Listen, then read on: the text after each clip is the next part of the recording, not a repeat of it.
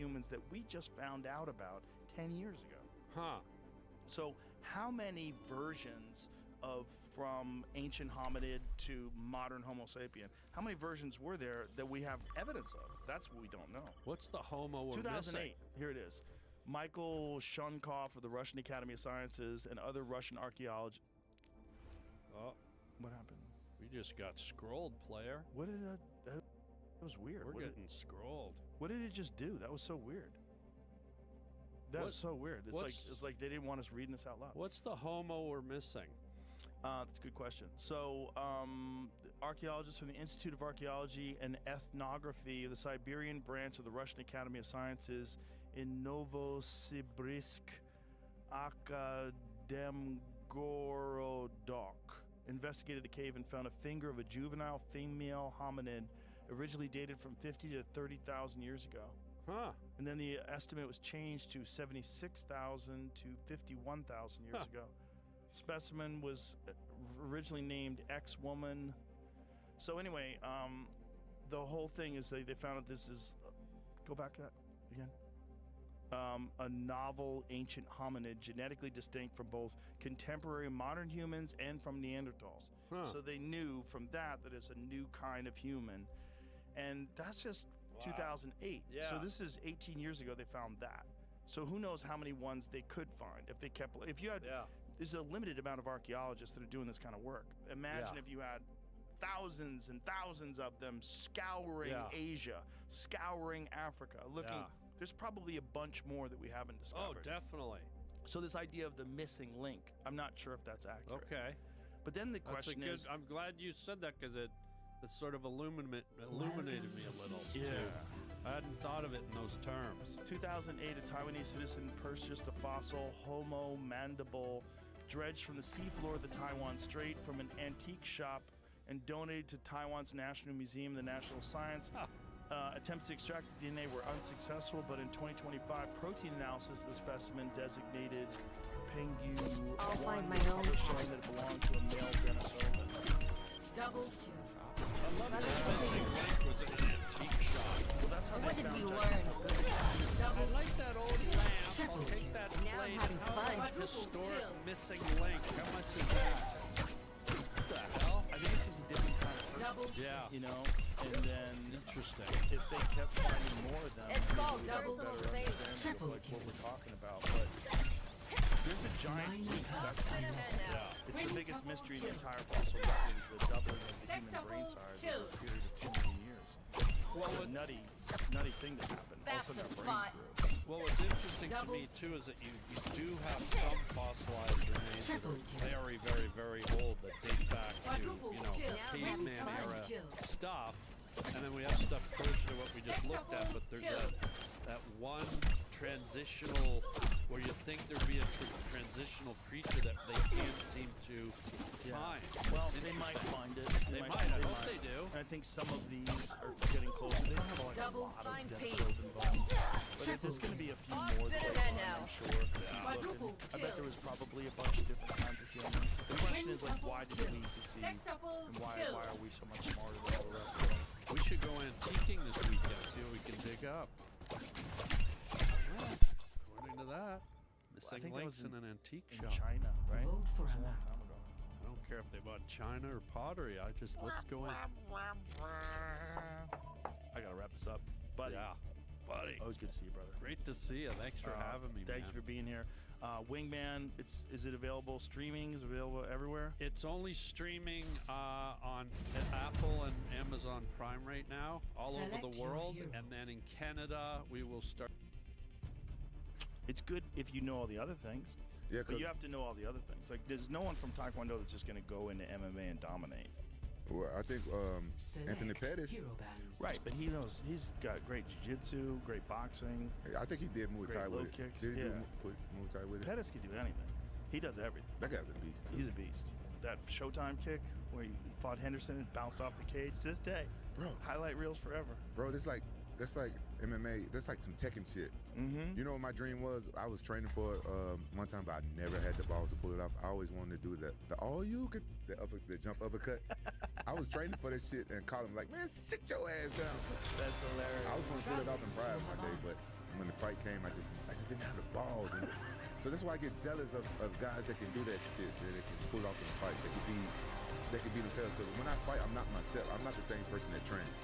If you come see me train, even when I was champion, you know, best in the world. At one time, I was best in the world. I was fucking the first unified champion of fucking MMA. Right. Before Anderson Silva did. And in my mind, I was best in the world. And when I train, you come to the gym.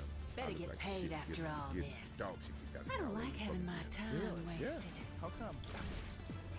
I think when I fight, I think Rampage come out. You know, it's just my alter ego or something. Just but sometimes it don't show up. It's the weirdest thing. We're playing by mine. Let's face it, most of us aren't gonna set foot on Mars. I'm on Mars! It's freezing. I'm gonna go back to the module. Some things are out of reach. Oh, can't beat this. Cardless Feel access it. to exceptional benefits isn't one of them. Welcome to the Credit One Bank American Express Suite. 4, 3, 2, 1. Attackers incoming. You could be the first millennial in history with a chance of device not their I need a big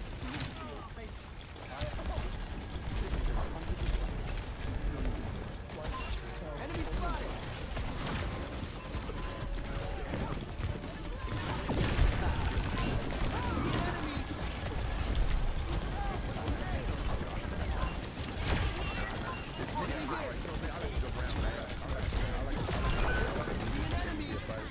So I'm out there, and one time I noticed I wasn't howling before the fight.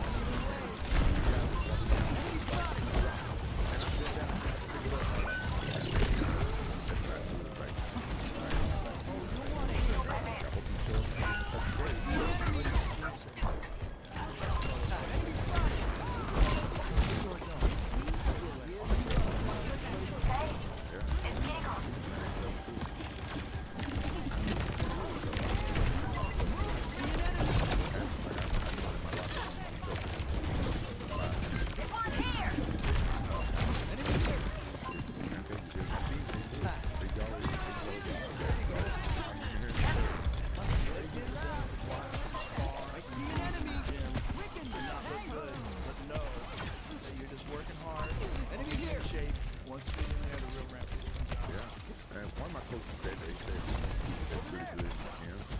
Hello?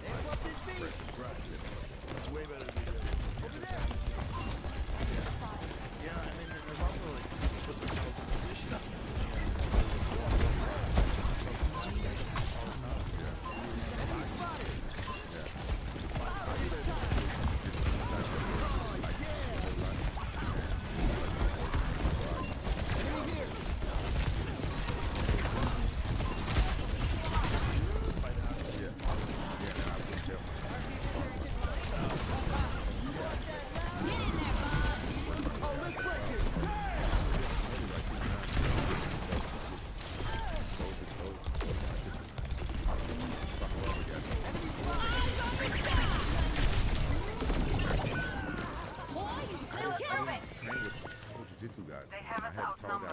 But I didn't have anybody long and lanky like that, and I didn't think they would make a difference. But It makes a difference on the ground because they can secure chokes in places that you just can't get to. Train for that guy.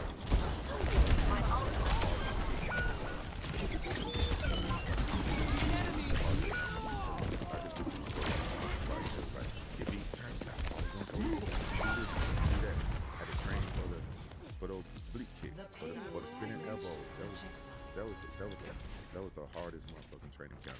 Before him, it was Over there! brain fart. These guys are fried. Enemy here.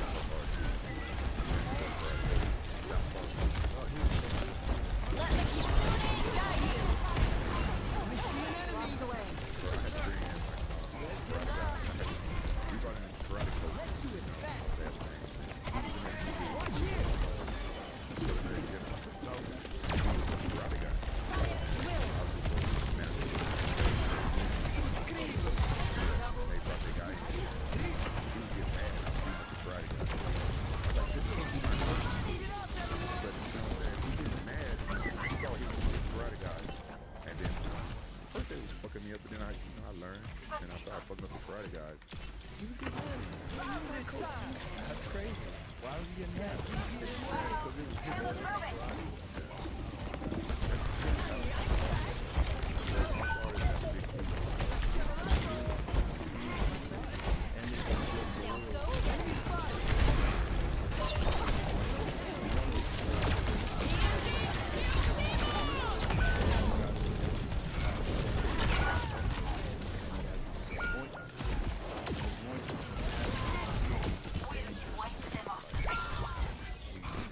You're gonna fight.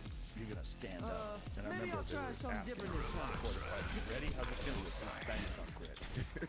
Bangkok ready. Like, this motherfucker better shoot for double and take these down.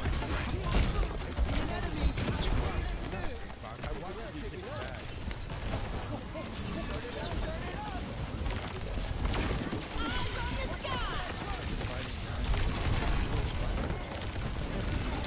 You think you're striking because you're striking gambling guys.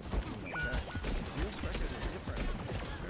These guys in the game are not trying to kill you. Right. Sometimes they let you. They don't want to. This is my especially if they get paid. favorite part. Exactly. But they're also small. Not fighting. Enemy here.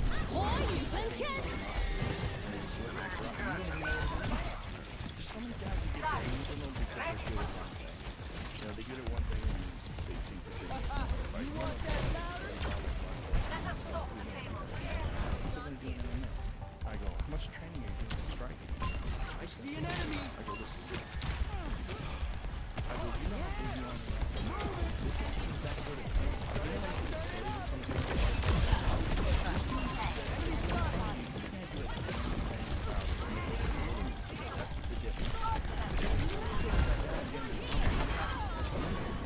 This is not.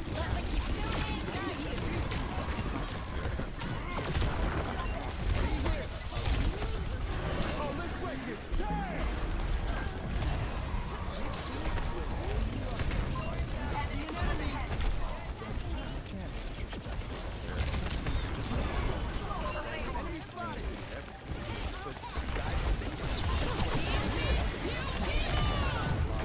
You want that louder? Enemy spotted. They want to Big BPM. hit the mid. Personal Champion. And some guys just have big egos and Beat they're it up, fragile. everyone. Because you were willing to look like shit in My training. ultimate You were target. just training. It was just training. And then once you fought great. But it's just Enemy like here. you gotta be able to look Step like up shit your in feet. training. And if you're gonna get good at jiu-jitsu, guess what? There's only one. You gotta roll with guys who are training because you gotta figure out how to defend yourself. If you don't do that, you're never gonna learn. Right. And there's guys that are good fighters that they just never learn that. You want that louder?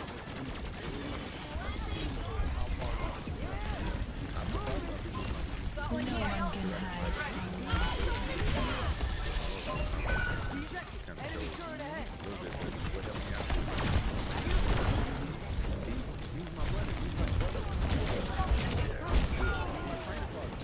And he was for that fight. Oh, no shit. Yeah, and so Dan Henderson ground game was like mayhem. And mayhem is the dominating ground. Ready to activate the sound So barrier. Dan Henderson fight like alcohol. I think Oh, let's break it. Damn.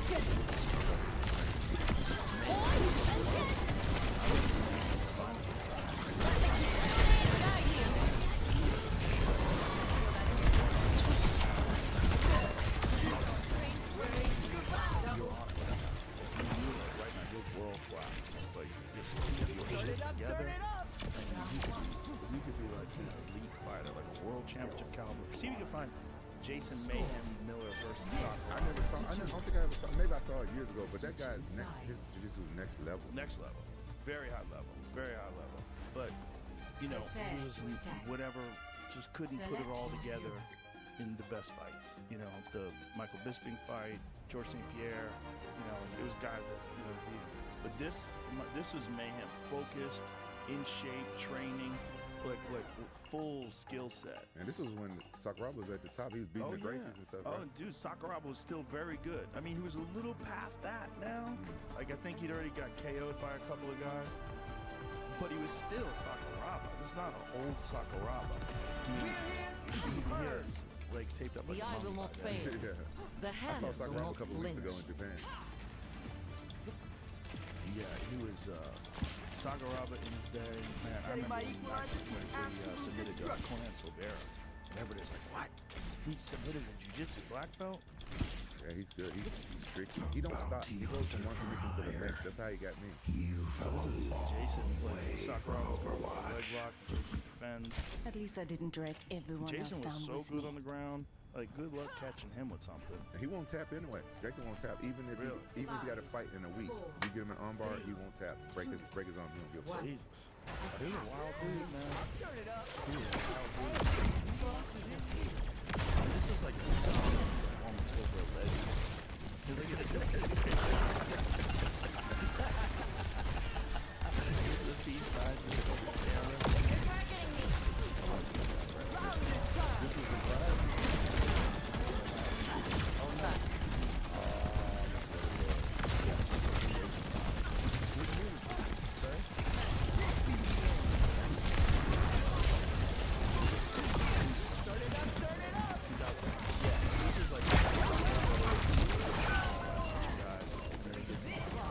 This is it right here? And the first round?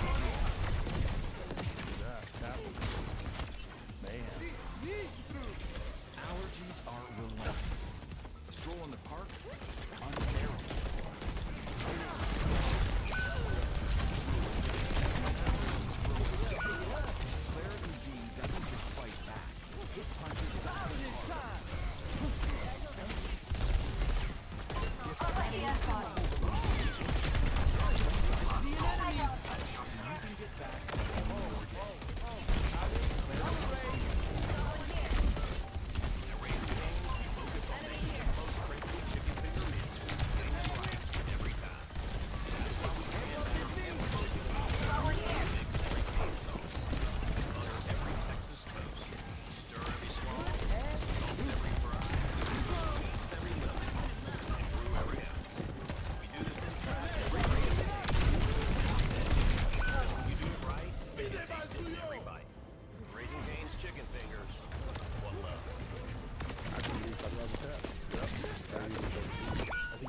Sakuraba is the perfect change. Crazy, bro. How?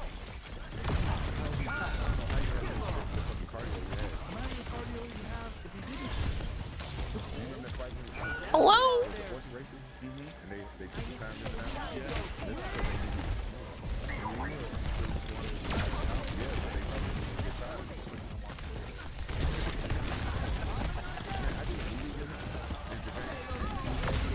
Let me keep tuning.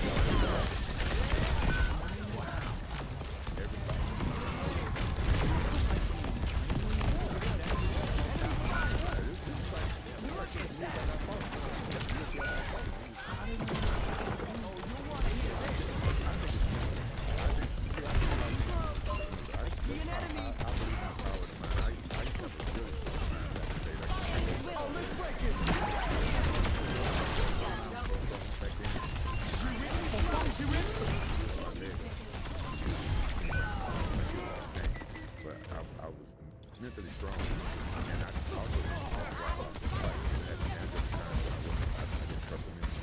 I remember him saying, Enemy here. "This is a fight.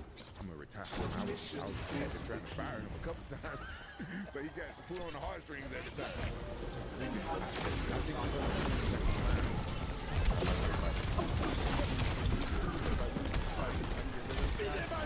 In the back of my mind, I really wanted to win because I was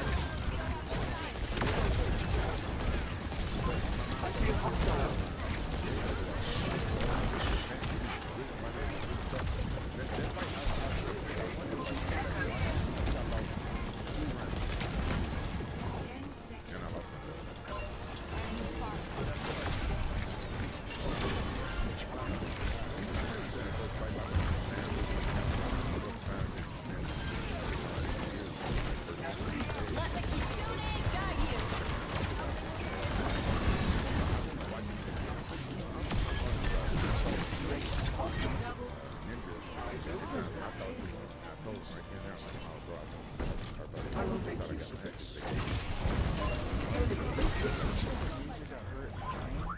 campfire. That's what the word about the campfire. Because you know, shootbox they spar hard.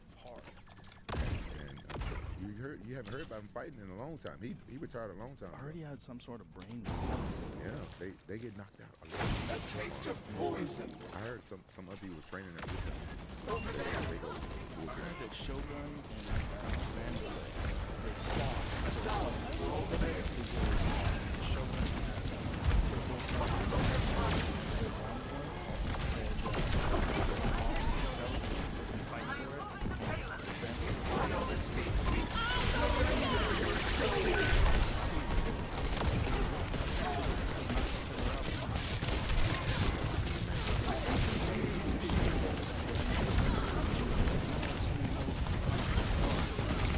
If you're sparring like that, you're KOing each other, and then on Monday, nuts. Yeah, because normally when you get knocked out, well, you gotta take 30 days off. You should take a long time off. More than 30 days? Yeah.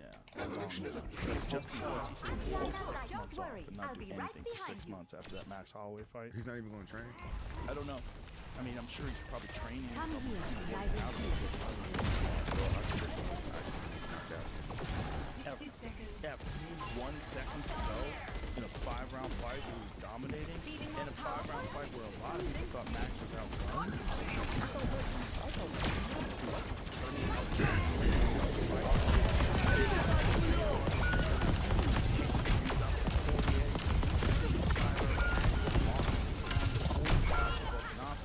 And everybody was thinking he was past the prime, and then Max But I always knew Max boxing was the next level, though. next level. So his heart, his mind. And also forget, Max is only 32. He's just been in the UFC for so long. His first fight, yeah. I think his first fight was Conor McGregor.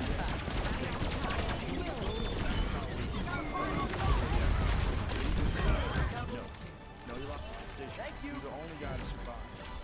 In the early days of Conor, flatlining everybody. This is 145 Conor. Nope. Oh, that's right. He got an armbar against Dustin. Yeah, Dustin got him in an armbar. And then the second fight was Conor, correct? Really? No shit. Wow. And then... So, he lost to Dustin Poirier. That's 12.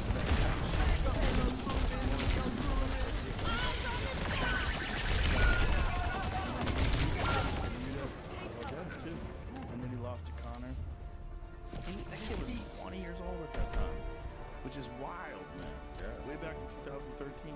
And then he goes on a run. And then his run, like look at his win streak after that Conor McGregor fight. Man, that is a crazy win streak. Charles Oliveira, Anthony Pettis, Jose Aldo, twice, Ortega. Fucking crazy. And then he fought Dustin again at lightweight. He tried to fight for the interim UFC lightweight title, but he didn't really gain weight the correct way. And he talked about that. He said he had like a little muffin top on the top of his shorts. Type. You know, That was and different. so then loses to Volkanovski a couple of times, beats Arnold Allen, who's really fucking good, easily and a lot impressed. of people still like, eh. Then he knocks out the Korean Zombie, and people are like, maybe. And then the Justin Gaethje one, people are like, oh shit, we forgot. Man, Max is the man. Man, And he's that- such a nice guy. nice too. guy. Great the dude. nicest guy. great dude. Yeah. I want to ask you, who you think has like is the most well-rounded in MMA right now? Like, is good at like 3 or more That's arts? a good question. That's a good question. It's hard to say. You know, it's hard to say. Might be Sean O'Malley.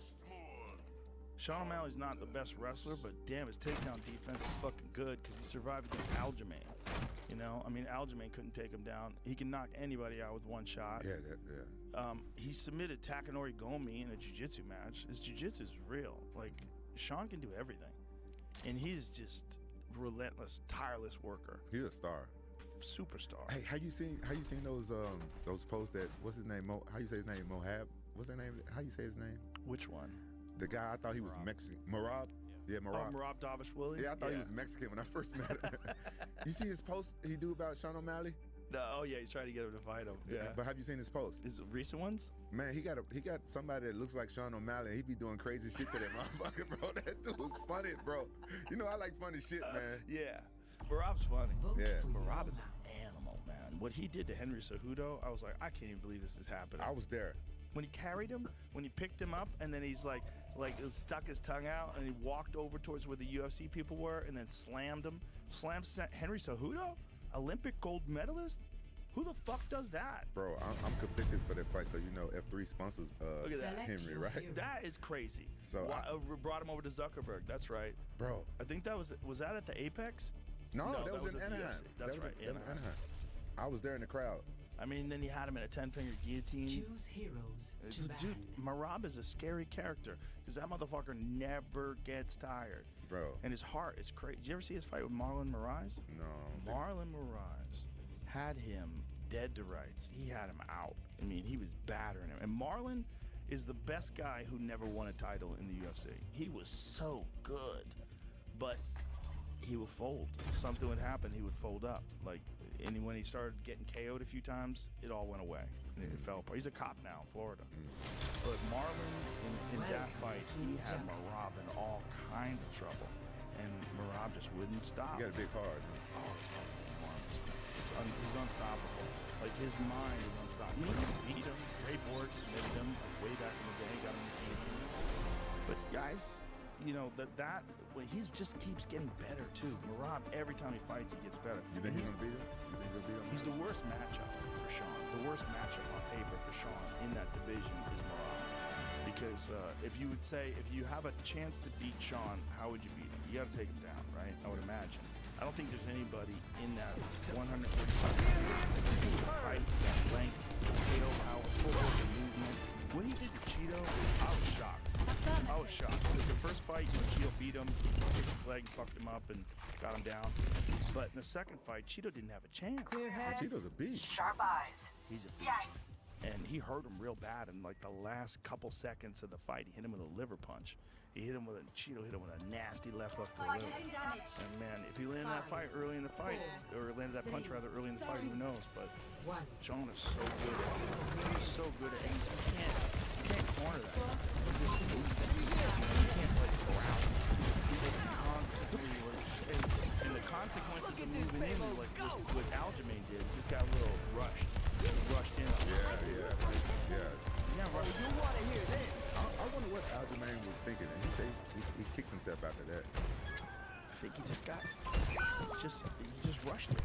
Just tried to close the gap. He wanted to get a hold of him. He just tried to rush it. I think Aljamain's better at 145 anyway. I think Aljamain's so big. I was always shocked. Right, he would walk around 176, 175 pounds. Wow! How are you within 45 pounds? I see an enemy. But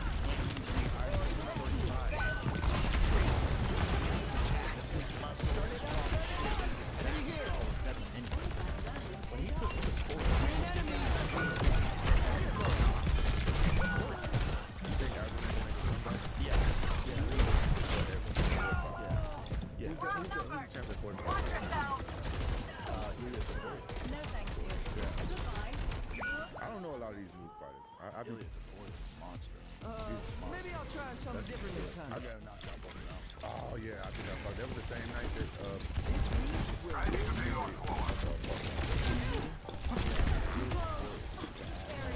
That's him right there. Favorite part. I want to see that's the interesting fight to me. If When is that? You know, they already done. I heard but I've also heard rumors of other fights. You got it. I want to go. I heard Dana said that he don't want to do one and done. I would go. Not so fast. We all do. I see an enemy.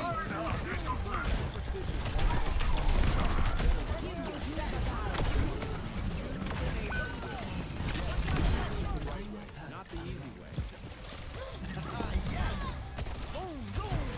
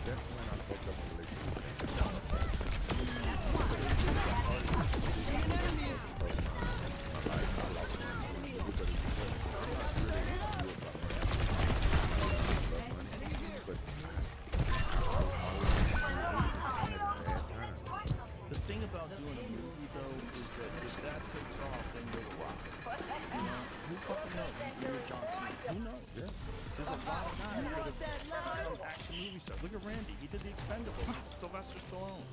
Crazy. Like you can get a real career. Some certain things like that. But you know, the UFC.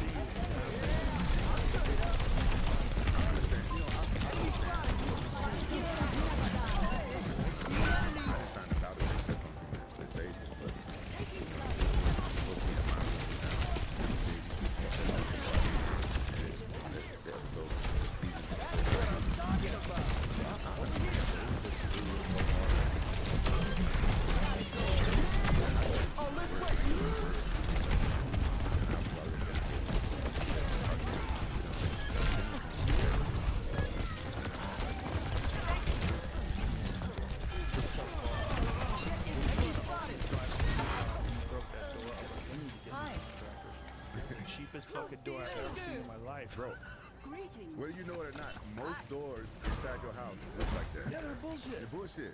I had no idea, but I was glad it was. Cause my dumb ass, I lost my temper and I headbutted it. Bro, I'm still embarrassed because of it. That's one of my most embarrassing I hate it, and it's so embarrassing. I severed like relationship friends. I just get embarrassed. That's why I never post that shit. But the fans love it, dude. They love you there for a door. Yeah. They love you in your shot. Like you a bitch. You're a bitch. She's like a bitch. I hated him, bro. I hated him. I hated him. Favorite part. It changed me so different person.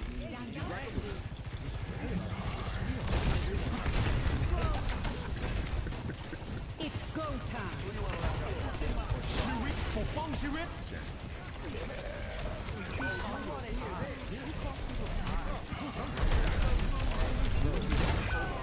put my face. Yeah, he put my face over fat in his body, and he keep fat shaming me, and he's fatter than me right now. Like I'm like, what? Why are you so delusional, bro? You cannot rip no more. Did you ever see where he was on a boat and Vladimir Klitschko was out there paddleboarding? He went fucking when he was on the boat and made him fall off the paddleboard. He's a fucking troll. He's a fucking troll, man. He showed up while he was eating and poured water and started eating his way. I see an enemy. This be it.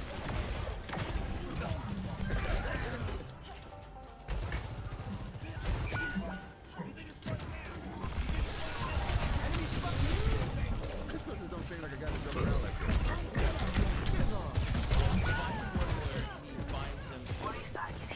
Because there's like he was doing everything he could to get that fight because he fought his brother, right? His brother stopped Shannon, I think. Oh, did these two? They didn't. No, so he sits down like what you eat, I eat, champ. Start eating his food.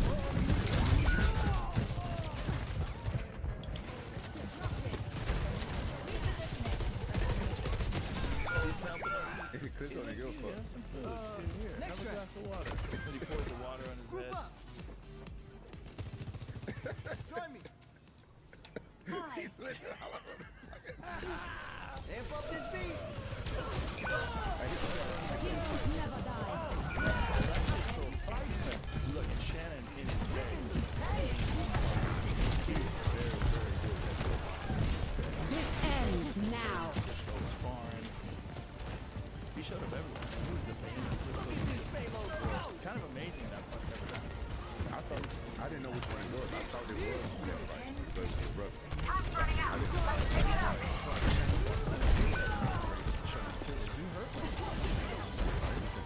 Duplicating mercy.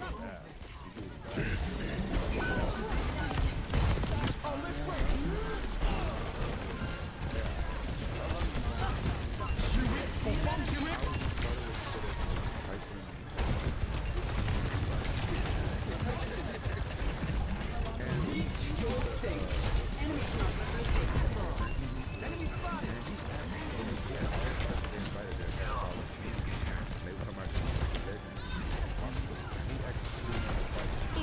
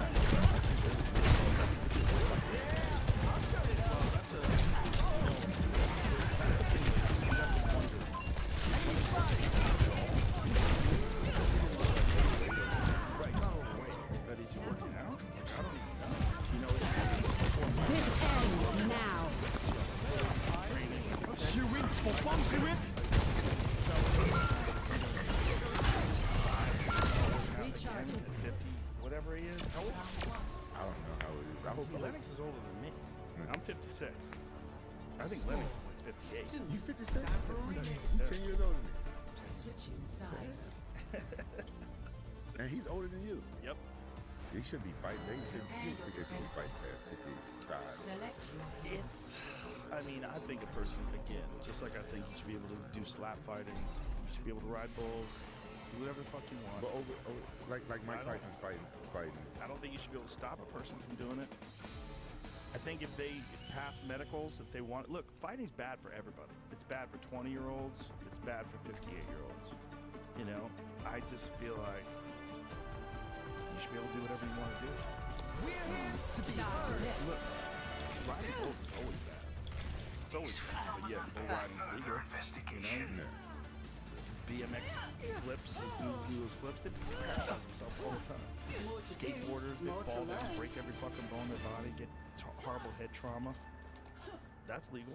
I feel like you should be able to fight. If you're an adult human being and you How make a still decision so and you pass the optimistic, medicals, they look It's at you not and say, always yeah, he easy, doesn't have but brain Dr. Liao problems, he created me doesn't to have heart improve the problems. world. Let him fight. But they should fight people Should closer be to their proud same of age. you. Though. Yeah, that's the Jake Paul thing is kind of crazy. You know, Mike is 50. He just turned 58 yesterday. Yeah.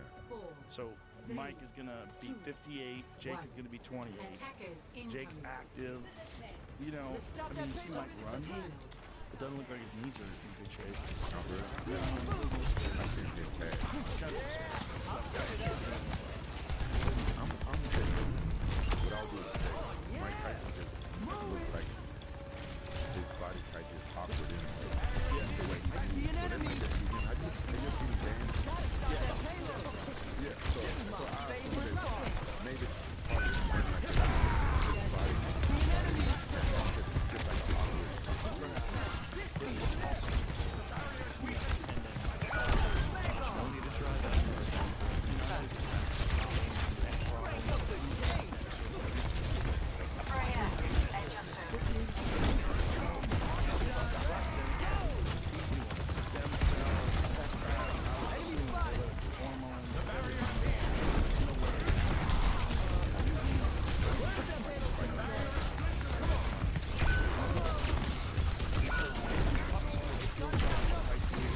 But as my friend says, I ain't no fool.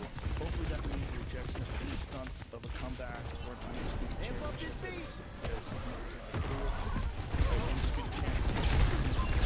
I was seeing if I could catch you out there.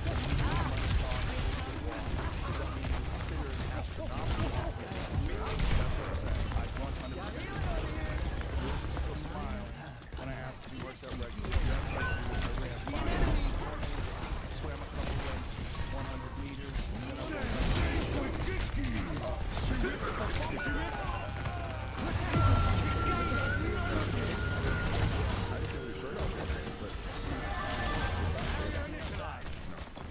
He looked good for his age. 58. Yeah. So it's like, Trying to make it touch. yeah, it's like, you do that.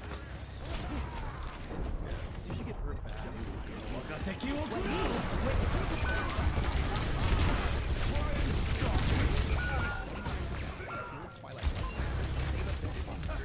Don't miss the Memorial Day event only at the Living Spaces Swim Center. Switching track. Now at Whataburger, you can get the new Big Wing Turn it Wrap up, for turn it up. $3, 5 premium Whata chicken bites for $4, or a bacon cheese Whataburger We Junior gotta for stop that $5. payload. Add fries and a drink for a little more. Now that's a Whata deal at What a Burger. Download. You know, Yeah. if you watch, did you watch Evander? I'll turn it up. Oh, let's break it. Damn.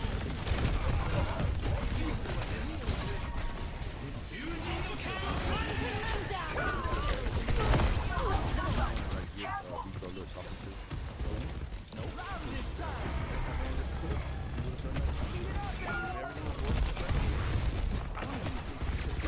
No, he's supposed to fight somebody else. They pulled out, right? Right. But how can a guy like Evander, Payload's moving. 58, 59 Let's go years rain old, on that parade. fight This short is my favorite part. like Vitor hurt him to the body. With that left hand.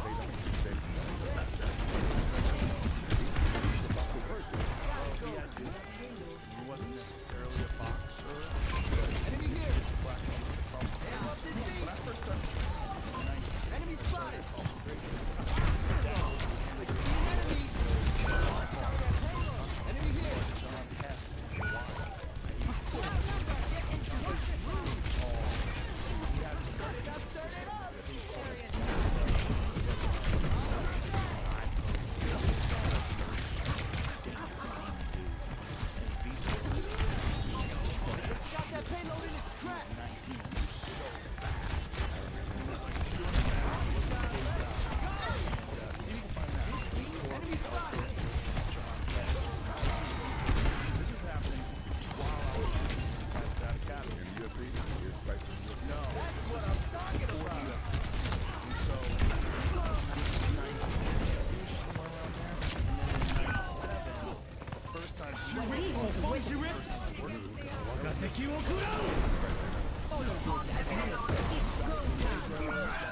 Meet your fate.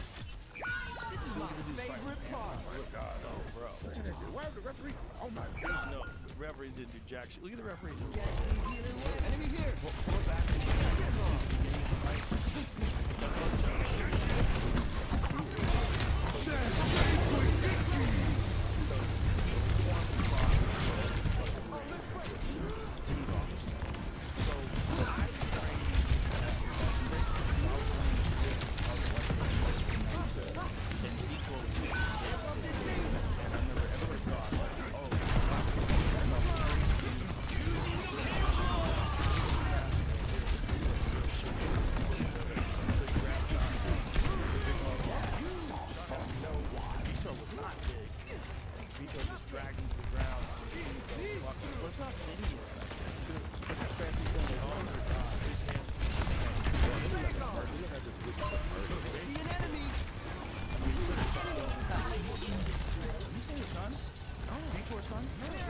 Find Vitor's son hitting the pass. His son's apparently a star. Elite football player, but from upper tempo hands hitting the pass looks fucking phenomenal. It's wild to see because it's like that's gotta be genetic. So here he is. That's all we want to hear. Try to keep his chin a little up here. Enemy here. But he's not fighting. Well, I don't know. He's sparring. Bro, the kid has crazy hands. I mean, you gotta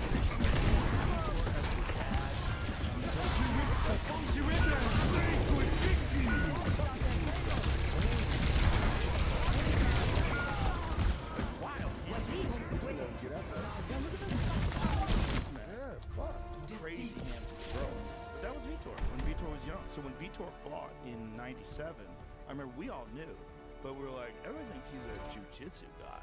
And you're going to have to deal with a hail of punches coming from this guy. Remember when he fought Vanderlei? That's when he came on my radar. I was like, He wore shoes and just went, apparently he was so scared of Vanderlei, he was terrified before that fight. That's what everybody was saying. He was like crying in the locker room, like did not want to fight Vanderlei, but just went out there and starched him in like 10 seconds. and just fucked him up. He He just- never gave him a rematch. No, fuck that. He ran across the octagon and just blitzed him. Never seen shit like that before. No, it was wild. And look, his sons, look, my son was sparring with Anderson Silva's son a couple weeks ago. Wow. And it gave me an idea. I said, fuck, man, we got fighters now, and we all got kids like in their 20s, and so we should do a fucking reality show with the fucking Well, how kids. about AJ McKee? Yeah. AJ McKee's good, Man, man. next level, bro. He's very good. Yeah. Very good. Next fucking level, yeah, bro. Yeah, and everywhere. He's a guy who's well-rounded. But I've been knowing that kid since he was 3 years old. I knew it already. I'm not even surprised because I used to train with his dad. That's what bothers me about other organizations is that a guy as good as AJ McKee doesn't become a household name. Nobody knows who he is. Like, that sucks. That's what makes me, that's what upsets me when guys wind up going over there. Like, I get it. You know, like Bellator Corey didn't- Anderson. They didn't want to let him go, bro. They didn't want to let him go. I told his dad, I said, man, Really? get him over to the UFC. But He's under contract. yeah, and Bellator, they just kept offering him money. They didn't want to let him go because he'll walk a highlight reel. Yeah, he's so good. But it's still not good enough. The Bellator thing, it's just like you can't be famous over there. You can get kind of like Venom got famous.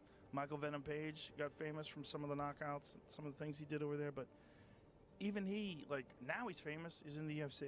But he's 37 in the UFC. Like, I would love to see Michael Venom Page in the UFC at 27. Yeah. Like, good Lord. Bro, I'm going to tell you, I can barely go anywhere without guys asking me for a picture and stuff around, right? I left the UFC, went to Bellator. Now, for years, I was in Bellator for years, and people come ask me for a picture. They're like, man, I wish you hadn't retired. I'm like, dude, I just fought last week.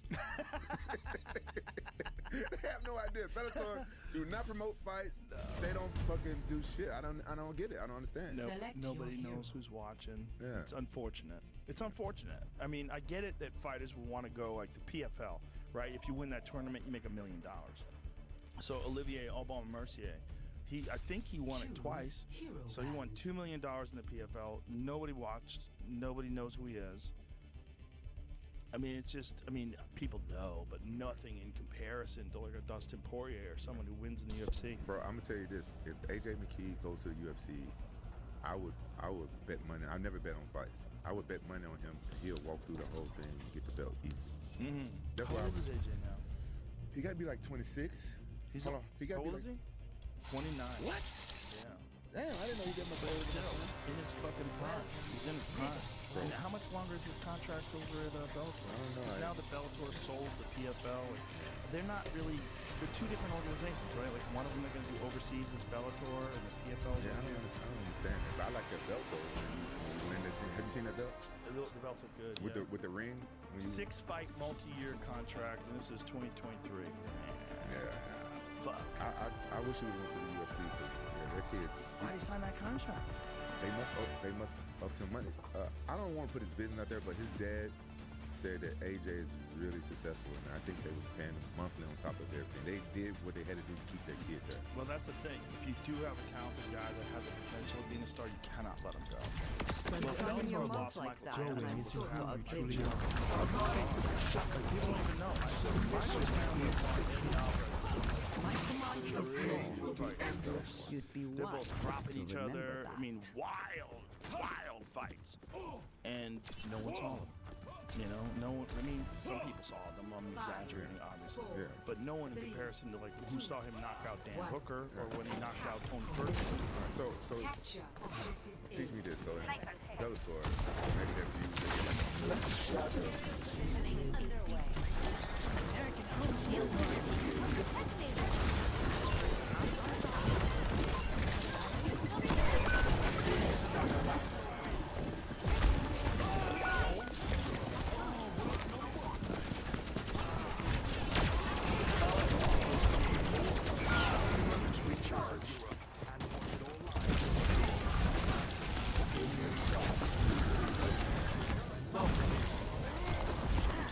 Do they even? Yeah, they get this.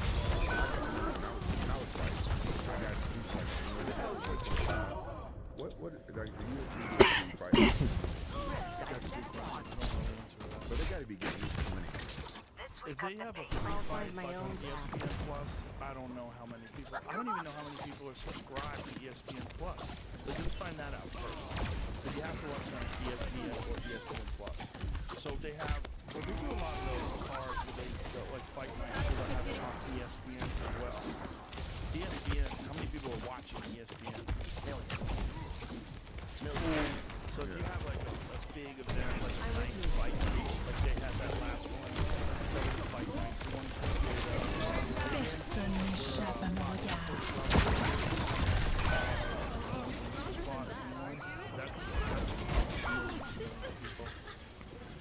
And then you got all the other people that watch it all around the world too. Like it's not just, you know, it's not just America. I don't give up that easily. Europe, Sky TV, it's like, you know, all the other countries that are watching it. The UFC is just a bigger name product. People don't know what a Bellator is. That's why they know,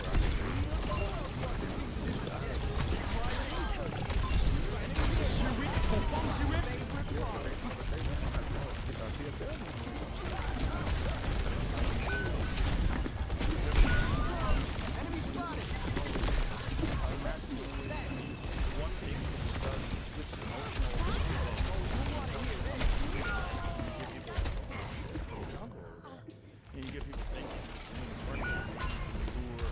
more big name guys. But then PFL has that weird point system that nobody understands. You know that? Yeah,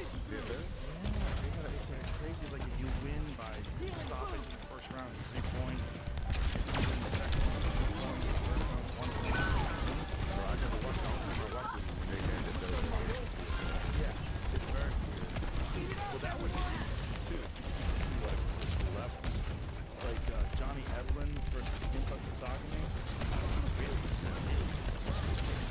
Bring in the rain! He's the guy that lost to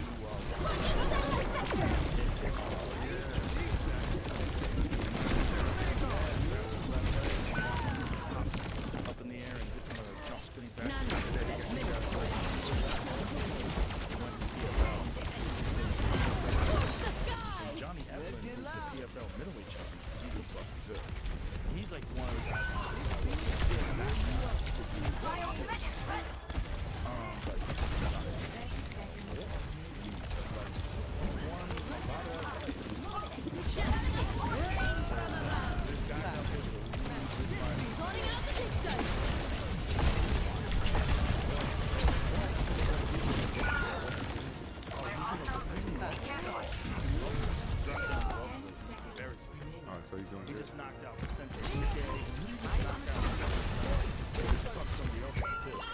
He's fucking Not always gonna be and a he top keeps getting hit. better. Joaquin Buckley just keeps getting better. The thing about him is like every time you see him fight, that's right. Score. That Ruzabov guy that he fought, that guy's a big dude. He's like 6'3", 6'4", and he fights at 170. Wow. And he beat him by unanimous decision. He knocked out Vicente Luque before that. Select your hit. What's that? 6'5". Yeah, he's 6'5" at 170. That's nuts. And you know that guy was like very highly touted going into that fight, but Buckley beat him. Buckley at 170 is a real force. He's a real force. He's one of those dudes like he's never stopped. He's never gonna stop learning and growing. Every time you see him, it's a better version of Buckley, and his cardio's crazy. What camp is he at, you know? He's got a very small camp in Detroit. I'll find my own It's a very small camp, not a big gym. I haven't heard of many fights. Leave a from that, winner but- or in the Here coffin. he is. Murcielago MMA, and it's Detroit, right? You That's brought it. a fox I'm to a 90% sure gunfight. that's where he's at. You must be fun at parties. St. Louis? He's from I St. don't Louis? go to parties. Yeah, that makes Am I sense. wrong? You'd have to be invited Out of first. St. Louis. So he trains his, I'm sorry. So shout out to St. Louis. Sorry, I confused you with Detroit. But point is, he's like in a small team. It's not a big team. It's not like, he's not an ATT. And there's some people that think that that's not good either because, like, I talked to some dudes that went over and trained at ATT and say, hey, man, like, you got these dudes coming in from Russia and Dagestan and, like, you're in wars every day. Carry on the wind. Oh. So you was wrong.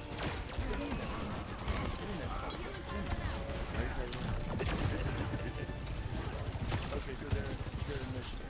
Lansing, that's it. Lansing. Like mending a shadow. Let me tell you something. Jan Joaquin Buckley, he's a real force. I think it's just like he's just got to keep growing the way he's growing. But it's like you see these guys when they're on the come up. It's like there's so much potential. You never know. Some guys have so much potential and then it just never comes to fruition. It's like that's probably what we speak to this. That's probably the hardest thing to do. Because you want to get out there, right? And you got to put in success. And you go out there.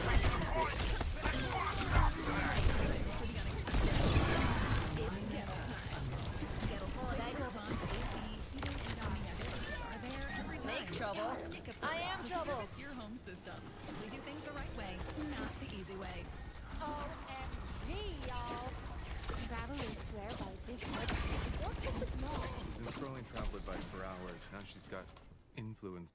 You know, you can be really good, right? And you can have like 2 bad days in office, like lose 2 fights in a row. He's a nice home, right? People will wipe him off. People thought before he fought Dustin Porter, before he fought Justin Gaethje, he was over. Enemy spotted. Yeah, you gotta read this, you gotta just all that noise. Feels good, huh? Put your head down. Let the kitsune guide you. Eyes on the skies. They're attacking me. Rocket barrage incoming. First professional fight, and I won a long run. I didn't lose again until Sakuraba. Then I lost Sakuraba on a long run, and I didn't lose again until whoever. Maybe it was family. I can't remember who beat me after that. But you know, you just and then you lose 2 fights in a row. Then you start thinking, you start doubting yourself. Like, what's wrong with me? Do I suck now? Is it over? And then you gotta have a strong mind. You gotta come out. Did you learn how to have a strong mind, or is it just something that did you read books? Did you talk to someone? Like, how did you develop having such Do I a look like I read books?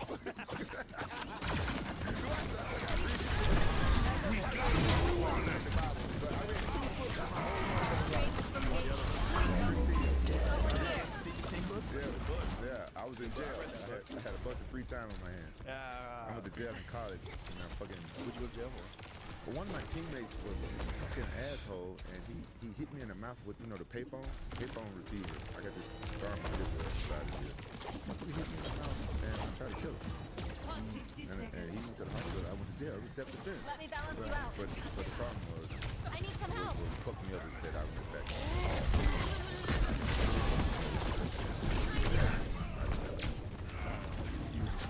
I was in the...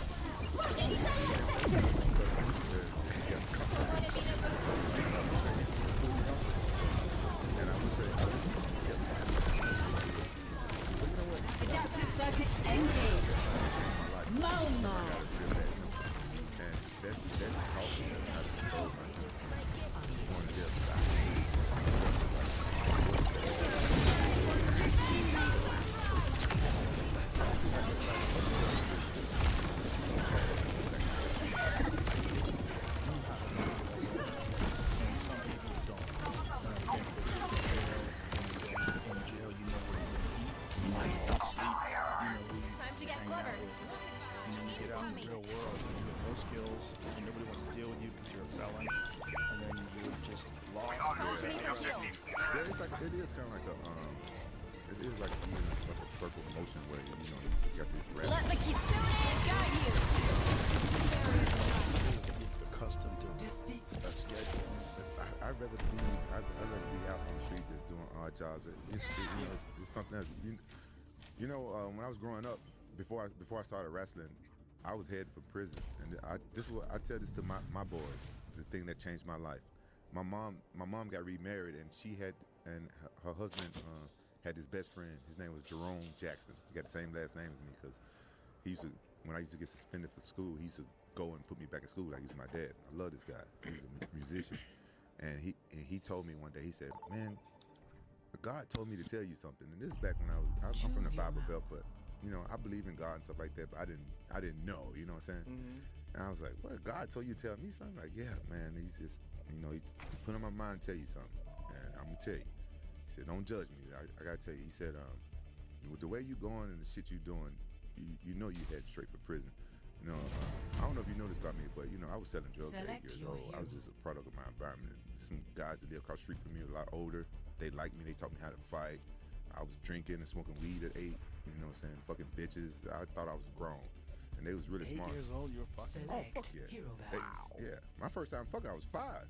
Whoa. Yeah, I just grew up too fast. That's why I'm a big kid now. Crazy. Yeah, true story, man. I haven't lied to you yet. Wow. And the guy was really smart. He put the drugs and the guns and stuff on me because I was a kid, and he was like, the police are not gonna look at you, and if they do take you to juvenile, your mama can just get you out.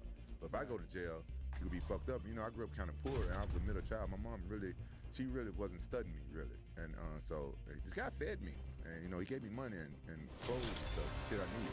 So I didn't want him to go to jail, so I did it for him. And then after a while, he taught me how to sell drugs. So that's the environment I was in. That's how I live, right? And my mom's husband, my stepdad's best friend, he knew it. My mom didn't know I was selling drugs. I was really slick, but he could tell I was living the street life. He said, "You know what they do to young men in prison?" I'm like, "What? No, they fight them." So they said, "No, they rape them. They fuck them." I'm like, "Well, ain't nobody fucking me. I can fight." He said, "Look, I see you fight. I know you can fight." Now, at this time, I'm like 15 years old. Everyone ready? He said, "I see you fight, but I don't think you can fight 5 motherfuckers." And I thought about it. Man, I used to get jumped a lot. Even if I wish upon nicer circumstances, it's good to have them back, Captain. Yeah, man, they rape the kids. I said, "This is what God wants me to tell you." I don't think nobody told you. I don't think you know. I know we can put it back whatever together. you're doing, you want to get off that path. And then I was thinking, a lot of my friends are coming up Stay dead. sharp. They're going to It's prison harder and to they keep you get hooked on alive when drugs. you're distracted. So I was like, wow, that conversation right there changed my life. And we moved to a different side of Memphis, and then I started wrestling. And nobody knew anything about me. I just knew they didn't know anything. I just changed my whole life from that one conversation. So that's why. Then I found it. So I got driving. I got tests right now. I got an hour. So I can't go. I'm like 14 years old. Yeah, for a couple of days. That's me. I came to the track for his car. I was driving that motherfucker. The police told me I couldn't do nothing.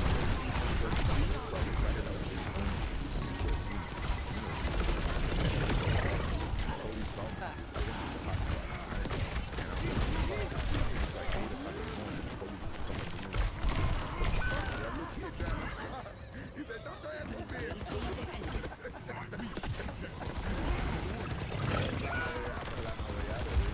I would do now. My mom got me. I'll turn it up. What you doing? I said, "Shit, my friend and me part of the car." My mom had no idea.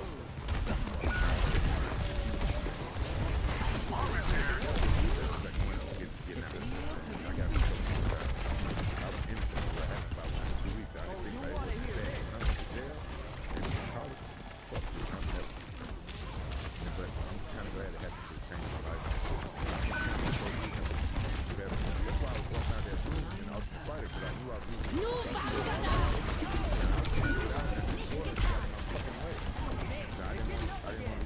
I didn't know about the countryside. Anybody came up to me. I didn't know. I just wanted to get out of there. I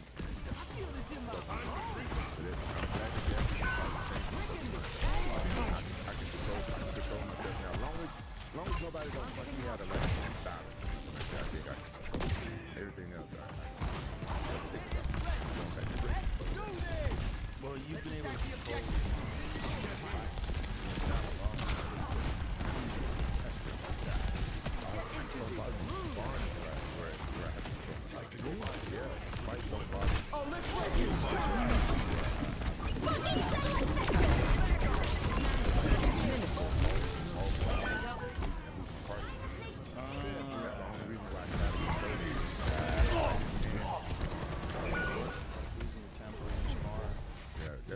Bro,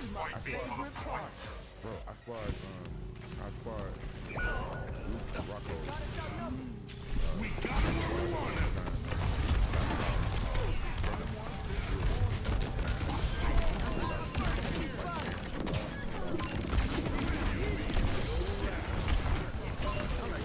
Fucking let us like a fucking field day for his ass. I was so fucking mad. I tried to knock him the fuck out. And I was on rusted ass sparring. My old ass in there with him. I hate Southpaws. And he kicked the shit out of me. I was like, oh, all right. And then next day I started running because my cardio was bad, everything was bad. I started running. I was waiting to spar his ass back. I said, I'm gonna knock this motherfucker out. So right now, are you training at all? Yeah, I'm training. I've been sparring and moving around. I just did like my first Japanese pro wrestling match. That's when that blood. See an enemy. I didn't have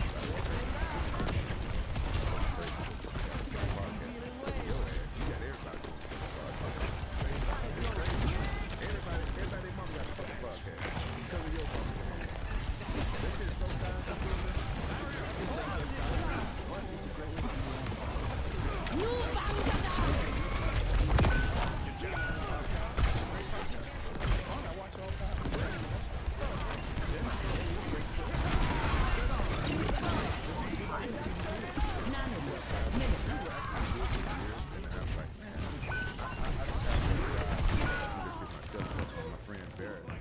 He got everything set up. He does everything.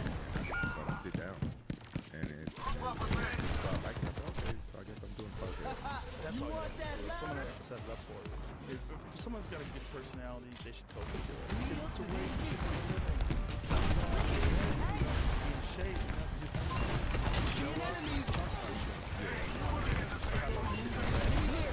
I felt like it was water down. I feel like everybody got it.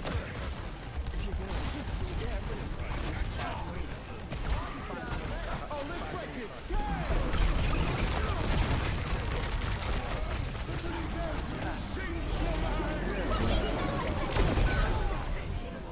Like supporting children in foster. Save up to $500 on a Tempur-Pedic adjustable mattress set, or save 25% on a Helix Twilight Plus mattress. You can even save up to $1,500 on a Purple King size mattress. Special financing for 60 months on any purchase with your good credit. Free shipping as soon as next day. With these deals, we promise you the best sleep. Don't miss them more. Only at the Living Spaces website. Started in the beginning. There wasn't that many. I always wanted a radio show, but nobody was ever going to give me a radio show. I'll find So my I would own do path. radio shows, and I'd go, Nu vangada! fun, just sit around with friends and talk. And then I started doing Opie and Anthony. Opie and Anthony was a show on Sirius XM. And first did this show, and then went to Sirius XM. And you could, but this one was like you could swear. So it was, I would be on with like 4 or 5 other comedians. We would have a ball. It was so fun. I would look. It was the only show I'd look forward to getting up for. I'd get up early in the morning, smoke a joint, get a cup of coffee, go in that room, and everybody would just talk shit. It was so much fun. I was like, damn, I love a radio show. But no one would hire me for a radio show. So I thought about it. I was like, wow. Crazy man. It's like, I need to just do something on the internet. No one's heard of this. I was like, this is not fine.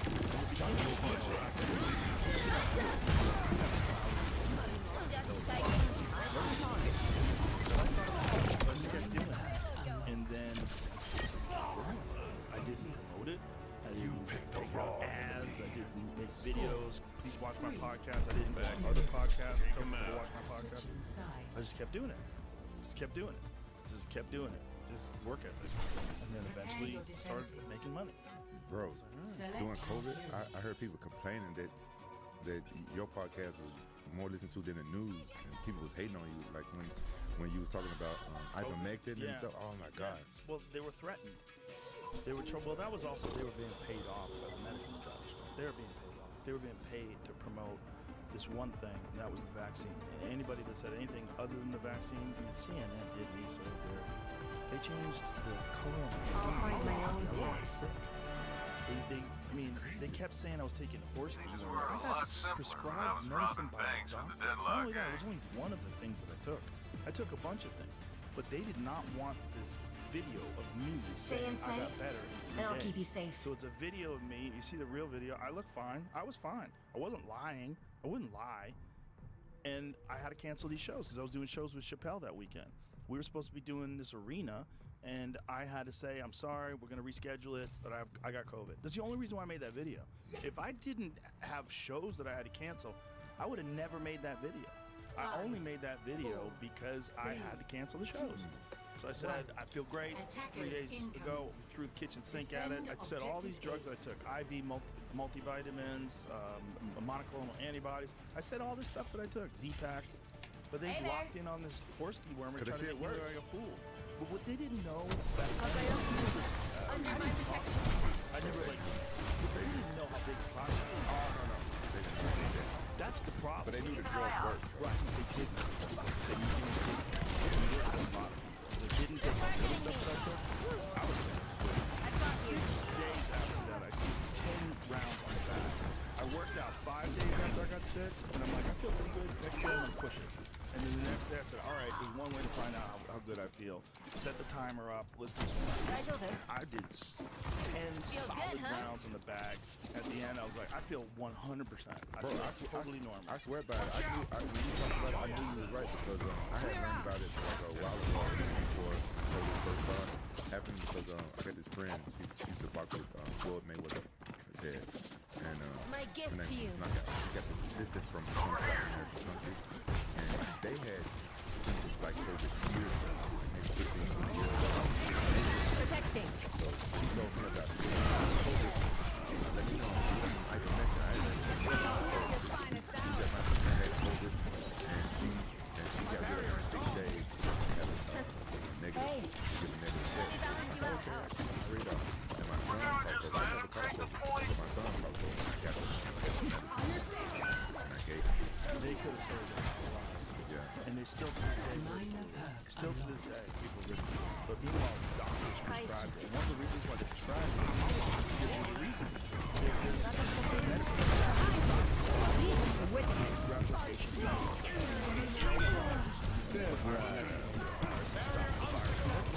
So it just makes sense to stop it in the body.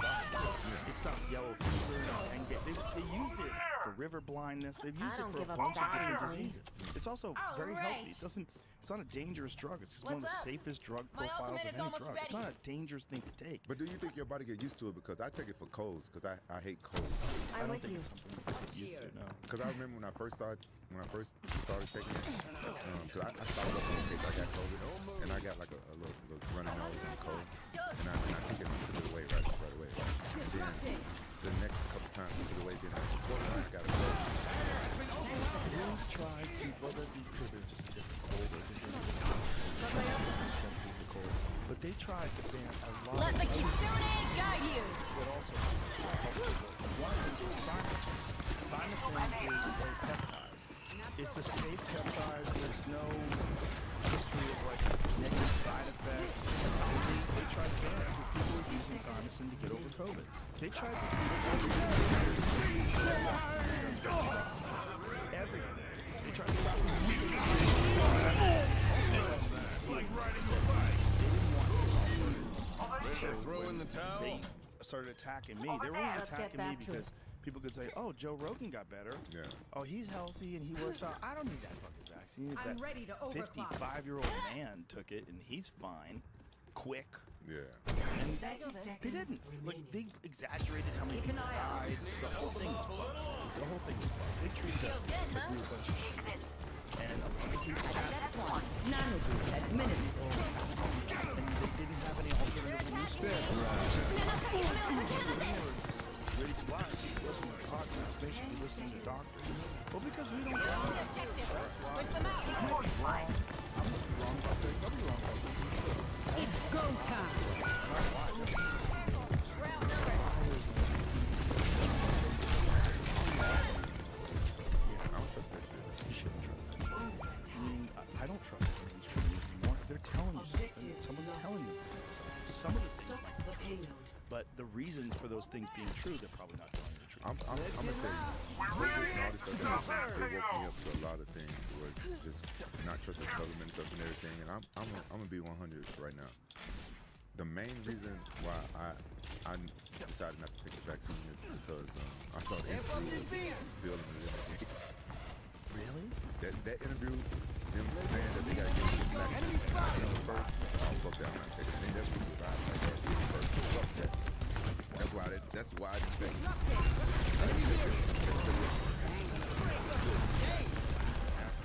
There's some horror stories. They gave vaccines where they told these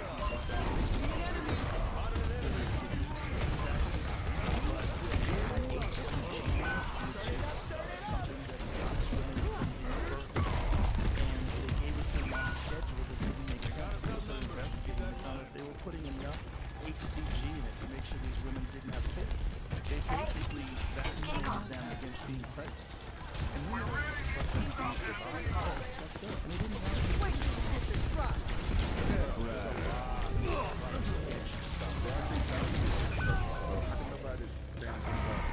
why would we get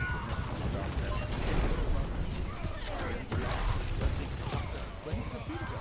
Not only that, he's got no medical degree. And he looks like shit. Like, why are you taking health advice from a guy that looks like shit? Just because he invested a bunch of money in the company? I couldn't figure it out. Why is he even on television talking about it? I couldn't figure that shit out.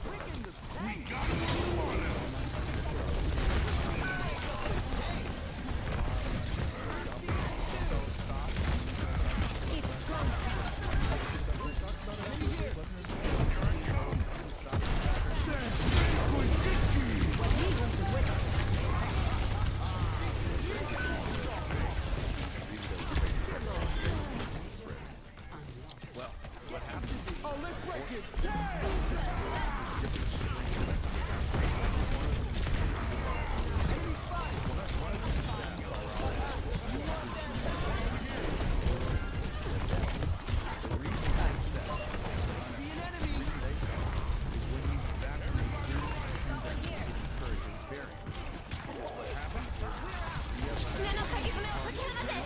Let the Kitsune guide you!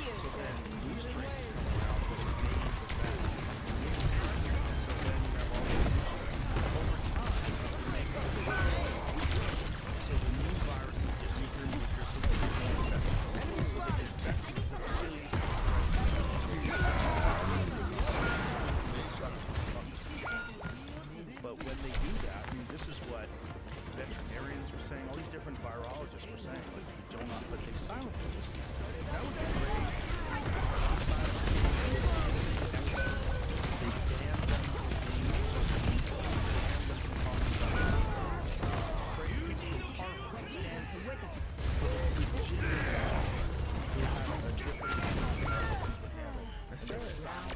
Like fools. It's evil. They pay all that money for their education, and then when it's time to use it, it help a lot of people. Not only that, science is always supposed to be questioned. Science is all about a bunch of different experts giving peer review on a subject, right? But they're not supposed to be biased and bought and paid for. But that's the problem with today. Whenever there's so much money involved in one thing, like a vaccine or any kind of medicine, you get a bunch of people that are willing to bullshit in order to sell that medicine. And so when someone doesn't want to do that and they have a different opinion, it doesn't go with the narrative, they just make that person out to be a crazy. That's a crackpot. They're nuts. Meanwhile, these are like legitimate PhDs, like legitimate scientists, well respected up until that moment. If we do this right, But you know what? they won't I ask even know what myself happened. Sometimes, like, what if I was in that situation? Would I sell out? I always say that about UFOs. Like, I would not. Show me UFOs. I won't tell nobody. I'll say, oh, it's all bullshit. I will lie. I'll lie. I'm with you. Show me. I'll sell out for that. I'll sell out for aliens. You really believe in that, huh? All right. You know, you got all these aliens. Yeah. That's what I like to see. Why? I do kinda. This is what I think. I think. Meet Max Out. He's a credit wrecker. He doesn't know that using his full line of credit can lower his score. Don't be like Max Out. Learn how to avoid the wreckers at creditwreckers.com. Credit one for what's ahead. Let's get this show on the road. The way you see an idea in your mind. I think we're outnumbered. Into something that could only come. Our website's lost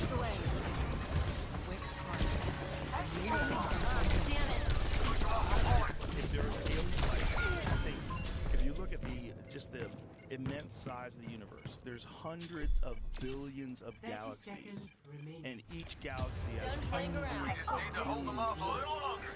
The odds of there not being other life out there is almost zero. I think it is zero. I think for sure there's other life out there.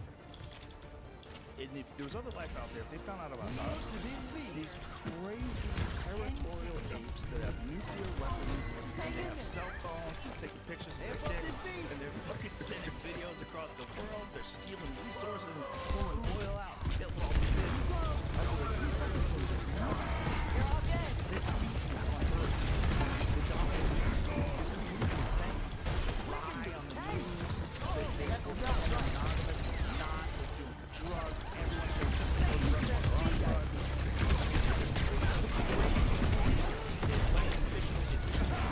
Everybody, they're all lying about this. The wars, getting people, pandemics, doing research on viruses and viruses. Get out. Oh, the enemy.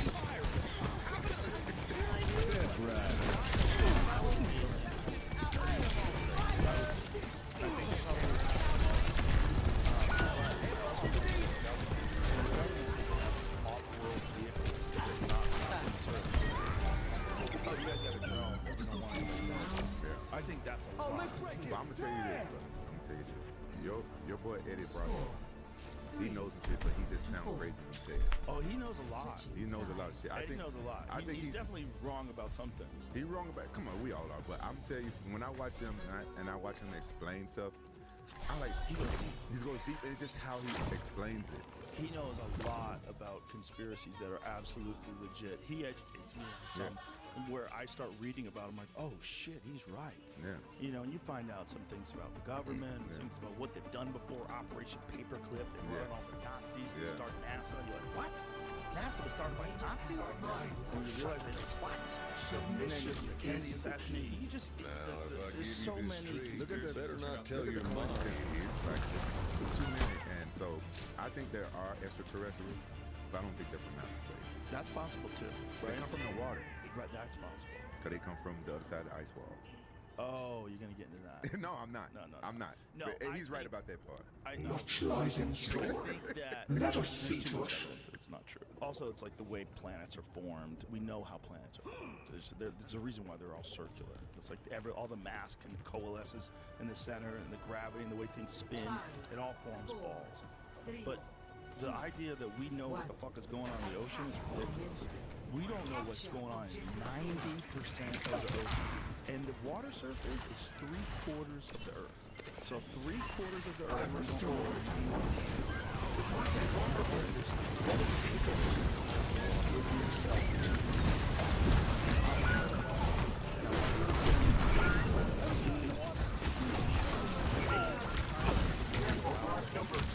Other galaxies, they could easily make a base underwater. Yeah, that's probably what the Bermuda Triangle is. We don't fucking know. Well, they think the Bermuda Triangle is methane getting released under the floor of the ocean. And what it does is when it comes up, it kills all the buoyancy.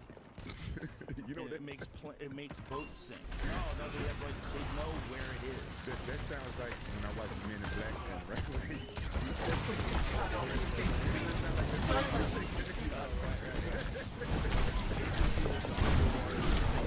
I don't think it is though. I think gases get released, and apparently if there's a boat above all these, we're talking about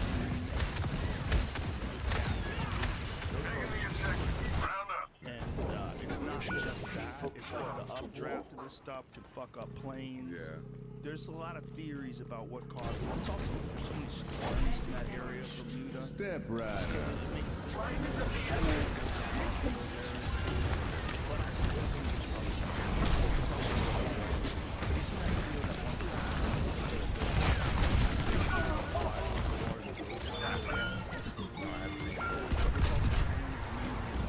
They've been observed by multiple battleships. They've observed them. And they think there's something going on. They don't know if it's China's, Russia's, or it could even be ours. That's the thing that drives me crazy. See, this is what the problem is. Right now, we got cell phones, right, with the cameras, and technology's so good, we can see a lot more things than we could like 20, 30 years ago, right? So I feel like if the military has a lot of stuff they don't want us to know about, they can say like, oh, it's a UFO. But why are they telling us now that, now they... Right. Exactly. That's exactly how I feel. Yeah. When they're telling you that it's a UFO, I'm like, And the thing is, they're always happening near military bases. They're always happening in the coast of the water off of San Diego. There's all military all over San Diego. Yeah.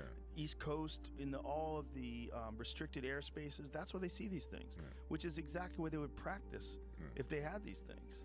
If we got our technology strong enough, or we could go to different planets, would you like to go? No. I'd be scared as fuck. Fuck that. I'd be fuck scared as that. fuck. Yeah, fuck that. We talked about like they do SpaceX flights. I'm like, I ain't gonna be that dude that dies like that. Yeah, fuck that. Imagine the feeling you would have, how stupid you would feel if you're up in the jet or in the rocket and you hear things start breaking. You don't feel stupid for a couple seconds. Boom! Right before that thing blew, you'd probably like, my dumb ass could be at home with a margarita right now. I could be at home with my feet up on the fucking couch watching TV or out in the yard, listening to birds chirp. My stupid ass is dying just so I can get a couple 100 miles above the surface and look down. Because that's all you can get. Yeah. You can only get a couple 100 miles. Yeah. You can't really go to another planet yet. Your I boy, don't want to go to another planet. Well, Elon trying to go to Mars?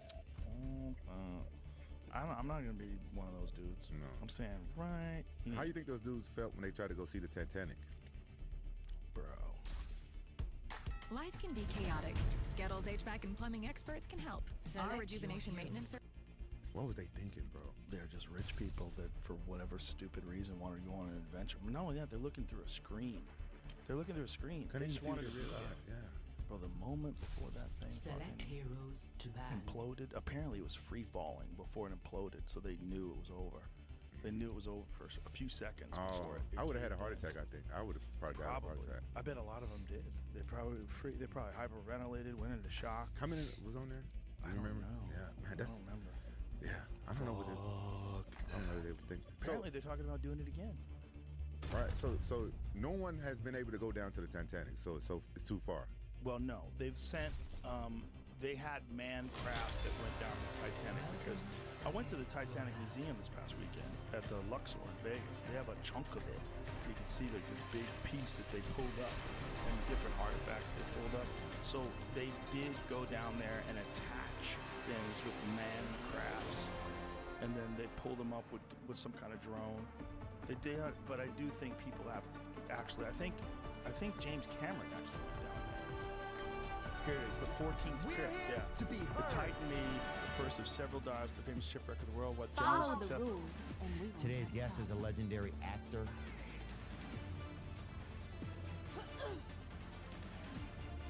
Everyone ready? Just a reminder that they practice. So I can't believe you. So you're opening a restaurant? Good to see you. I'm opening. Yeah, I'm gonna open a restaurant where I live. I'm not opening. I got some people opening it up. Yeah. It's just gonna have options like same thing a regular restaurant has, but with vegan and gluten-free options also. Oh damn. Yeah, I like vegan. Not full vegan, but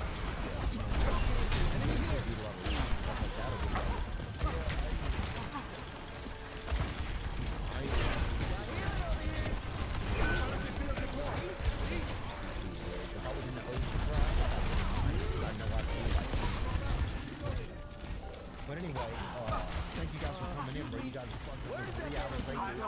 You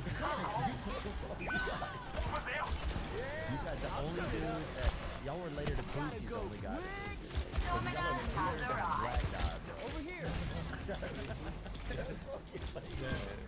But we were waiting. Come on. The enemy is progressing.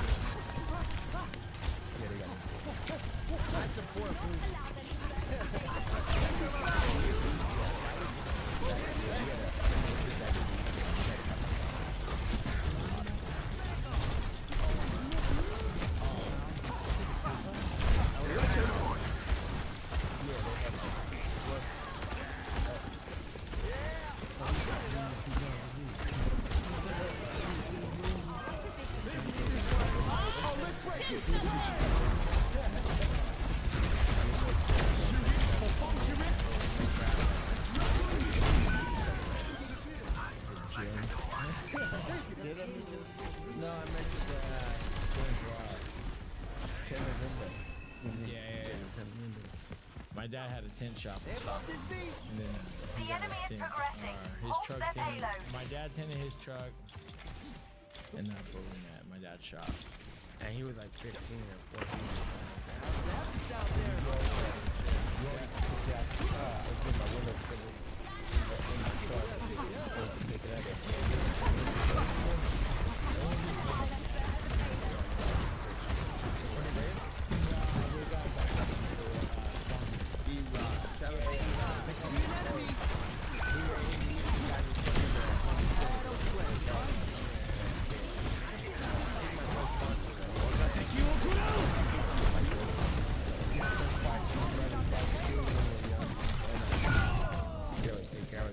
Cars and my whole family's cars and stuff like that. So he's mad, and then I was like, my windows tinted. Like, yeah, I got you. We called his dad. That's why I came to pick my car up, and they were all there. And then he came to train with me because I think his dad was telling my brother that hey, my son boxing. Enemy here. And then his father was like,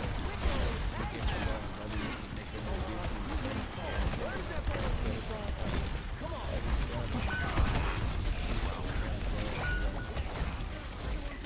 Y'all talk about Stockton a lot. What is it about Stockton that gives that grit? Like, you guys always, I mean, you guys represent the or not. I don't think any other fighter that represents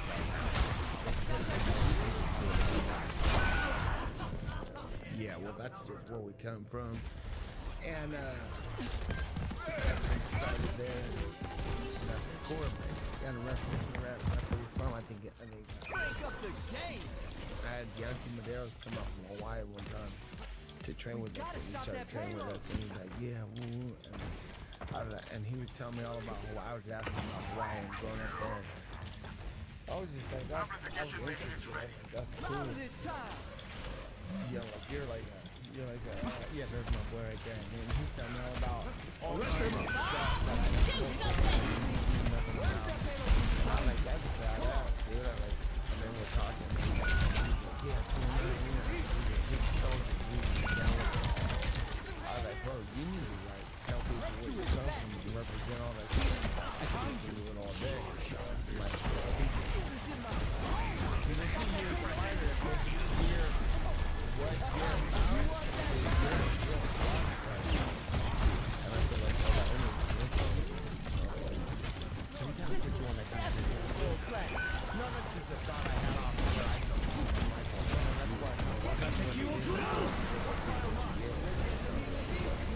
Oh, let's break it!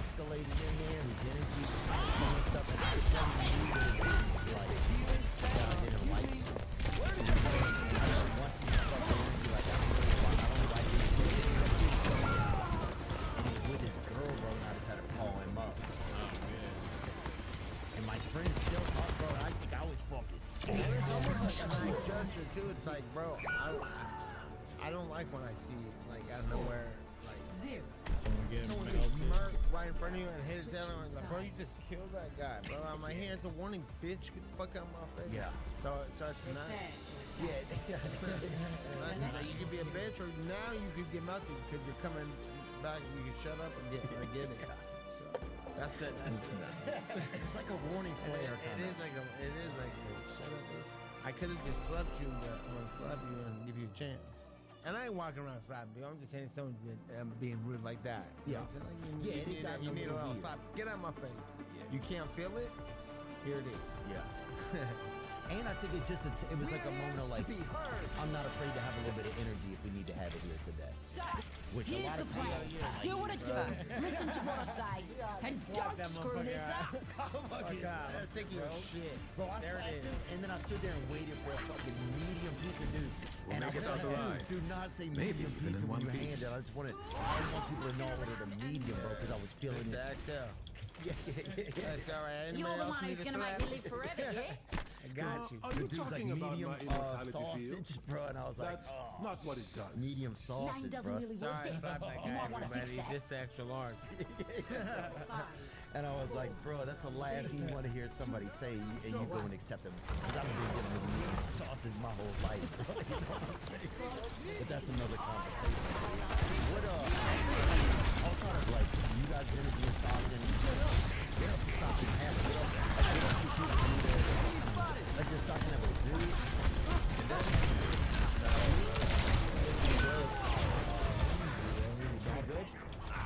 Yep, they got birds.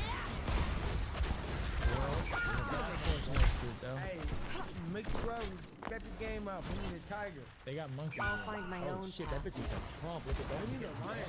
There used to be a bear. My grandma lived like a mile away, and you Just could always Tyson. get morning you hear the seal from you can hear from my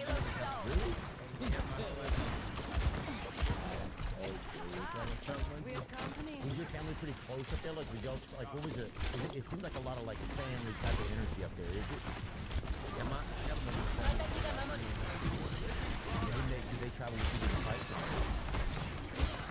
to the fights. Like, when you fight, Everybody fights. I'm always like, there's nobody else. I don't know. But I don't, like, fighting is a crazy thing. I don't invite them. It's a public location that fighting. You know what I'm saying? Fuck you ain't at the fight. You better win your fight. Well, why not, motherfucker? I'm here. People get it. I think people get offended at me. Feels good, huh? But come on. Yeah, you know Gotta fight somebody. You gotta risk it, man. Please come. I want you to, you know, then I'm just like, yo. So you guys became around 15, did y'all go do shit together? Did y'all when y'all first met? Like, I'm older than him. Oh, you are? So, yeah. I met him and he came Let's do something. He's the fucking boss. So, he just kicked me. He was the boss and then, so we started, he came in the gym and watched me and we really get her. Careful. We're outnumbered. Yeah, and then I was like, that's cool, and he came and started working out. And then I seen him, without even knowing, I came to jiu-jitsu class and trained him. I'm grateful. Jiu-jitsu too? That's what I'm talking about. That guy was other nice. That's what I'm talking about. And everywhere, it's like boxing. I got all the boxing kids there. Find amateur and stuff and all that. Come here. I can heal you. The kitsune is ready to be unleashed. And then we became training partners and homies, and he was there more than anybody else. So I was like, that's my guy. That's it. Did you learn from him, like, or what did you learn from Nate when you got first? We're fun to get a five. Let the kitsune guide you. I was talking to his brother all the time because I was texting. He put me in, and he was like, go spar my brother. And so I was always texting him, hey, what's up? Can you come back and train? He's like, yeah, go in there at this time and go spar my brother. I was in high school, so I would just leave class and go, and he already, what, he fought, 20. yeah. I was in UFC and stuff. Oh, you was a damn adult, bro. That's what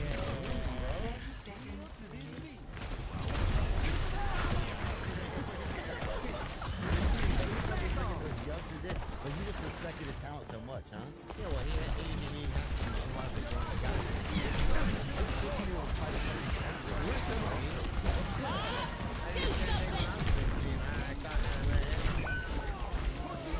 Let's go. That's it. Yeah, but it wasn't even talking about it like that. Yeah, we just hit. I don't think we ever really talked about it. That's how we live.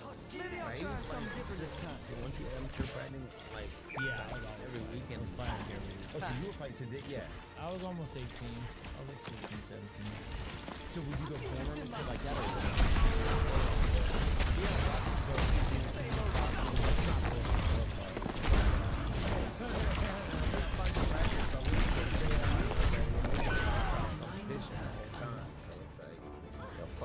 Or in MMA or boxing, you never been fit. Yeah, either one of you guys. I got Let's get loud. I'm chasing him around, scared for his life. I feel like he wants to fight me now. He's like, always calling me out. You know, he's a podcast, he's calling me out. I'm like, bro, who really? Like, I never beat nobody. And then been like, I want to rematch. How about that? I'm gonna bring you back to life. Keep podcasting, my boy. Chris, who got the closest to finishing for somebody that got close? Enemy spotted.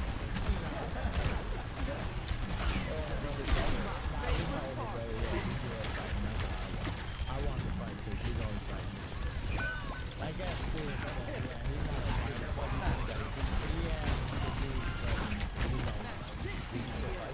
No, he never fought like professionally.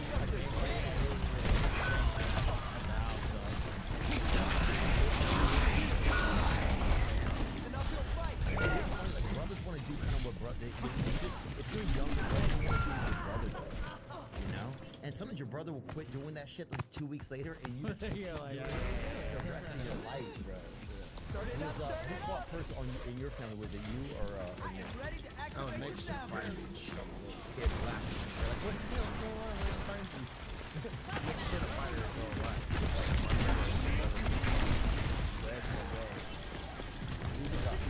Oh, let's break it.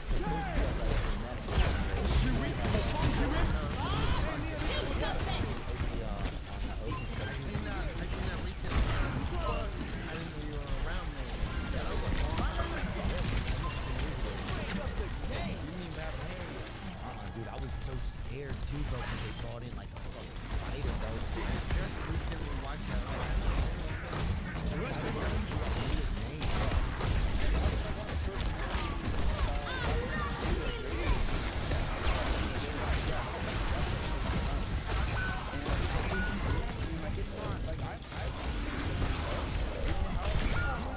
These people passing out belts, I'm like, go win a competition with that belt. See how you do.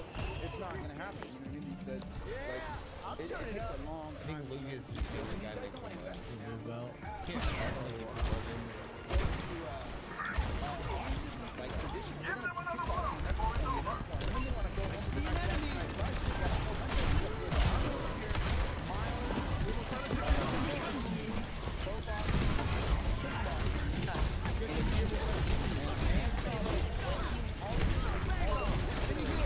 Oh, let's break it. See an enemy. I just saw that. I can't deal with it. I remember the I don't remember I was in it either. Is that the guy from fucking That's in New York, right? Yeah. Yeah, I was in the building where they also had Howard Stern was in the same building as Opie, and they're like, Is that where Shady 45 is? I did one in there too, I think. yeah. Yeah, and right? you go through the hall, there's like just a bunch of them in the windows and stuff. I did a podcast. I was telling them earlier. I did a podcast with Everlast. Did they have you guys freestyle rapping? And it was like, no. But it was Shady 45, and it was Everlast. And I was sitting there next to Bob. I'm sitting there and I'm like, why am I here? Enemy here. So my Everlast, I shouldn't be because I was fucking on Eminem stuff.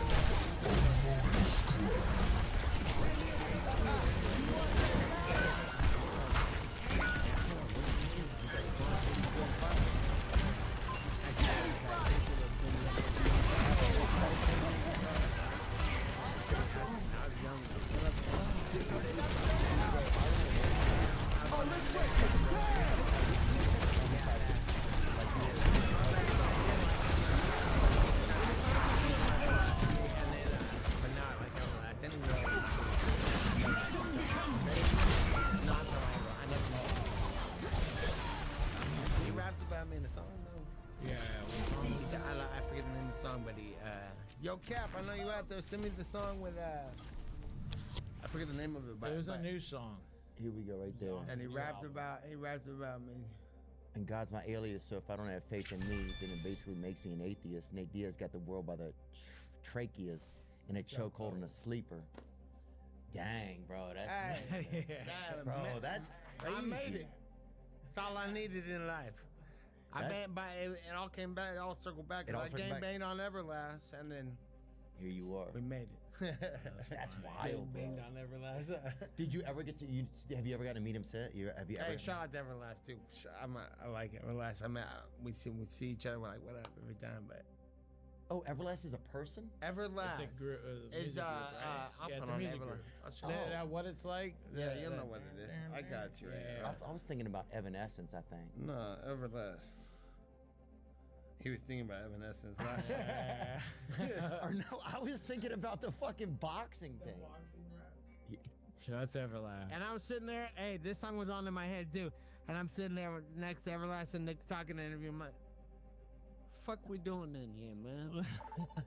And on the real, I only went there because we were doing an interview on Shady 45, like, sick. And it was Everlast. I was like, man, I shouldn't be here. Can you turn that off? Huh? Turn it off? Oh, yeah, because of the audio stuff. We ain't got the trademark for that. What what jobs did y'all have before fighting like took over for you that was like heavy? Did y'all have work? Did y'all have employment? Or were y'all like... Select your hero. I sold weed. I worked at a burger spot too. I was just telling them I worked at a place called Bone and Burgers. I used to barbecue tri-tips. I was probably 14 years old, and my brother started training with this guy Steve Heath, and his brother Gary, who trained a little bit, he worked next to the gym at this burger spot, and he got me a job with him, and he worked inside, ran the restaurant, and I barbecued across the parking lot on the grill. And then when people hit me up for a dub or an eighth or something, I'm like, pull up to the spot, say pull up to barbecue, and I drop on an eighth, flip a tri-tip, go inside and make a cheeseburger. I get down. That was my only job. What about you, I didn't really have What? Were y'all real rich? Nah, hell no. I'm broke as fuck. I was broke as fuck. Bro, if you poor and not working. No, I had jobs, but me and my homies would get jobs, but we didn't last for that long. They were bust. Were you really? No, I worked at a winery. I worked at a winery for a long time, and then I worked at my dad's shop here and there for some money. But I didn't have like a job. And the tinted windows, bro, they only let you go so dark, dude. I remember one time I got mine done, and they always put bubbles on mine. Nah. Creases. Look, I can't see out this bubble. That's when that shit's bad, when you have to fucking drive. Like, that's why some people started driving like this, because that's the only way they can see out the front. The crease. The jaws are creased. Bro, they had this setup over in, not even far from here, where you would get your windows tinted, and they had to deal with the cops that right after the cops would pull, they were just pulling people over right as they left them. Healing Philo here. That's Nate's car. Come be window tinted. 50% off. That's a CTE version, right? Overtime with fighting, is CTE, does it feel like a real thing to you guys? Is that something that you think that fighting is? When you do comedy, it's CTE barbecue. That's what it is.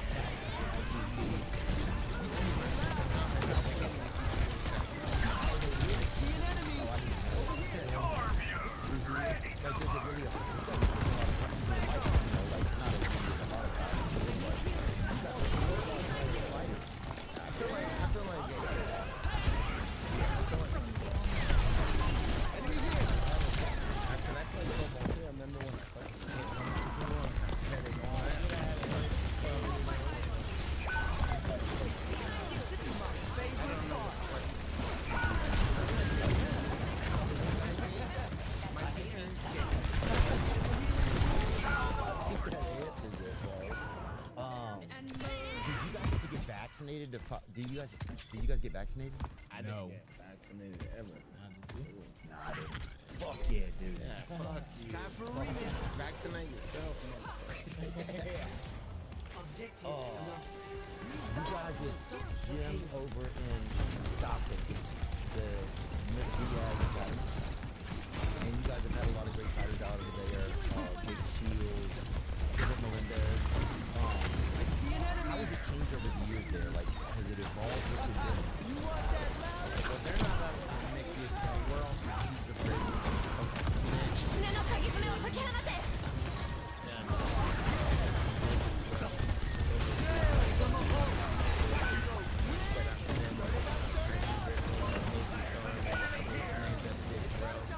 Was the first black one of the season, and Nick was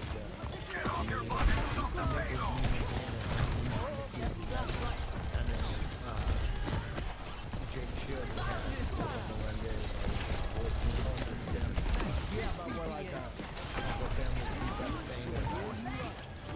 We are comfortable. Oh, let's break it!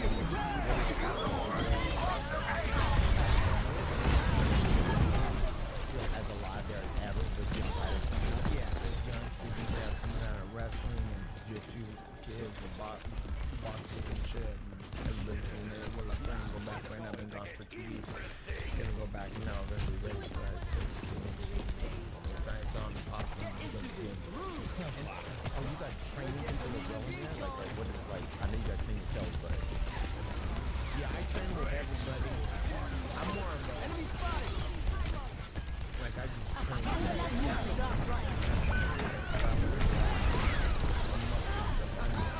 Time for the reckoning! Let's get right on that parade.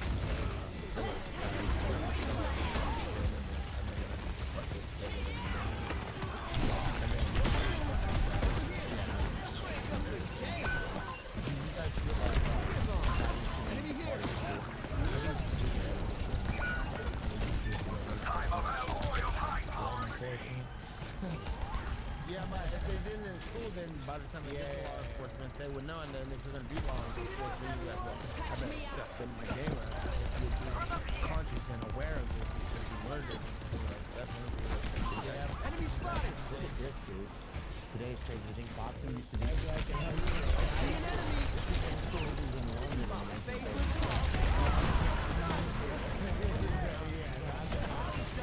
But look at this, if they used to have it. Watch this kid. Setting out the welcome mat! Enemy spotted! I think it's a school guy. Yeah, this is it. Why are you Watch it! That's how it happens, dude. That's how you make friends. One this guy showed up. Never Oh, you want to hear this? Definitely going flat. Let's get the meat of these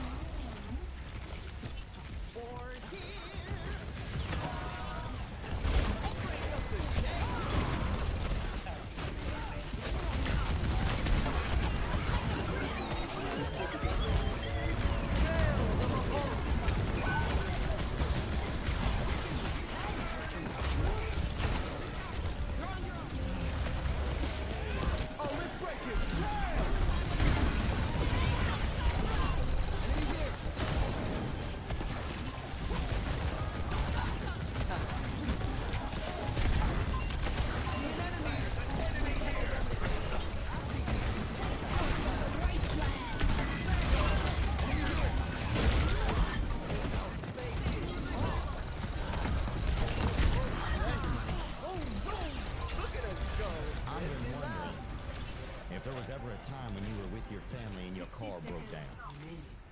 Because I've been there. And I remember the car was broke down. And I stood up, I walked off from that thing. I said, I ain't even being with y'all anymore. This didn't even want to be by my family down there. This is all she could have fixed that.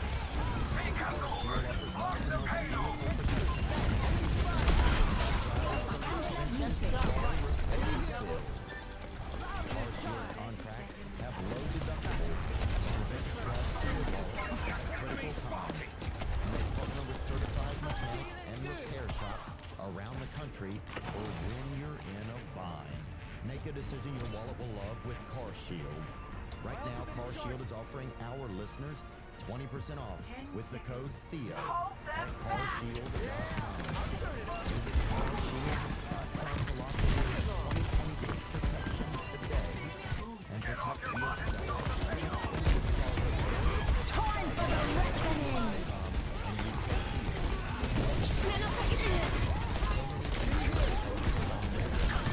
Oh, let's break it!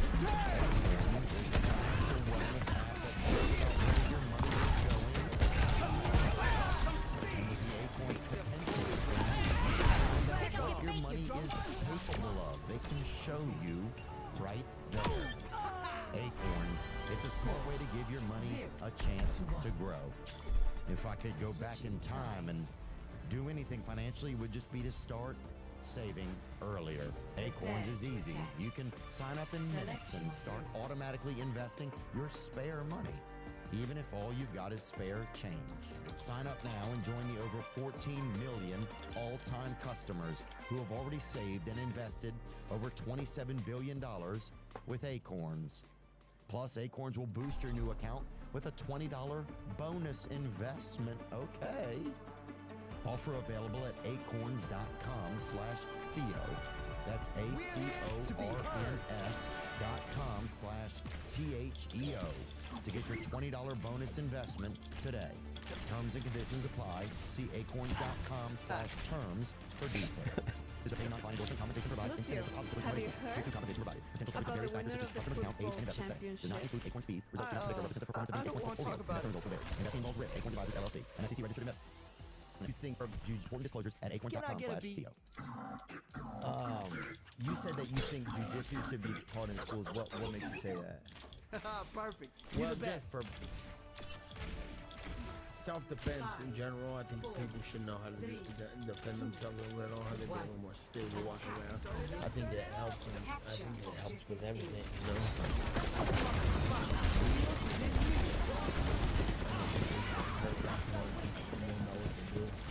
They can go on all day, like,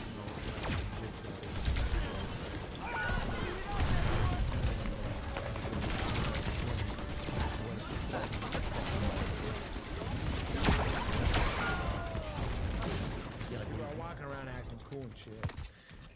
I'm like, what if somebody just drowned? Yeah. So that's why I say, you know, people actually walk around. This is right.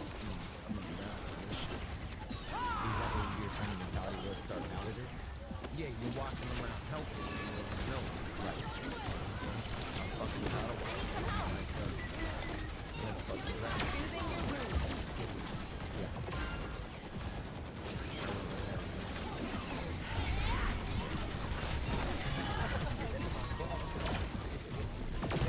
People don't even think about it or consider it. People go, oh, I can fight. That's not like that.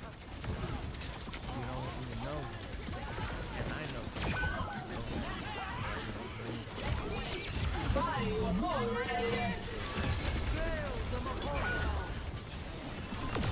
You can get all deep again about it. That's why my You slapped a guy one time at a pizza parlor doesn't mean you can fucking defend yourself. It's true though. You might have been able to drown him. He might have saved my life that day. He might have said, I'm Let the Kitsune guide you!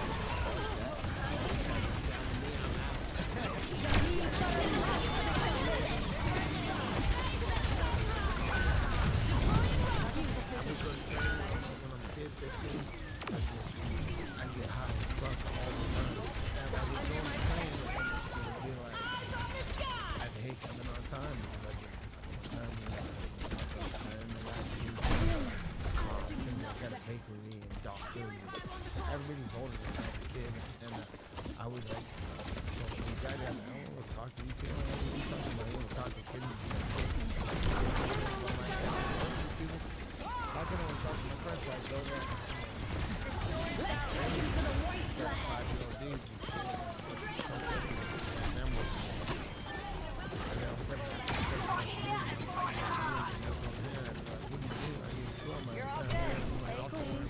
Conversation, and I'm talking to 35-year-old cops. I'm selling weed and training and not talking to anybody older than me, so I learned how to talk to people and understand people. also helps with it. Just falling into the social pipeline. You know? It's not funny. So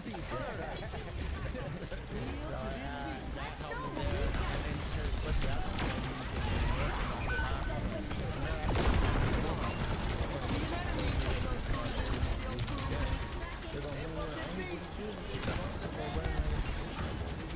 And then especially after friendly some 35-year-old cop and like what kid do you know that sells weed friends with a cop? That's what they say. And then you gotta get older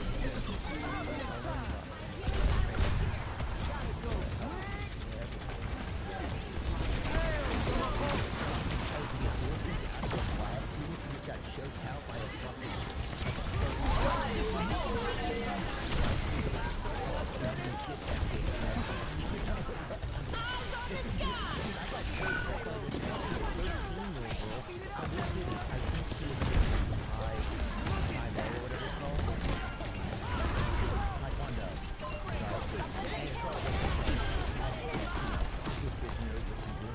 Anyway, I fucking got leveled out by this chick in one class night. We're driving home in my head thinking,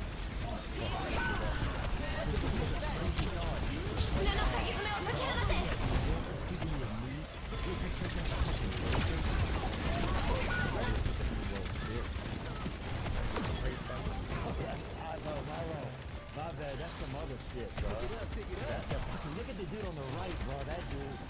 He loves him. He loves him. That color right there, bro. Think half that. Oh, let's break it.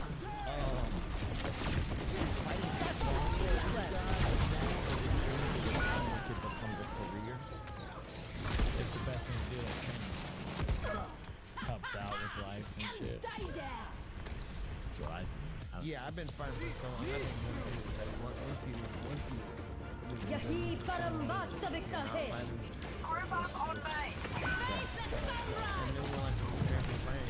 Let's take him to the wasteland.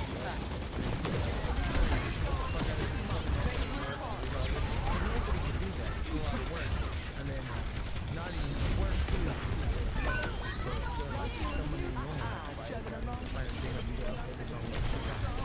Enemy here. They can't even make it to a fight, so it's like it's a whole thing. And once you get done, you're like, man, I was fine, cool, I'm glad it's over. I ain't fucking doing that shit. 2 months goes by, and I'm like, man, what the fuck? I mean, it's just what I do now. So it's like when you're not fighting, I got time for the reckoning.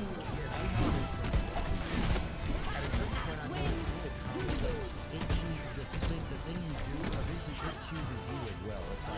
It's like I have to do this because this is what I do now. Like I can make millions of dollars doing all kinds of other shit.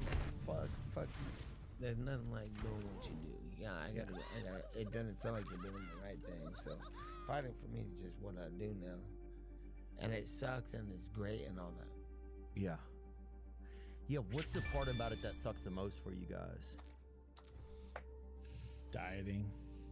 Wow, what you thinking about? You be sitting there thinking about something type of like. It's like fasting. What we were talking about earlier. How many Zins you got in? None. One. Damn, bitch must be big. I know. I don't like swallowing with the spit and your Zin. It fucking. Spit in that jar. It'll hurt your stomach. You do Zins? Nuh-uh, dude. I'm vaping right now and I'm fasting. I feel like a fucking Native American over in this bitch or something. I feel like a damn Hindu or something. I got enough problems, bro. Damn, Chris is fucked up. Are you fucked up? Is it bathroom break allowed? I just have the Zin. Yeah, go pee, man. I'm gonna pee. All right. Bro, I've had some fun times in there with him, bro. I've had some fun times in there. I'm sitting that shit. Yeah, he'll love that, dude. Yeah, Joe's been supportive. He's the one who told me, he said, like a year ago, we were staying busy like with podcasting, and he's like, if you start doing 2 episodes a week, then nobody will be able to stop you. That's what he told me. Oh wow. You've been banging out a lot of episodes. That was it. You know. And he just said, yeah. And so we started to challenge ourselves, and it's kind of wild, like, because it used to be hard for me to even go like an hour with podcasting, and now some conversations I'll go, it'll be 2.5 hours. and it'll be his are like that long as fuck. You're like, damn. His have so much information. I'm like, fuck, I'm dumb. I leave out of there feeling like, fuck, I gotta go study.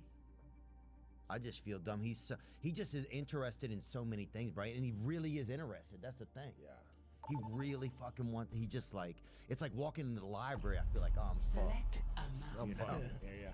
Like I could study forever and I won't get past the fucking magazines, you know. It'll wind up just trickling off to all kinds of shit, and you're like, damn, now I'm in some situation where I don't know what the fuck we're talking about. And so you see this one fight, right? You saw that? Cool. We gotta circle back. Yeah. We gotta circle back. A lot of circle. Dude, yeah, they should. I wish I could call timeouts when I was in Joe's podcast just to give my brain a chance to give my brain a pep talk in those bitches, bro. Because he's just so smart and so interested. So you got the MVP promotion, and it's Netflix.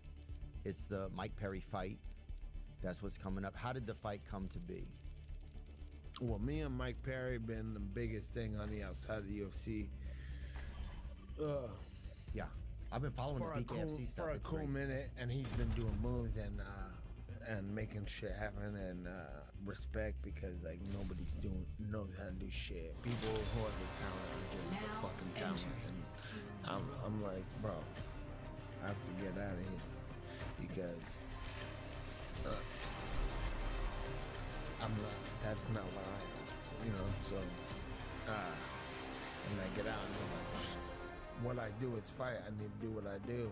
So I've been like, there's nobody out here. And then he's out there doing the same. We got offered each other a few times, and it was in the direction of it happening. And a couple of things happened. Could the volume be increased? So Really? that, unfortunately, You're a fan of mine too? Of course. They are delightfully because distracting. Yeah, I'll turn it up. It's time. He's been doing a great job. He's been knocking people out. He beat fucking middleweight champion. Knowledge is its own. He beat Rockhold. He beat Eddie Alvarez, lightweight champion for years. He beat Jerry Stevens up. He beat who else? He beat back-to-back whooping everybody's ass. Hey, he beat MVP. I didn't even know. Yeah, and MVP does a good job. He out there knocking people and doing a good job.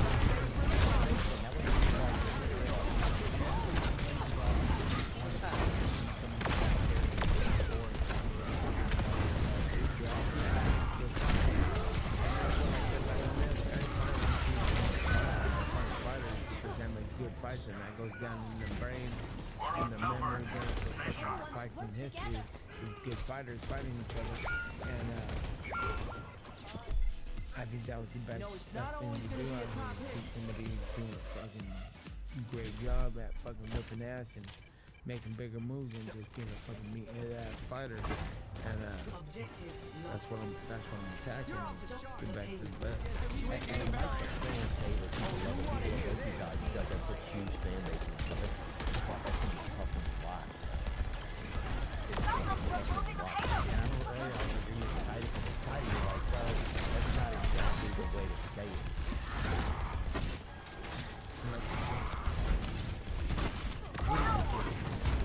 As a fan, you just gotta ask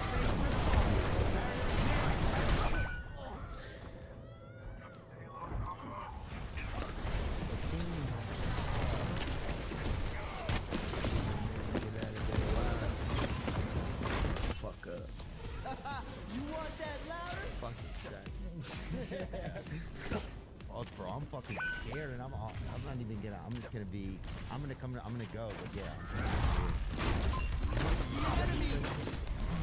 I'm You're not even fighting. That's exciting. You're right though. It's hard to, like,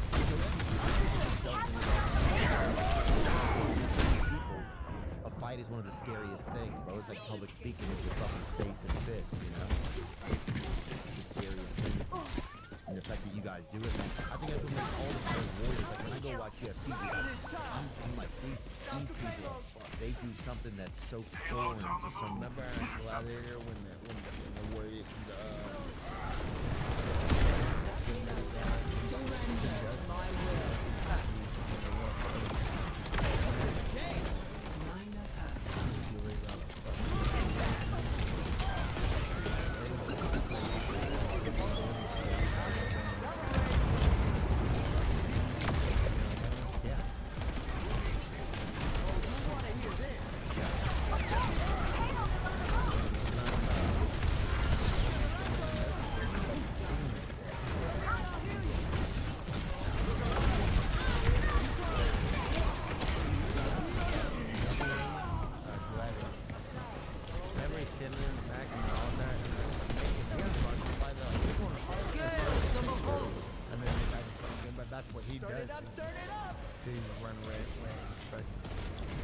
Oh, let's break it. Damn!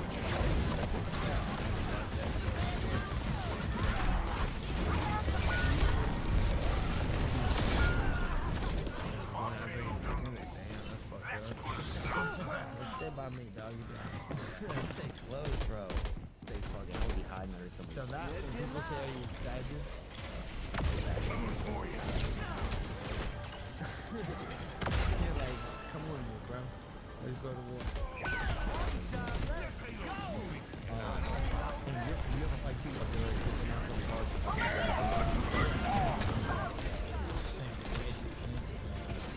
Yeah, he's fucking with you.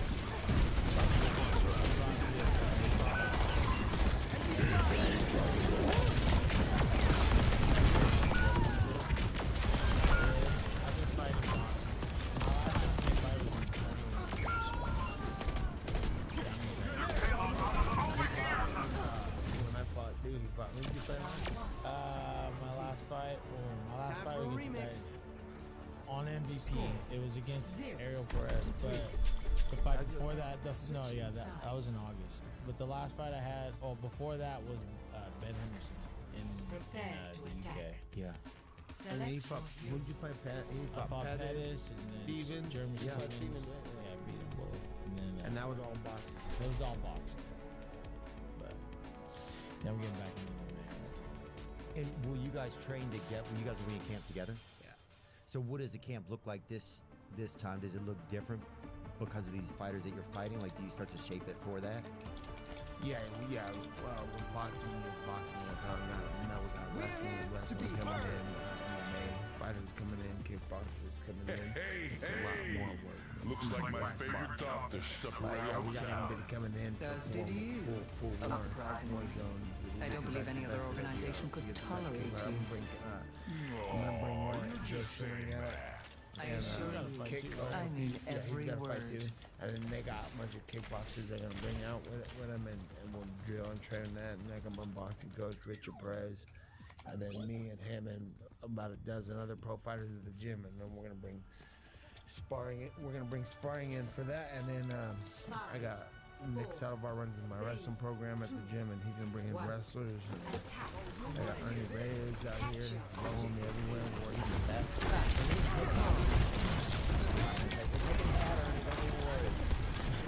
Asian, all Asian brown. We don't do some brown on brown. We've got a lot of people like that.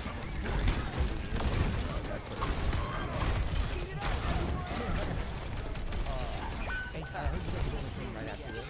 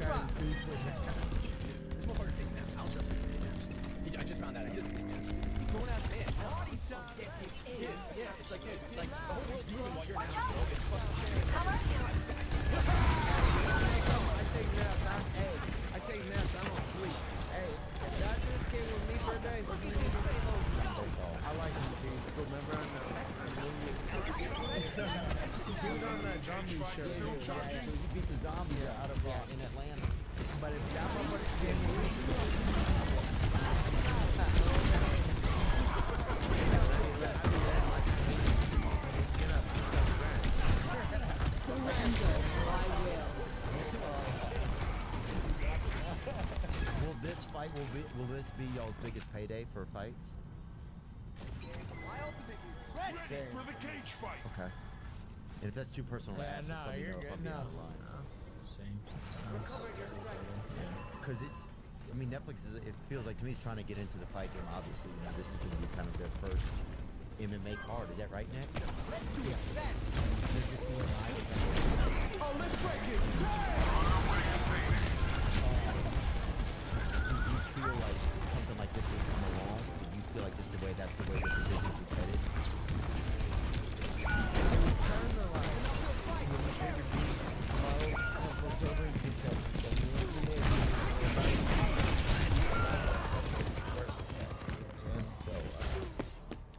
we didn't know what to expect before you can see it coming, but now that's here, it makes sense. Yeah. You feel me? Yeah. But I got my own promotion that I'm planning on kicking up the whole bit since I was trying to get out. Since I'm trying to get out of universe, so I understand it. Enemy spotted! I think I'm starting to understand each other and learn. We got the enemy!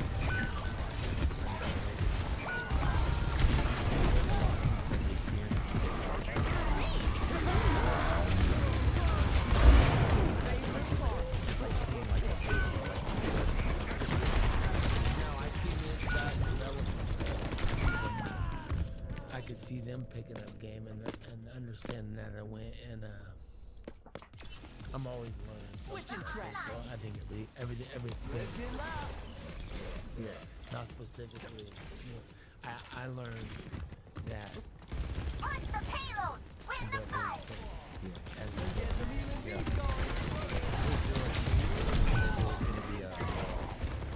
You were gonna come back into UFC. Careful, we're at numbers. I want to go back to UFC. Yeah. Over there. I see a hostile. I fucking. Over there. I have bigger. I have bigger offense.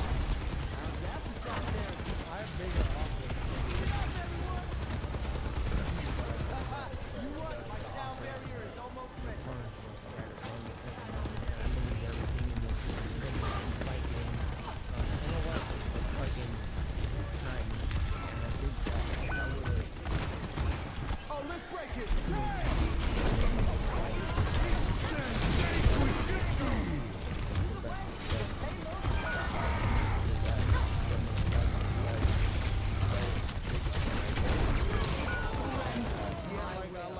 Alright, for instance, I think that if I went back to the UFC, they want me to fight Conor McGregor right now. For me, Conor McGregor. I know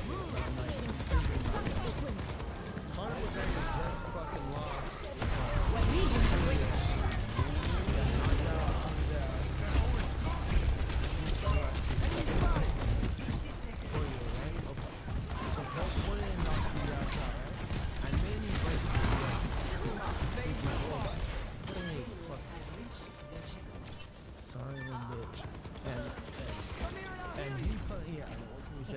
And I'm like, he knocks him out, and then he gets the leg broke, and then fuck, that's fucking horrible. Like, we're adversaries. I'm like, he broke the whole shit. I don't wish that on me, but you understand in this fight. And then he got knocked out, and then like, I'm like, okay, I hope he gets back.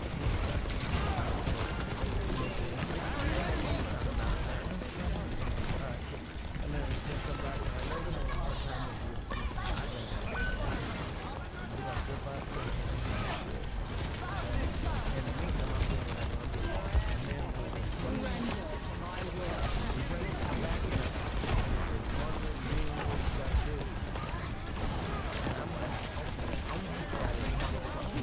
Oh, let's break it!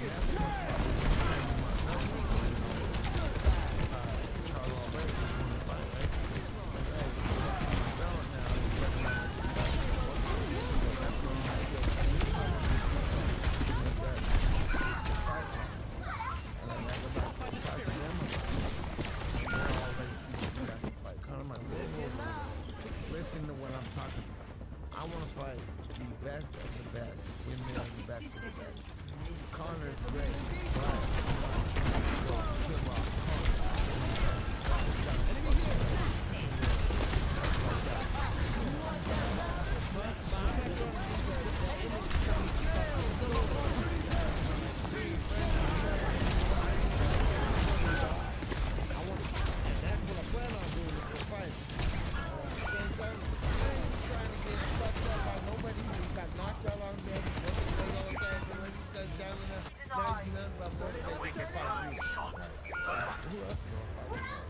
and they're probably gonna give him a fucking BMF belt, fucking bitch ass Oliveira, who I believe will beat the fucking shit out of. You know what I'm saying? I'm like, wow.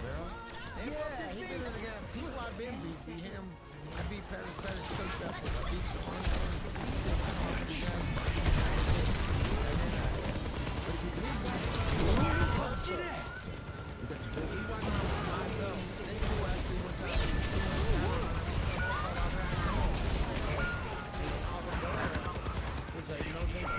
put a tweet out like, I'll fight him. And he put a tweet out like, no thanks, homie. I'm trying to fight for big stuff, world championships.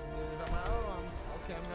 I understand you have the right to big league me because you're Mr. Champion and anything. I'm like, all right, go ahead, but you're sorry ass. And then a few months later, a little while later, after Conor breaks his leg all up and gets knocked out all the place, this fool's like, I'll fight Conor McGregor. I'm like, I thought you wanted bigger and better things. You picking on people who are on the downfall, and that's my perspective on the whole situation. Got it. So then they want me to come back and fight Oliveira. I believe they want me to come back and fight Conor McGregor, not Oliveira. You know, I'm like, well, I'm gonna fight for my belt that I created, that I deserve. Since I started a whole division to bring value up to all these fucking fighters. Right, you started the BMF belt. I started the whole shit. That's me. That's my belt you're wearing on my hip. So yeah, you just got tatted with a BMF belt. That's me that you're holding. Okay? And they're like, okay, we want you to come back and then maybe later we'll do that. I'm like, okay, well, you know who's doing a good job? The same, almost close to the same amount offer for Mike Perry, who's the fucking most violent motherfucker around right now. Facts. Doing things, taking over businesses, running shit, doing his own promotion. I know. And I'm like, that sounds I'm a lot more enthusiastic to get up and run and get ready to train for this motherfucker who's gonna knock me out, or I'm gonna knock his ass out, and we're gonna take who's the bigger dog or the bigger best motherfuckers there are, you know what I'm saying? And then in the meantime, I'm not fighting for MVP. I'm fighting for Netflix, and I'm fighting from Real Fight Incorporated, which I'll probably be doing next with Netflix anyway. Real Fight Entertainment on a thing and show you how to throw a real MMA fight show. I've been in the UFC for 20 years now, so I'm like, yo, I'm gonna do that from Real Fighting with, you know, I'm not working for fucking MVP like all these other motherfuckers are. I'm a UFC fighter. I'm working for me, for Real Fighting, and I'm hunting Jake Paul's motherfucking ass, not taking a fight with a guy who's on the comeback. Me and Conor will fight again when the time is right and it's time to fight, but it's gonna be when we both on the uprise, not when someone's dying out or I'm not nobody's comeback story either. So I'm fighting the most dangerous, most violent motherfucker there is on Netflix, and then I'm hunting his boy that he works with at MVP. So that's what I'm doing right now. That's my objective, and that's what I'm doing. I didn't want to talk about it, but that's what's happening. Oh no, I didn't know that. No, it's all good, but okay. If it came up, that's what it is.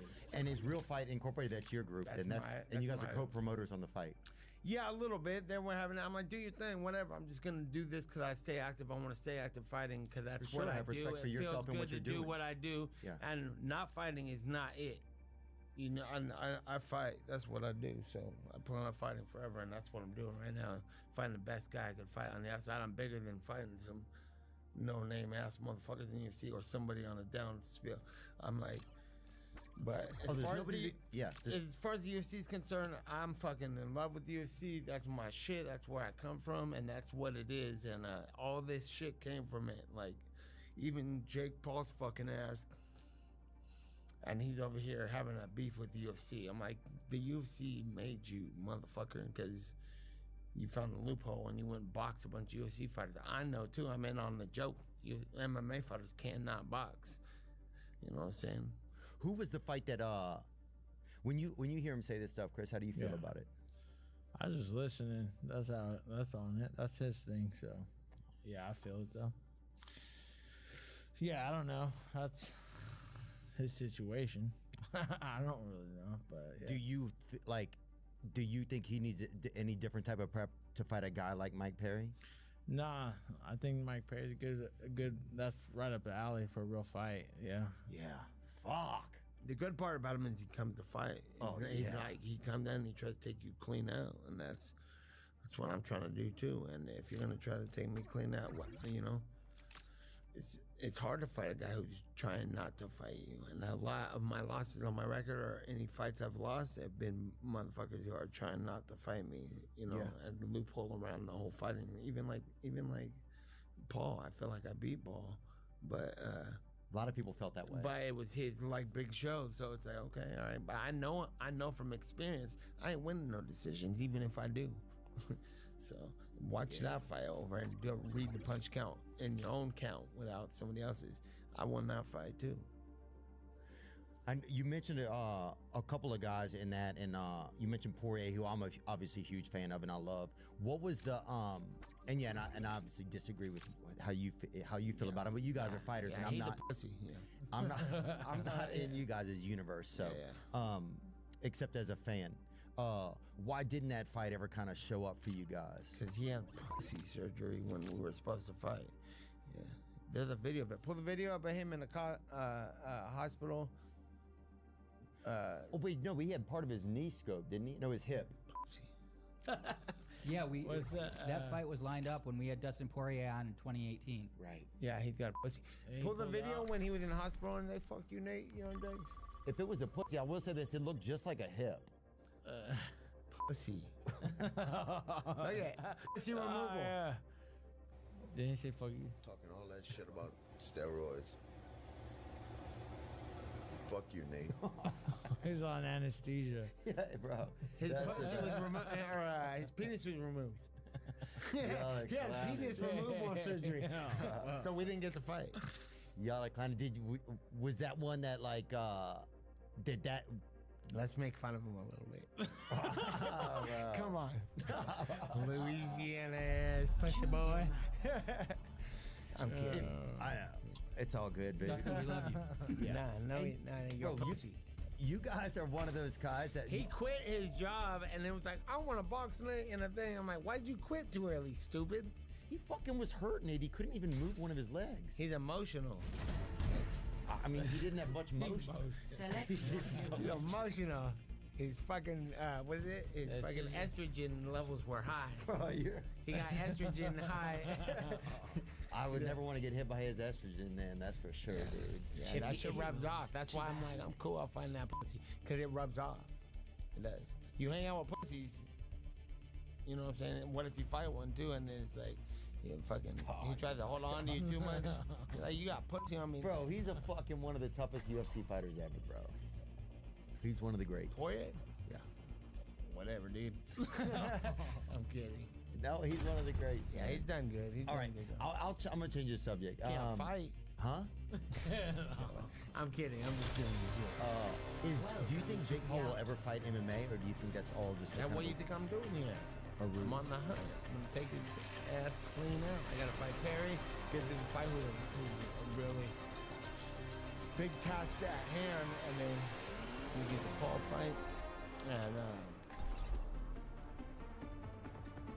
that'll be MMA. Yeah, we'll see. Time will tell, bro. And then I ain't going to. But he said a lot that he's gonna have fight MMA. Yeah, I know what he says. That's what he says. Everyone ready? We'll see. I think he will. Though. I'm just saying. What were you gonna say? Talking. Projected. Everyone stick together. Oh, he do does that this. good. So yeah. Speaking it into existence. Yeah, I think he will. Yeah. Do you think Jake could win an MMA fight? Not against him. This will not be won without sacrifice. We're gonna do just a little bit of word association. We're gonna put some pictures up of some guys and just throw the first word that comes into your head, Nathan. Yeah, sure. 5, 4. I saved enough to take my mom on a cruise. 2, what's up? 1. Attackers incoming. This? Small smart, you only like to accept customers.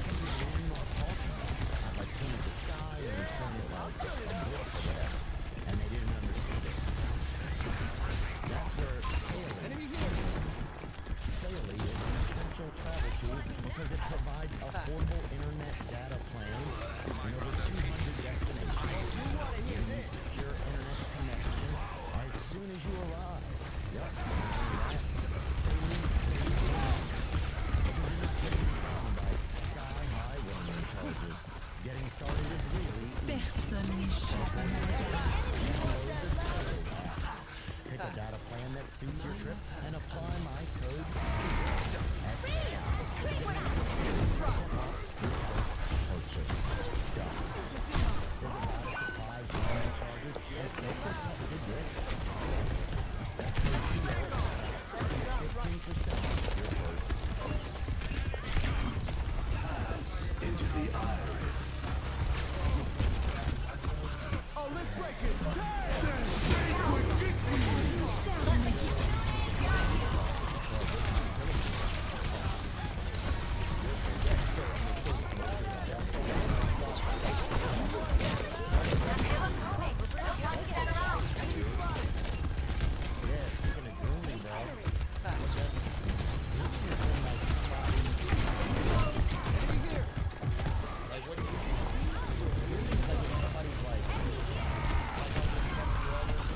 Somebody like it becomes like a goal becomes so like when I was a bus boy, actually it's true. When I was a bus boy, I met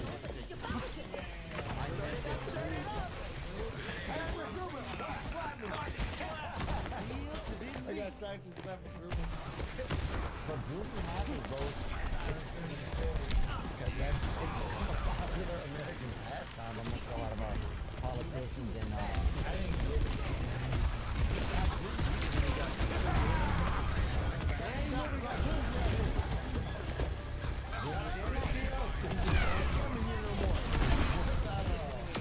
do you guys think of the UFC of the 250 card? What else? That's what I'm talking about. Yeah, main events Elliot Korea and Justin Gaethje. Kyle Dawkins, Bo Nickel. No, they.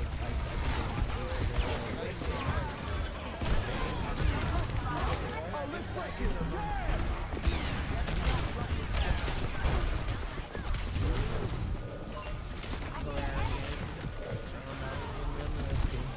Scorch the sky!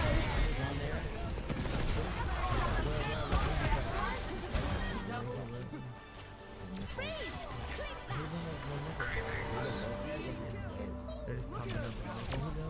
Kyle Dawkins from Philadelphia. He's good. Look at Diego a little bit. That's funny. That's a good picture, dude. That's hilarious, dude. They're doing like extensive background checks for people that are even going to the fights.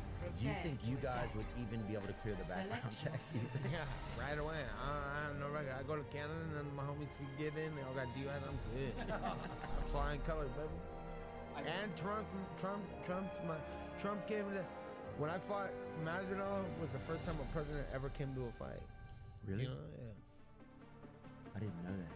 Yeah, I invited him. Did you? Yeah, I was like, yo, we found him for the baddest motherfucker in the game, dog, right here. And he's like, I got it. Yeah, come through. I was sorry to hear about your grandmother. Anyways, seeing him fight was wild. I'll take full responsibility for that one. It was right after Mom made me quit my meat president to a fight? I couldn't look her in the eye for weeks. Mike Tyson? No, he wasn't president. Was he? No. Me too. Oh, yeah. Better late than No, never. I just know Trump was at Mike Tyson's fight. Yeah. Yeah, bring up some pictures. Do word association. DJ, Fire through some pictures what's here. your Nate, favorite first word, animal? Nate, sorry, first word that comes into your head. I really like tree frogs. Conor McGregor. I didn't expect anyone to ask. Tree frogs? Next. Yeah, I can see it. Elijah Gutierrez.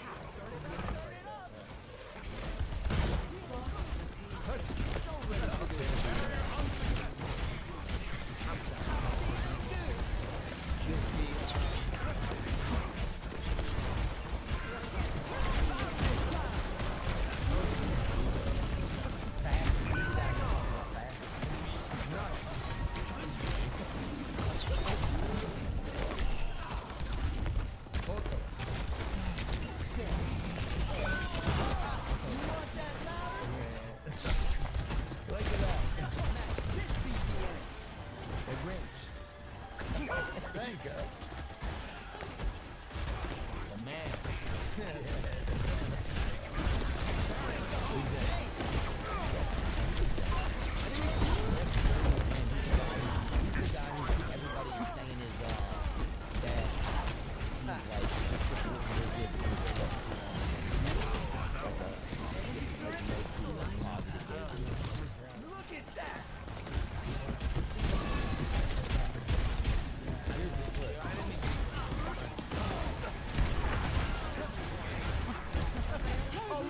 Right,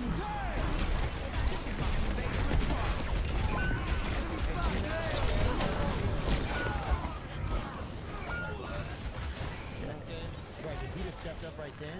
Yeah, because I'm gonna fuck you up for doing that. Yeah. Minds are shackled. Submission is the key. So why wouldn't he want to learn jiu-jitsu like everybody? Like girls, kids, everybody. Are your kids in jiu-jitsu? Yeah, for sure. Would you teach Lindsey Graham jiu-jitsu? Okay. Recover your strength.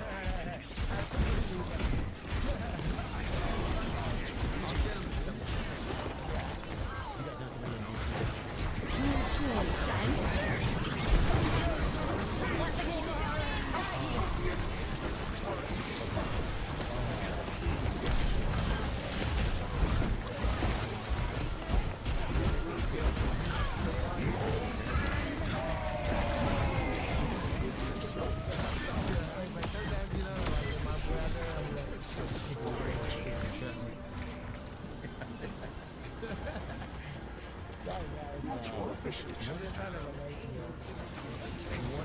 great moment that you had after a fight.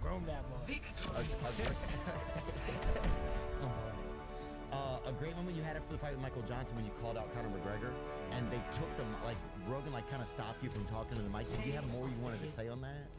Yeah, I was about to go off on everything. I was gonna be like, bitch, which motherfucker I fight harder than you, train harder than you, everybody, fuck everyone here, fuck your mama, woo woo. But he stopped me with good things. Yeah. Because anything could happen, endorphins. Yeah. I'm like, yo, I told you this was gonna happen. Woo woo. So I would have went off, and I'm glad it got stopped when it did. But then I was telling my brother, like, man, I shouldn't have said that because he said it. Cause he's like, my brother knew. He's like, who gives a fuck, bro? You think anybody didn't see that? I was like, oh yeah, I forgot. So it worked out. It's good. Will shout out to Joe. It was a good stop. Ilios. Because I could have said anything. It said just what I needed to say. If I would have kept going, I would have embarrassed myself. Amen, bro. I already am kind of still was embarrassed. Swear. All right. But I always am, so it's cool. Select your hero. Well, like you say, you got, but you put it out there, bro. You know, you running on endorphins. That's different. Will Yeah. You got the confidence to say whatever, right? Yeah. Like, no, I'll say anything. Fuck everybody here.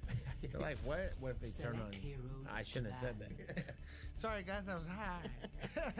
I was high. Can you fight high or no? I wish. I was kind of high when I fought Pettis. Not really.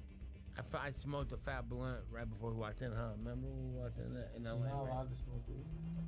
Yeah, well, you can't just bring in that weed in the locker room and smoke at the commission, in front of the commission. So I got really high and then we walked in, but that was like an hour and a half, 2 hours before the fight. So I was lingering around, but it would be great to when I was gonna say when we walk out to smoke a blunt, but the best part would be to like smoke somewhere when they're going, I'm in my brother's corner. It's done at 35 back. Hurry up, please. That'd be the best. Damn. That's me right there. The damn master of this map. Did your it is. Did Good though. Did your I wanted to play him anyway. Part of his thing was when his suspension was for weed, right? Who's your favorite hockey team? Whenever he got suspended. I'm more of a basketball person. Wait, yeah, Not a Nick fan got of your home team, huh? Hey, can you guys pull up a fight? Who's that Hawaiian guy that I'll you find fought? my own path. Ding. Cracked after a shocker. Remember the guy who you hit after you fit? And he knocked out in the back of his head? To be heard. Think about it. I forget. Drake Bowen. Pull in Tris Villa versus Drake Bowen. Let's watch that. I laugh at this fight every time. That's hilarious. That is funny. Nick got suspended for 5 years or some shit like that when he was Anna, what the fucking the hell was that?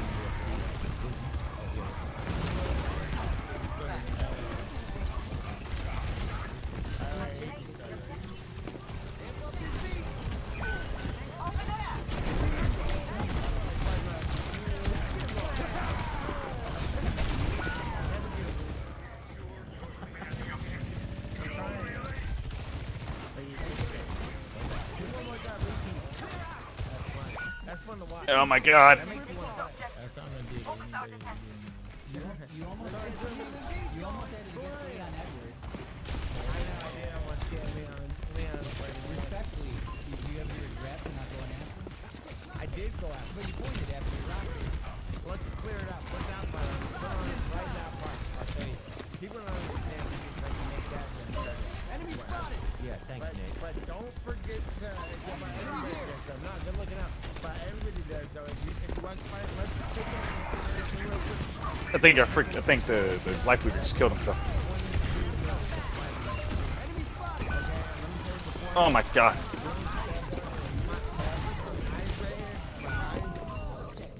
And right here, like after it's To your right, behind you, Symmetra. Behind you, Symmetra. Behind you, Symmetra. I had sweat in my eyes, so I could see him.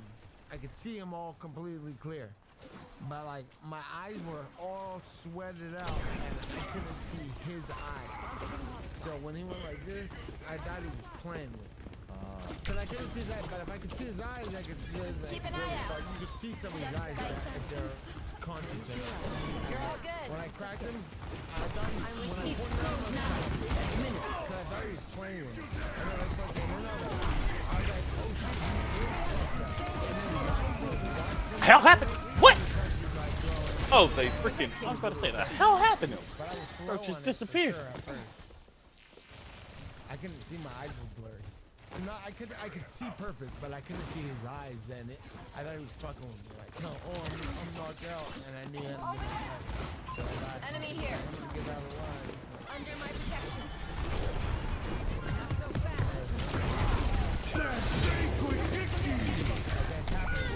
Okay, 1 minute left. Oh, I'm not gonna be able to get out of that one. Right now I'm realizing. Oh, he did that. Okay, one. And he's grabbing hold on. Called for. Come here, bitch.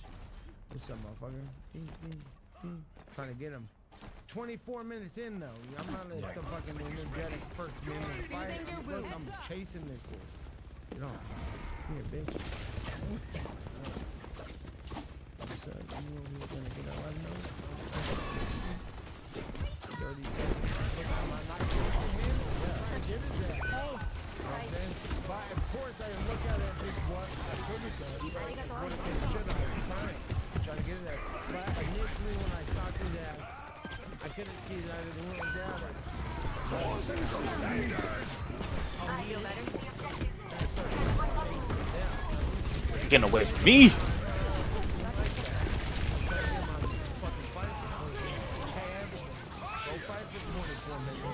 There we go. It's this Tracer. Yeah. There we do it. Nice job, nice job, nice job. Fight me. Now, you would have went on anymore, I would have finished that for you, but woulda, coulda, shoulda, and there's only 25 minutes. Do what you should have done. I knew that. I was just clearing that up for other people. That's my guy. I like the guy in the back. That's my boy. He knows all the references. That's my guy.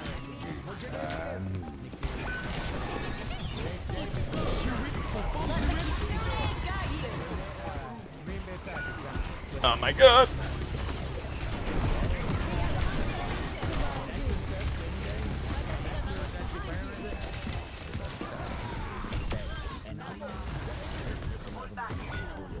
Let me get a hat. We've been a good Give me a hat to put on.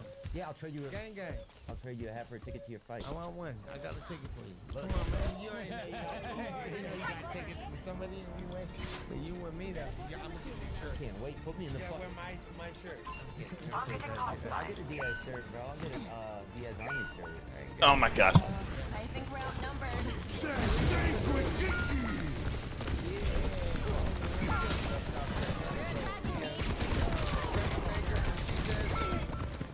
What's your name again? For the Crusaders! Nick what? The fight's early. Nick Davis. Shout out to Nick Davis. The fight's early. I'll look at the hat. Yeah. It's the best, bro. These are cool hats. Seeing all the people there. Sure, thank you. But at the fights, that's cool. You go to all the prelims and everything. Because that's where all the, you're gonna see some of the better shit people don't even know. We're here to be heard. Right? Let's hurry this along. Looks tough. There's a beaching tree with my name Why on is it. it the rat? Are you the rat? You're the rat king. Rat. Yeah, they call me the Rat King. can outthink your whenever opponent. Brendan Sharp and I It's had a easy to podcast, he called outfight the King them. of the Stand, and they called me the Rat King because Is Brendan Sharp still gay? I never been with him. I got it. I never been with him. I mean, he always sees his wife says he's straight. That could work. No. I'm gonna survive no matter what. I'm playing.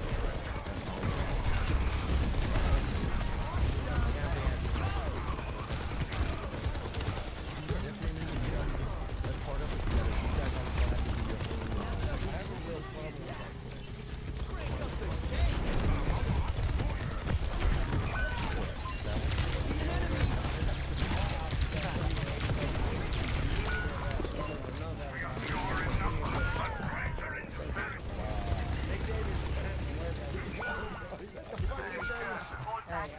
But I can't spell like this. I always shit on my girl like, watch this. Shoot. Regroup. Regroup. Cat.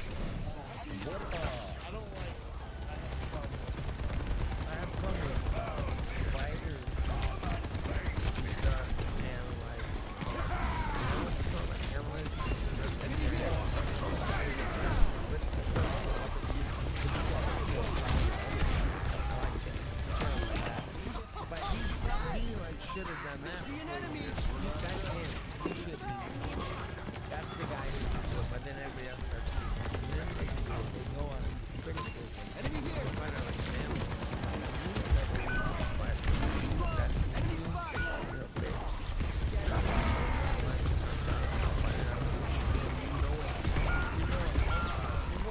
What is happening?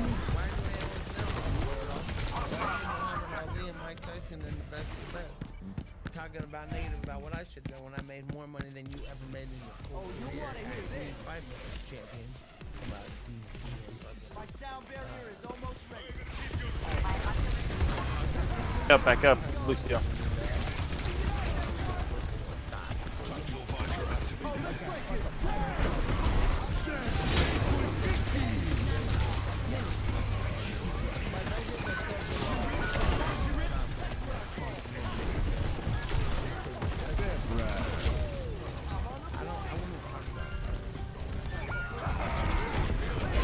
Low.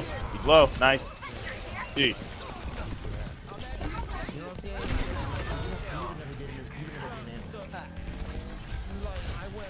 If I wanted some funk, I would. Oh, you would. Right. You know what I'm saying? If I wanted some funk with them, I'll be like, yeah, let's talk about funk. You fight funk sucks. It's boring as shit. I've never seen a single DC fight. Part of the walk around like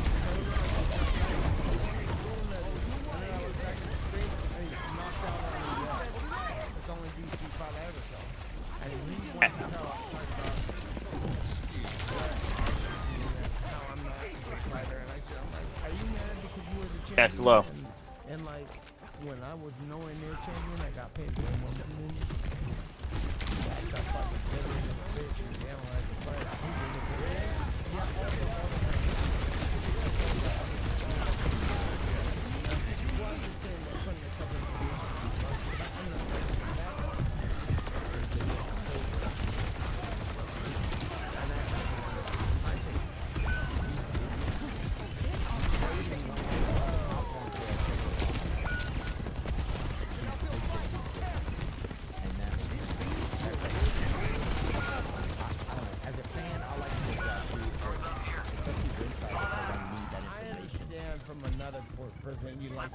You got it almost to 99. We cap it one time and we win.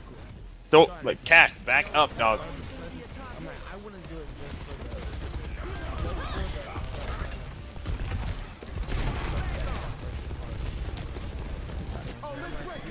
He just walked off. That's crazy. That's crazy. Step right.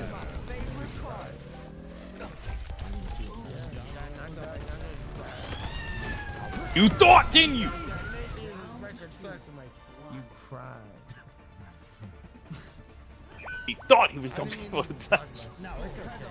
We can cut that out. Damn. I really caught that soldier. That's beautiful. We can do whatever. We can cut it out. It happened. I'm kidding. It happened. Bro hopped off that damn pedal and just pinned him. We're gonna talk about the Busboy movie and you guys acting experience. Absolutely. What's the bus boy? It's this movie we did. Who was in it? A couple gooners. Couple fucking gooners, bro. From outside. Couple goonies. From outside of my desk, guy. No, I did want to ask, was there ever a point though, because we talked briefly about Nick got sent out for weed. I did want to ask you, was there ever a point where you tried in your own negotiations to see if they would, like you were able to get him back into New York City? No, I didn't. I never thought about it. How would I get it? I never thought about it. It was like, you know, like when the cops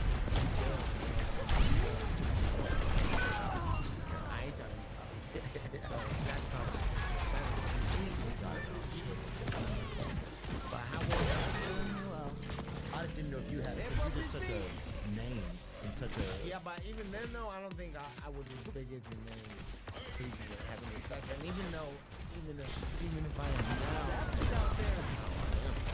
I don't think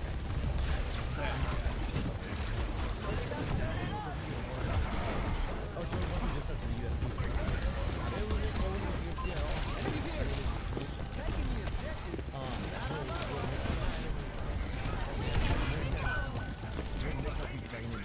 I see an enemy.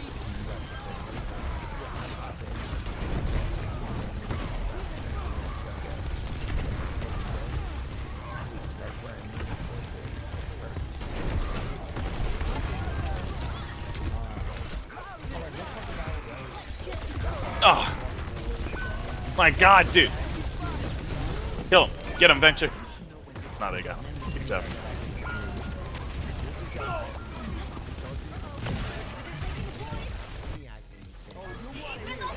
Come on, we coming back.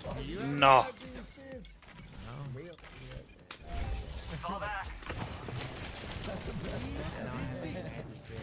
We never acted a fucking now I do.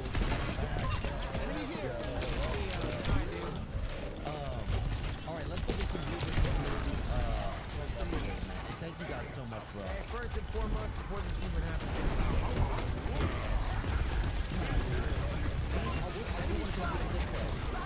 Oh, let's break it.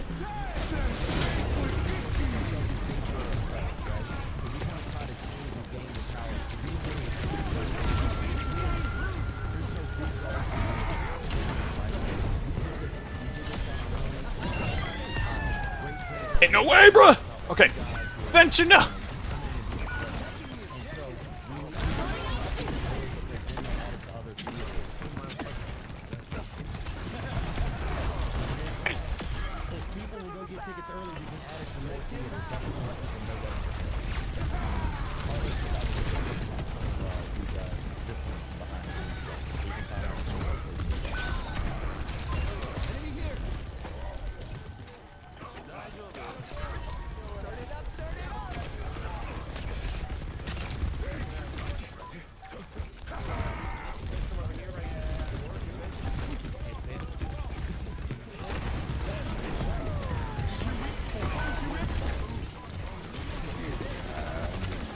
That's two of them. Yes.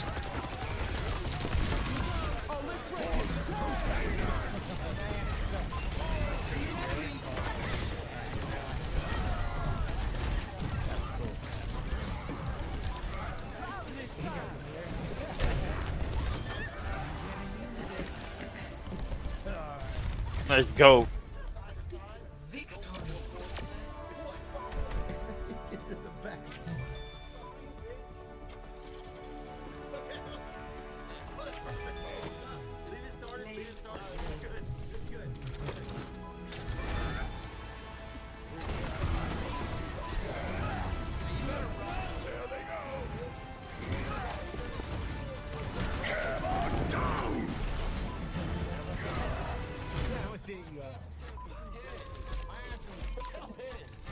That's not even acting, that's just being me. Oh, that's embarrassing. That's what they expect out of us, that's what's the worst part. Her favorite CD was in there. Fuck her, CD. I got you. Yeah, alright. Fuck them. Fuck you. We should have kept that car. I know. That car would have been cool. Fucking car. Hey, David Spade. David Spade is a man. Do not take those guys to an Applebee's. That's funny. Who's that? Get the fuck up. Get up, Theo. Get up. Bro, that was fun. That part. That was you were fun. tied up. Remember that was cool. Yeah, dude. And then there was like, you guys were hilarious, bro, because y'all would sit outside. The car would just be fucking, some type of music would be playing, smoke would be in there, and we'd be like, okay, you guys ready to go? Oh, yeah, that was fun. It was it, bro. How did you guys feel like doing it, and how do you feel after it? Would it be something you'd want to do again? Yeah, it was cool. It was a good experience. Select I your never hero. acted either, so I was like, what am I doing? How'd you feel about it, Nate? I felt like I wish that I could have done it again and do it all over again because it was a cool experience and I didn't think about it at the time. I was thinking like it was work. Like, man, what are we doing here? We got to be acting and stuff. And then when I left, I was like, that was actually really cool. Yeah, and then I saw the clips that you guys sent us to. And my daughter the whole time has been like, do I get to see the movie, Ren? And then I watched the clips and I was like, damn, I already told her, yeah. I'm just being like, fuck you, motherfucker. And it's like, so I like, I'm gonna let her see it though, cause she asked. But now I have to come back and now I have to come back and be a good guy. If I come back, because but lesson learned and evolution. Now I know. Okay, I'm gonna do this. I'm gonna be a good one or a medium. That's fair to be. I think being a medium guy is pretty good. Had you been a? But it was fun, dude. It was cool. Dude, that's how I It feel. was fun to hang out with you, and we get David Spade, bro. That's legendary, bro. That's fucking guy. So I know that's how. When I think back on it too, I'm like, man, I wish there was a way that I could make more of like just to have been there. I'll find Spade, my own path. It was just crazy. Yeah, no, that's way cool. Yeah, it's cool that Spade's still around doing what he's doing. Can't bro. change the That world guy's by been around following forever. That's all cool. the rules. Hilarious. Tommy boy. Was there other movies that you got offered to be in? Let's go! They offered me to be in Roadhouse. It's called Roadhouse or Roadhouse 2. The one with that Conor McGregor did. They offered me that part that Conor did. I didn't do that. Cause I ain't losing no fights with no gay Jake Gyllenhaal broke back. No, man. But if I could beat him in the fight, then yeah. But I wasn't gonna lose no fight. No broke back mountain. Yeah. You know what I'm saying? But it would have been cool to do that. But I still worried I wouldn't. And it's easy to be gay on the mountain. So I'd be gay at like the sea level all the way.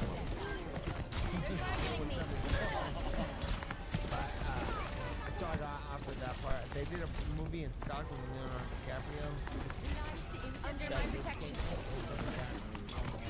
I'm not trying to brag, but they did. But I didn't get into it. I should have. That was a good thing. What is it? Now I'm more interested that this all happened and I do your thing.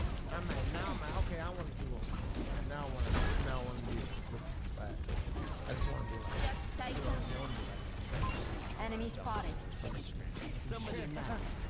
You know what I'm saying? I don't need to be all that mean, guys. I'm taking on bigger. At least we got the front view and being displayed a little bit. That's it.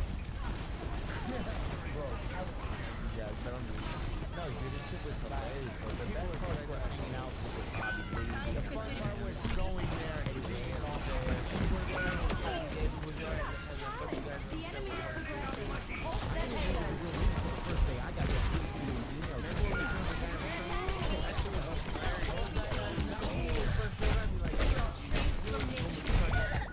It was some honky shit. I thought it was gonna come in there and be some romantic guy and going on a date with a girl in a movie. And then they're like, you just gotta. Remember, you guys were telling us the lines. They were telling us the lines, and I was like, I don't give up that and I was easily. reading it, and I was like, the way they were having me talk was all weird and shit, because I was reading lines. You know? And then I got to the point after Under my protection. I'm like, oh, you guys want to punk me? You guys want to punk the fuck out of you? Like some little bitch. Make trouble. I am trouble.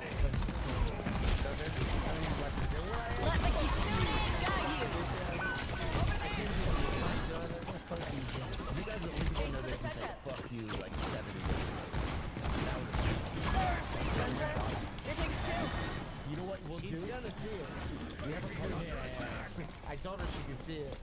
We created a cool cartoon animation that we'll do as well. I'll make sure to send you that. You can share with that. Yeah, Carried on the wind. just if you got like the characters. Oh, cool. So that'd be something you can share for sure.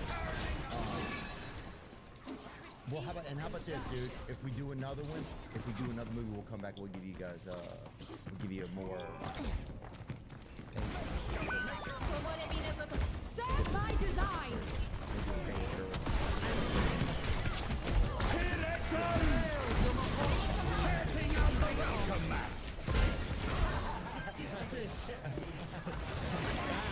Like a gentle rain.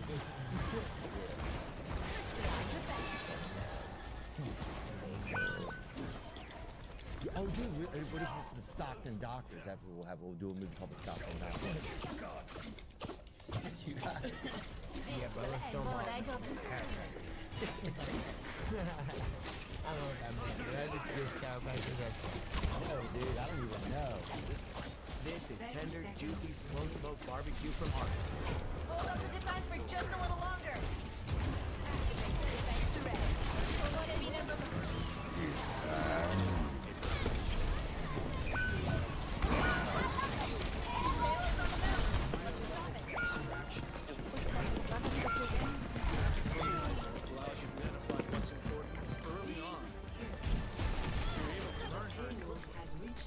People then end up spending more time on the decisions of what they want to actually make. I licked my wounds. Let's go. This is how I Turn to me for heals. 11 years. This is fucking great. 11 years sober. Let's hit a new story and then get you guys out of here. Under my protection. I'm ready for the fight, dude. Let the kitsune guide you. See you guys.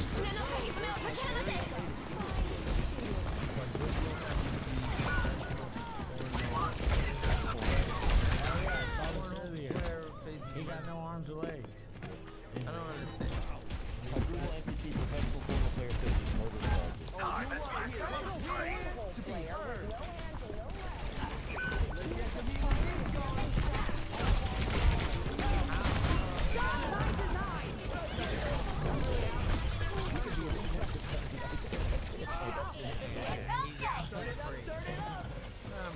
Even if he didn't, let him go. Let's see what they say here. Let's see what they say. Gee, bizarre to say the least, but before we get any further into this story, I just want to try to answer the question that so many people have right now. How did someone with no arms, no hands, manage to fight a guy? There is no evidence at this point to suggest anybody else was involved in the shooting.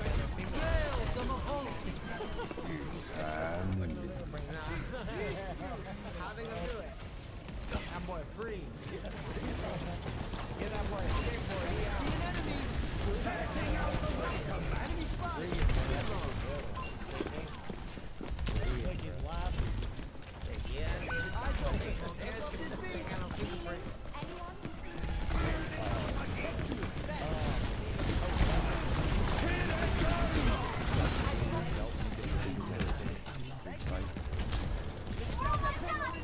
Deal with this one. Yeah, I'll turn it up. Man, thank you guys, bro. Oh, wait. I gotta tell you guys like names in the movie. So. We only one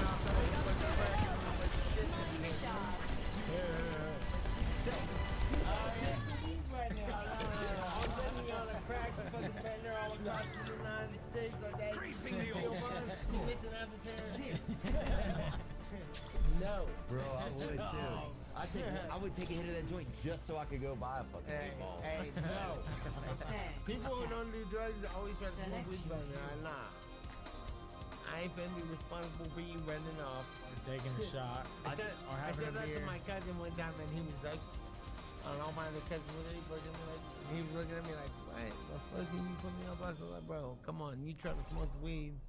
You and me across town smoking crack and fucking stealing the car and going across the country now? Nah, I'm my watch, buddy. You smoke crack on your own time. Well, I told Joe Rogan one time I said, bro, I want to smoke a joint A friend of on mine your has show a sometime. massive And he goes, collection of you vintage smoke a joint vinyl. on your That's show sick. first. If they want. Exactly. I could send them I some feel the stuff same too. way. Yeah, man, not on my watch. Yeah, not on my watch. It's funny though to test you. Like, so, hey, Hold your thumbs, and we'll get through One this day you all smoke right. with him and her and him over there and her. You don't get no weed by me. You're gonna run off and do some funny shit. One day at a time, I'll be fucking tickling motherfuckers, boy. Women. Women first and foremost. That's funny. Well, what was the last I like one? when you were telling Trump or somebody. Like, Oh, yeah. What are you doing about the light pole? You're talking about the porch lamp. So, you'll watch someone eat the dinner. Oh, yeah, I was getting fucked up when I was doing all that keeping calm shit.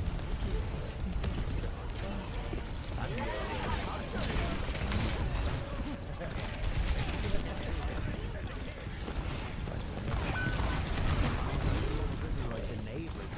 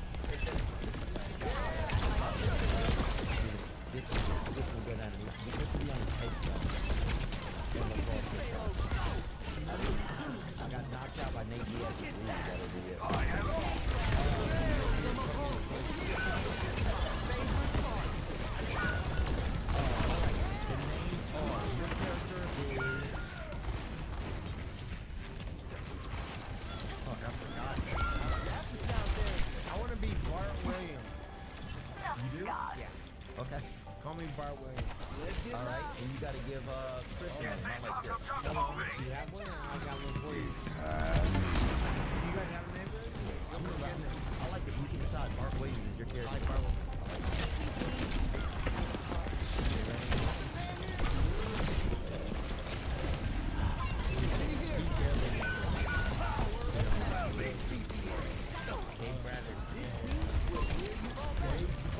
One was a Super G and he passed away.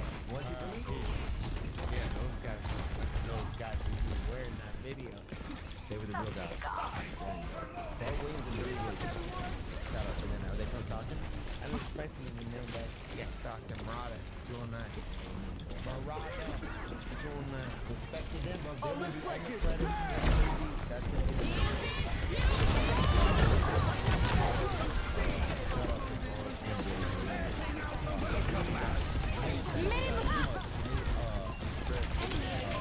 Enemy spotted.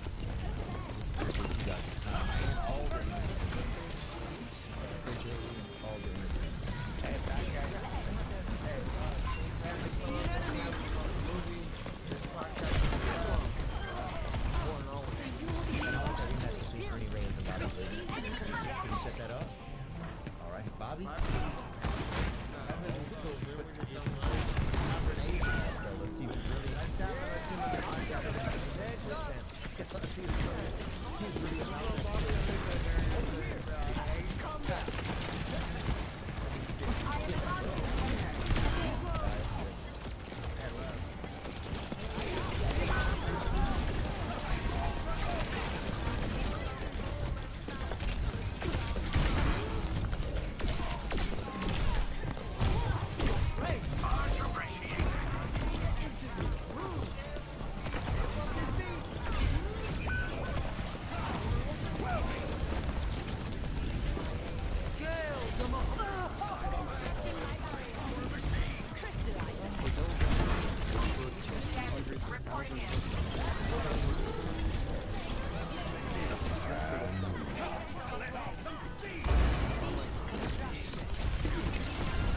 Oh, let's break it.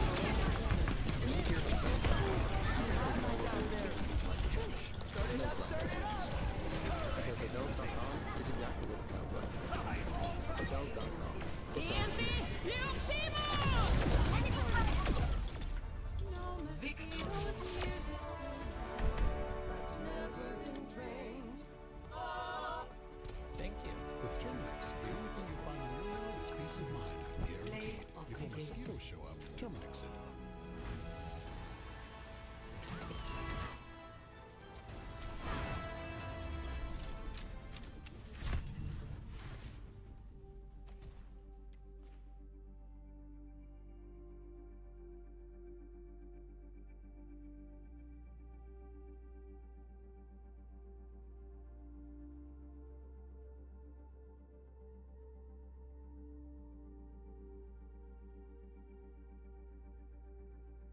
Today's guest is today's and stuff that'll be fun. Yeah, I'm looking. Good to see you, man. You too, brother. Yeah, we're gonna go to Canada stuff. That'll be fun. Yeah, I'm looking forward to it. Yeah. Kids are so funny, dude. Yeah, I bet. Instead of playing hide and go seek, they'll play like who killed Charlie Kirk. So that's the craziest thing about oh shit. About Candace's kids. Their like kids are talking about Egyptian military planes and shit. Yeah, like instead of pin the tail on the donkey, they're like it's like pin the small wiener on the Macron. Like yeah, they just have a different kind of like. I mean, yeah, their kids are beautiful. Let me just turn this off. They're beautiful children. I end up talking about them a lot. I feel like it's like a little. I'm like, dude, do not want those kids again. Select your hero. And I've never gotten to see mixed children up close that much. Like I just don't get it. I've never had that kind of opportunity. Really? Yeah. You didn't grow up with like mixed race kids? Yeah, they had some mixed race, but a lot of them, the dad was gone or something. Select yeah, I mean that's okay. They're mixed race. I mean. Yeah, that's true. So one of the parents was gone. Yeah, and I don't want to just blame it on the dad, but one of the parents was gone. But yeah, I guess so. Yeah, I guess I haven't seen it where both the parents are around and it's like this functioning like type of thing. Yeah, okay, now that makes sense. Mixed race functioning families, those are rare. Yeah, like something that could create a Ben Simmons. Yeah, that's true. I didn't see too much of that. Weirdly, I knew, now that I'm thinking about it, I knew black kids who had a full family together, but all the mixed race kids that I'm thinking of didn't have dads. Well, I think it's an and when we were kids, it was probably it was Race kids that I'm thinking of didn't have dads. Well, I think it's an and when we were kids, it was probably I don't know if people were super geeked in some areas on like racial or biracial parents living together or interracial relationships. I remember we had a bus driver, it's called Milford was his name, and he had a lot. He'd done a lot of things wrong. And anyway, he would end up knocking up the lady that swept his bus out. He knocked up the lady that swept out the bus, who was a black woman. Can I say, just on that? Yeah. Impressive. Yeah. That's an impressive thing to be a school bus driver and to just pull the black chick who's sweeping up your bus. Like that's a good place to start from to get laid. You just as a dude you have to respect that. Yeah, shout out Milford. He was a ginger too, and this was a time when the science wasn't even there on that. I had a black chick to like go back to her black friend and tell him she was fucking ginger school bus driver. Like that's crazy. Enemy here. Favorite part.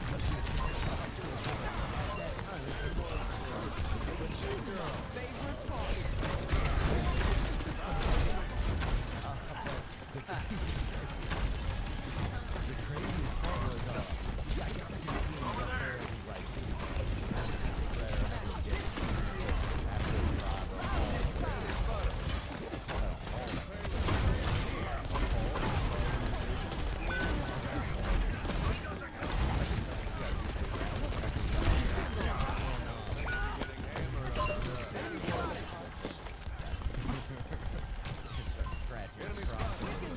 Who knows, brother? That's love. Hey, love can strike. That's a crazy thing with love. Love doesn't even know any boundaries.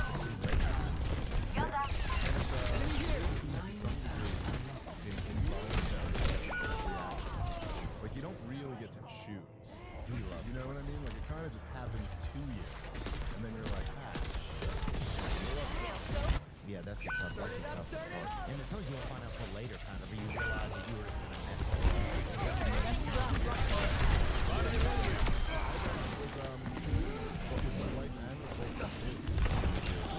Where it's almost like I remember having moments. It's like you start realizing how you are in. And I remember at this one moment with my daughter. She was pretty much 4 months old, so like I've been dead for a while. I just had like, I was like running the supermarket, and I was just like bouncing on my knee or whatever. I just like,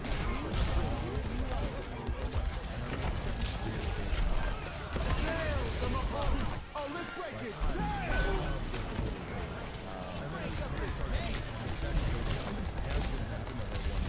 Like something, you know, like no one's actually like that something bad. Enemy spotted. And I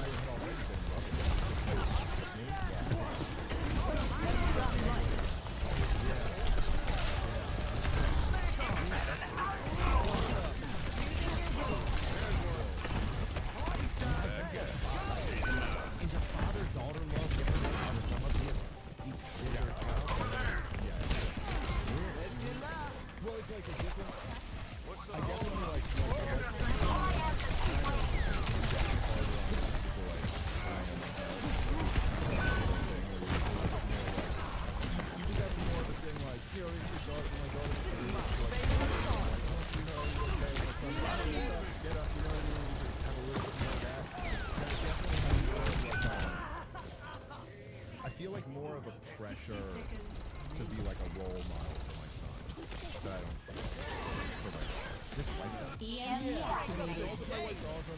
She's like, Apagando las luces. smart. Let the kitsune guide you. Nanotech is My job is to love her. My son, I was like, Oh, let's break it.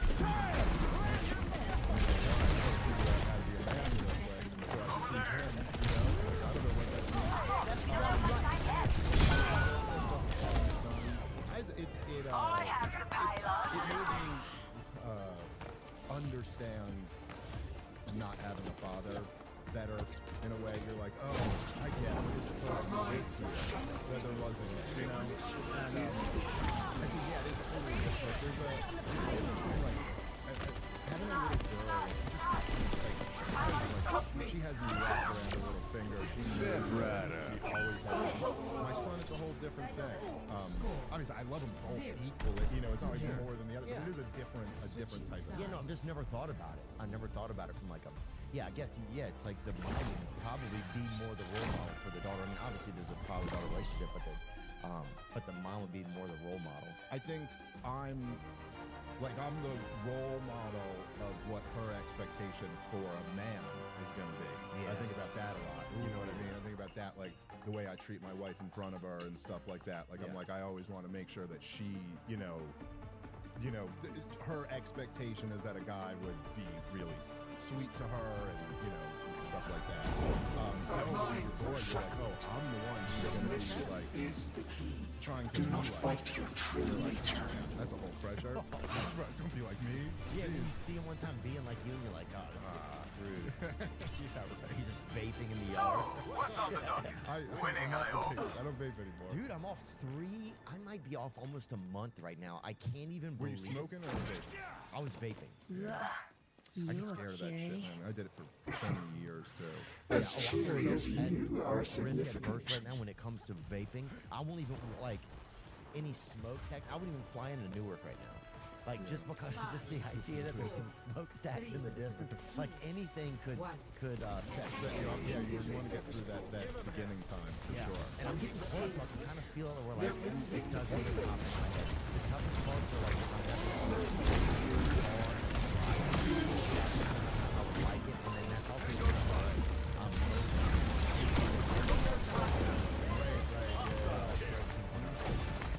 Yeah, I know what you mean. Well, as you get older too, like all those the health things get scarier. It's not so like way off and you feel it anymore.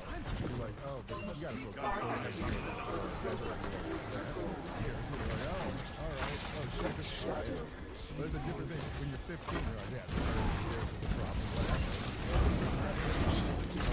30 years, 50 type stuff. Yeah, right. But then you go, if you make it another 30 years, it's fine. And they suck in a regime change war. It's 48 hours you can have this. And they fit a whole regime change in like 48 hours. and it's happening. It's basically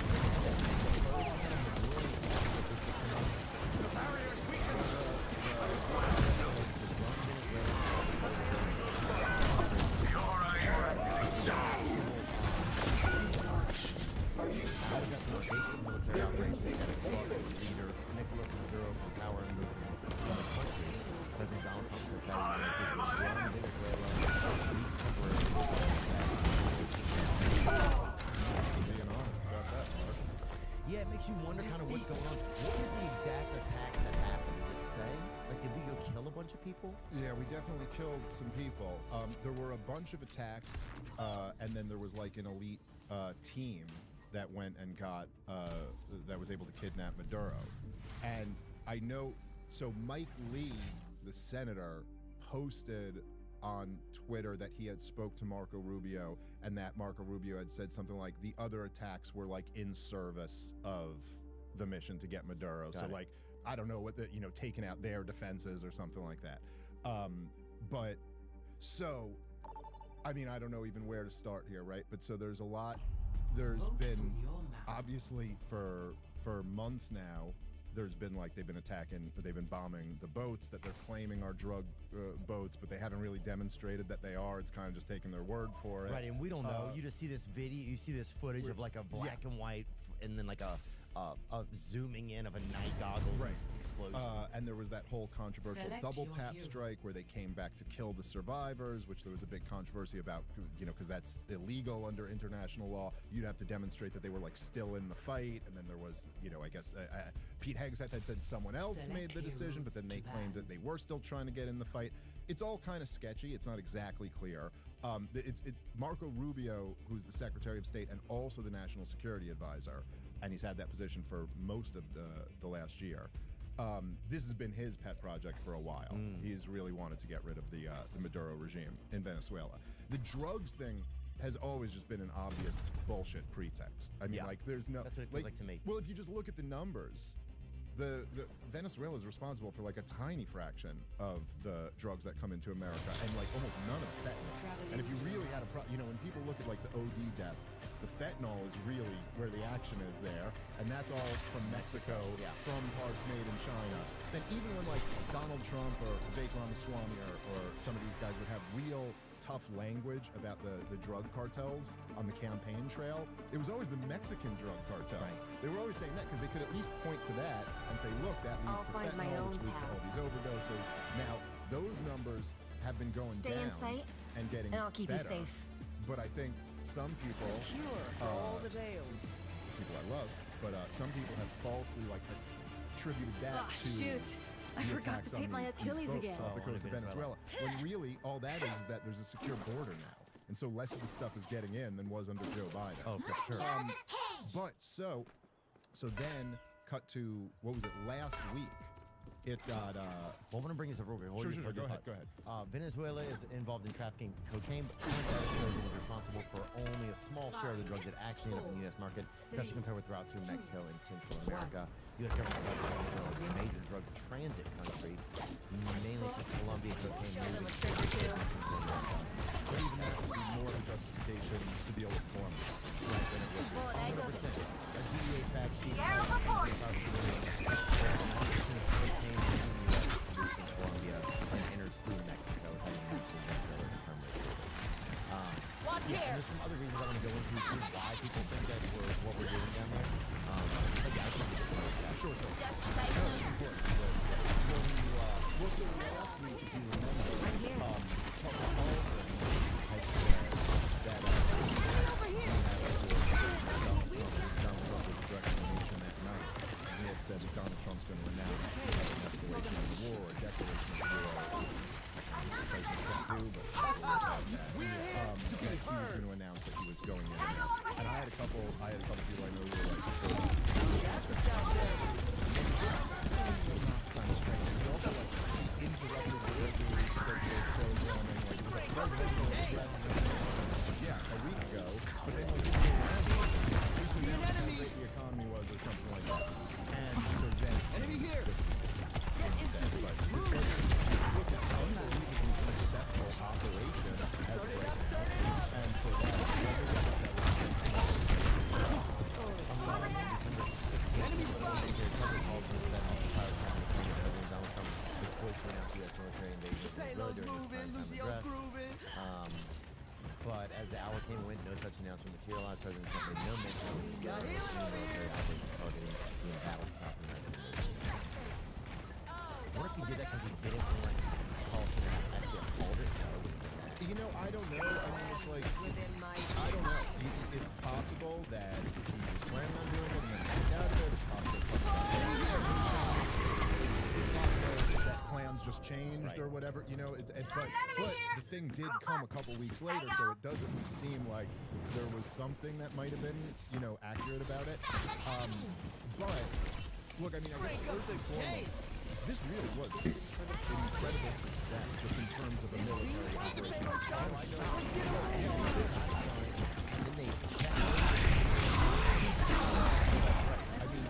So this picture now, and now like Ilya Tokoro, be like real good at it. Whoa, that's how he knocks people out like that.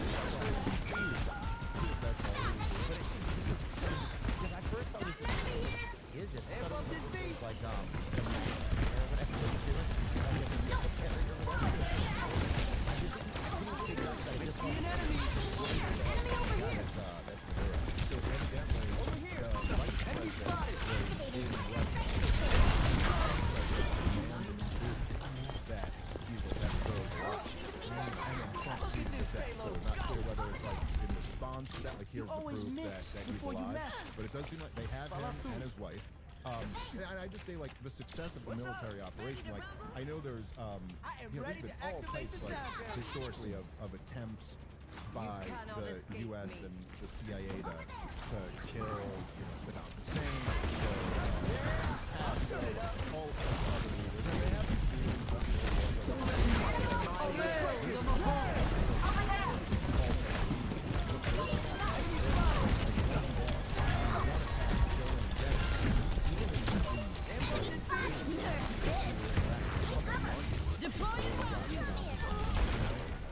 so they got it.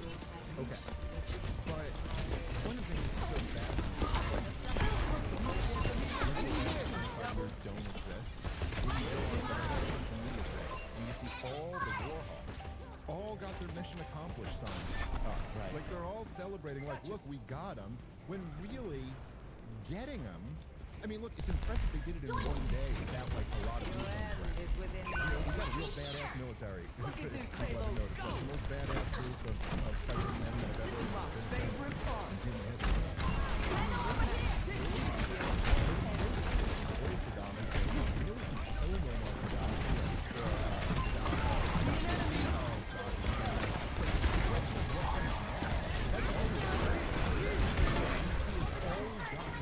you know, for 25 straight years. So, like,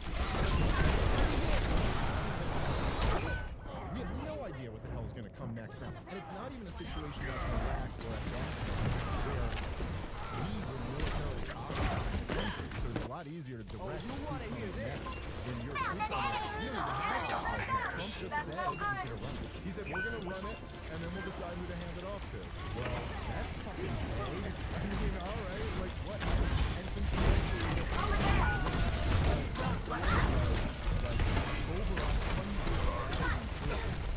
substantially more than that, over 200,000. I was for 10 straight years, every war hawk in this country lied through their fucking teeth about how capable this Afghan government of the was.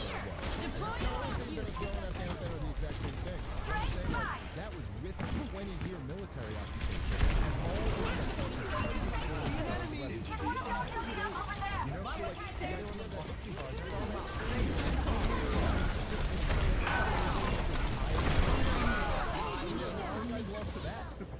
we were doing those like running through the tire and that type of shit. Like and they were like, hey, we fucking kind of nailed it there, didn't we? We had teachers like just it was unbelievable. And so anyway, I guess they're just like the hubris of just being like, you know, like look, I said people were kind of giving me shit. Some of the anti-war people actually were kind of giving me shit today because I posted something on Twitter where I was like, well, I hope this works well, but like I do. I hope it works out well. Like I would take it working out real well, and then okay, that doesn't look as good for the non-interventionist types like me. Like, see, this one worked. Well, okay, it's already done now, so like I hope it works out. But to watch people celebrating as if it's a given that it's gonna work out. It's like dude. So and by the way, we didn't, at least as of now, Donald Trump kind of like diminished the opposition leader and is at least floating out the idea that the vice president can like kind of maintain a transitional control. So we haven't in Venezuela. So we haven't even overthrown the communists or anything like that yet. And the idea that. Right, so what exactly is being done? That's the biggest question. Because he was arrested on narco-terrorism. This is that's Delcy. And gun charges. And evidently, U.S. gun control covers Venezuela now? There's a couple of theories of why we're even doing this, right? One of the reasons is because there's certain countries that are outside of, like, our kind of comfort grid, right? Yep. And there's certain countries that are outside of our banking system. Yes, yeah. Right? And Venezuela is one of those. Yep. And so, and they also control a lot of oil. Well, so in a weird way, like, one of the things I like to do with these wars is like selling, throw away the excuses. So, you know, so when people, you know, say, oh, well, we're fighting the war in Iraq to spread democracy or something like that. And then you go, okay, so we're close allies with Saudi Arabia and the UAE and like all these other countries. So we have an issue about democracy. And no, sorry, that's bullshit. Because if it was, or then they'll say like, oh, we have to support Ukraine because of Vladimir Putin's human rights abuses. You know, like human rights abuses. You sent $25 billion to Netanyahu in the last few years. Like, nah, I don't think human rights abuses. Well, it's because they're socialists, and it's like we've been arming the Kurds in Iraq and Syria for decades now. Also socialists. So like, nah, I actually don't think. So it's like you kind of can peel away some of these bullshit excuses and then go, what's it really about? And I got my best guess on this is that two things I think play huge in the elections. Number one, Donald Trump, who always says and that's all, you know, like in his mind, he seems to think his military's telling him we can take this guy out and put our people in, and then I could get huge oil sales, and then I could turn around and say, look how good this economy is, and we win the midterm elections and whatever. Yeah. He always has like, I can sell Trump oil, I can sell like baby oil. Yeah, really Trump, I can sell, the new gold shoes. Yeah, he looks at God while the rest of us are all like crying for the baby who's being crushed to death by cement and screaming for his mother. We look at that and go, oh my God, the human tragedy. Donald Trump and Jared Kushner see beach front property. Like, that's like where their mind is. They're like, God, that baby's ruining it. No one's going to want to relax with a Mai Tai with this crying baby. We got to get this baby out of here. See, so they're not like ethnically cleansing because they believe in greater Israel. They want to ethnically cleanse so that rich people can enjoy a sunset on the beach. There's just always got to be a better place to have a life. So anyway, but then the other thing, and I do think this is a real part of it, is that Marco Rubio is Cuban, and they're also allied with Cuba. Now, a lot of this stuff with like the allies, it's kind of like you put in, you know, like the BRICS agreement stuff that's like really advanced over the last few years. Is that the stuff with China and Russia and all that? Let the Kitsune guide you! The world empire, the most powerful empire in the history of the world.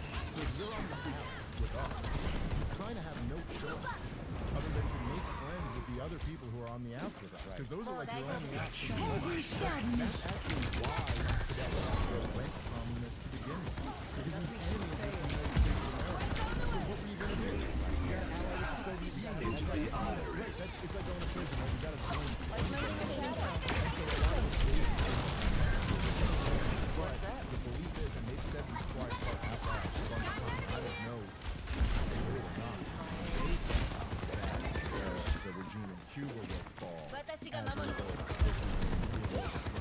And there's a whole bunch of Cubans in America, Marco Rubio being one of them, who understandably really hate socialism in Cuba, but remember it as like a successful country before them. I think Rubio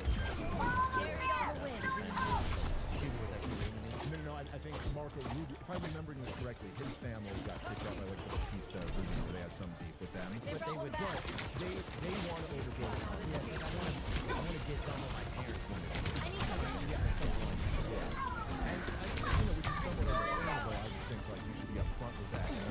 Now we're talking. Your personal fantasy. In a weird way, it's a similar thing. Yeah, well, it seems like that's a lot of it.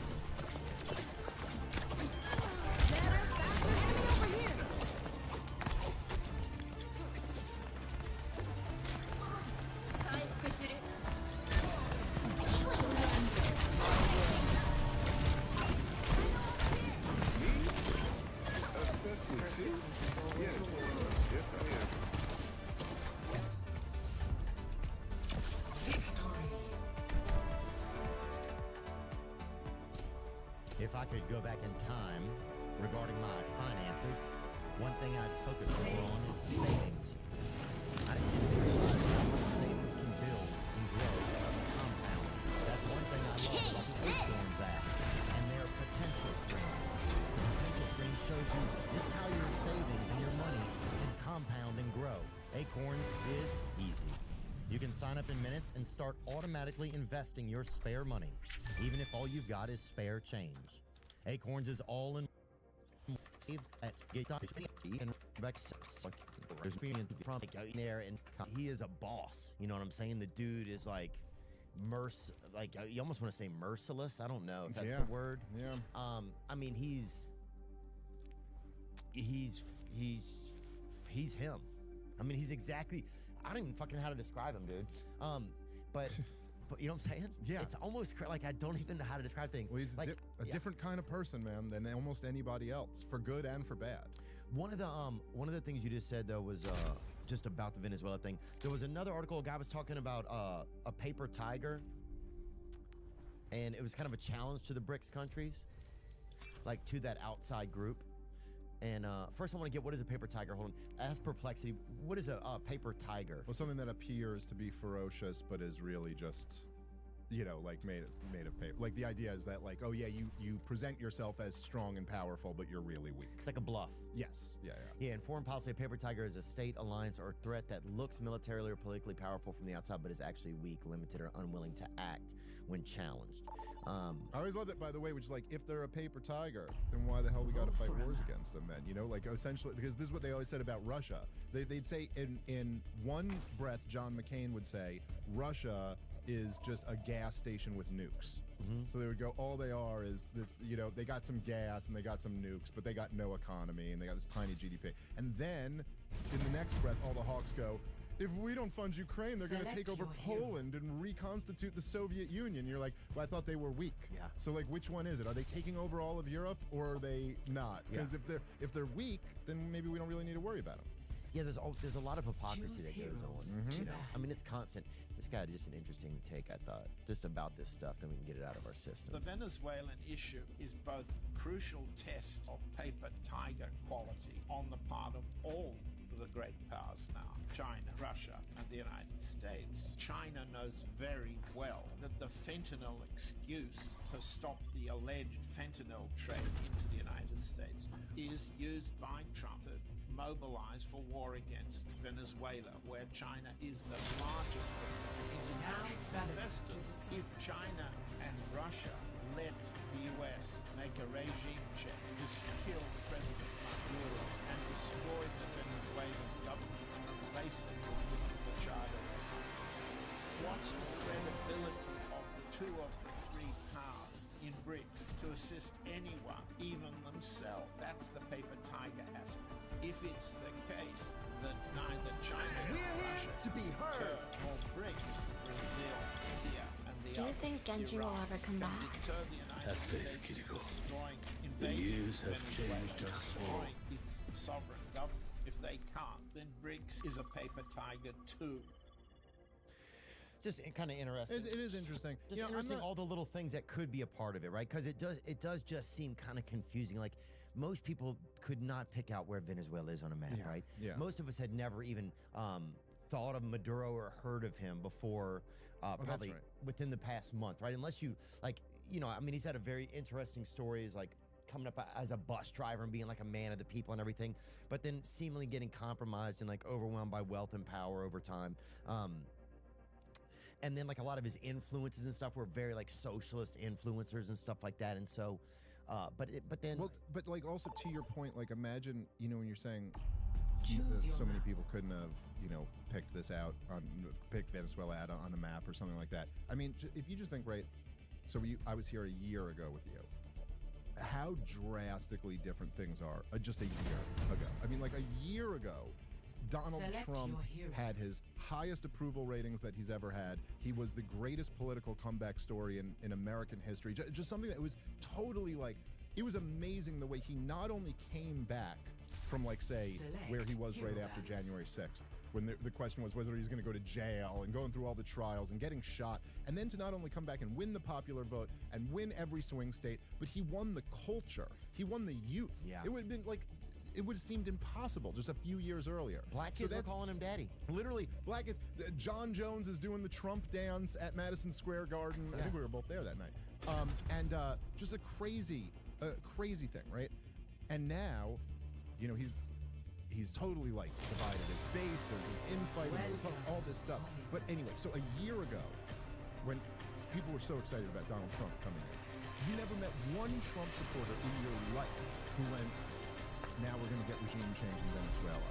That's why I'm excited that Donald Trump's here. I mean, people wanted no new wars. They wanted the border secure. They wanted the economy turned around. They wanted inflation dealt with. Nothing. There was no demand from Trump's base. And so this is like one more example of Donald Trump just siding with the war hawks over his own people. And one of the things that really I find it like to be so it's such a like an intolerable humiliation of Donald Trump supporters is that all these guys, the war hawks, Marco Rubio, Ben Shapiro, Mark Levin, We'll give it all like we've go got down the list, and all hope of them, that's Ted enough. Cruz, every last one of them. They were the never Trumpers. Like, I don't know if maybe some people just Stay weren't paying inside, attention to politics as and I'll long as keep you I've been. safe. They were the never Trumpers. Anyone but Donald Trump. They ran a front page cover of National Review saying never Trump. Anyone but Donald Trump. All of it. Ben Shapiro said on issues of because it's a matter of he said he told his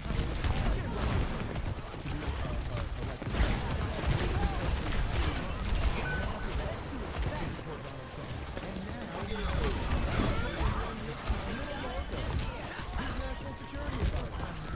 Embarrassed him on the debate. Yep, he called him Little Marco.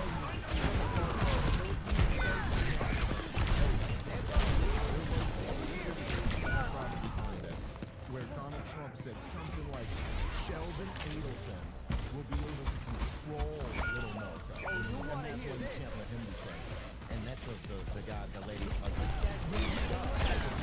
Is still alive, and they're his biggest books. They've given him like hundreds of billions of dollars. Yeah, it's I don't even think that. Like if you count the money that the first one, the second one, that they're close to $1 billion. Enemy spotted. Like Sheldon Adelson is looking to give $8 to Rubio because he feels he can hold him in the first place. I agree. I agree with that. Just to be clear, this is just a fact. This is 2015.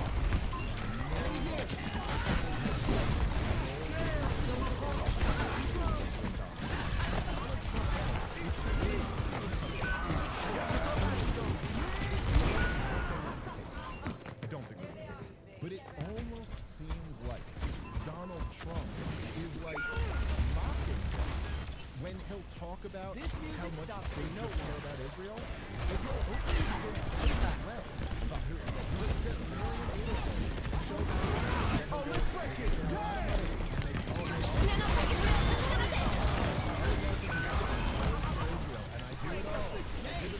Like he's just openly telling you that these look, Miriam Adelson is a Palestinian. This is an uphill fight. You know, she was born before the creation of the state of Israel in what is today Israel. Am I right about this? What year? Born in 1945 in, yeah, you could say Israeli American, but there's no such thing as Israel in 1945. Israel wasn't created until 1948. She was born in Palestine. Born in Tel Aviv, mandatory Palestine. Mandatory Palestine. So she's from there. This is a new term, mandatory Palestine? It was Your assistance is appreciated. It was a term at the time when they were like, no, we're not doing imperialism anymore. We're just doing mandates. Let the Kitsune guide you. Do something.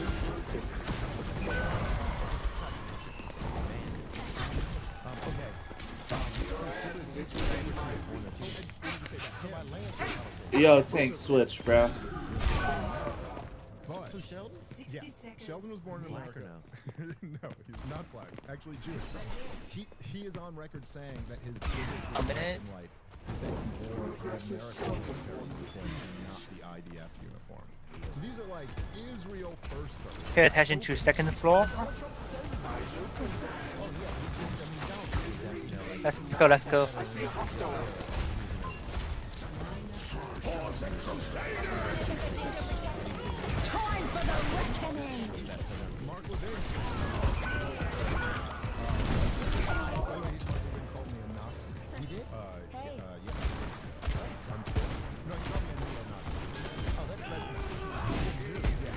Like, he wasn't actually claiming that I remember Hitler's, you know, National Socialist Workers' Party. Time's running out. That's Not there.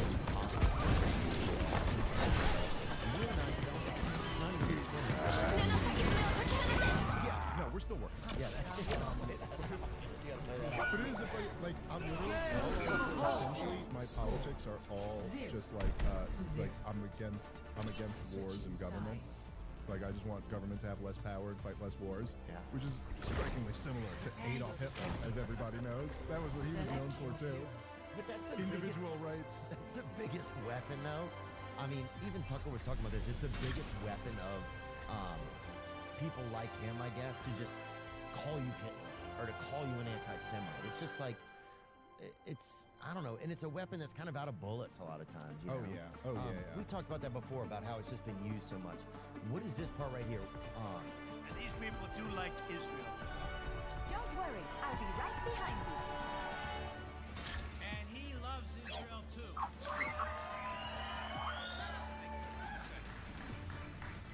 6 years ago I was up here. And I said, this is our first Helping those in need is its own reward. Now he's the first Jewish president to serve two. Does anyone have a bandage? I should have a few. Finally, I'm glad someone came prepared. Like there's another one? No, well, he's saying like that he lost and then came back in, that he served 2 terms. But like you could have just said served 2 terms. Like what was the... And also, he is like... Which is very weird to see done to Trump, but a lot of people make it... He's kind of like big dogging him. Like he's like, you know, like kind of pulling him closer. It's all very bizarre, but yeah. It's true. Donald Trump is the most pro-Israel president of American history. There's no question about that. But the thing is that, like, what's overlooked there is that actually all the other presidents were pro-Israel. They would just put some demands on it. Like, they would just go like, hey, could you just stop doing this? Because this is a huge problem for us. And then Israel wouldn't stop doing that, and then they would get annoyed at that. And then, so, like, there's lots of examples, like, both George H.W. Bush and Barack Obama made a big thing out of asking to stop building settlements on the West Bank. Just not doing that. Ending settlements, causing all these problems. The whole international, community is outraged by it. And then they just wouldn't stop. Yeah, that's where it caused a lot of rifts over the years, too. They're just taking over Palestinians. So just walking in, and it was known. It's not even a big thing. Oh, it's on video. Yeah, there's tons of video of it. So it was walking in and taking over native Palestinians. Just taking over and taking them out. And I think after 30 years of that, it just became too much for people. Yeah. So, well, the one poll I saw was before October 7th. They said, who do you sympathize with more, the Israelis or the Palestinians? And it was plus 48% for Israel. And then, taken like a couple months ago, it was plus 1 for the Palestinians. So it was a 50 collapse, right? So anyway, you guys speculate because Israel's in a situation where everybody's trying to This should be beneficial.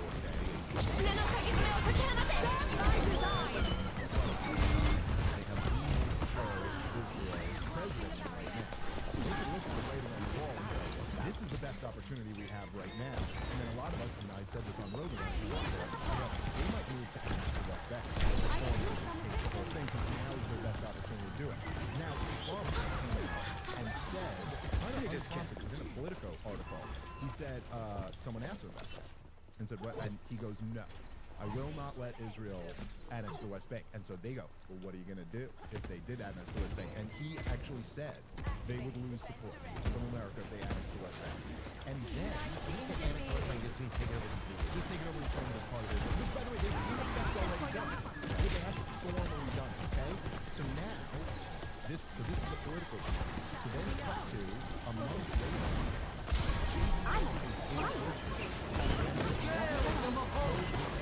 Time for the reckoning!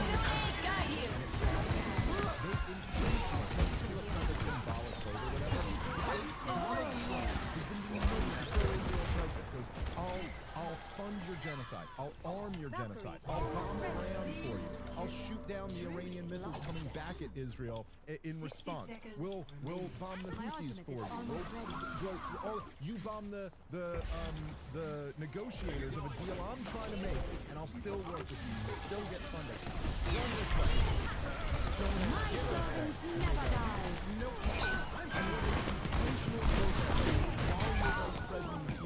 Just to let you know that Do something! you run this shit, and you don't. And that for all the billions you give us,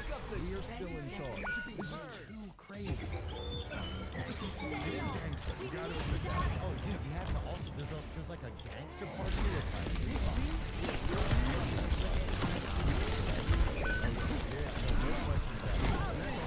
That's all. And that's Set by design. yeah, it's pretty fascinating. Let's talk about like so. You said some of his base is kind of split now. It does feel a little bit like this. How do you feel like Trump's going in first year? Like, what are things he's done that you like? And obviously, I think he's terrible. And I assumed he probably would be a disappointment. And I supported him last year just because I thought, like, all things being considered, it was better for our country that he win than Kamala Harris win. And also the Democrats just so deserve to lose. Like, you just can't reward that. Well, Kamala, I just saw the Kamala. We had a senile president, and they all pretended we didn't. It's just too crazy. That was too crazy. They also, like, I mean, their policy on COVID, their policy on Ukraine, and then don't forget, they were a full year into backing the genocide when it happened. So they were, they deserve to lose. Donald Trump has done a really good job in securing the border. Right. We had a really open border under Joe Biden. We have a secure border now. Aside from that, it's just been disastrous. I mean, I just couldn't, not even just disastrous like the policy was wrong, but just the way they handled it. I mean, the handling of the Epstein scandal that goes down in history as like the worst handling of a scandal I've ever seen. Literally, from all these guys running on, we're gonna release this stuff, Pam Bondi having that thing where she gave the influencers the binders. Holding the binders and then up it in turns the out there was distance. nothing in them that was new, and then they pivoted on a dime to there's no such thing. I don't even know what you're talking about. You're crazy to think there was a thing to be released. Like, it was, and then to turn around, and then they turn around, and Mike Johnson said it will end the political order if we vote for Thomas Massie, Leo Kahana, and Marjorie Taylor Greene's bill to release the files. And then they turn around and get pressured into voting for it, and now they're just redacting everything, and like, it just, I mean, just, he lost so much credibility on that. Obviously, I think bombing Iran was terrible. Let's go one thing at a time. Sure. The Epstein, so look, bring up some of those pictures that they just released too. What was with the photos up right before Christmas? It's all so bizarre. Like, what is that a picture about? If you're a married guy, you know what I'm saying? Like, I'm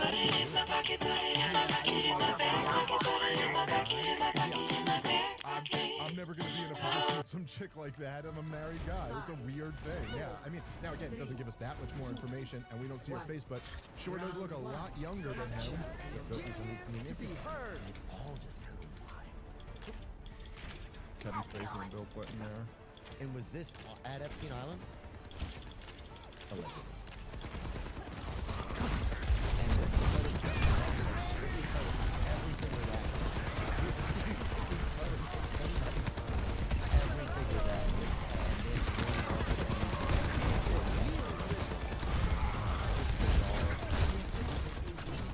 It's so strange. Why would they just show us some of this stuff before the holidays?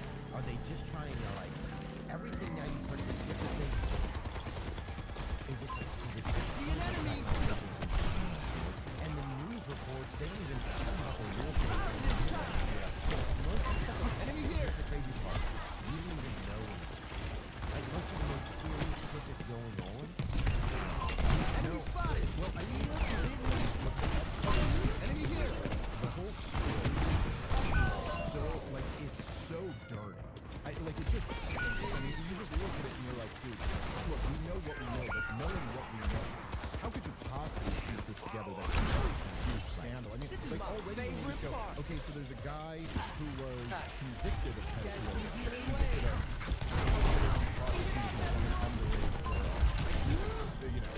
then a decade after he's convicted, or at least 8 years after, he's still, like, in the most influential circles with all the, and then for national security reasons, you tell me this has to be completely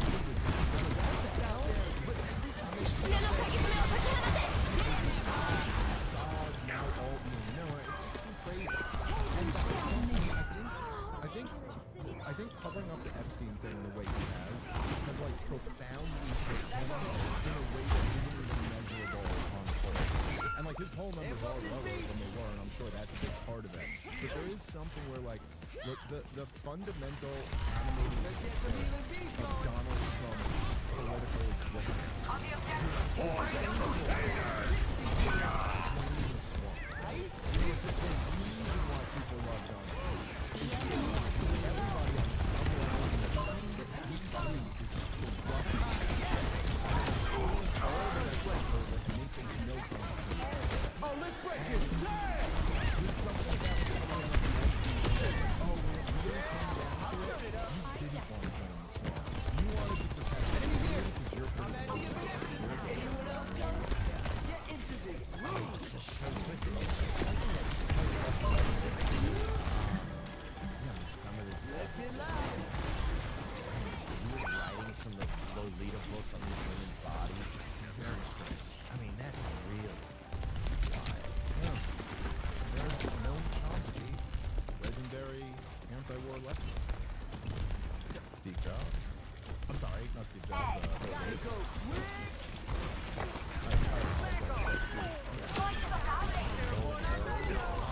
But yeah, just bizarre that these would come out right before Christmas. It kind of like keeps your attention focusing on that. And also, it's like a drip. It's like a morphine drip. And delivered in a way that is more confusing than illuminating. You know what I mean? Delivered in a way that nobody's attempting to actually get information to you that you can even try. I mean, like, obviously, like, good journalists will be tearing through these documents. 7 million more to come. Journalists will be tearing through these for years. But, like, I think it's kind of lost after a while. Well, also, look, man, I know people get trying about politics, and I know, like, there was a whole when I got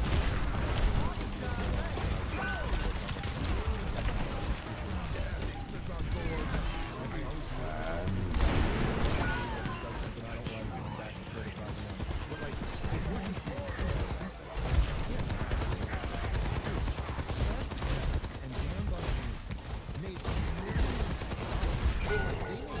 so much goddamn money. Maybe I'll try something different this time. Had a huge group show. up here. He made millions of dollars all day long talking about this Epstein scandal, how they were going to get to the bottom of it. He even said, Oh, you wanna hear this?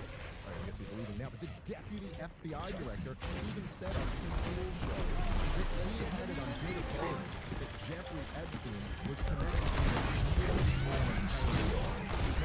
rich Middle Eastern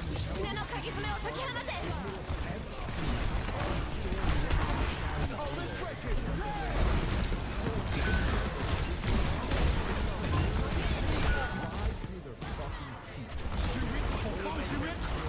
There was no sex trafficking. They concealed himself. Like, hey, Cash Patel, you looked me in the eye. Not to me, but to the American. He killed himself. I've seen the proof. Why can't we see that proof? I don't even know if Cass can look somebody in the eye. Cash, you looked all of us in the eye simultaneously. I mean, it is funny. When you start to look at Cash Patel, you're like, there's no way this was the guy. How did we ever think this was the guy? And Tim Dillon has totally kind of like, Tim Dillon has brought this guy's life down, but to a manageable level, to a realistic level. Like, yeah, those guys. It makes you realize that there's something above the FBI and the CIA that gives them what they then say you're allowed to work for the CIA. It's like you sit at the kids' table at Thanksgiving. Yeah. And you play with these, we'll give you the drug charges and a little bit of this and that, but otherwise we're gonna handle the big shit. That's right. Or it's either that they never really got in control and there was a level of control above them, or that they were lying and that they sold out and they compromised it. There's some answers to it. But there is something where like you just credibility on all of it. Like the amount of like street cred that Cash Patel had a year ago compared to now. Also, I think it's the communication. It's like, why not come and say, hey, I got in here, I'm not even allowed to see the things that I really want to see, and I'm also not allowed to say the things that I really want to say. Yeah, right? Like, if you said that, or if you said, like, Let's honestly, get back to it. there's so many, this Epstein stuff has to go through so many hands before we can even put anything out to the public so that everybody can safely get their stuff redacted, that that it's unbelievable. And the best we're ever gonna get is this. Well, the other thing that Because didn't he say that they had seen everything and there was nothing there? Can you pull that up? I think which is also now they're saying there's 1.7 million documents. Like, did you go through all of those yourself? Like, are you confident? Yeah, he did say that. You and Dan had a sleepover over there, just stayed up all night going through there. And you also just know, right? You know, if he had come on Rogan a year earlier, you know, he would have been saying a whole different thing about that. And so it's like, you gotta what because otherwise you start speculating like, I don't know, dude, either you're compromised or you got put in your place or you're just a liar and a fraud. Yeah. Let me see what clips. Oh, here's a clip we have. This is a Tim Dillon. Maybe stick to this is a magazine Cash Patel covers. Rogan clip that Tim Dillon covered. This is good. Patel talking about why they put the Epstein stuff out because it will re-victimize the women. We're not going to re-victimize. What? We're not going to put that shit. Not happening. Because then he's not dead. Who is? He's dead. Open fire. If there was a video of some guy, telling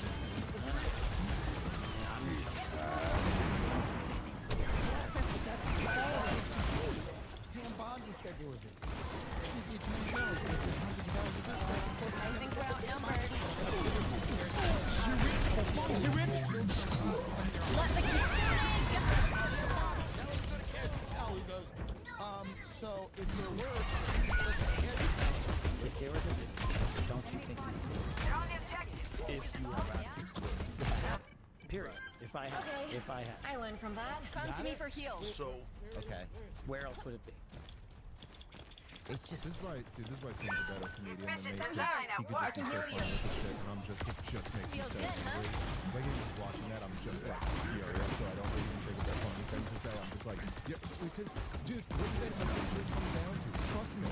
If I had it, don't you think I would? And what is Cash really trading in his trust for? Is we liked you because you said you were gonna get to the bottom of this shit. That's the whole Now we're thing. talking. You can't turn around. It's go time. The thing is that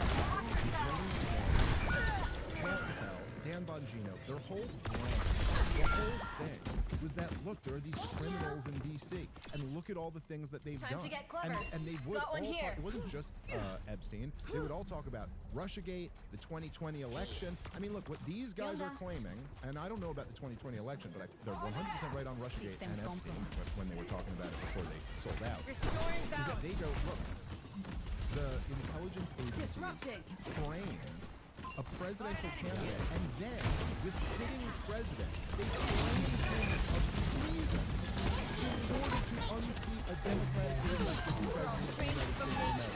That is the biggest scandal in the history of the United States of America. Like, these are huge crimes. Sedition, treason, very serious crimes. They locked down the whole country based on pseudoscience. They covered up a senile president. They covered up a pedophile ring. They like all, and now you guys are in charge of the Justice Department. How many indictments? Zero. And then you're gonna sit there, and Cash Patel is gonna tweet out a picture of like some dude throwing a sandwich at a cop and go, "We got him, because this is Cash Patel's America, boys. People don't get away with crimes here." Like that's, oh wow, great job. Wow, Cash Patel, we're all so impressed that you brought down Chauncey Billups. Like, okay, that's great, you know? Like, that's great, but like, that's not exactly what we were voting for. Can a cop get a free Reuben? I don't care how he gets it. And that sandwich was still pretty I good. don't care how he gets it, dude. A cop would love a free Reuben, dude. For 102 years, we have burned the legend. We call it Zozo. Putting the past behind us. I'm here. Breaking them down.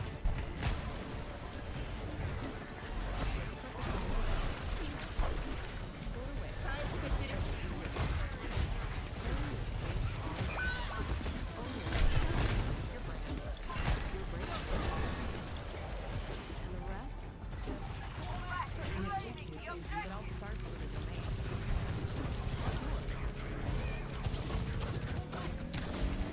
This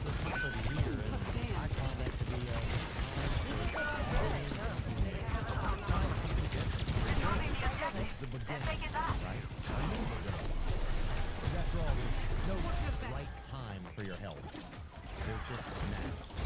And AG1 is the easiest and most impactful habit you can implement this year. Sustainable health is about consistency, not perfection. Simplify your nutrition with AG1. Multivitamins, pre and probiotics, super foods, and antioxidants in one scoop. AG1. That's the one. I've used it. I've used it top of the morning. Bam, pour it in. Swirl it up. Down. I'm in. I'm full. I feel like I just got a garden in me right out of the gate. AG1 has over 50,000 verified 5-star reviews and comes with a 90-day money-back guarantee. Go to drinkag1.com/weekend to get our best offer. For a limited time only, get a free AG1 duffel bag and free AG1 welcome kit with your first subscription order. Only while supplies last. That's drinkag1.com/weekend. This episode is sponsored by BetterHelp. In 2026, rather than chasing a new you, how can you let go of what's weighing you down instead and enjoy the current you? Just a little light.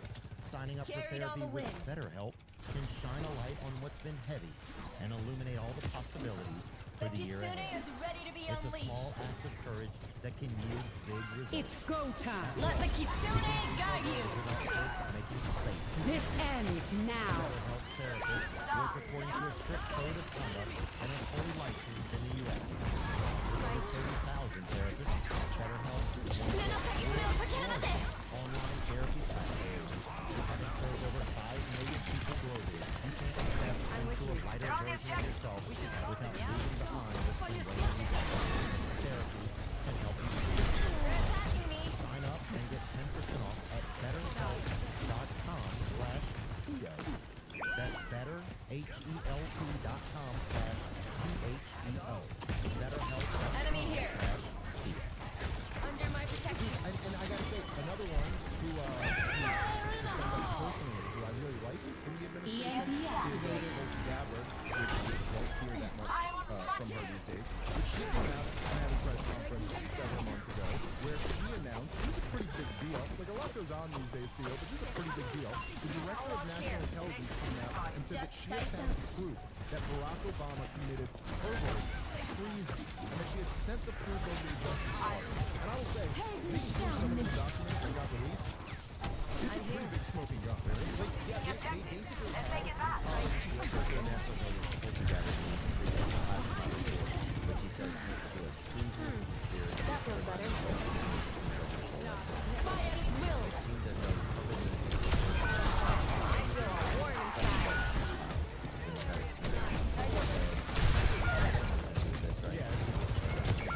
the report gathered by Republicans prepared by Republicans on the House Republican Committee is dated 18 December 2020. These bizarre allegations are ridiculous and a weak attempt at a distraction, a spokesperson for Obama said. Huh. Well, one of the things that was revealed in the document is that there was a... sorry, one thing. It was declassified on Wednesday, day after President Barack Obama leading an effort to falsely sign the Russian. Is that what the document was about? Well, what the document showed was that there was essentially a national security analysis.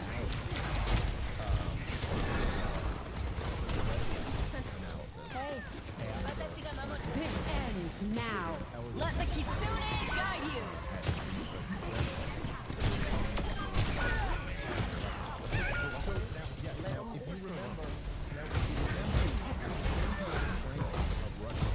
Was two aspects.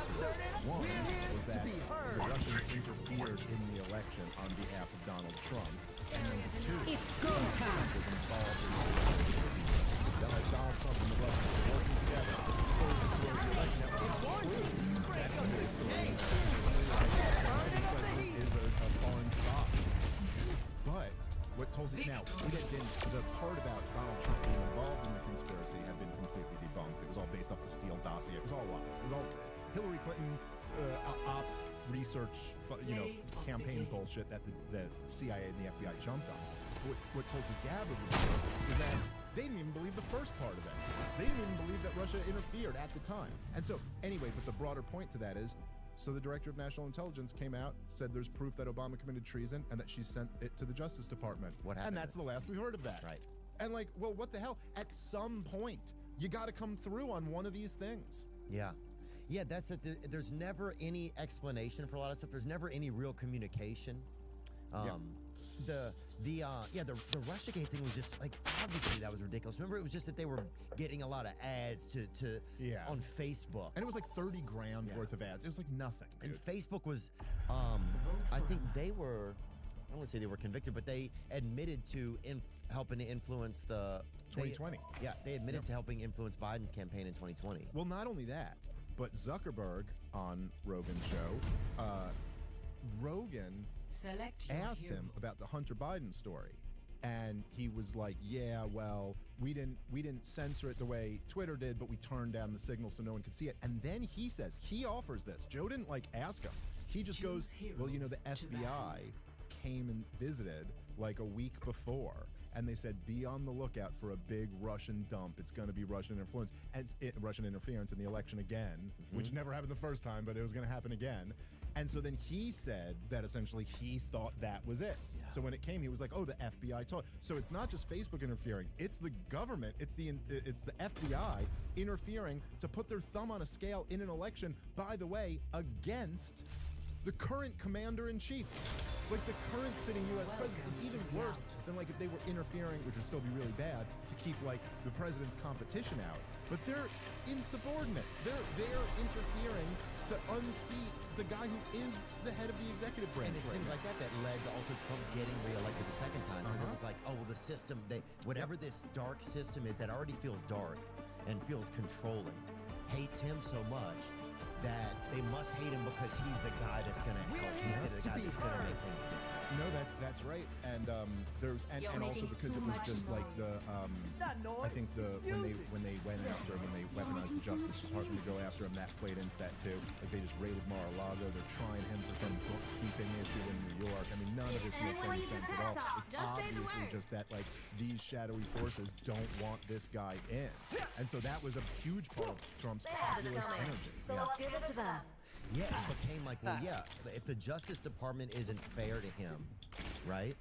That's the one thing it feels like that we would have, you would hope would be fair in this country, right? Yeah. There's like a sense of justice. There's some sense of justice. And when that starts to fail, you have to start to, because the party that just cheers for that guy, oh, he can't even get any justice. That's right. It's just, how do you think things look as we go into 2026? Because it's just man. Like I was hoping to see more things where it's like, okay, we're building things, we're bringing businesses back, and we're gonna start to see jobs and opportunities come back to different areas. And if they are, why do you talk about that more?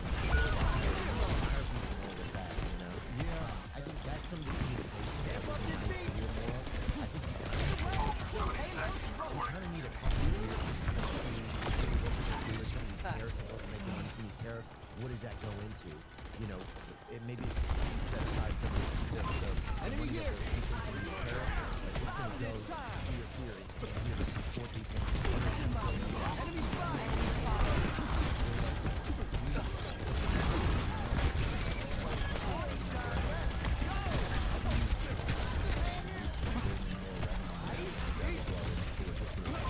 Enemy here!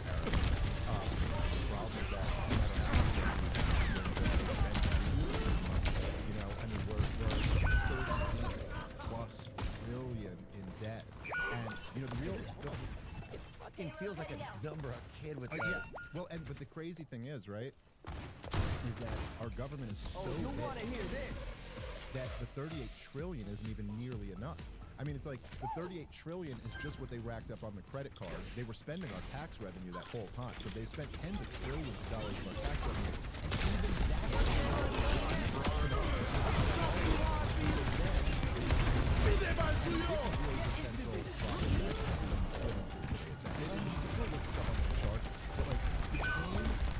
essentially from the financial collapse in 2008 to today. So like from of course some years ago, but if you look like Bush, Obama, Biden, we printed $6 answer has just been always just keep putting money, keep flooding the system. And now people are looking around and they're going, wait a minute, why? Things are out of control. Like the Democrats who won, not just on New York, but also the gubernatorial races in Virginia and New Jersey that they just won this last elections in November. All of them what they call now the unaffordability. But like, what is unaffordability? That just means you debase the currency, right? So this is so the answer is we got to stop debasing our currency. Like the solution would be a gold standard or something that you don't just print money out of thin air. Oh, let's break it! Damn!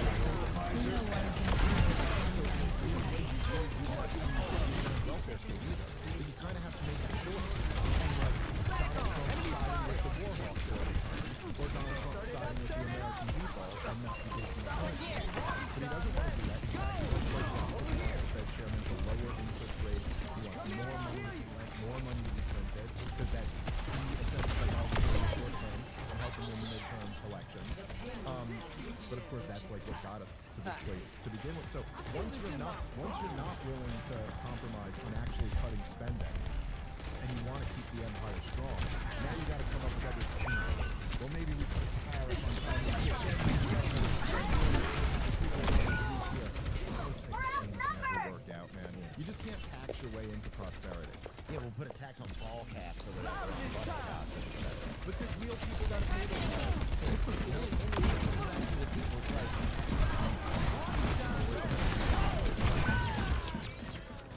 It's like, how much more can we take? We're also got too comfortable. It's like we're too comfortable. Like how? It's hard to like be like, yeah, I'm gonna go and talk about this, or I'm gonna go and protest about this, or I'm gonna not pay my taxes. We got Netflix, we got this. We got enough food in the cupboard. Yeah, when you're comfortable, yeah, that's right. People aren't gonna no comfortable. You know, but at the same time, one of the things that I find really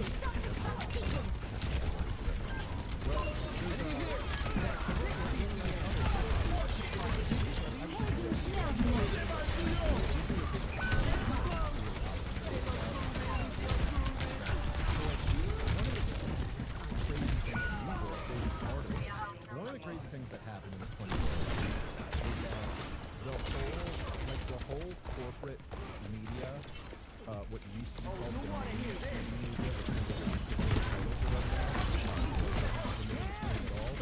they kind of had to admit it was over. Like, there was which is crazy. That's the first one. You're the first one who wants to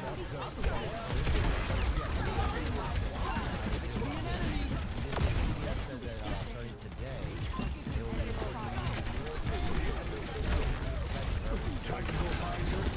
oh, let's break it! Enemy spotted!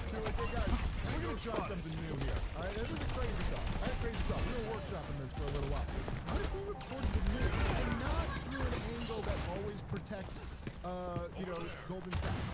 Maybe we'll do it through an angle that's like from you. Is that cool? Let's hear it. A lot has changed since the first person sat in this chair, but for me, the biggest difference is people do not trust us like they used to. And it's not just us.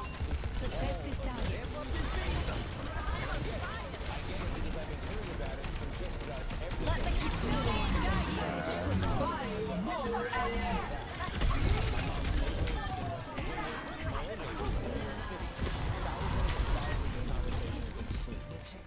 Sometimes people want to talk to me about our coverage of NAFTA or the Iraq War.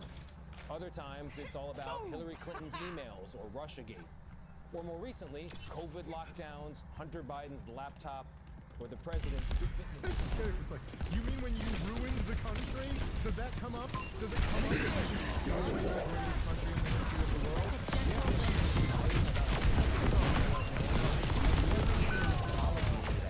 My neighbors and I didn't talk for like a year and a half because of the Russian stuff. That's complete bullshit. Immediately I knew when I saw advertisements in Russia. Russia's a bunch of fucking rusted out vehicles. All all these little stone dolls made out of stone, which I respect because there's a lot of like, you know, dolls heavy.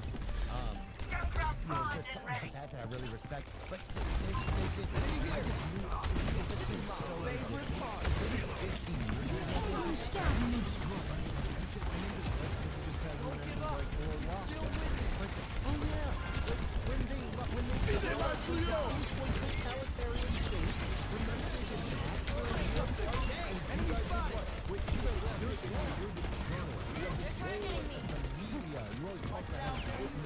Right? And then they lock down the country. Oh, let's break it.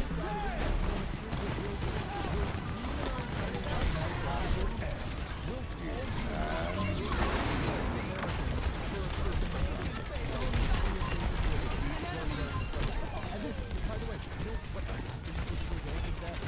By the way, enemy spotted. There was a benefit that enemy in exchange for.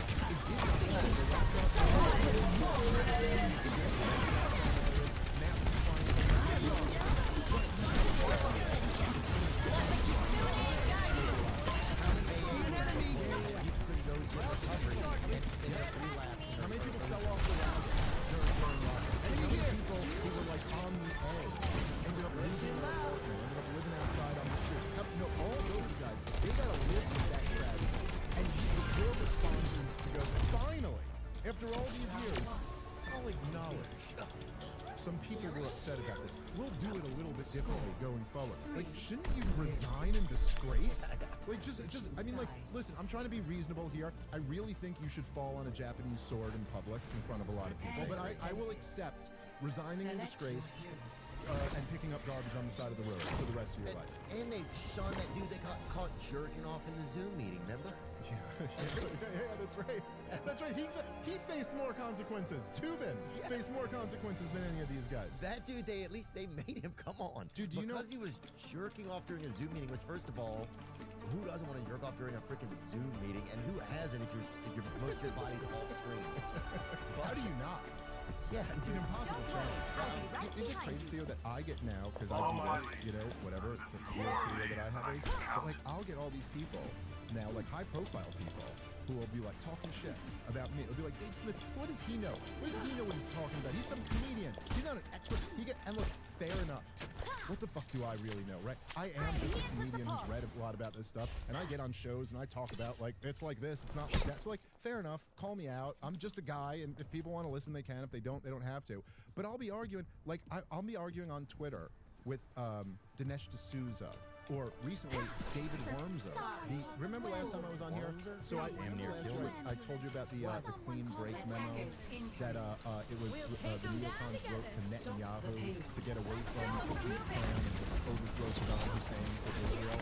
So the guy who wrote it is now talking shit to me on Twitter. He neocon, he was the Pentagon and the State Department, and they'll say things to me like, they'll be like, Dave, this guy's a comedian. He doesn't know what he's talking about. Dude, you were the architect of the war in Iraq. Go away forever. Like, you don't get to tell me. You don't get to come out here and go, who does this guy think he is? Who do I think I am? You got 1 million people killed and didn't get punished for it. Just kindly go away. Is that an unreasonable request? Like, but anyway, the CBS guy, I guess what's interesting is at least he's acknowledging it. I guess. At least it's like, bizarre. Now, by the way, also, in the background of this is that the CBS News is pushing Prime Minister a lot of this. And so it's I'm sure we can really trust you now. Yeah, let's put a little bit more of that clip of the guy that was talking.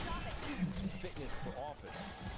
The point is, on too many stories, the press has missed the story.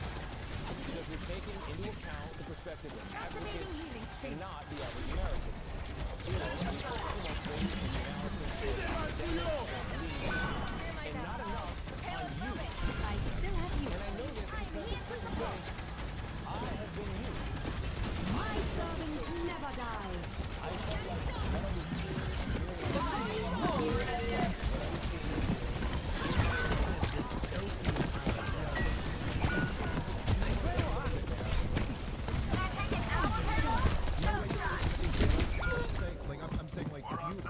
I felt that same way too at times. Well then, what the fuck, man? Like, no one's putting a gun to your head.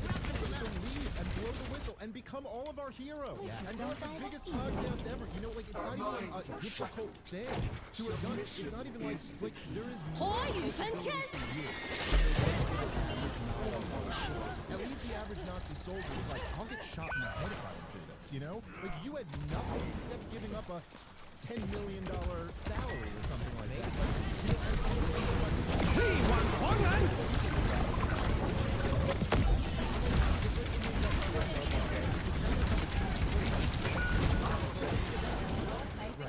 It's a, but it's nothing hard for us to figure it out. I don't know. Just how much it makes me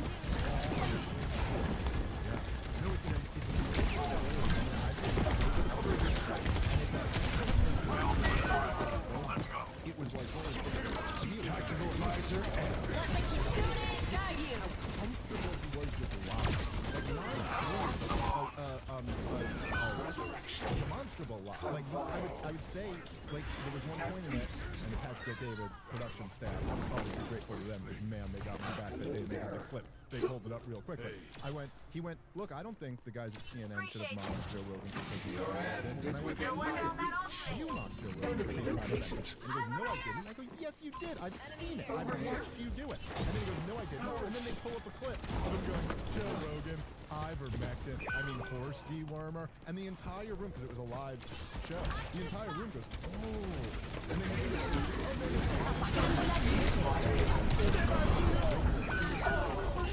Joe Rogan was taken. You think Joe Rogan went to the pet store? Like, yeah, he's got a few bucks. I don't know if you've heard, you know? But He's at a fucking Petco? Yeah, You think he drove and parked at a Petco and walked in there? What's the gerbil thing? Like, they're not even doctors. And, you know, grooming the dog. Hi, I'm world famous Joe Rogan. I was here to pick up some I have a prescription for my dog.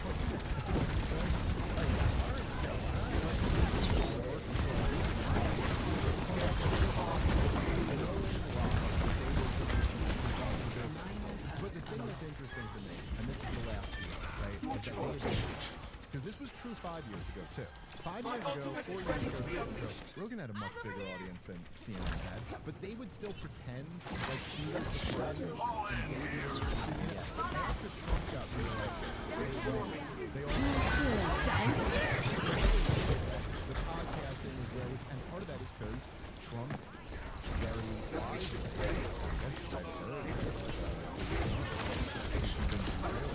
he went on your show, Joe's show, and Andrew's show, and, you know, like up some of the other I don't know them, but they're huge, and so he wrote this kind of podcast.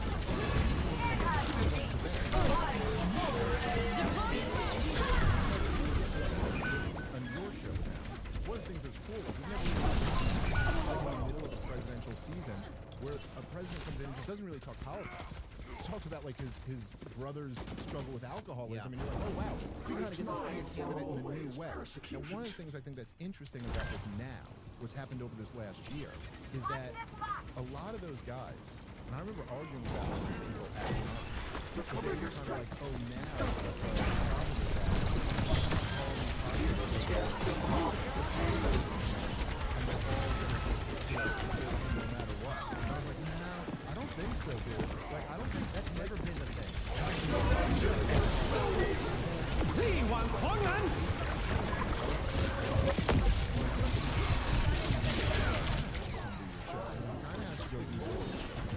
To like do what it means that she's turning down a big opportunity not to. And so it will be known by people, I think, if you don't know these days, you know, I'm trying to think of like Schultz's show, that at least some of them, or go sit with Tim Dillon. Yeah, that would be amazing. Well, because you know this is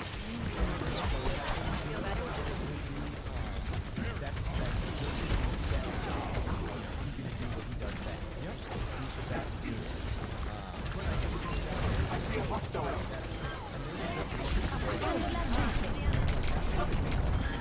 Right, he's like, there was over this last 2 years, really over this last 2 years, there was huge, like, this huge split in the right wing.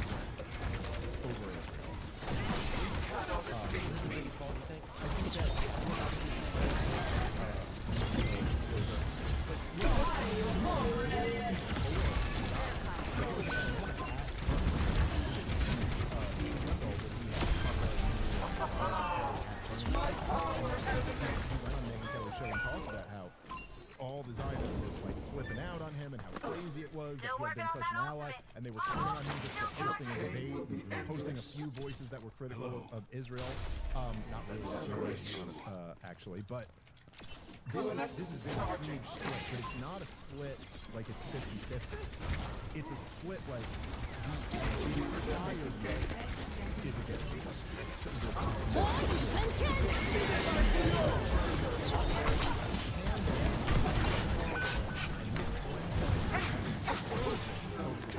They're bigger than ever.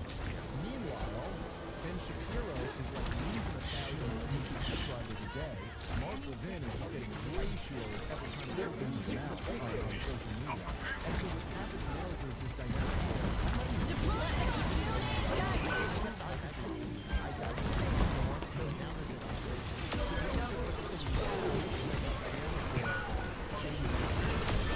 The Republican nominee.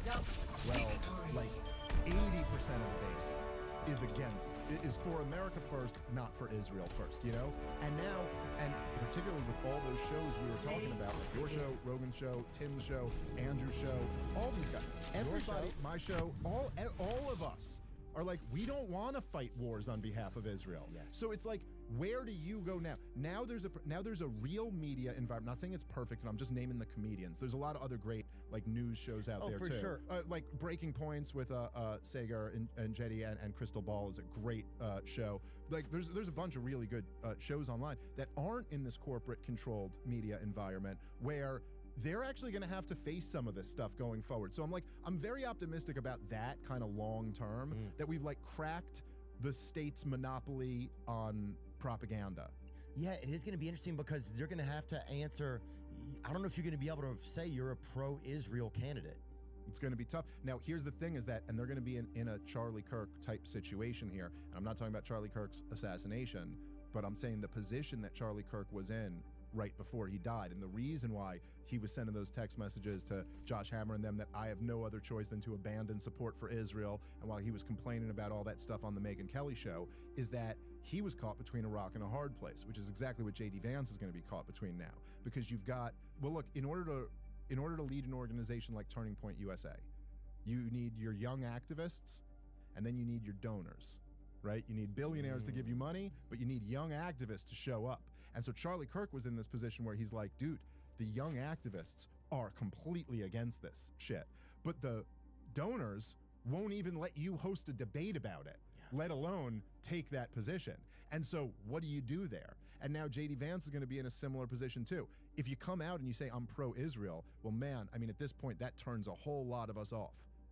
But if you say I'm anti-Israel, that's a tough, in Washington, D.C., you can't survive there for long. So he's got to try to walk this tightrope that is becoming more impossible by the day. He's going to need a strong mascara. Yeah, you better put your best mascara on for that one. Type shit. And I like JD, man. He knows. I like JD too. I like JD. Listen, I like JD. I even would like to maybe be able to support him. Yeah. But I'm in a position right now, I don't see how I'm going to be able to, at least from my perspective, because you're coming off of, you're going to be attached to the administration that did everything Netanyahu wanted and covered up the Epstein scandal and didn't solve any of the major problems in the country, short of maybe the border. And also, J.D. Vance, what are you going to say? What are you going to run on? This time we'll really drain the swamp? Right. Like, what are you going to... And also, just because Trump is Trump, he can't really criticize Donald Trump because he's still his vice president as he's running a presidential campaign. It's a tough spot. Yep. Bro, he's good. That's the tightest rope in the world. Now, there is something about that tightrope that I can tell JD, like, loves. Like, he wants to challenge himself. He's a guy who's challenged himself a lot in his life, and he wants to challenge himself, so he's going to try to navigate that. That's going to be super tricky to figure out because those are, I mean, that's like his, I mean, that's just like it's such a fine point. Yeah, well, I think, you see it like already. That's such a fine point, man. Well, it's happened a lot just with, and it's kind of become MAGA versus America first too, is kind of where that thing, where the Republican kind of the right divide is. Like, yeah, I liked Trump the first time because he was an underdog. I was like, oh, this dude is just some guy. Like, I know he's Donald Trump, and I know he's like been known for crooked antics and dodging like contractors and shit over the years. But then also it was like, fuck, if this guy wins. I remember when he won the first time, I remember driving down the street and thinking, oh shit, anybody could be president. Well, especially and it was the feeling you had when you were a kid a little bit like, dude, I could be president. Yeah, but well, just the idea that anybody could be president. Because there's something about Donald Trump that even though he's a billionaire, he's such a regular guy billionaire. Like he's a billionaire the way the average guy in a trailer park would be a billionaire if you gave him $1 billion. Yeah. Well, he's not pretending not to be a billionaire. Well, but it's also just like it's like, how about we make it the biggest gold sign ever? It's like someone who never had money, who just like is like wants to show off that he's got some. Now I see why him and Kid Rock are so close, because Kid Rock is like that. He's like, let's make it like this, dude. Yeah, it's right. Which I love that guy, by the way. But he's awesome. I met him last time I was down here. I met him at I did his show, which was so much fun. He does like a comedy show in the Nashville Comedy Festival. So I did that last night. It was so much fun. He's an awesome guy. But so Donald Trump, and then also you had he speaks like a regular guy. Like he doesn't speak like a highfalutin academic or something like that. Right. He speaks like a regular guy. Regular people can understand him. And then he announces he's running for president, and his pitch is drain the swamp, and I'm gonna fight for you. I'm going to fight for you to win. And then, because he says that, every media apparatus, every Hollywood actor, academia, and the entire political class all hate his guts and are working against him. And so he's naturally just cast as like the underdog, the guy who's there for you, who's going to take them. And then you're trying to be diva? South Carolina, it was so ballsy. This shit. Donald Trump always had an Group amazing Sigma, ability fuck to Sigma. like, I'm just say press ready, the fuck it. obvious truth, and then give you permission to also agree with him. So like he goes in You're trying to be diva, right? of all places, at the Republican primary, and he looks at Jeb Bush, and he goes, your brother lied us into war. And like, this was an amazing moment in American history.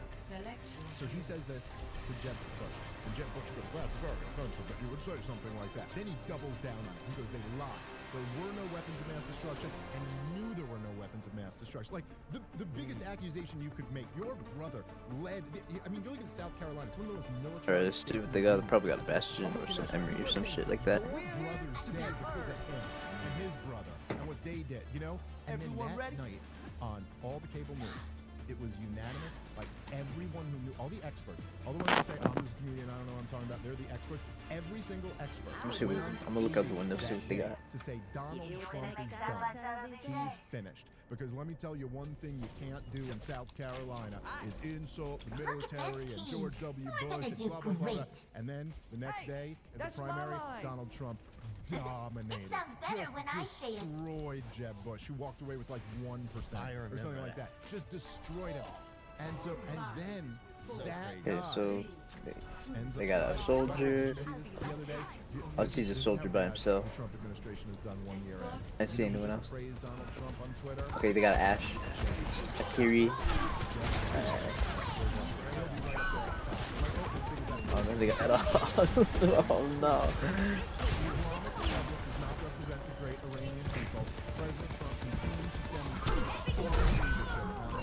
So why Jeb Bush is now praising Donald Trump?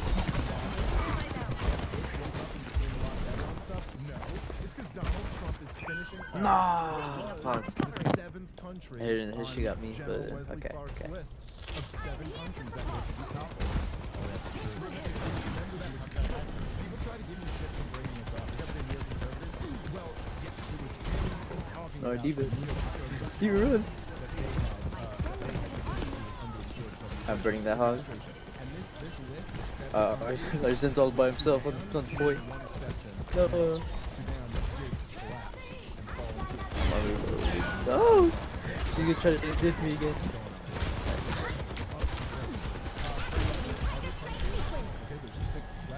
I'll go high grab. Oh, see what I mean? Let's just say that you're a good tank. Soldier to the pit. Alright, I'll hide a little bit. Yeah. And still flirting with it. That thing is not over. I'm going high ground. We're at halftime. Again, like the mission accomplished banner, like the people with Venezuela right now, they always love to celebrate immediately. Oh, Dave, you won. This might be a catastrophe. But look, it was just 12 days ago. Yeah, but look, it's not over. Like, I'm old enough to remember. Yeah, got the hog bird on me. Fury ball back. Stuff here. Yeah, see right now. Oh shit.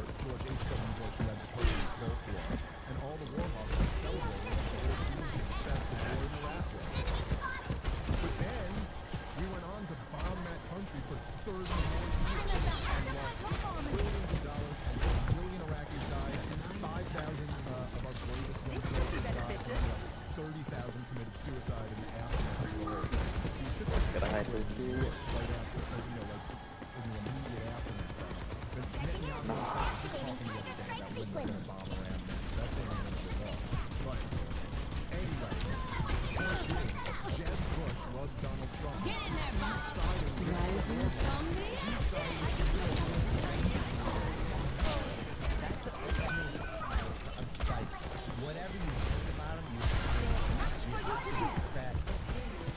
Okay, pushed all the way.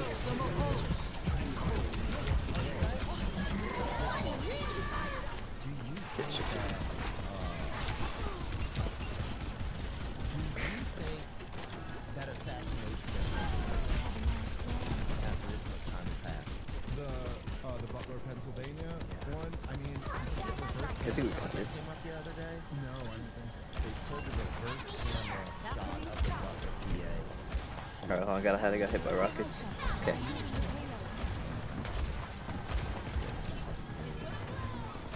My servants never die. Oh, almost got that ash. Oh shit. No, I thought the bubble would go away. Oh, I can't see him. He's just chasing on right now. Okay, we gotta run. We're gonna die. I'm gonna run. Run. That is crazy. The flag. I think we see someone else. Or like Bastion or something. But I'm not really getting pigs because I'm getting blocked off from people running. Look at him. Okay, I want to be Bastion just to break the Zarya bubbles when she uses her last one.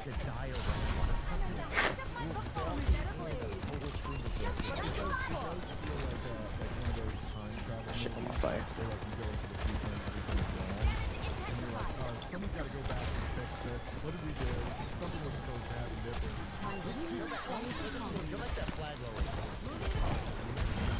Alright, good Zarya. Oh shit, I'm about to die.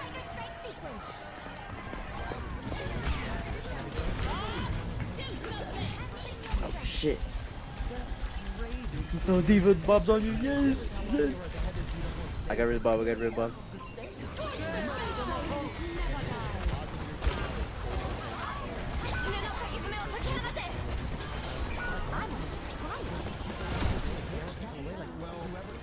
Okay, get out of here.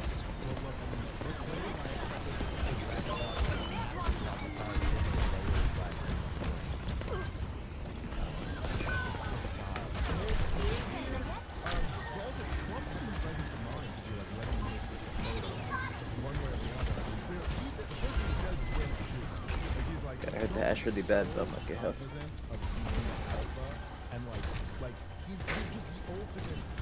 What else we got? Okay, we don't got any. I don't know. I think Sims are probably like 70% on their own. They don't have Moira's ult. Honestly, Zarya hasn't used her ult yet. At least I don't remember. So many questions about how this goes. Yes. And things that are really not answered. And there's like desire to get to the bottom of this. Like, we gotta figure out what happened. Oh, watch out for the dynamite. Alright, going in there. I'm at touch point.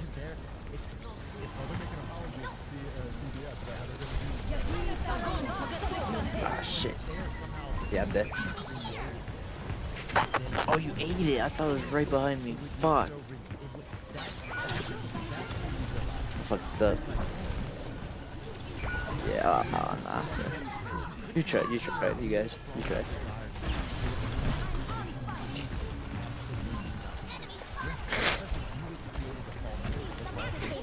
Bring that back up though. That flag lowering is unbelievable.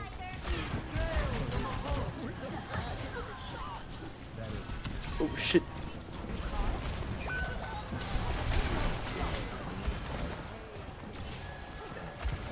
Crazy they loaded the flag. And then one of the other things it says is that how the secret breaks has always been delivered after the assassination attempt. That's not even Damn it, bro. Pull him up. fuck? Like, Okay. I think it is interesting how they just allow photographers to get right God. there. Like, what do you think? What is it sad? What? That's just bullshit.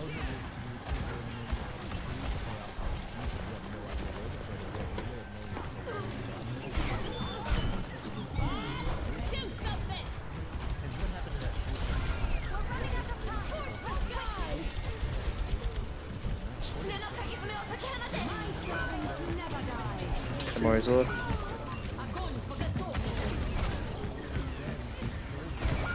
Fuck, the ash got me.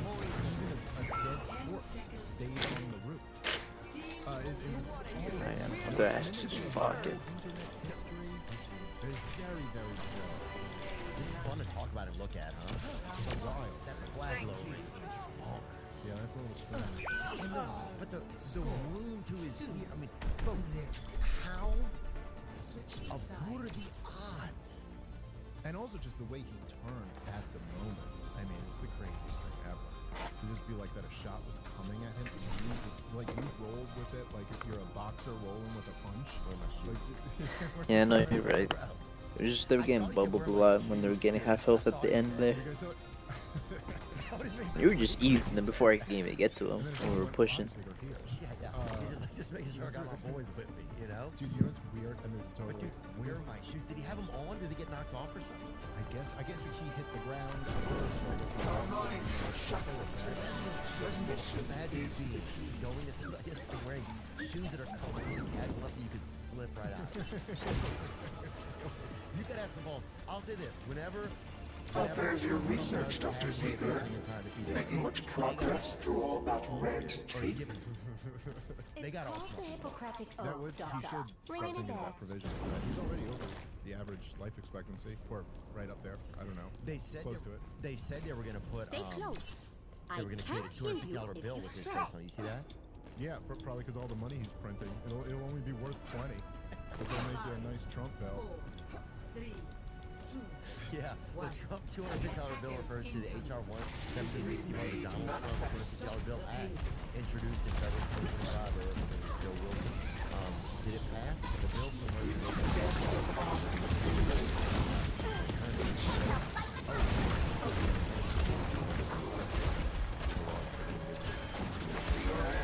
Within my reach.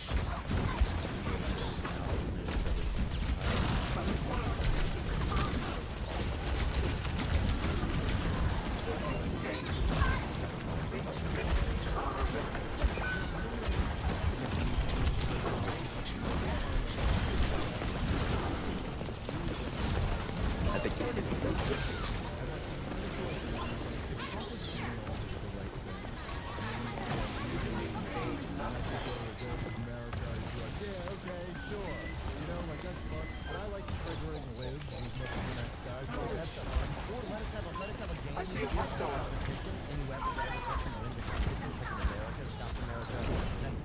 There's a diva in there.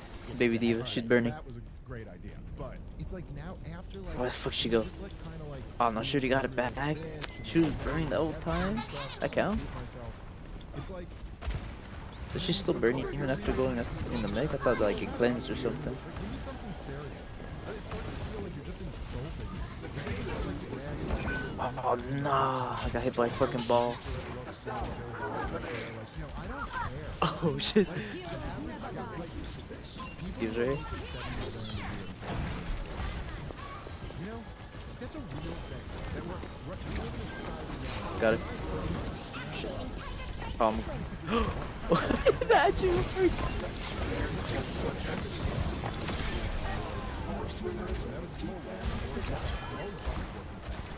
None of their wives. They all owned homes. They all had jobs. They played poker on the weekend. They sent their kids to college. God, she's one health. I fucking missed those two.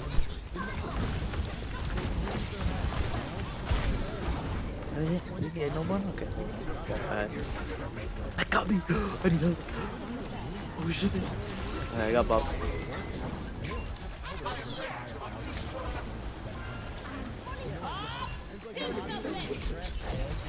No, Bob's on me! Fuck! Almost got here goes the Bob jumped down.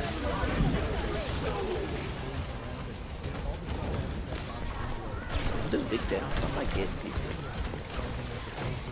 like, is it the fact that we Okay, well, I got Bob.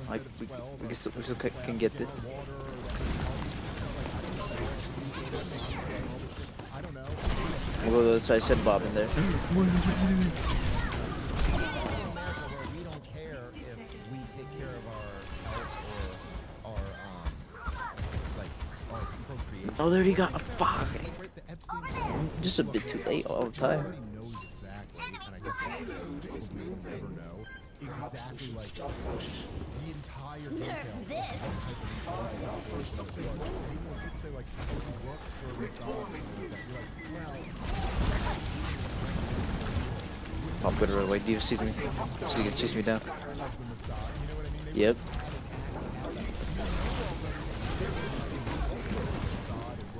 On fire. Okay, Kiriko ran away back from the point. Help her, Diva. Oh, dude, yeah, don't. Alright, Diva's on fire.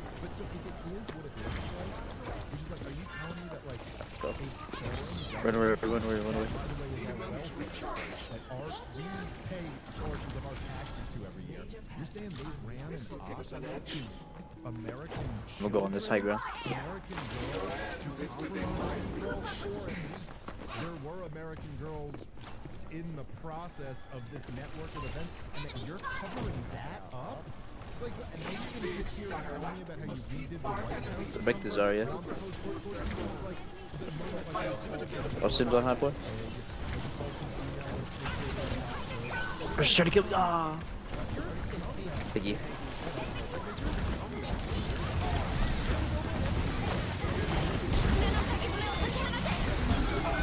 Back up a little bit.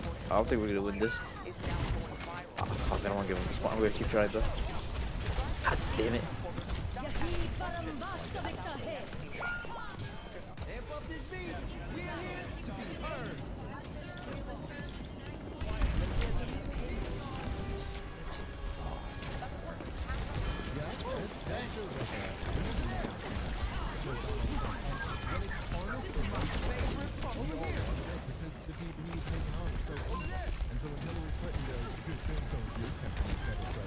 I got that.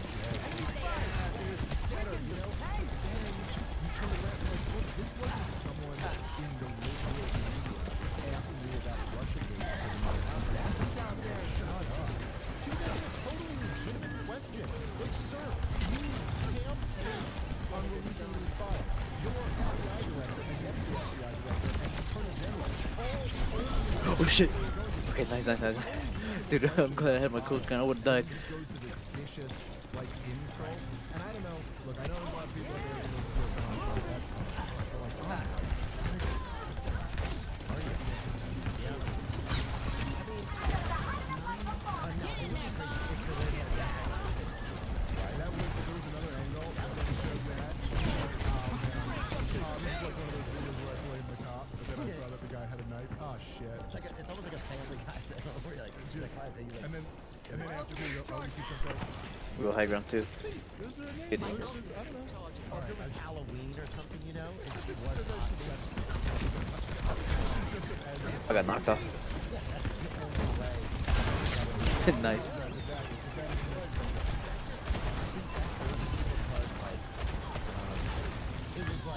There's Zara behind you.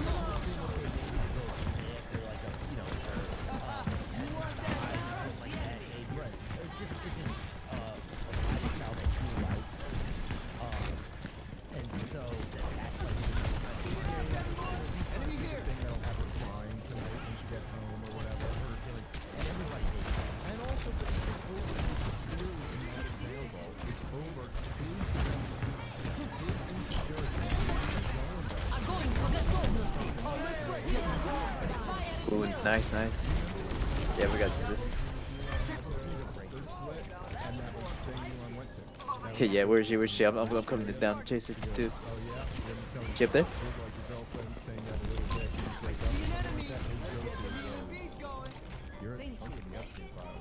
Should be fine. Yeah. Thank you. Stay around this corner for a second. Mass 64%.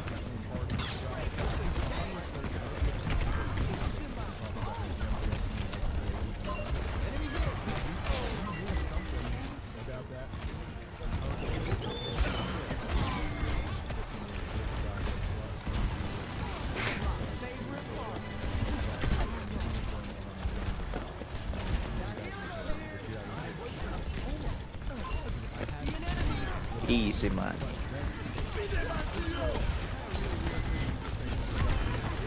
Oh, I got that reload.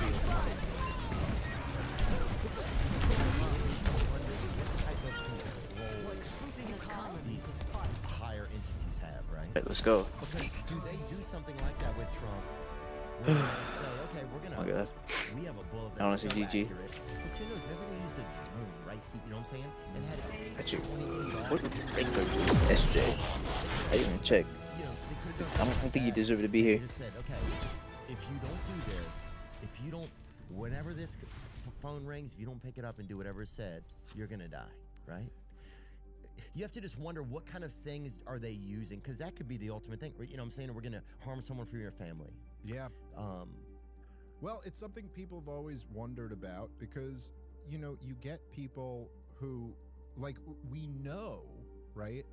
We know for a fact that these are people who will lie the country into war. You know, like, so these are people who are comfortable with, like, killing a whole lot of innocent people for an agenda. And in fact, I think, like, Henry Kissinger even kind of said, like, his whole worldview was that once you rise to the upper echelons of power, there's no such thing as, like, morality anymore. This is like a grand chessboard, kind of, you know? And so, like, once you look at things like that, like, just think about, like, if you were like, if you're willing to make the decision to send Israel more weapons after you've seen what they're doing with those weapons, or even you'll go over there and, like Nikki Haley, autograph a bomb that's about to go be dropped. Like, even if you somehow supported what Israel was doing, which I don't know how you could, but even if you did, like, you'd go, look, it's so horrible that they have to do this, but they've got to get Hamas out, or more people will end up dying, or something, you know, whatever your rationalization or justification was.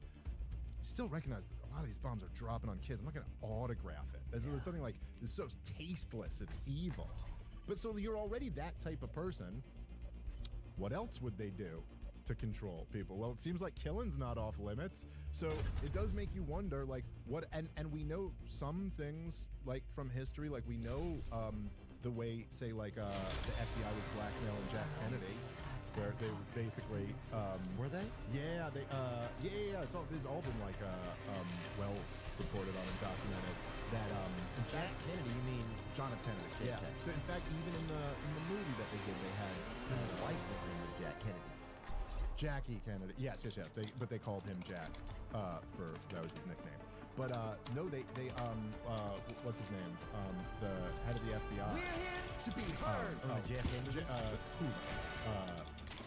John Edgar Hoover, like, presented Bobby Kennedy was the Attorney General, and he presented him with a whole long like a document of all the women that JFK was cheating on his wife with, and then gave him a, like, you know, don't worry, we have all of this, we'll make sure it doesn't kill, you know. Hey, who are you thinking of nominating for FBI director? Because I'm thinking you do me, you know, like, he did. And he just and so there's all types of different levels of that shit. And you know what's messed up, dude? Is, like, it's dark and it's twisted, but some of it also sounds kind of like there's an excitement and there's about the nefariousness. Yeah, I think so. There's something tantalizing about it, you know? And I bet there's something, I bet that's just right, you know,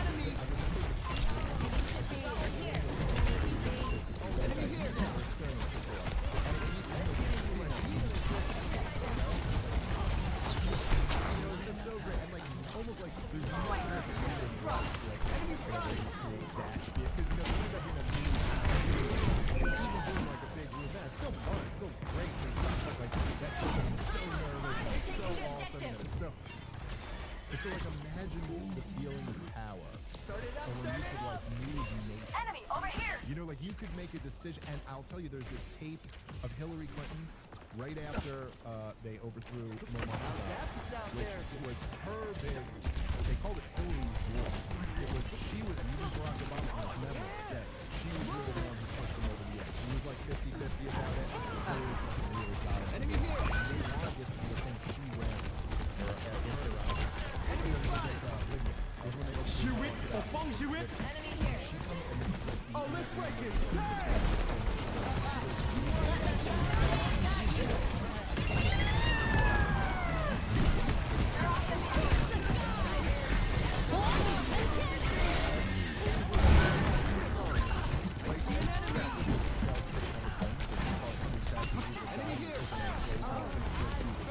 And even by the time she was running for president in 2016, she couldn't run for anymore because it was 5 years later and the whole thing was a disaster already.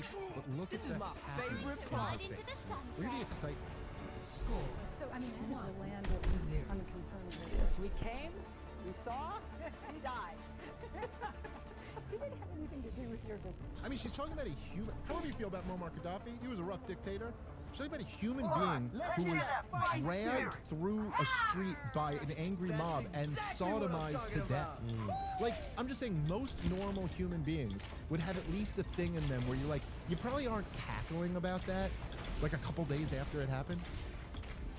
Yeah, just I guess there's this other world where it's like it's just dark up there. But yeah, people are toppling nations. People are thinking about world power and world control, moving trillions of dollars around. You know, like so there's an element of that, and then there's obviously an element of like there are ideologues, but there are people who believe things. Like the guy David Wormser who wrote Strategy I was arguing with, he believes things. Like he's got a world view, right? So he's a Jewish neoconservative who believes that the relationship between Israel and the U.S. is in our interest, and all of these things, and believes that Israel is the cradle of Western civilization, and that these regimes will improve the region.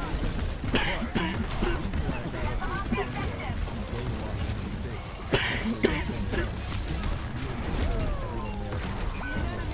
It's because weapons companies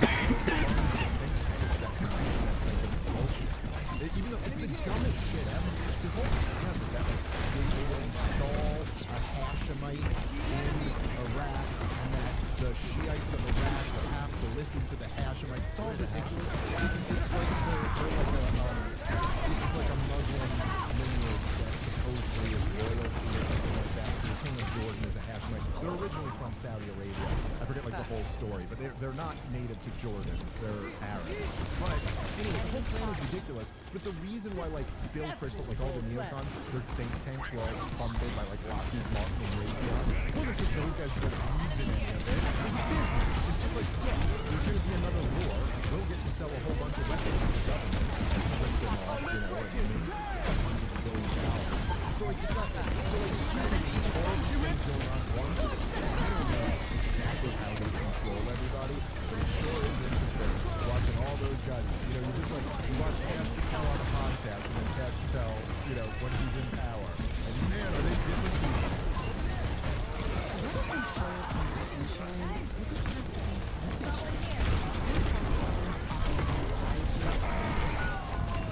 Now, a new form of employer coverage called an ICRA can help. ICRAs make health plan expenses more predictable with stable pre-tax contributions. That means businesses know what to expect and what to budget. So plan unpredictable. Plan on an ICRA. It's wild. The wildest thing to me is how kind of accessible everything kind of seems. It's like the fact that like comedians are trying to be comedians. Well, we're comedians, Comedians like ourselves are people that have started a podcast.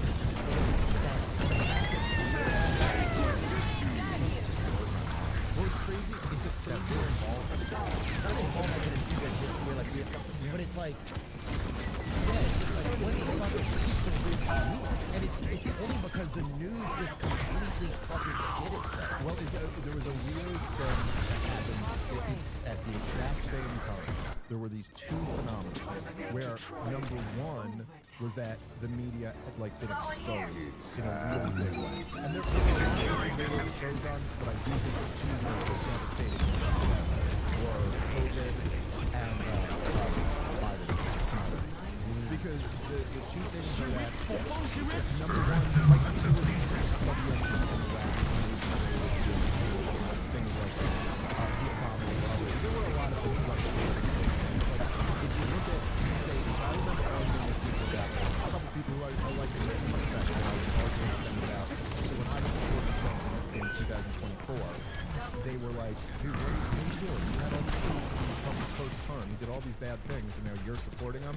And I was like, look, man, this is going to destroy the corporate media.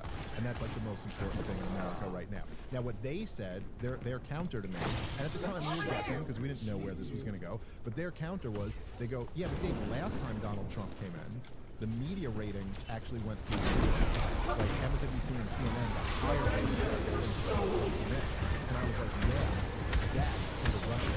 They got everyone to watch because they said they had this bombshell story. And that turned into nothing. But the big difference now is after COVID and after Biden being senile, no one trusts those guys anymore. So they're not going to come back. And I turned out to be right about that prediction. The numbers didn't go back up. And so, anyway, there is something there where, like, COVID affected everything. It wasn't like the war. Like, yeah, you kind of know that obviously the war, and all those people over there died. You know someone who went over and served, you know, and if you're lower on the socioeconomic scale, you're more likely to know someone. But, like, a lot of people don't know anyone who went over to Iraq, and it didn't really happen here. It happened over there, you know? And yeah, we deal with the occasional terrorist attack or something like that, but like, it did. But COVID changed everything. It affected everybody with the right, and it all got proven to be bullshit. And then Joe Biden, you don't have to look at Joe Biden, the average guy, this guy's huge, and you're lying to me. And so that happened at the same time. The media blew every major crisis of the 21st century, lied through their teeth, and were exposed. And the technology got to a point where essentially you would have needed like a multi-million-dollar budget to have a studio and a show just a decade ago or 2 decades ago. Whereas now we live in an environment where some random guy can just post something, and then he'll have like the CEO of the Daily Wire going, "This kid's a bigot." You know, did you see that not the CEO, it was the some higher up at the Daily Wire tweeted some kid who made like a video. He had asked a question at a Turning Point event and then made some video. And then he goes, "Look at the Nazi youth scum." So like some regular, like, the point is when we were younger, it would have been impossible for you to even get the attention of that guy. Or like you'd ever got, who was the guy on the Today Show, the black guy? Kind of chubby, lost a lot of weight. Oh yeah, Al Roker. Yeah, you would have never been able to get that. You talk to Al Roker? That's Al Roker, dude. Al fucking Roker, dude. Yeah, he's like, that's Al. Yeah, like maybe you would see a famous person on the street one day, and that'd be like exciting. But the idea that now some 25-year-old like right-wing kid could get like a journalist at the New York Times furious, you know, and even this story, which I gotta say I am a little bit skeptical of, the kid Shirley, I think is his name, right? Because I saw because I did see the other day that CBS, I believe it was, did send a camera crew down to one of those places that he claims were, and there were kids there and stuff, and so it was not exactly what he was representing. I do think there's probably widespread fraud there, but I'm just saying, making the point that this guy, at least to me, was an unknown entity as of last week. He got like, last I had seen it was over 100 million views on the video.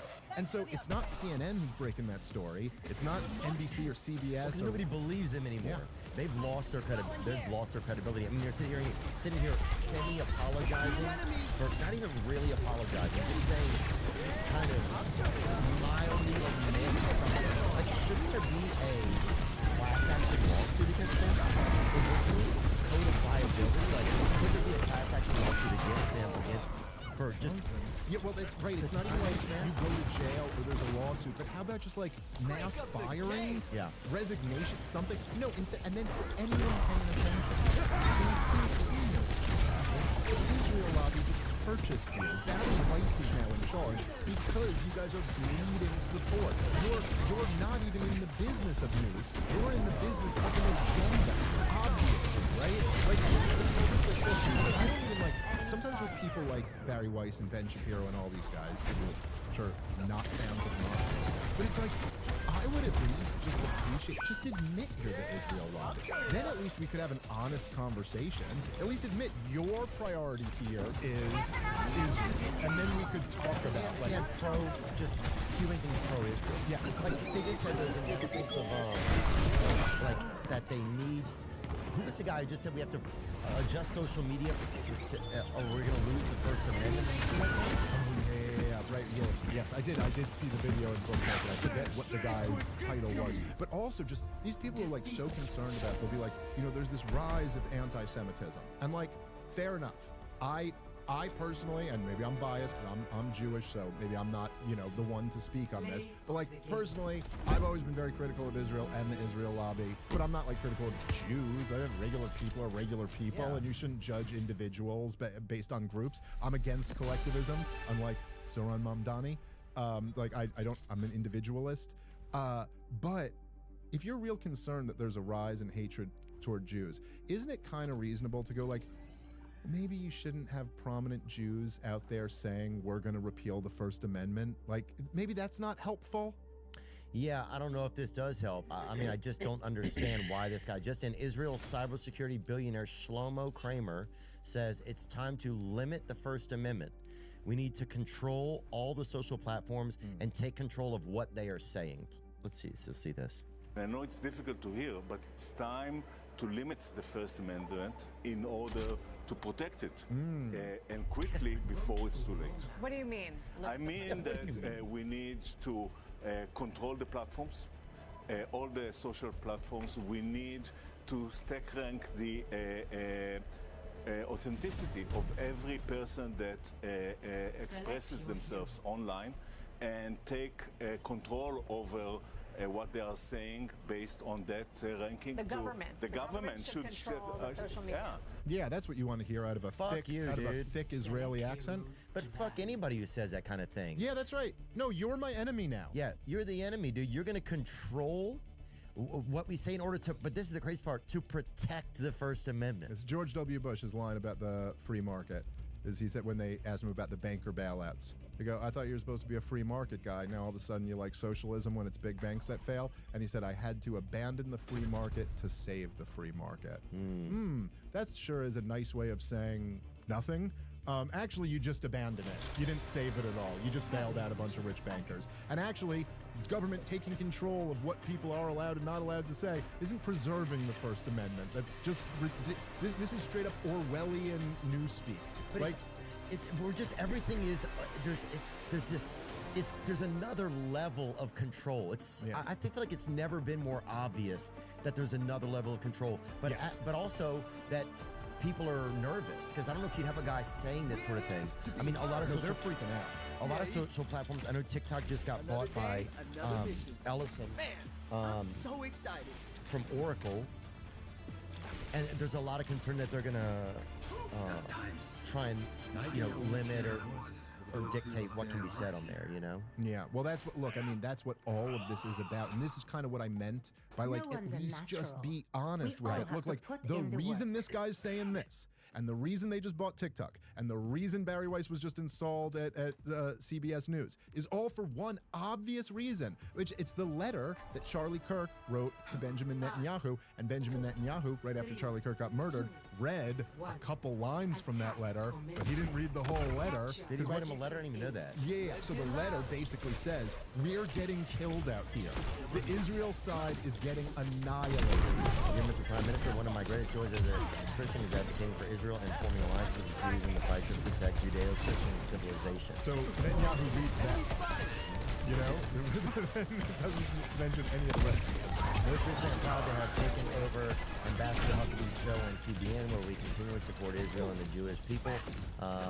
My team and I have spent months analyzing these trends and debating ideas that could help you and your country push back against the disturbing development, anti-Israel sentiment, and undermine American support for Israel.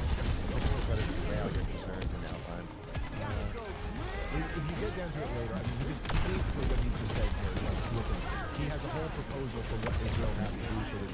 strategy, but he's very brutally honest. And he's like, you guys are getting ill with the young people. And so anyway, that's just the point, is that all of this, that's why you're talking about limiting the First Amendment, because everyone's talking about how evil the Israeli regime is. Everyone's talking about how much undue influence they have over our Right, so why not just be... Be honest about that. This is what, like, I wish they would just tell us why we pay Israel every year. Right? Like, and I know some of it is that they just buy weapons, and it seems like it's like this, it's like a lot of defense and technology stuff, and that's a lot of time to just send the money there. But I mean, we do send the money there, but then it's used to buy weapons. You know, it's like part of a percentage of it is spent on our military companies. So, so yes, a percentage of it is redistributed from the working class in America to Israel. But don't worry, a percentage of that is also redistributed from the working class to big weapons companies. So if that makes you feel right, so that they can use those weapons to drop bombs on behalf of Israel on like Houthis in Yemen, the poorest country in the Middle East, right? And then they can sell new weapons to our government. And then we can also weaponize those weapons to fight back against us. Right. Oh, and also, you know, and look, I mean, it's the same. It's the crazy thing with like these guys celebrating the success of Venezuela. Like, look, we just had an Afghan who murdered a few American citizens, right? Because he was one of the people who was a collaborator with us in Afghanistan. And so we felt we had to protect him by bringing them in. We brought in a whole bunch of them. And also, who was a collaborator with us in the war. He was what? He was a 20-year-old who grew up in a war. So, yeah, there's a whole bunch of like PTSD and how many of those are in the answer is we don't know. We don't know. It's totally jealous.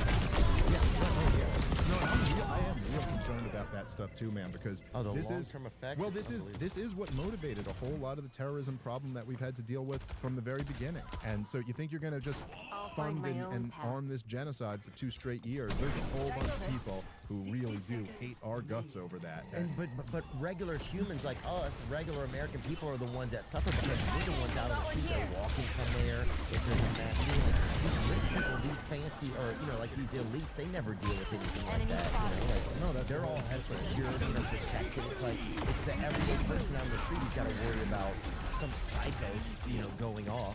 Well, that's the whole thing, dude, too, about the nature of our decadent elites that's so infuriating. And there's so many examples like this, right? Where like even during COVID, if you can think about like how much they're lecturing everybody else for not wearing a mask. But then you see Gavin Newsom or you see Nancy Pelosi, she ain't wearing a mask. They're at a fancy restaurant, yucking it up, right? But it's people who live in gated communities, but they call you a racist if you believe in a strong border. They got armed security, but they believe in gun control for you. You know, they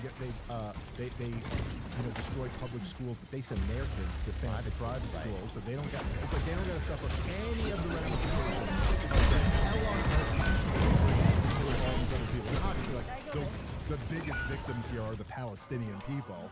But yeah, it's also the American taxpayer who gets ripped off. And we also look, Muhammad Atta, who was the lead hijacker that just flew into the North Tower. He was radicalized when Israel slaughtered a bunch of people in Lebanon. He signed up with Osama bin Laden that week, I believe. It's like this is one of the it was one of the biggest grievances that Osama bin Laden had, was your support for Israel and what they do to the Palestinian people. His letter to America, you mean? In his letter to America, I believe it was in there, and he had 2 declarations of war against America, which I think were even more interesting than the letter to America. But he lists his grievances very clear. He didn't like that we had our bases in Saudi Arabia. Why did we have our bases in Saudi Arabia? With a dual containment policy against Iraq and Iran. Well, who needed Iraq and Iran contained? You know, like it's always, and so it's like we do this at our own peril. Yeah. It's almost like the elites, they open up like the game of life, and we're all the pieces, and we're all the like, and they're just playing this thing like it's not even real anymore. Oh, it's your turn. Yeah, go to the community chest, get some money out of there. Oh, go over there. You want some houses? Sure, sell them. You want some oil? Get a railroad. Whatever you need. Oh, your dad owes you whatever. Oh, it's just so crazy. Yeah, but like you said, it's so much more exposed now than ever before. It is. And that's what makes the time so interesting today. Yeah, I will say this, it's interesting. Yeah. This year is going to be interesting. Do you think that things get even crazier this year, or do you think, because I do think there becomes a level of kind of like exhaustion, right? And there becomes a level of like, we're not going to get any food. We're not going to get And then truth, people who are trying to seek truth, right, who are trying to share truth, that they're not even going to be able to be allowed to put their information out. I think that's probably the biggest fear of this year. It's hard to make. I think it's hard to make predictions because so many crazy things happen. So many things happen. That's a huge question mark. That's going to have a huge impact on where the rest of this year goes. But where things are right now, my best guess is at the end of this year, in November, I think the Democrats are going to destroy the Republicans in the midterm elections, and I think they're gonna run and win on affordability, which has been this, which I hate the term because it's like they literally just like, it's price inflation. We already had a term for this. It's debasement of currency. Now you come along and you make some other term, and then you go, oh, and the answer is socialism. So the answer is we need more government, even though the whole problem is that we have so much government, we can't afford it, we have to print the money. So like, I think they've got it completely backward. But at the end of the day, that's actually what people care about, man. People are getting killed out here. What they actually care about is that it's like, I talked to my father-in-law, who's a truck driver, and he's been a trucker for 50 years or something like that. And Watch your flanks. talk to him. They might try something.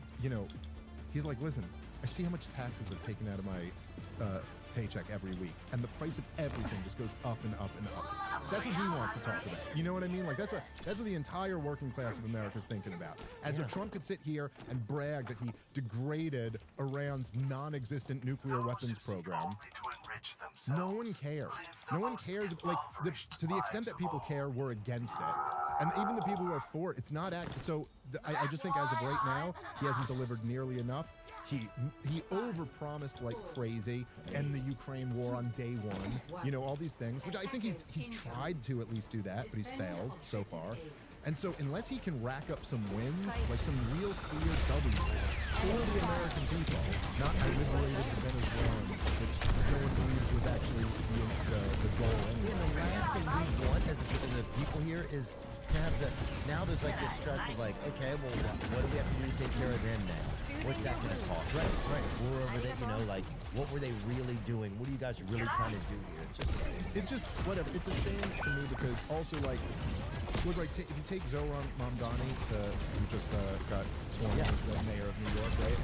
Like it was such a funny thing, man, because first off, they ran Cuomo against him.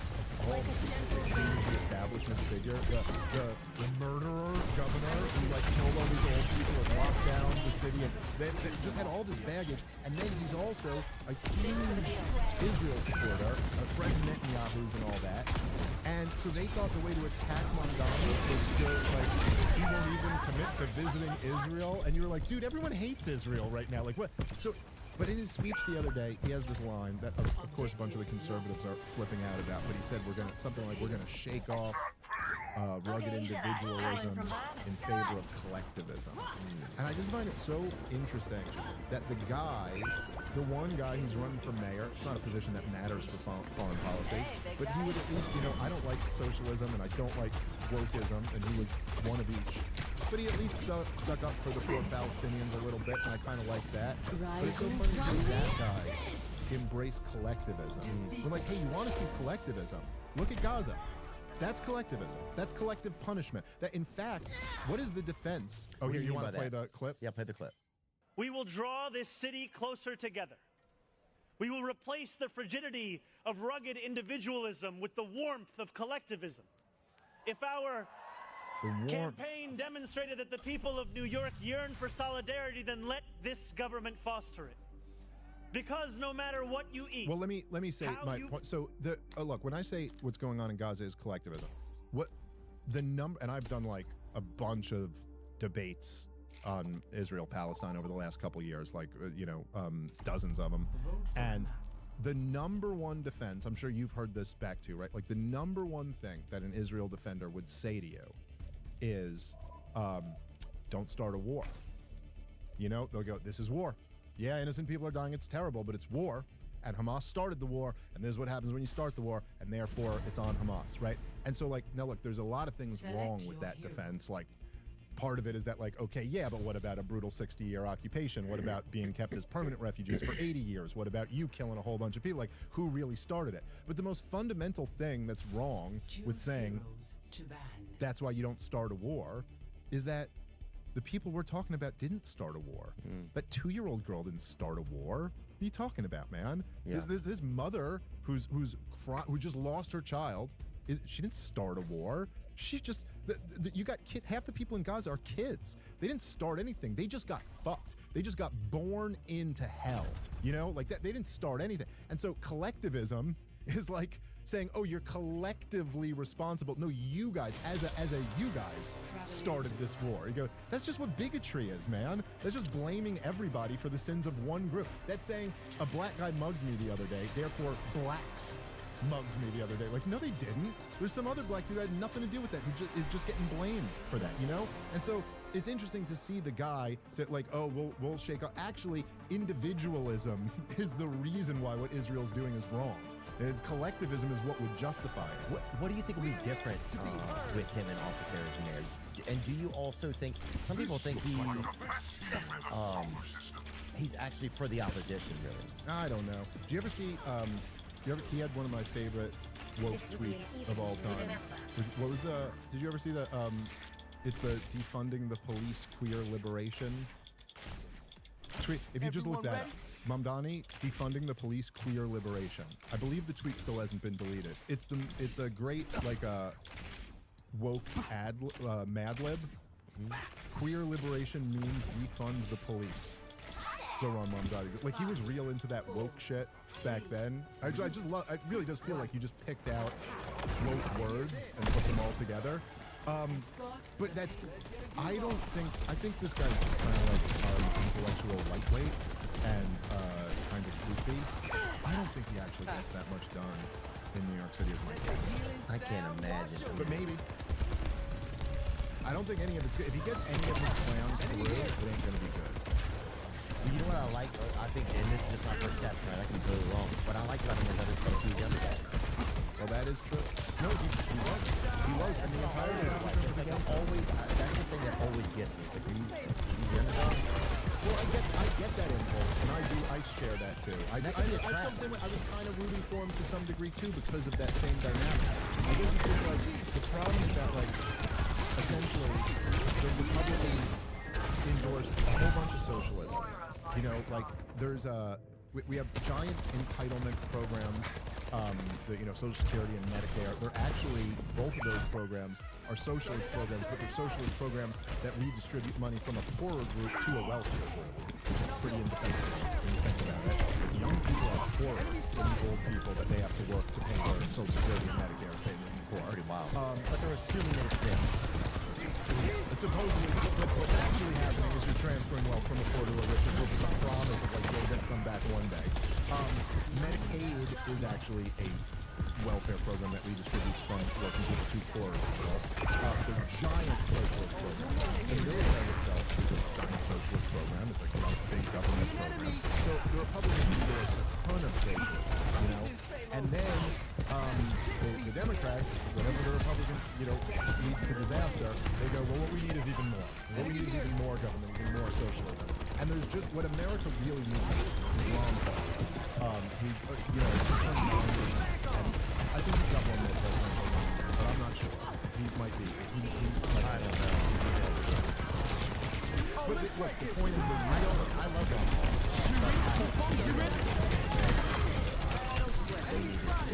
Spell checking, you can tell. All right, listen, that's the guy's not funny, but he's the closest to it. He could be perfect. I'm just saying, he's got his stuff. Okay, fair enough. But also, we just went through the Biden. I'm joking about him being, he's not running for president again. But Ron Paul was right about everything. He was right about this. And the real answer to all of this stuff is actually Americanism. Like, true Americanism. And the best part of Americanism, which was always, and that's why that Israeli guy talking about women in First Amendment so important. The best, what America needs is the Bill of Rights, Declaration of Independence, our Constitution, what we were always supposed to be. What we have abandoned long ago. That's actually what we need. And, you know, I saw a good friend of mine who I love and really, really respect, I think it's brilliant, Daryl Cooper, and he was saying on Twitter today that, like, you know, it's not even, it's pointless to make the argument that this war in Venezuela is unconstitutional. You know, he goes, it's a pointless argument to make because we've shredded the Constitution years ago, and we've already accepted that presidents have these war powers, and so, like, I mean, I don't want to I think it's essentially something like that. Like, the argument just rings hollow. But I just kind of respectfully disagree, where I'm like, no, man, like, we either have the Constitution or we don't. And it's a whole lot better to have it. And could anyone read the Constitution and actually, this is what he said, stop whining about the action, Venezuela being unjustified or whatever. You look weak, might as well be complaining that it doesn't follow common law codes. Trump knows that American leaders are judged by whether they win or lose. You know, look, he's right about that to an extent, right? Like, if Venezuela turns around tomorrow and is a bastion of freedom or something like that, then that's a huge win for Donald Trump. And he's going to be able to grab people who go, oh, because we care about morality and the Constitution, but this works. So, like, he's right about that. But the point is that it's like, dude, if you just, like, the Constitution claims to be the law of the land. The Constitution is what created this government. So if you're going to accept that they don't have to live under that own Constitution, which they put a hand on the Bible and a hand in the air and swear, our politicians, Donald Trump, the political class who swears to God in front of all of us, they will uphold and defend this document. Like, I'm not arguing any of us are bound by the Constitution, but they are. They swore an oath to it. You know what I mean? Their obligation in front of their nation and in front of God was to defend and protect the Constitution. You can't tell me that it's constitutional for a country that clearly poses no threat to us, even if the drug accusations were true. It's not like an immediate, it's not there's nuclear missiles lined up on Cuba and the president has to take action.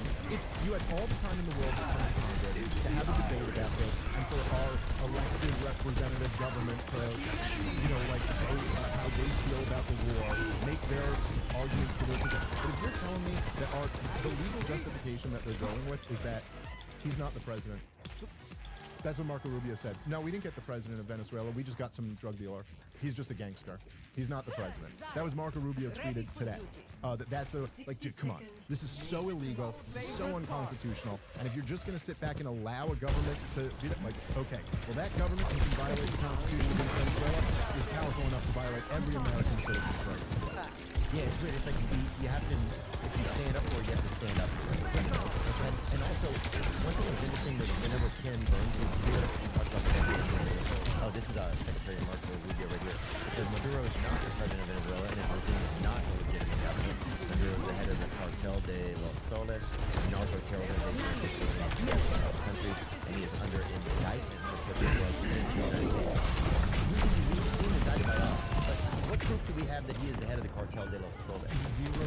Here's an offer. It's not even the thing exists. Yeah, I was looking forward to it. Seems to be like some low-level mid-network thing. It's all bullshit. And look, like, what they could say, which might be true. I'm actually not sure. But this might be true. But they'll be like, you lost the election, or the election was illegitimate, or something like that. It's like, yeah, like I referred to them on Twitter as a sovereign nation, and a bunch of people were saying, oh, they're not a sovereign nation. But it's like, listen, man, first of all, we do business with dozens of countries that just don't have elections, like that just aren't democracies at all. And also, you're saying the last election was bullshit.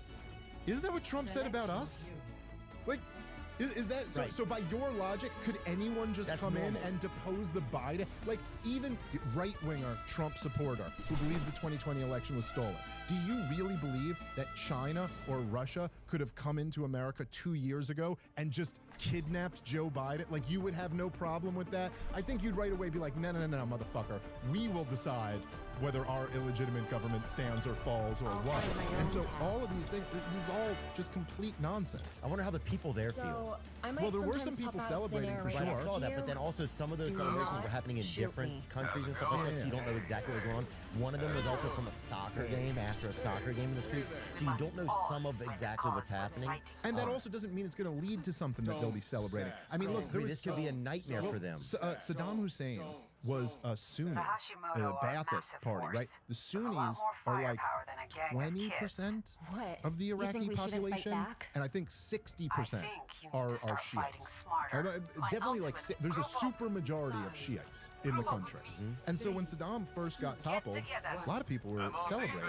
A lot of them were Shiites who had been brutally oppressed by Saddam Hussein. So they're celebrating.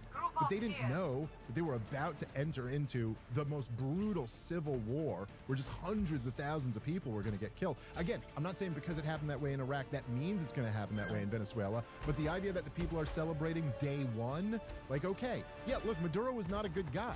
And he was a socialist dictator. So, like, okay, fine. There's people happy he's gone. That don't mean that what replaces him can't be worse. Yeah, it's just, and then if we're involved in it, how much are we there to help? That's the question that used to feel different. It used to feel like we're there to help. And then now it's like, are we there to help? Or are we just there to serve somebody's interests, and not even like a regular person's interest, right? Yeah, that's right. One thing that Ken Burns said, and he did like Ken Burns documentary, he's a documentarian, he is. He had a new documentary about the American Revolution. But he said that the Declaration of Independence, it talks about the pursuit of happiness, right? And he talks about it being like an active document. It's not like a receipt, right? It's like it's kind of it's an evolving document, right? We're not guaranteed to have an America, right? Yes, what Benjamin Franklin's line was, right, some woman said, what have you given us? And he said, a republic if you can keep it. Like a great, like, Thomas Jefferson had some line where it was like, the tree of liberty has to be watered periodically with the blood of tyrants and patriots. So, like, even they were going, like, this thing is going to have to be kept. I'll find my own like, path. there's going to be a process of having to continue this thing. Like, it's not just like, oh, it's written down on a piece of paper, so it's a magic potion, and now this guarantees a free society. But I will say also, like, because there's like this debate about like a propositional nation versus like a blood and soil nation or something like that. And I'm not saying like America isn't just a nation of ideas; it's a nation of people, like, who actually existed, and a common culture and a tradition, and like all of those things. Christianity, and like there's a lot of forces there. But the fact that our first founding document is the Declaration of Independence, and the fact that we became the wealthiest, most prosperous, freest country in the world is not a coincidence. And like it's so beautiful that that there's no country in history that is started. The starting place is that we say man should be free. And also, I love this about the guy. It's like in the first sentence or the first couple sentences, they say it's self-evident. They say it's self-evident that God wants us to be free, which is not actually self-evident. But I just love that as a starting point. That it's just like, you know what? Here's our starting point. We're not debating that. There's a God, and God wants us to be free. And then it says, and these are my words, not the thing. But then it says, governments are just a thing that man institutes to protect our liberty. And if government's not protecting our liberty, then we have the right and maybe even the obligation to violently overthrow that government and institute a new one that will protect our free. Like that concept of like the individual and freedom and the natural rights. It had never happened before in time. It had never been like based on a government or a country based around that idea. Well, I think that idea had never really occurred. I mean, it had been like, I think you were coming out of a time where there was a lot of colonialism. It was like us as a group, and what are we doing for, our flag and our, or what are we doing like as a group, and then America, it was like, no, we can be free. You can be free. Yep. Yeah, I think it lit the pilot light of like creativity and individualism in people. Yeah, no, that's right. And was something always to strive for, like even when we weren't living up to it. And in fact, even like, I mean, and look, the civil rights movement is complicated and stuff, but at the heart of it, that was Martin Luther King's, that was what he said in his famous I Have a Dream speech, where he said, I forget the exact line, but it was something like, he said, we went to deposit our check and we were told there were insufficient funds or something like that. He had a line like insufficient funds. But essentially what he was saying, which he did spell out in other speeches, was that he's like, you said all men are created equal. You said all men have inalienable rights. Right. So what are we talking? Like he was able to play on that to go, right? the metaphor is a bad check marked as insufficient funds. But it's basically, but the bad check is that he's saying, like, look, we have these constitutionally protected rights here. Like, highlighting how the nation defaulted on the promissory note of the Declaration of Independence and Constitution, leaving black people to cash a check for liberty that came back unpaid. So he was able to say, hey, look, if the Declaration of Independence means what it says, then you can't have Jim Crow. What are you talking? And so, like, even, like, it was always something that we, and then, of course, America did, relatively to every other country that had ever existed, have the most free market economy ever. They're the most free market, laissez-faire capitalist country that was ever created, and that led to the most prosperity ever. We didn't become a rich country like in the way that the French or the English did. It wasn't like, oh, you're an empire that goes around and colonizes other countries and extracts their resources back to yours. We just built things. We just had factories and men who worked, and you know what I mean? And like, so anyway, I think that there's been a huge, like, we've gotten away from that as a country for far too long. But do you think as people we have, or do you just think that I think just as the upper realm and as the leaders and as the politicians? I think look, as people, I would say we've allowed our politicians and our government to get away from all of those things, and for the government to amass. We've been too comfortable. Well, and they've just been amassing more and more power, and it's like it's this build-up effect where they always take a little bit more and a little bit more and a little bit more, and then you get to a point where the government spends like over $7 trillion a year. It's like unthinkable, and forcing most people into lifestyles that makes it tough for them to even have time to see who they're voting for and to know what's going on. That's right. And it's so hard to even know what's going on. It's so hard to find good information and real information. It's just, and now it's like, where do you even get that from? It's really, really tough because you can't, like, the news. You gotta just believe anything Candace says, man. That's the new world we live in. I don't know, dude. She's pretty, she's brave, dude. Oh, she's brave. That's an understatement. That's man. what we're saying at the beginning. That dude, her kids play like games, or like instead of playing cops and robbers, they played Who Killed Charlie Kirk. That's so crazy. What do you think about journalism? Before you go, we got to get you out of here in a little bit. They just had this stuff in Minnesota recently where this young guy, Nick Shirley, I'm sure you're familiar with him now, and like you were saying earlier, like in a week everybody knows his name. Now he's been YouTubing and he's been doing kind of like I would say kind of vigilante journalism for a while, but like he was going to investigate some of these Somali daycare centers. What were your thoughts on some of that? And then what do you think about vigilante journalism? Like, I think this is just going to be like gasoline on just like anybody becoming a journalist now. Yeah, I love that. I mean, I think it's great. And again, that's not to like vouch for this kid or something. No, like, Andrew Callahan's been doing it for a long time. Guys like him. I think those guys are really important. And one of the things that I found so fascinating about this was just that, look, like there's been reporting on the fraud in Minnesota before this, and there's even been like they claim some indictments and stuff like that. But like, dude, just the fact that this guy is driving the media narrative now, and then you see CNN and CBS and them, they got to now respond to him. Like it used to be, and I remember like when I started paying attention to this stuff, which has been like 20 years or something like that now. The way it worked 20 years ago was that New York Times Sunday paper came out every Sunday. And then that dictated what all the corporate media outlets were going to talk about for the next 7 days. Like this was in the Times, and so it filtered that. Now, it's this guy with a YouTube channel or with a Twitter account, and they can go and kind of like, they can expose that like, there's this scandal, and then like by exposing the scandal, it also exposes the media, the Justice Department, and it's like, why is this kid the one who's bringing us this information? But I do think going forward, that's going to kind of be the new normal. Well, we already had the information, right? I think a lot of the information was already there. But it is interesting how it served to you, and why now is it so much? Did it seem more real because he was right there with the people? You're hearing the people, I think so. And all the windows are blacked out at all these places. And then some of it, like the Leering Center, that seemed too on the nose to me. Like it almost seemed fake.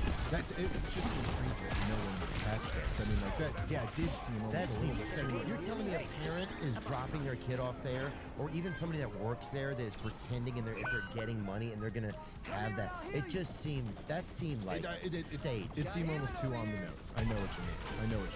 But what is interesting is that Tim Walz, he ran on this as vice president. I mean, he said it after the presidential debate that he was ready a date up going date and Kamala Harris to take this program and federalize it and bring it to the national level. It really is something. I don't know. I think there's so many conversations about all of that, but I think that it does kind of ties back into the stuff I was saying about inflating the currency, strong purchasing power of the dollar. Now everybody, it's so good to think about it. When I was saying this, my grandfather was not welcome. We are so much richer than he is. But the technological advances came in, and that we should be living at such a higher standard of life, and yet almost no young people can do that today. Like literally, the only people I know who can do that today are like rich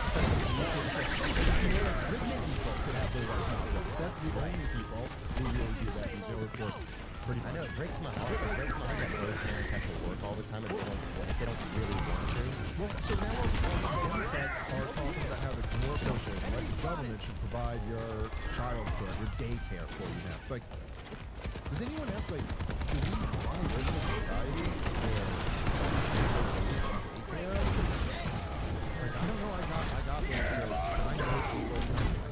I know when I say this, people get upset sometimes. I don't mean to be like judgmental of you personally, because I know if you put your kid in daycare, and this seems like I'm attacking you or something like that. I just can't imagine people drop their babies off at daycare. Dude, I managed a daycare, dude, when I was like 15 and a half.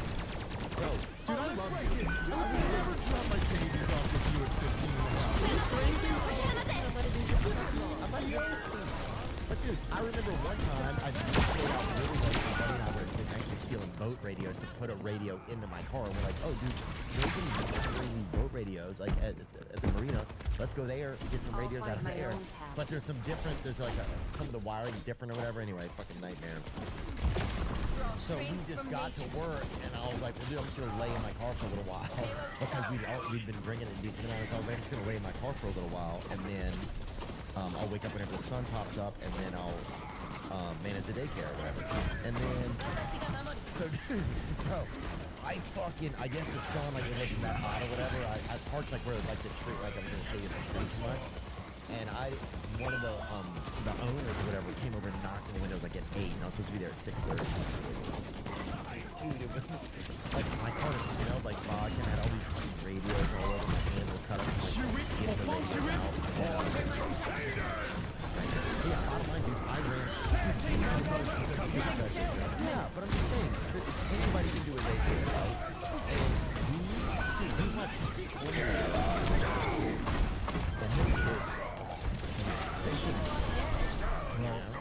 Yeah, I appreciate your honesty. But it is like a thing where I shouldn't have been. I still feel bad. Some of us still wake up. Well, because there's one scene where you see like 3 tits in it or whatever. Or Total Recall. Total Recall. I remember that. Like a gentle rain. Total Recall. And there's a scene where 3 tits are on there, and there's all these kids looking at it. I'm like, dude, I shouldn't be watching this. And we were watching it. That was bad. As soon as I forgot that I felt like I was in the class or whatever. Well, I will say a lot of the reason I think why, people like the big government, progressives and stuff like that, and the whole kind of like neoliberal culture in America, which is always kind of like for years been demonizing, straight white men and demonizing patriarchs and families and all of this. There's a reason why, like big central governments don't like family structure and religion and community and all of those things, because they're all against their values. And the system, right, like this, inflating the currency, that leads to all the things that you were talking about, right? But that is actually very good for the political class. It's very, like, inflation in general is very good if you hold debt. If you're a big debtor, inflation is your friend because you pay off the debt. Like if you want to buy something, but the money's your assets, well now your hamburger used to cost $5, now it costs $15. That sucks for you if you're the person who wants to buy it. But if you owe $1,000 and now you're selling hamburgers at $15 a pop. Yeah, you owe less than you did before. So like if you have debt, inflation is your friend. And also, in the old, it's not a bad thing to have in the inflationary environment. But in the old system, like in the old order, right? My grandfather would work at the factory all day long. My grandmother would work, taking care of the goods, managing the house, and all that stuff. But only one of those incomes was taxable, right? Like my grandfather was taxable. Right. So when she goes into the workforce, there are 2 taxable incomes. Then you hire a daycare worker, it's a 3rd taxable income. So there's just way more revenue going to the federal government when the government's raising your kids. And now you have to go But it's not really so good for the babies. No. Like, it's better for the babies if their mom and dad are the ones raising them. Or their grandmother, or their aunt, or someone who's just inherently always going to love them more than some worker at a daycare. Well, that's why when a kid's mom comes to pick him up from a daycare, as opposed to your babysitter coming to pick him up, there's just a different feeling about it. Even watching it, there's a different feeling about it. And then it's also like if you get someone else to work, then you need another car. Now they need another car to get to work, right? And so then you have gas lobbyists and auto lobbyists that are going to push for those things. We need those things. Let the Kitsune guide you. But then also, dude, I feel so bad for them because I get stuck on the surface of just being like a Debbie Downer, you know? And I don't think that's not good. No, and I think, you're right. It's not good, and you don't want, and I also don't think you should be. Like, I'm still somewhat pessimistic on the short run here. Like, I don't think all these problems are going to be solved tomorrow. But, like, we're at the precipice of a new, it's going to be something wild that none of us can really understand. I was saying remember Jimmy Paul? Somebody was talking about when AI gets pointed at physics, and then we can like actually have AI like inventing new things about physics, because like all the things that have like really changed our world are related to the study of physics, like and the fact that like, dude, my grandfather fought in World War II. This is a thing that happened in the previous century. There were 2 world wars. Things looked pretty bad there for a while. Yeah, like people getting slaughtered by the tens of millions. In World War I, fighting and 17-year-olds fighting in trench warfare and stuff like that. And now we live in an age where like an infection that would have killed you 100 years ago is like, you go grab some amoxicillin, you're fine. People literally, you get strep throat, that's like no big deal, man. Strep throat without amoxicillin is a really, really big deal. And so we have, my son was saved with open heart surgery that just 30 years ago you just didn't have, and I would have lost a kid. Like, so we live in this amazing time, and we all have more of a voice and more of a platform and more opportunity to to work together and find truth. Like, I think there's a lot of really beautiful shit going on. But part of that beautiful thing is that we can expose how ugly this corruption is. And man, even as somebody who's really lived in the world of like being furious at these guys for how corrupt it is, the more information you get, it's so much uglier than you. So it's like a metaphor for life in general, right? In life, you got to deal with there's like tremendous beauty and there's tremendous tragedy, and we all have that within us. We got to somehow like stomach the tragic part of it, so that we can get to experience a little bit of beauty, Yeah, and even we're able to sit here and at least like feed ourselves. We're able to talk about pain. Like there's places where people have no freedom now. This is this video by Jimmy Carr here. Jimmy Carr drops a wild take on AI and kids. Oh yeah, it was right. Oh yeah, and this was on, I think it was on, is this on Trigonometry? Shouldn't get that close to the sun. So, big field point, but minus the degree we're living in, right? So nothing's happened in physics since string theory has not got enough. If you take the computer out of the and point it as everything else in science is standard. Right? Physics is weird. That goes every bit of technology that we have comes from the physics department. And I think on the point there like that feels to me like something that people aren't really thinking about and is incredibly could be incredible. You could have a world of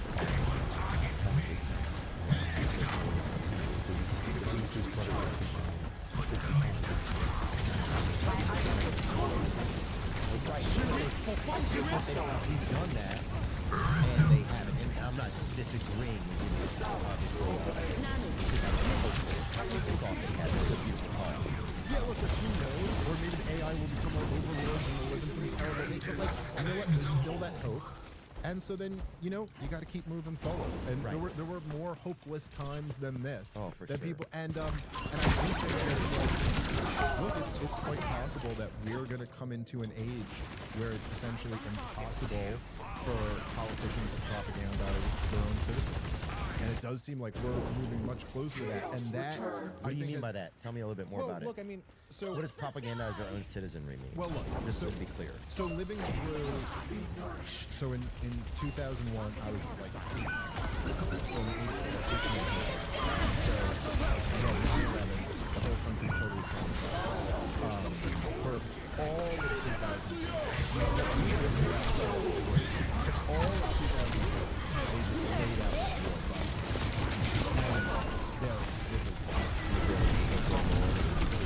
war Benjamin Netanyahu came and testified before Congress that, you know, all this stuff. And Perez, the former Prime Minister of Israel, wrote an op-ed in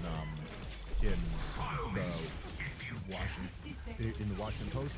And Ehud Barak, the Epstein's good friend, wrote an op-ed in the New York Times, all saying, you know, Saddam Hussein's weapons of mass destruction, that if you overthrow blah. And they convinced Americans, I mean, they really convinced Americans that Saddam Hussein had or was building nuclear weapons, and he was friends with Osama bin Laden, and if he didn't go overthrow him, he was going to hand these nukes that he didn't have off to these terrorists who he wasn't friends with, and that they were going to nuke Kansas or something like that. We fall for the same trick. But the thing is, all people, everybody who people look to get their news, like the entire Republic, they get news from Bill O'Reilly, Sean Hannity, and Mark Levin. These guys would just repeat the government propaganda over and over. And they were nothing other than, in effect, state propaganda, just repeating it. And then liberals were the New York Times. And Judith Miller was repeating the state propaganda. And the source was Chalabi, the same source that the neocons had. Who, by the way, is like an Iranian star, essentially. But regardless, they were able to, today, if Donald Trump was trying to sell us on something like that, he doesn't have Bill O'Reilly and Sean Hannity to repeat his propaganda. He's got Tucker Carlson and Candace Owens. Those are the biggest right commentators in America. They're going to destroy that propaganda. You know, like it's not state media. It's actually independent media. And so their ability to like launch another propaganda campaign like this is not what it used to be. And so I think that, you know, this leads to the potential of a much better world. Yeah, I mean, even today when we're looking at the Venezuela thing, we can put up clips of other people's thoughts and theories on it. Yeah, we can get a bigger look at it. Yeah, that's right. And they actually have to kind of like face our ideas now. Like it's interesting. Like even if you watch, I mean, I get it a lot. They flip out of that one. They flip out of that Candace. The way they flip out of that Nick Sanchez or Tucker Carlson or someone like that. It's like, well, they have to flip out of it. You know, in years prior, they would have just marginalized and ignored these guys. And they tried for a long time. They sure did. But they got Tucker fired from Fox News, right? He's bigger now. So what now? What are you going to do? And then Nick Fuentes, what are you going to do? He's banned off everything, you know? It's on just Twitter and Rumble. But so what are you going to do? And he's here. He's bigger than ever. He may be bigger than ever. You had him on your show. Yeah. How was that? What is he like? Is he big or is he small? He's not big. He's not big. He's small.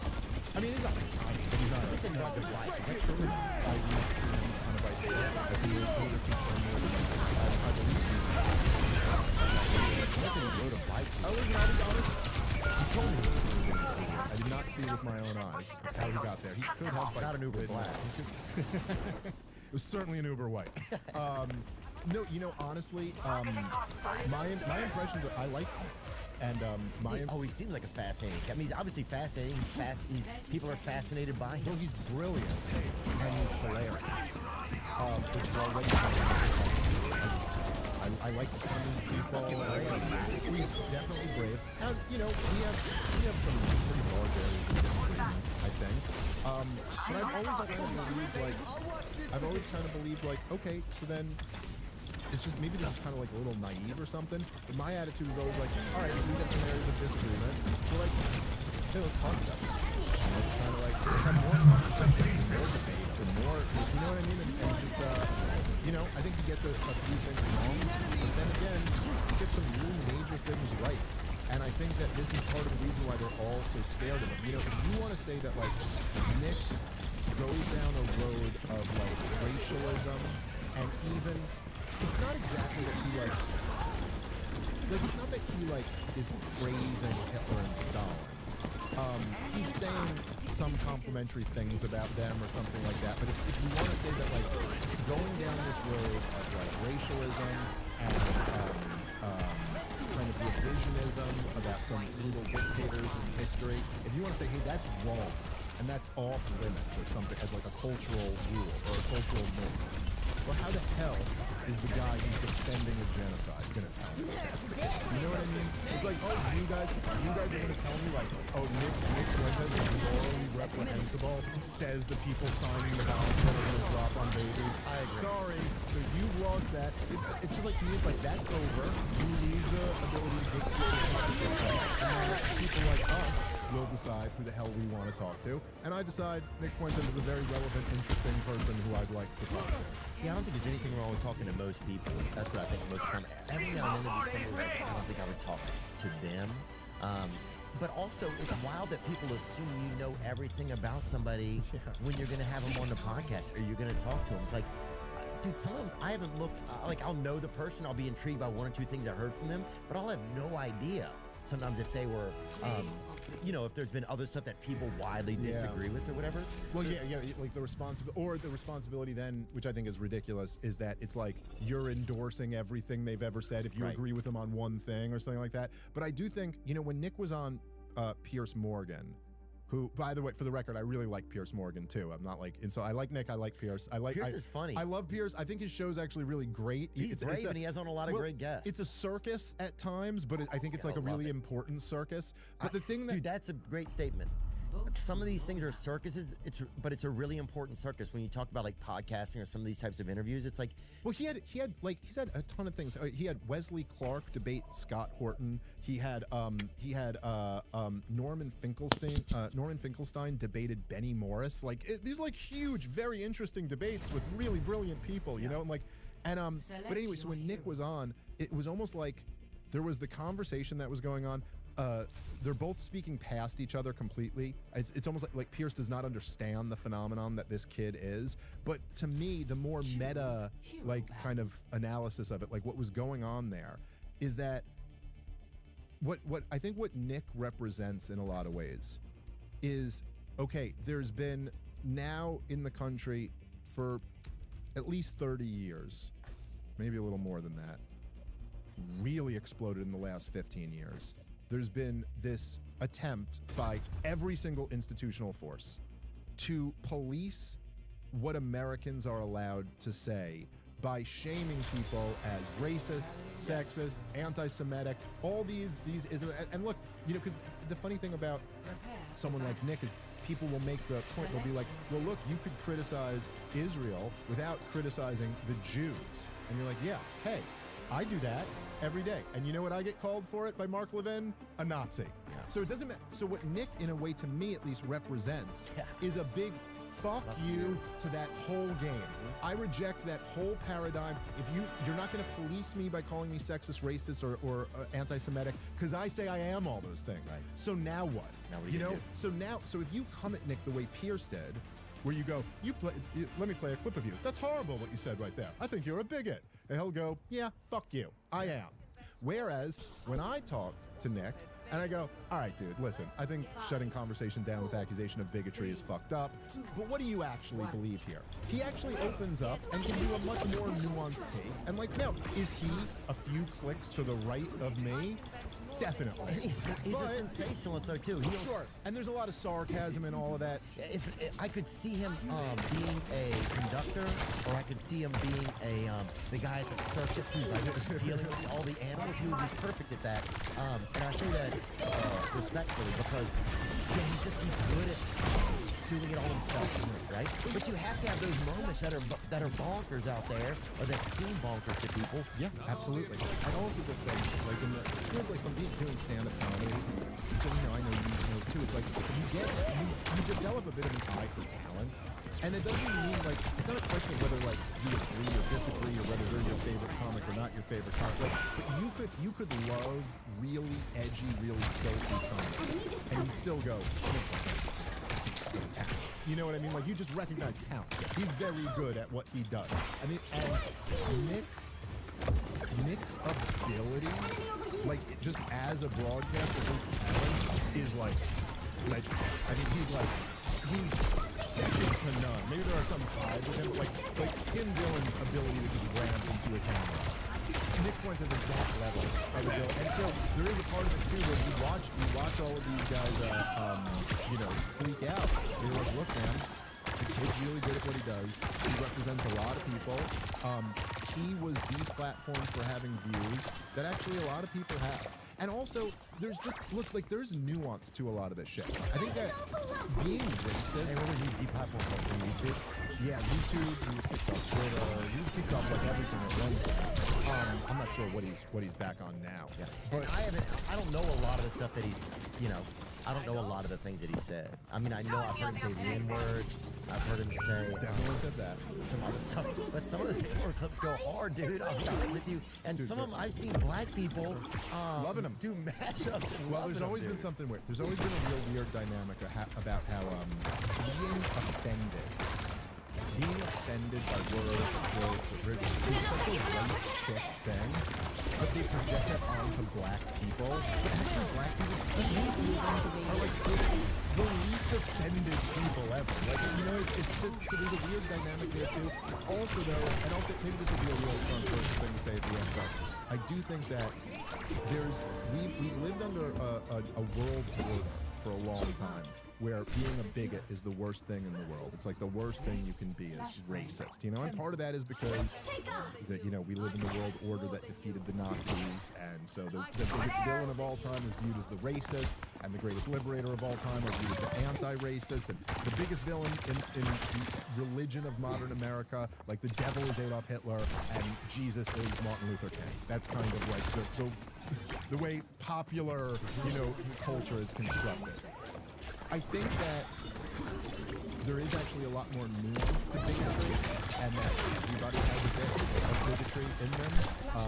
But I think that America, it is true to some degree that America has been replaced by immigration policy from the government. America went from being 90% majority white Christian country to now being it's like 50%. May even be a majority minority country in the next couple of decades, and then white people might ultimately be a minority in this country. And the mainstream media demonized this was done against the will of the domestic population. There was never a referendum on open borders and massive racial change in America because it would have failed. No, the country wouldn't have supported it. And there is going to be a group of people, not just white people, there are going to be a group of people who wish that America remained majority white. And that doesn't mean you have to hate black people, or that doesn't mean you have to hate Muslims or hate Latin American or Latino people or whatever. But there's nuance. There's a view where you go, hey, I want America to remain majority white because that's kind of what America's always been. I want it to continue being what America's always been.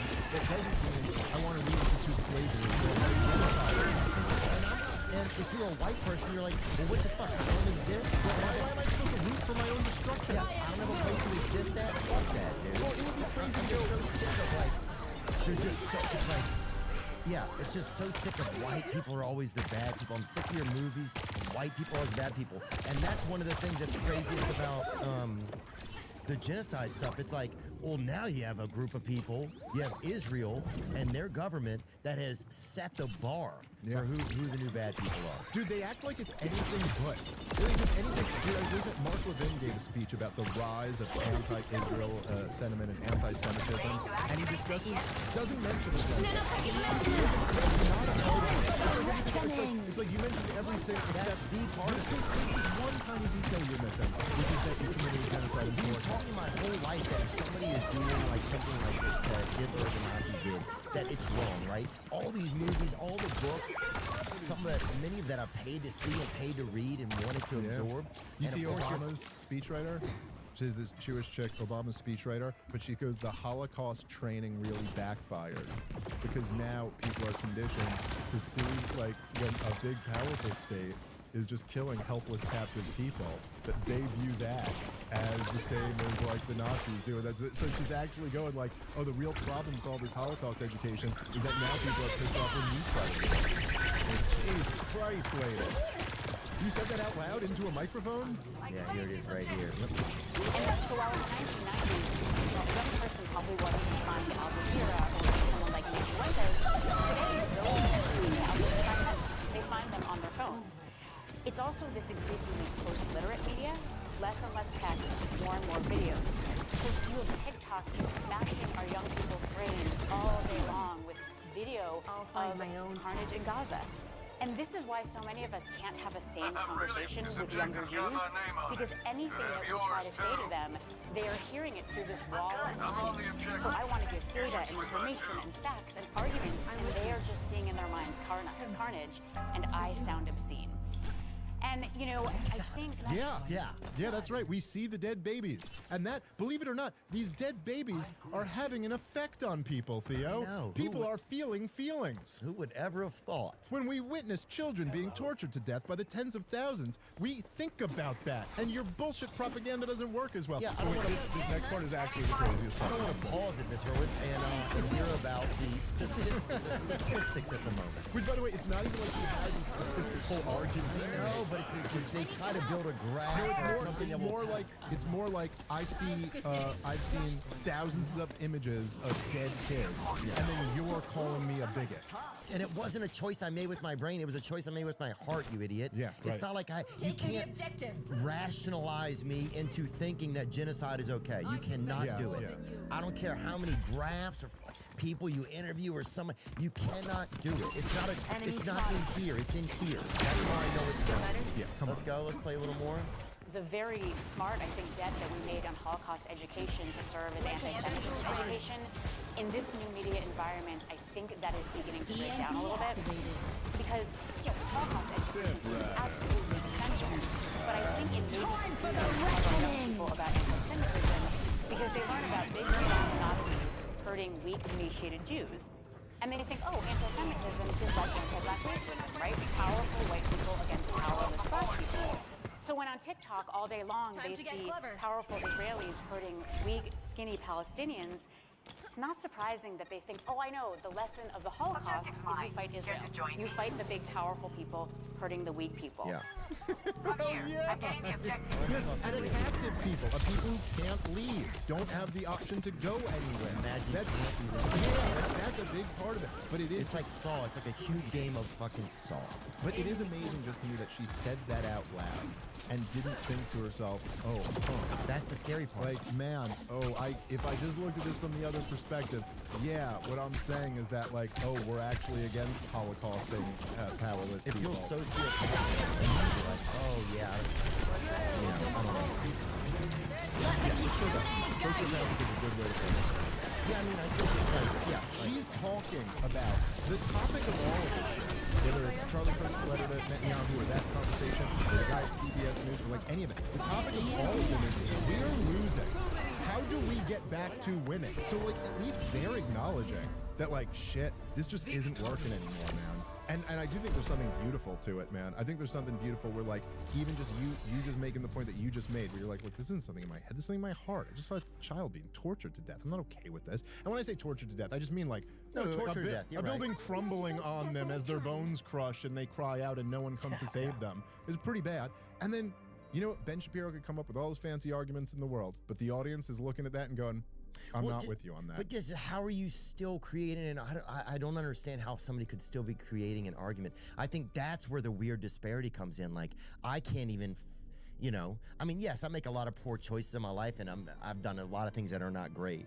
But yeah, I don't understand how you could just think that that's okay. You know. You got 0 supported genocides on your track record, though, so that's good. Yeah, that's true. That's a good point. Thanks so much, Dave, for stopping by, dude. Dude, absolutely. Anytime, man. I appreciate it, man, so much. Great to start the year off with you. Yeah, I'm hopeful that 2026 will bring in good things. I will say this. A lot of my life I've thought, man, my time on Earth has been it's been exciting and fun, but it's been a little boring as a society. Like as a time period in America, it's been like it's kind of a comfortable time. And man, it's just in a couple years that's changed a lot. It's gotten real interesting. But yeah, I'm excited. I like being alive during these times. I'm excited to see where everything goes. And I love like the relationship we get to have like with our audience. Like we kind of all go through this together and we're kind of all like, yeah, did you see that? That was crazy. And it's crazy. I enjoy it. Yeah, I mean, whenever Charlie Kirk got shot, I was texting people and like other podcasts and stuff like, stay alive, dude, you know? Or like if I have a tough question, I can call you and ask you about it. You know, I'm like fucking bothering this father out there in fucking Jersey. You're never bothering me, dude. I love talking to you. But yeah, man, thanks so much. I'm curious to see what Candace has for dinner for us. Ooh, I can't wait. Yeah. All right, thanks so much, Dave. You're the man, dude. All right, peace, buddy. Now I'm just floating on the breeze, and I feel I'm falling like these leaves. I must be cornerstone.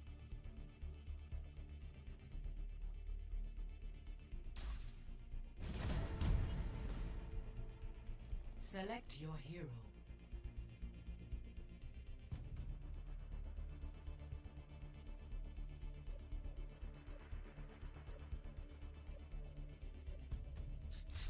Choose heroes to ban.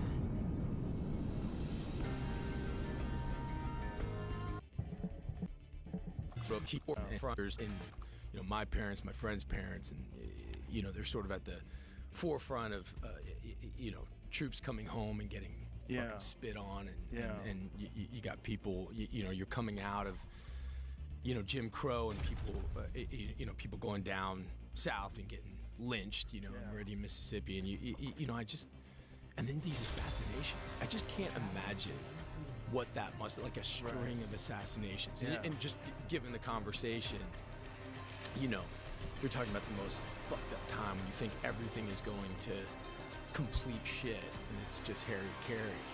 What would imagine if right now, in the string of next week, like Kanye was assassinated, Trump was assassinated, I guess you had the thing at Pelosi's house. I guess that's like kind of weird, but like it's also kind of like weird. It's just weird, right? Yeah. But like imagine that, like imagine what we'd all be saying. It's like, I think in the last couple of years we really saw how close, how fragile this whole thing is, and how close this thing it can go to just breaking down, and you're kind of on your own. But I just, to have like both. Yeah, you got a good point. Yeah, like John F. Kennedy, Robert F. Kennedy, Martin Luther King Jr., Malcolm X, all these murders, all these assassinations, very close to each other. You're talking about what, like 68, and then also you have, not to the same extent. I don't know how it would register now, but you had Altamont, you had, and then again just wars, troops coming out. Think about how we regard our military. Yeah. And the reverence and respect that we treat in the military. And think about it. These troops coming out in red paint, in the airports. Yeah. That's imagine if they have to. Yeah, that's true. That's a very good point. And then, all the other people that died during that time, right? Like all the rock stars, like Jimi Hendrix, Janis Joplin, Jim Morris, everyone's dying. Yeah, it's just like, and then the 70s come along, and, you have fucking Watergate, and Nixon's gone, like all the chaos in the country. Totally. And everybody's just manically horrified. You have the previous generation just absolutely fixated on this new war on drugs and what that means, and then you have these great, who would be the equivalent of Hendrix, Morrison, and Janis Joplin? How they all died, just like, look, you've got people getting shot on the street. What was his name from Amigos? He just died. Offset just died. No.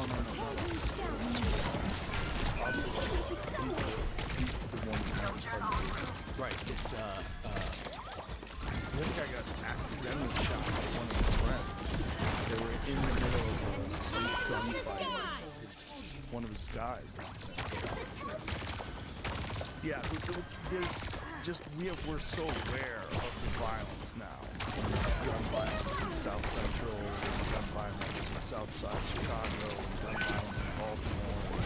So I think we're probably more acutely aware, like just because of the news cycle. I think you're right.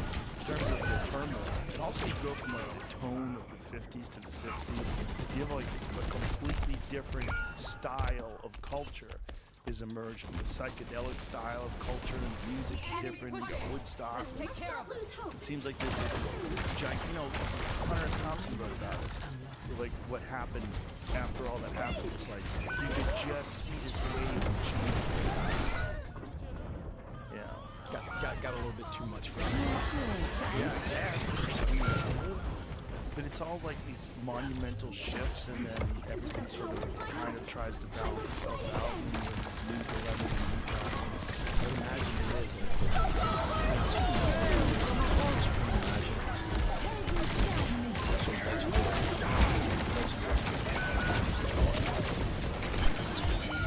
He's from the community. He's got complete utter respect.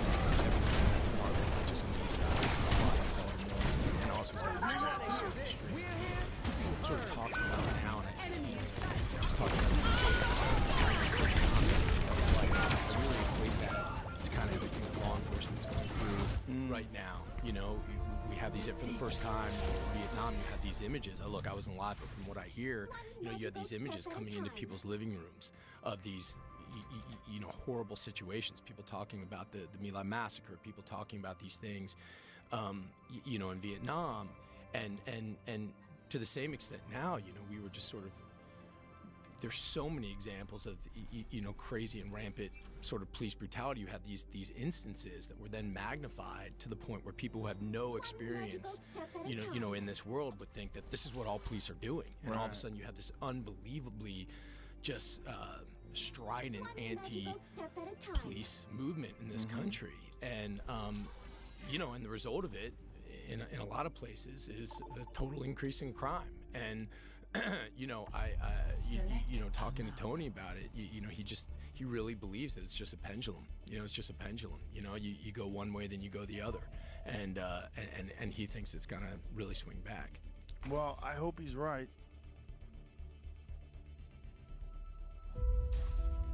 EVE Online. It seems like that's always the case, as long as there's not some sort of a catastrophic thing that happens, like a world war or something that literally like flattens society and civilization. I mean, generally people try to move things in a better direction. It's just setbacks and all these things that happen along the way. I think culturally we're all trying to move towards a better direction. I mean, that's why there is so much outrage, and when we have this anti-police sentiment, it is because of all these horrible, egregious examples of police brutality that we see. The right way to do it is not defund the police. The right way to do it is not like this attitude towards all law enforcement, which is crazy, because some of those same people, they're going to find themselves in a situation where they need law enforcement. Absolutely. And then what do? They look like hypocrites, and it's a lack of understanding of the scope of the overall problem. And I think a lot of the times the conversation is just really being led by the wrong people. We're looking at pundits and celebrities and so-called experts in these situations. We're not talking to the people that are actually on the ground doing the job, people from the communities. And I think there's a lot to learn from those folks. Yeah, no doubt. It's just, it seems like there's also this problem of there's so much information to sort through. When you're dealing with this 24-hour news cycle and social media, you're dealing with most of the things that people concentrate on are negative. So you're dealing with negative consequences and negative actions from billions of people. And we're all trying to filter it out and apply it to our everyday lives, while everyone's freaking out about climate change, while everyone's freaking out about the war in Ukraine, while everyone's freaking about the drug problem and the border problem, the cartels and fentanyl and shit. Yep. And everything's designed to just sort of be delivered in the most unnuanced, the most just sort of bright lights and pay attention to. That's scary. The truth gets really lost in these issues.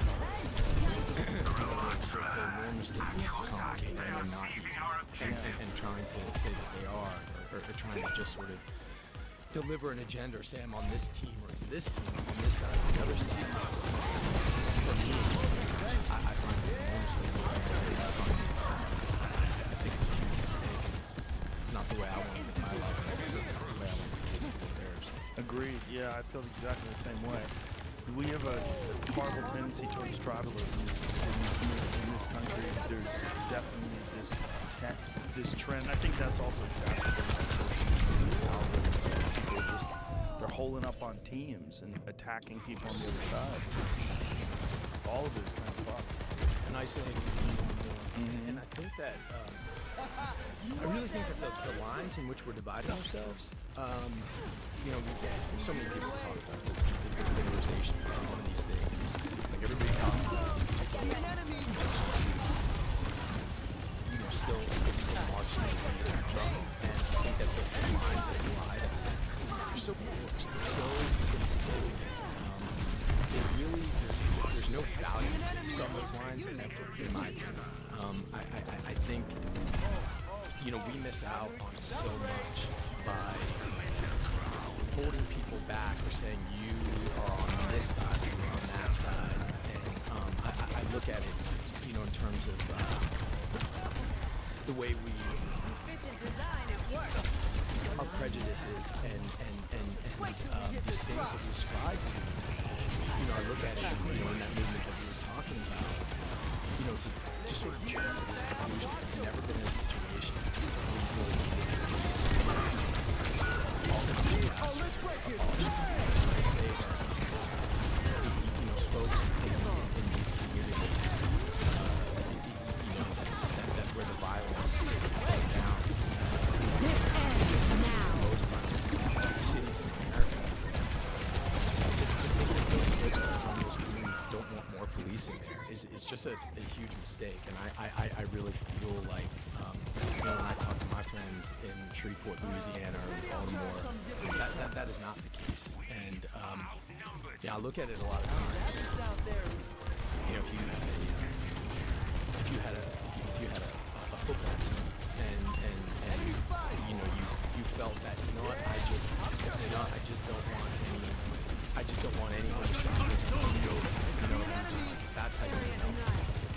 There could be something on that. You could have someone who's 6'5", you know, runs 4.40 and has to demolish your own prejudice because of your own just ridiculousness that you describe. You miss out. Your team's it's impossible to thrive. It's impossible. It's definitely that. You have such an interesting, nuanced perspective, which, you know, I don't want to say is unusual for actors, because I think actors are just human beings and they vary widely. But to be a guy like yourself who decides, hey, I want to put these opinions out there, and I want to talk about things in a sort of nuanced and, you know, objective way. Like, what made you decide to do that? Because that's very unusual for actors. And it's also unusual for actors to do it well. Like, you don't come across as someone who's trying to sort of soften your words or say things in a way that's virtuous so that people like you more. You seem very genuine. And to do that as, like, in a podcast form, the way you're doing it, it's almost like, like, did you get any people saying, like, hey, maybe you shouldn't do this? Yeah, this could be a liability. What are you doing, dude? Throwing it all away. Why do you have all these opinions? Shut the fuck up and be the Punisher. Yeah, I know. And honestly, man, you know, I have huge trepidation. I have huge hesitation. And I don't necessarily think it's for the reasons that you just pointed out. I think, you know, for me, you know, not to be grandiose about that. Look, I love Why withdraw your forces I love now? it. And I think in a lot of ways it genuinely saved my life. And I think that The way you're I imagine consolidating I'm a your huge forces, fan of I yours. think you're still and, planning I on it. listen to your show religiously, and I imagine that's similar potentially to how you feel about comedy. I feel about acting. I feel like it's a lifelong pursuit. I feel like it's something that failure and humiliation is always on my shoulder. He's always there talking to me and whispering to me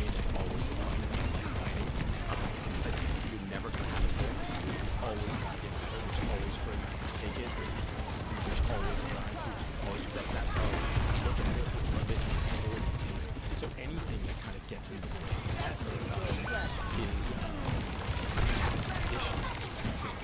is the enemy. To be honest with you, and quite certain is the enemy. Is more of myself.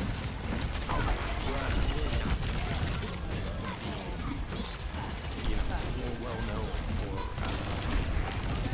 so to be honest with you, there's a lot of information the more I share my views, the more time in the box, unless you're listening to insurance, mathematician, whatever it is. And so that is, but this, the intentionality behind the show is Dude, I can't touch that Juno. What the fuck?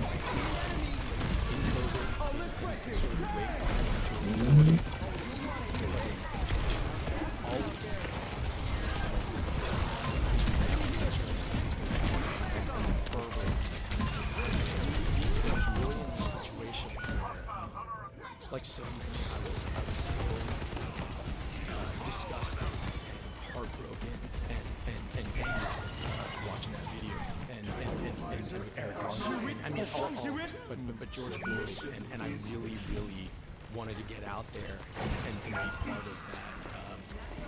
that, be part of that protest, and be part of that uprising. But at the same time, I turned on the TV. And I saw people throwing bottles at police officers. I saw people throwing bricks at police officers. And to me, every single one of those police officers is a sister, a son, a daughter, someone who's and I was disgusted. And I really... There are so many reasons to love the play with the Arizona Lottery, like supporting children in foster care. Wholesome organic fair trade certified sweeteners. Make the moments we share even sweeter. Connecting us across kitchens and continents through the values we all share. All the best for us. That's wholesome. You know, I'm very grateful for how I grew up. Where I grew up in Washington. I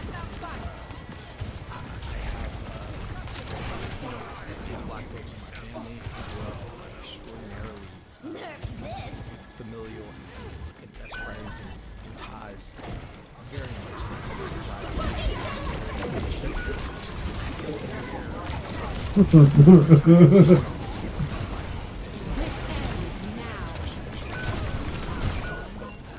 Been beaten by the police, but I've also had my life saved by the police, and I also believe that so many of the folks that were sort of leading the charge in this anti-police movement, and also so many of the folks that were leading the charge in this Black Lives Matter movement, the folks who really have no experience. You really get it. It's just people kind of like arguing over goals, flag waving over goals. Kind of in America, generally, their strength and hatred being rich and honest, steadfast in views, and completely unbending, non-willingness to see else. It's different. And yourself enough to say, hey, you're an American, I'm an American, and I might learn something. I don't have all the answers. And I think at that time, Genesis, why the podcast started is I looked at, okay, well, on one side you've got, in this anti-police movement, who is the most, who's the audience that everyone is sort of most afraid of in that. And to me, it's plainclothes, aggressive, take the fight to the criminal police officer, right? And then on the other side, who's the audience, who we all afraid of in the world, maybe it's the African American. And to me, most grateful is I have really close friends who fit both of those bills. And it's my assumption because they are actually in it, pitted against each other at times, but they are on the same streets dealing with each other. There's so many times that they have opportunities to see good in each other, to find things that they respect about each other. I find when I spend times when I go out and ride along, and I spend time with my plainclothes police units. They'll look at their own groups and they'll say who's really about it and who's not. They find flaws within their own community. With a lot of the guys who have been really successful in the criminal world, it's the same. And they're able to reach across this sort of so-called aisle, and they're able to say, hey, there's something about that guy I really respect. I really dig what he did. I really dig what that person did. And I found that they kind of appreciate the same things. They laugh at the same things. They're a lot closer than they are further apart. And I just thought that these were really great people that I want to listen to. I want to listen to people who are actually in it and who walk the talk, walk the walk, and just talk. And that's really where the idea for the show started. Sorry, such a long way to answer, but I would also just say that the trepidation I have in doing the show is because I just really work the show is not about me. I'm not. I don't think I'm particularly good at it. I don't think I'm particularly that interesting of a guy to be leading these conversations. What I think I have is this unbelievable group of friends, both because of how I grew up and because of what I do for a living, that people talk to, and I've become really, really close with them. And asking somebody to come on and talk about these things it's not easy. It comes at a cost. But I'm really grateful for it, and I giving these folks a platform. These are precisely the people that I want my kids listening to. And the two sort of things in my life that are most important. It's my work and it's my family. So at times those are opposed to each other, but ultimately I really believe in it. How long did this do before you ultimately decided to do something? It's been for a while. We started doing that sort of thing. So the first one that we did was we did it with my friend Jerry Ballesteros, who's crash unit cop. So how does this conversation start? Like, how do you decide to start doing this? Like, how do you say, what, I am going to sit down with people. Like, where you just like, I don't feel like their side is being represented. I feel like I have something to add to this, or I feel like I have a unique position. Not me. Yeah, not me. I guess there's that. I have friends who, especially if you look at South Central, specifically, Newton Division in South Central, it's historically one of the most violent, they call it shoot one of the most violent instances of services in the entire state. I was enormously impressed with some of the guys in that precinct, Jerry Ballesteros, just legendary. He's lost people on the street. He's gone all the way. He's respected. Was he the first guy you sat down with? So he's the first guy I sat down with, but I sat down with him, and I sat down with a guy named Deontay Johnson. People call him Bojangles on the street. Grew up in the Pueblo Bishop Housing Project, and right next to each other. They've been sort of set against each other forever. People call him Bojangles, like I said. He's a community activist. He's somebody who's given so much back to the community. He was awesome. He was part of the Pueblo Bishop Bloods. And these guys knew each other. They knew of each other. They contacted each other. And first, getting them together was different. It's hard. It's a big first step. Yeah. Get in the podcast, and this is what we do. It's a very yeah, but again, it's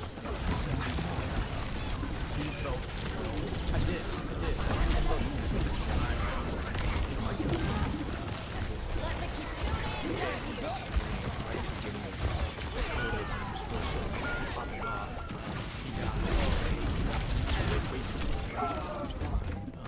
only person in my family really that showed me that it was possible to be an artist, and it was really got to feel like I said, going into the hospital now. I got this thing.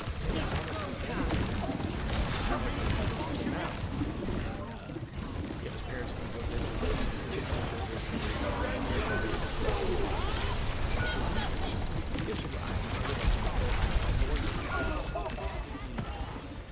Yeah, I know. COVID almost didn't really exist there at the time. But then again, when the George Floyd uprising, popped off, I really wanted to get out. I really wanted to be a part of that. But then again, when I saw the anti-police movement, anytime I'd go and protest, I'd also stop by Newton Division and just pay my respects.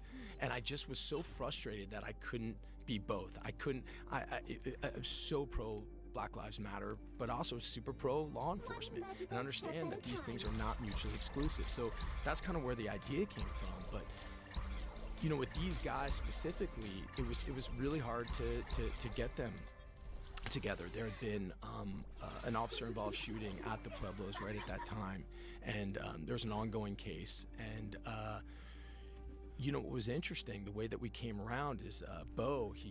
He started an acting school in the Pueblos in South Central with Shia LaBeouf years ago, called Slauson Rec. And Bo himself, is an acting student and an actor himself.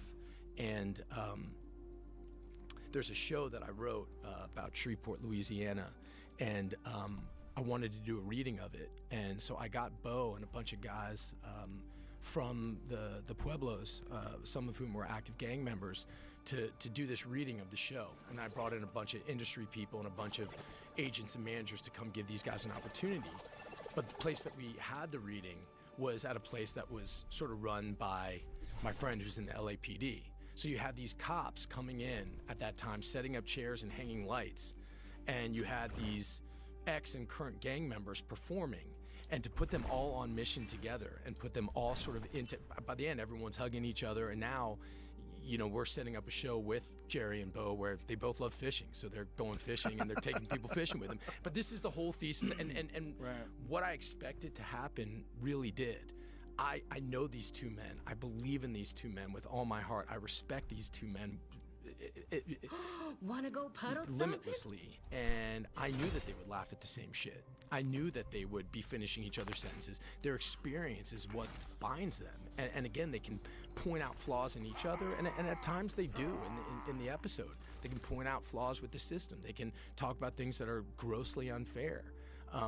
This is one of the things that sort of came out that was so interesting is, Jerry was talking about, being, a decades-long veteran of the LAPD, how, places would give him free coffee. He would go eat for free. But now walking in, in uniform, people wouldn't let him in, their establishments. And on the other side, you got both saying, yeah, I've lived with that my whole life, man. You know what I mean? And there's real points of connection that way. And then I just think from there, it just, I believed in that thesis, and we just kind of kept it going. And I got a group of people around me that I think really believe in it as well. And yeah, man, so this is what we're doing. One of the things that separates people so much is the lack of communication, and the fact that you're able to get those two guys to sit down and communicate. That opens up doors to so many other people, and it opens up doors of possibility in people's minds where they can watch that conversation and go, you know what, at the end of the day, we're all just people, and we all believe in what we believe in, and oftentimes we look at the other people on the other side as being the opposite or being the enemy, when in fact they're just other human beings. That's it. And we have way more in common than we do like conflict. And I think with with how isolated everyone is, and everyone wants to say I'm on this side or on this side. Yeah. It's like if these two guys can sit down to each other who have, again, lost freedom, lost lives, lost friends, taken lives, in this so-called war, but they can actually sit down and strike a real, genuine friendship. And then go fishing. And then go fucking fishing. Like, what are you doing? Like, standing on the side being like, I hate those people, but you never, you know what I mean? Yeah, I believe in that. I believe in that with all my heart. Well, what disturbs me is that absolute lack of nuance that some people have.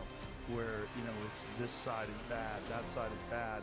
And all that is exacerbated not just by social media, but also by foreign entities that are embedded in social media that continually stir up this sort of strife and stir up this conflict. And it's done intentionally to try to divide us.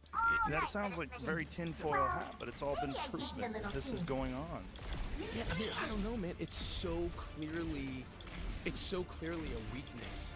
It's so clearly a weakness in the fabric and the structure of our society. So of course you know, look, man, I lived in Moscow for 2 years. Did you? And, yeah. What were you doing over there?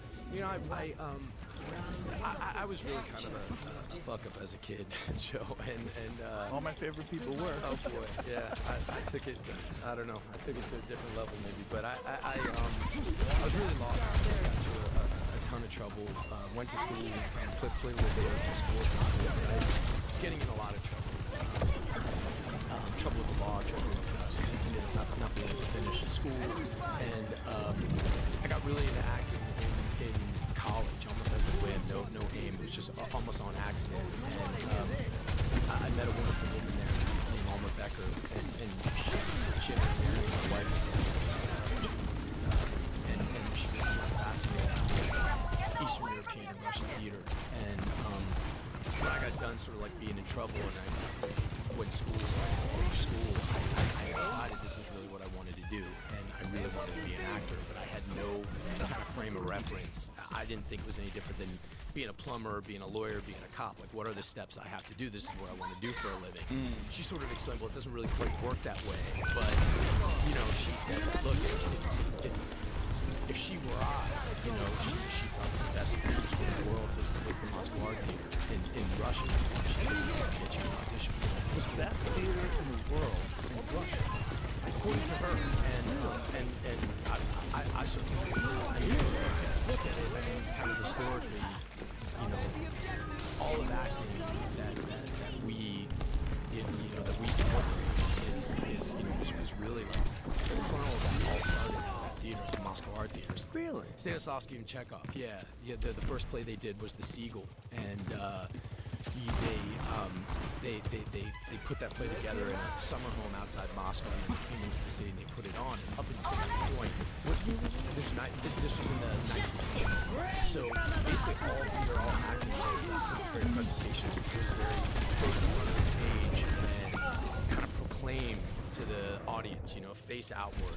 And what Stanislavski came up with, you hear his method, which is not, you know, like sitting in your own shit or having people call you your character name. That is not, you know, method acting. This method that he came up with was really about realism on stage. So if you're drinking tea in a scene, really drink tea. Turn your back to the audience, talk as if you're actually in the situation. In 1933, they went on a world tour with this play of The Seagull. They went to Europe, and they went to America, to San Francisco, to Chicago, to New York. And that changed all of the sort of great American theater training, you know, from the group theater with Strasberg, Uta Hagen, it all came out of their exposure to this one play. Nobody had ever seen acting. They all started at this school. How did they figure that out? Like, how did you figure that out? The Russians.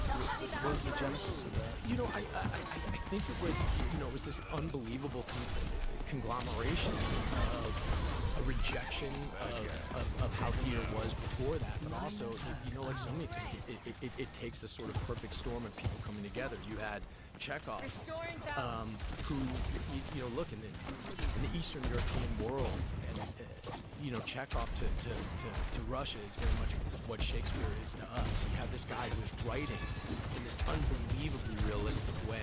Let the You know, examining human behavior. He was a doctor.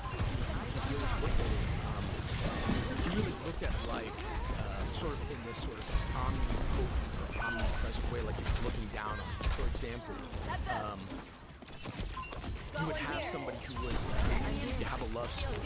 The Seagull, there's always some confusion. It's called a comedy. It's really ultimately the lead character takes it and kills himself. It's very tragic. But from a doctor character, there was something really funny about all these people who are in love with the wrong person and spending their life wanting to love this person. I want this so bad. But right next to this person who really loves you, and you're ignoring just sort of the feebleness and the fragility of human behavior. Really examining these small characters, giving them real emotional weight on stage. That's right. So you had this in the writing, and then you had this brilliant actor and director, Stanislavski, who just thought, what if we actually play this for real? And it was a completely revolutionary thing. It changed everything. It's the style of film acting and theater acting that is literally taken over everything today. That's fascinating. I would have never known that. And so you go over there, and what is it like to go over to Russia? Did you understand and speak Russian? Did you have to learn that? Did they speak English? Give it to them. Each employee's healthcare needs are unique. Shouldn't their coverage be as well? Group plan. So I was over there in the late 90s. It was a totally wild time to be there. And I think looking back at, maybe why Alma wanted me to be there was, probably because I was such a wild kid and I was so lost and doing so much kind of fucked up stuff. So you just pack up your shit? Yeah, man. And back then, no email, no phone. You go over there. And you don't talk to anybody. You don't talk to anybody from your life here. I think very much. I think she knew I needed to get out of here, and so I think that was part of it for her. But Russia. I need some help. I can't. I've got you. The way I would describe it is unbelievable beauty with unbelievable brutality. For me, there's no way I would be doing Enemy here. what I do today if it wasn't for my time spent there. You have this unbelievable appreciation for the arts. On every corner, there's a statue of a playwright, a poet, and an actor. Being an actor is an enormously masculine thing to do. It was I don't give the up that the training itself was highly rigorous. From playing college sports. Come to me for heals. Fight training. It was by far, without a doubt, the most disciplined and physically strenuous work that I've ever done in my life. So basically, the way that the school works is, you have thousands of kids that audition. Enemy spotted. And then they take 100, and then every semester they'll cut that class in half. So you're kind of fighting for your life the whole time you're there. And they'll graduate 10 kids. And these kids are coming from all over the country. It's really kind of like, if you get into that school, it's kind of like this golden ticket. It's kind of like, there's at the time there's 10 times more theaters in Moscow than there were in New York. Theater is religion. I'll definitely explain to you sort of why that is, especially coming out of communism and how important theater was and the role it played. But if you graduate from one of those schools, it's not like in America where a lot of theater training is very coddling. It's very like, you can't really play sports. You're not the best student. Come to the theater, there'll be a tree, and everybody's kumbaya and get along. If you can get through one of those schools, you're funneled into one of the major theater companies. It's such a huge achievement. You're kind of guaranteed employment after that. And the people that get the honor of teaching in Russia, it's the highest honor you can achieve. So my teacher, Oleg Kavakov, is the equivalent of like Robert De Niro here. It's if an acting teacher walks into a room, it doesn't matter even if you're in public. If you're a student of that school, you have to stand up, and you can't sit down until they sit down. And there's just this unbelievable respect that's built in. You have to learn acrobatics. You have to train ballet. You have to acrobatics. So you were training in acrobatics and ballet while you were learning acting? Yeah. And how do they structure? Enemy here. How do they structure what? How do they structure that kind of training? So it's in the first year, look at it. In the first year you're there, there's no text. I mean, all voice and body, and in rhythm, you learn rhythm, which is something that's like not taught here. Rhythm of communication, rhythm of dancing. Everything. So rhythm of objects, like literally just learning. It's studying rhythm. So you and I would be able, we would be tasked with putting on a show, completing rhythms, like off rhythms and how do I explain it? Like I'll give you an example. One of the training exercises would be training. Let the kitsune guide you. And you would they would tell you to concentrate on one paragraph, and you would read that to yourself. And while that's happening, everyone in the class would be asking questions. Say, Jamie, what color socks are you wearing today? He would answer. Then Jamie would say, Joe, what did you have for breakfast? You would answer. Somebody else, we would go around and everybody would, while you're reading the article. Meanwhile, the teacher would be clapping, snapping, or coughing. When it was over, he would point to anyone in the class. You have to know how many times he snapped, how many times he coughed, how many times he clapped. Then he would go around and he would say, what did Jamie eat for breakfast today? You would have to know all that, and then he'd have you stand up, and you would have to recite the paragraph that you just read. And you would have to be able to answer any of those questions. So it's these extra, and that's kind of what the method was.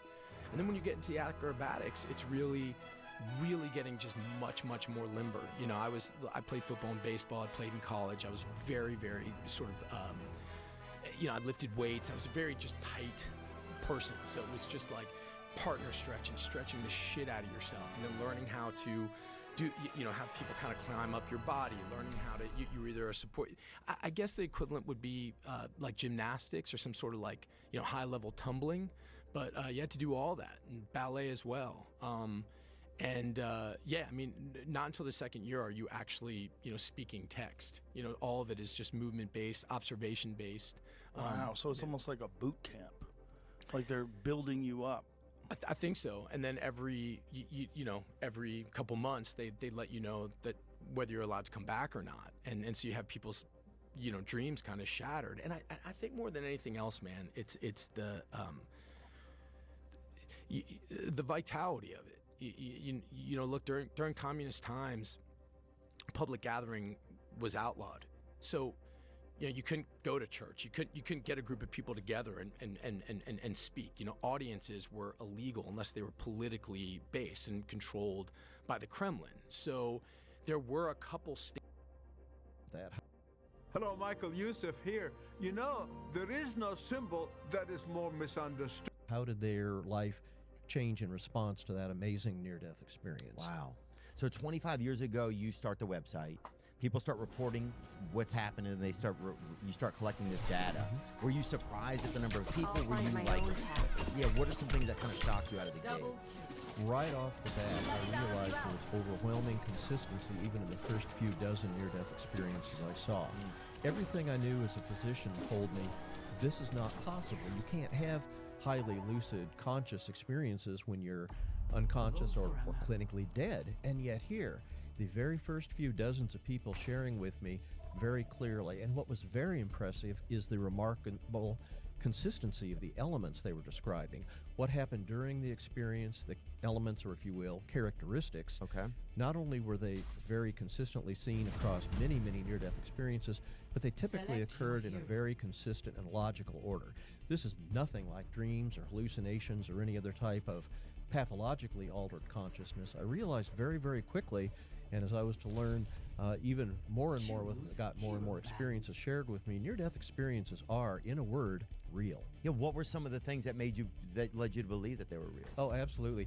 The overwhelming consistency. Now, while no two near-death experiences are the same, if you study a lot of them, and Theo, I've studied over 4,000.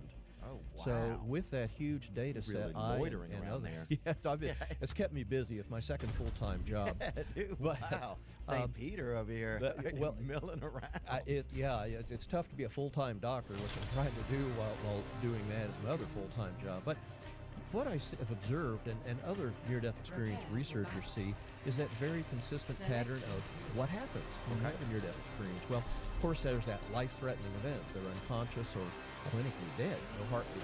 But at that time, a very common first element is what's called an out-of-body experience. Okay. Consciousness separates from the physical body and goes above the body. Now, from that vantage point, they can see ongoing earthly events, often including people frantically trying to bring them back to life. They may then go into or through a tunnel, variably described. Often at the end of the tunnel, there's a beautiful, unearthly, they emphasize, light. In that, after passing through the tunnel, then at that time, they may be in an unearthly, what some call a heavenly realm, aptly described. It's very different from what we've known everywhere on our earthly life. It's literally a non-physical realm. Movement is non-physical. Communication is essentially always telepathic. Time is almost invariably described as either radically different from earthly time or not existing at all. In this realm, this unearthly, beautiful, heavenly realm, there can be encounters with deceased loved ones. There can be a review of the arc of all of their prior life. At this point, they can be colors like plants, landscapes that are so beautiful that there are no earthly words that can describe them. Buildings around this time, there's also discussions that they interact with other beings about whether to stay in this beautiful unearthly realm or return to the earthly life. Struggling.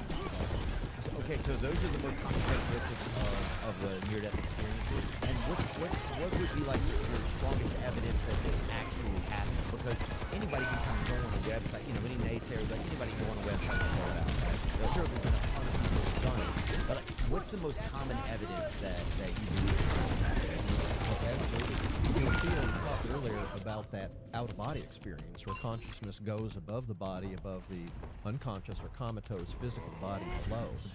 What I and other researchers have investigated is how accurate are those observations in that out-of-body state. And amazingly, in my study, over 98% of what people are seeing and hearing with their physical body below is accurate and in detail. And in fact, they can make these observations in that out-of-body state geographically larger, far outside of any possible physical sensory awareness. For example, what do you mean when you say that? Just before you get to the example, like geographic, like what do you? I'm a little sorry, I got confused there. Yeah, I want to give you an example of what I'm talking about.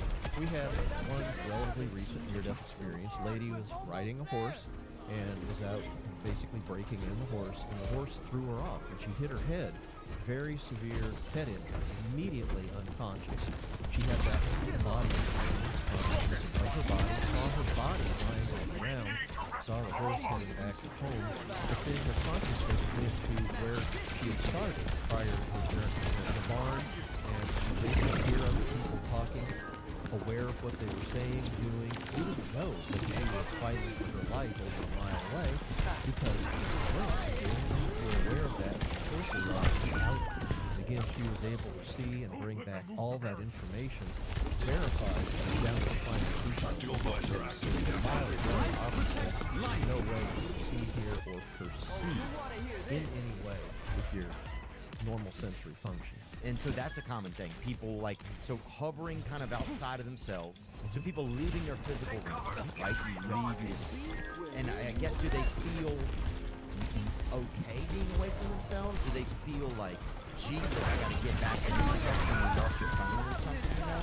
Or does it feel like, that's what I would be like, gosh, if I'm just milling around, it's almost like you're just naked, like you're as naked as you can be, you're naked down in your soul. You know, that's a good assumption, and I kind of wondered about that too early in my research. But amazingly, even though these people are unconscious and clinically dead, they've had severe trauma or problems that led to that episode of unconsciousness. When that consciousness separates from the physical body, they essentially never describe any pain. It's a fear about consciousness apart from the body, far more commonly described as a sense, amazingly, that this is actually their real conscious self, that the non-physical part of their body. So that's a common thing that people say, oh, this felt a lot more real than the existence I've been having in my body. Oh, absolutely. In fact, we had a survey question, and we asked people about what they said, they ultimately decided about the reality of their experience. And in our survey, 834 people that had a near-death experience, where we asked that question, 93.8% said their experience was definitely, and over as part of that, they were saying it was more real than anything they'd known in their earthly life. They typically have acceleration of consciousness. Amazingly, the substantial majority, even though they're physically unconscious or clinically dead, are actually thinking, processing at a speed that they simply couldn't have done in their earthly life. A good example of that, we talked briefly about the life of, I mean, just imagine that here you are, unconscious and clinically dead, And yet about a fifth of people have a life review that remains part or even all of their prior life. Here they are, unconscious after minutes, certainly, less than 30 minutes almost always, and yet, at that time, they're reliving, viewing all that went on in their prior life. Amazing demonstration of just how rapid So that's one, you said 1 out of 5 people had that? Yeah, life review. Okay, no, life review. Yeah, I mean, I think that makes sense because the brain is like, the ultimate function of the brain is to organize. And I feel like a lot of times, I guess it would make sense if your brain is worried that it's going to shut down, it's still trying to it almost shows, it almost seems like, say if it's trying to prove at the last second, hey, what I've been doing makes sense. Here's my work. It's almost like you're trying to show your professor, like, look, I have the beginning, I have the next, I have this, I have this. Doesn't this check out? Because does that make any sense thinking like that? Absolutely. That's how I thought for a long time going into my near-death experience research. Absolutely. I assumed, as I think most people would rationally assume, that near-death experiences have to do with physical brain function because, you know, that's how we think. That's how we live our life. I mean, that's what we're used to. We haven't really, in general, had any particular experience of consciousness or awareness that wasn't part of our physical brain. But that is the amazing thing about near-death experiences. During the life review, it's not a matter of them using their physical brain. It's like that consciousness apart from the body when you're seeing and hearing. Feel, you can't possibly do that if you're in a physical sensory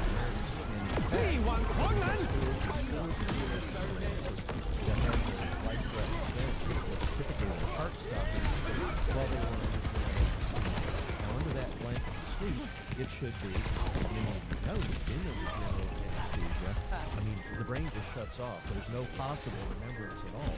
And at that time, they're carefully monitored by the signs. I know, I've been there. The doctor, you know, seeing that thing. Wake up at 6 Oh, I've never. I can honestly say I haven't ever done. I've heard of people waking up and all the brains and bizarre conversations. Asking the anesthesiologist, they'll have all sorts of stories like that. By the way, it's good inside. But getting back to that cardiac arrest, heart stopping while in the anesthesia, you know, it should be doubly impossible for the physical brain to produce any kind of awareness or experience.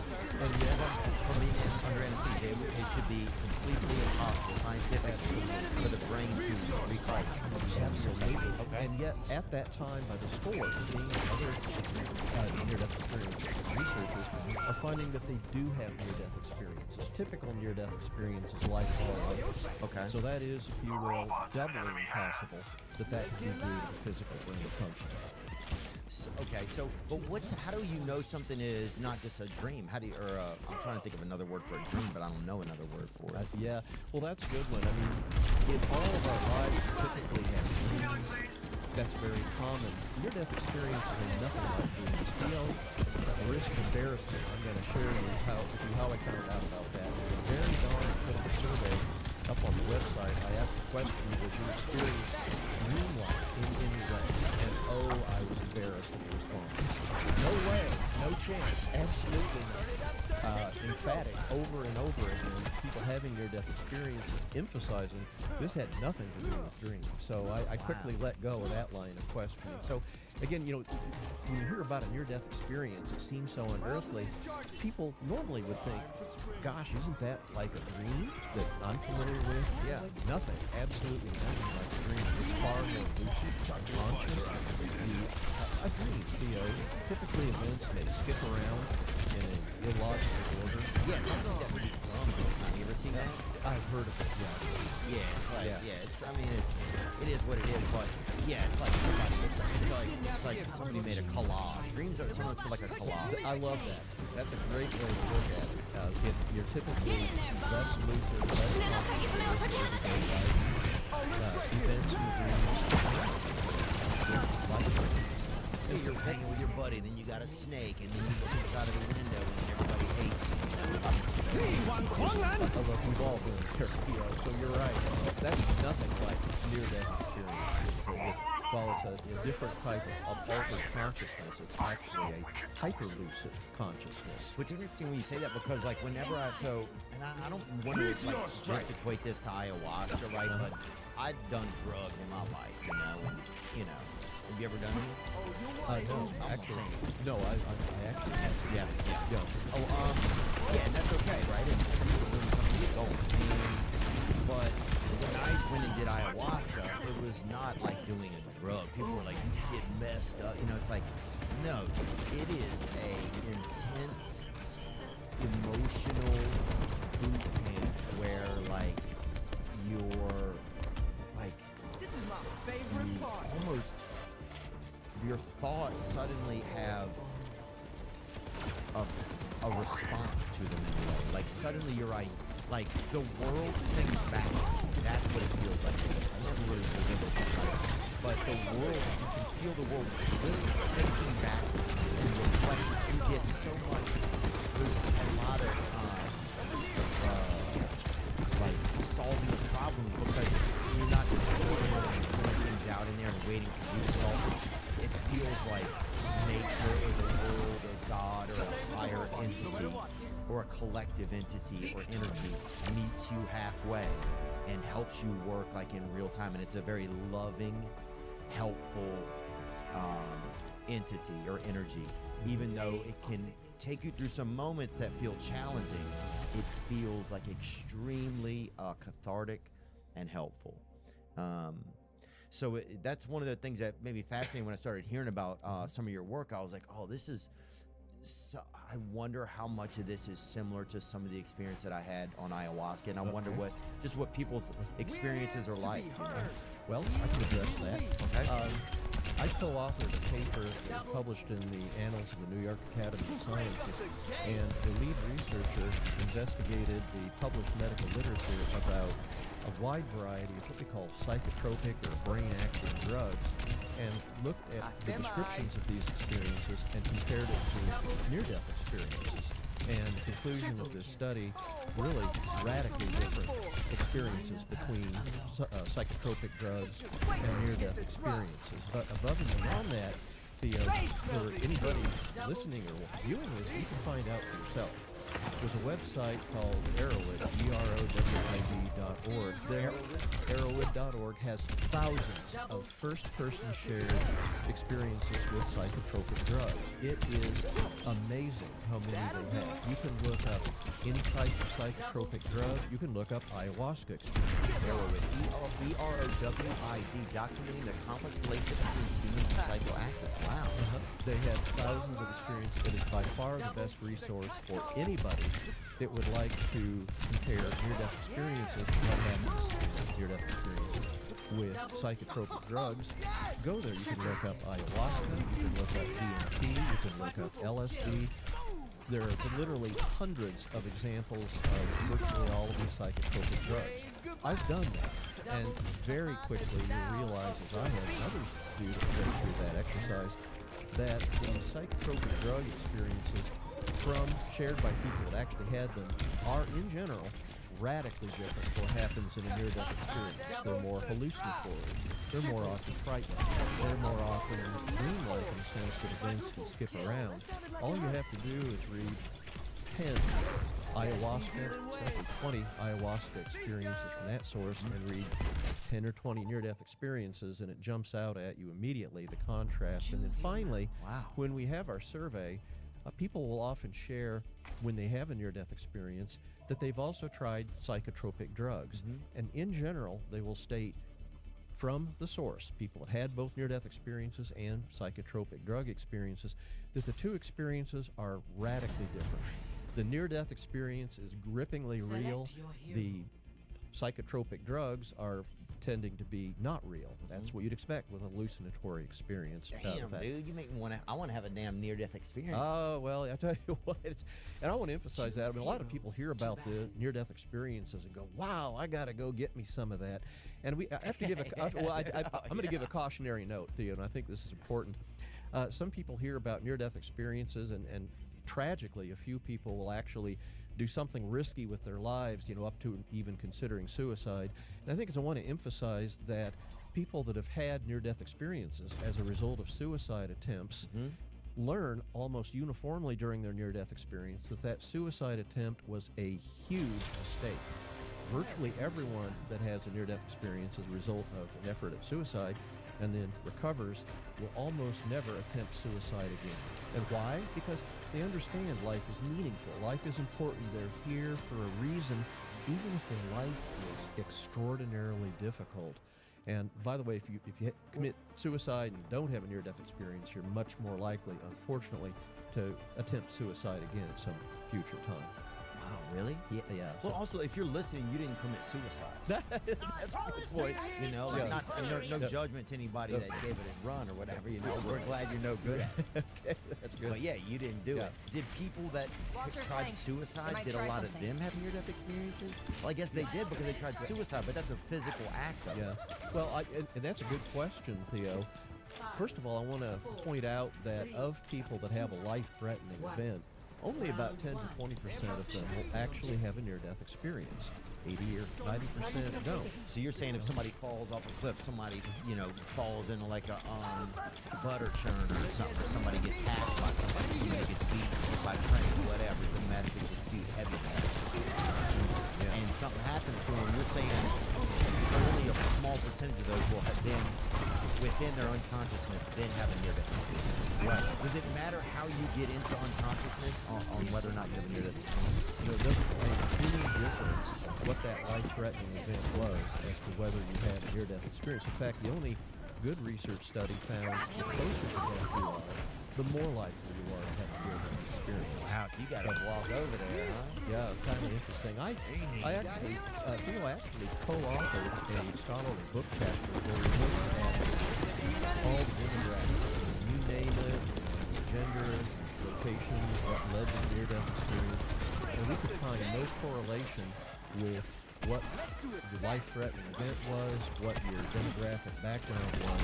It didn't really seem to predict the probability of having a near-death experience when you nearly died, nor what the content. So you're saying, because I would think some ethnicities, but people in like Memphis or something might be more likely to have near-death experiences because there's more near-death. But you didn't find that any ethnicities or genders or anything or ages had none were more likely than others. Yeah, absolutely not. There was some earlier research that thought maybe children were more likely to have a near-death experience when they nearly died. But I'm not seeing that. So it seems to be, interestingly, Theo, I mean, children just came from flight. They just came from flight. So you think like, oh, they might have they got a shorter test. Well, yeah, I think so. Less likely. But on the other hand, I studied very young children, age 5 and below. Average age of the study group was 3.5 years old. Now, at that very young age, when they had the near-death experience, they're practically a cultural blank slate. They almost certainly have no formed ideas about religion, the afterlife. They almost certainly have never heard of what near-death experience is or wouldn't understand what they had. And yet these people statistically have basically exactly the same contact and elements of near-death experience as older children and adults, which is a very strong line of evidence that pre-existing beliefs don't really lead to people having a near-death experience or what the content of the near-death experience is. Wow, that's fascinating. So whether it was a 90-year-old or a 7-year-old that seemed to articulate well, you found that that what they shared was a lot of similarities. Yeah, absolutely. Really? That's really, and that's exciting. Oh, let's break it down! It gives you some proof that you're onto something. That, it just furthers your belief. Well, it really eliminates the skeptic concern that near-death experiences are pre-existing beliefs. It's what they thought would happen. There's absolutely... Like the child doesn't really have enough time to feel like they're pre-existing. Exactly. You wouldn't think.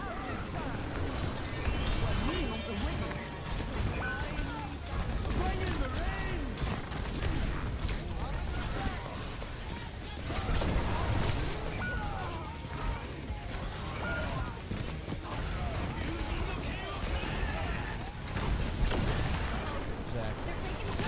So dehydrated, flying around, from sweating, from letting fluid out of my body. what I do know. Water just in a beautiful nectar that just fills you up. It really will. With 3 times the electrolytes of a leading sports drink, plus 8 vitamins and nutrients for everyday wellness. Liquid IV hydrates 2 times faster than water alone. Always gonna be a top hit. Right, but you can and all same more was when you said that people of different religious beliefs and things like that, and none of them, they all had the same. They had the same characteristics of their experience if they had a near-death experience. You're exactly right, Theo. That really shot. I was like, wow. So there's that. Anyway, yeah, that's one of the things that really hooked me in. Yeah, and that's exactly right. In my research, we've had, well, the website, our research website, has been translated into over 30 different languages. So as a result, we can do by far the largest cross-cultural study in the world. Like, you get some guy fresh off the barrio or something. He's like, we wasn't dreaming, and that's exciting when you have people in near-death experience literally from all around the world. So we have about 6 people we call non-Western near-death experience. These are countries where they're not predominantly Judeo-Christian, and they're from just, you name it, background. Non-Western experience.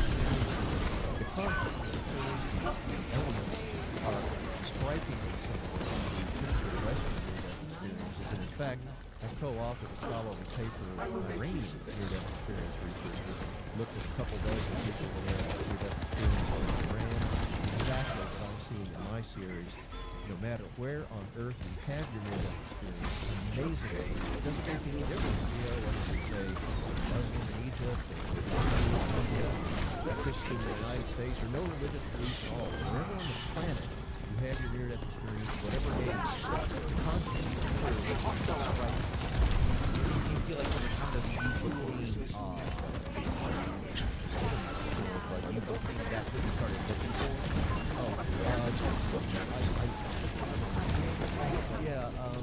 Confirmation biases. Yeah. Did you worry about that? Did you take that into account at all? Oh, absolutely. As a researcher, I have to carefully minimize anything that would affect the interpretation. And confirmation bias, that's the glory of the survey, archiving the results, and then posting them. We have over 4,000 near-death experience posts. We have scores of non-Western near-death experience. Give me one of those that was interesting that kind of really surprised you. Is there one that stands out like a non-Western? Yeah, we have, there was a lady who was literally dying of Hodgkin lymphoma. Oh, gosh. And, tragically, was given basically no chance of survival. And right at death's door, she had a profoundly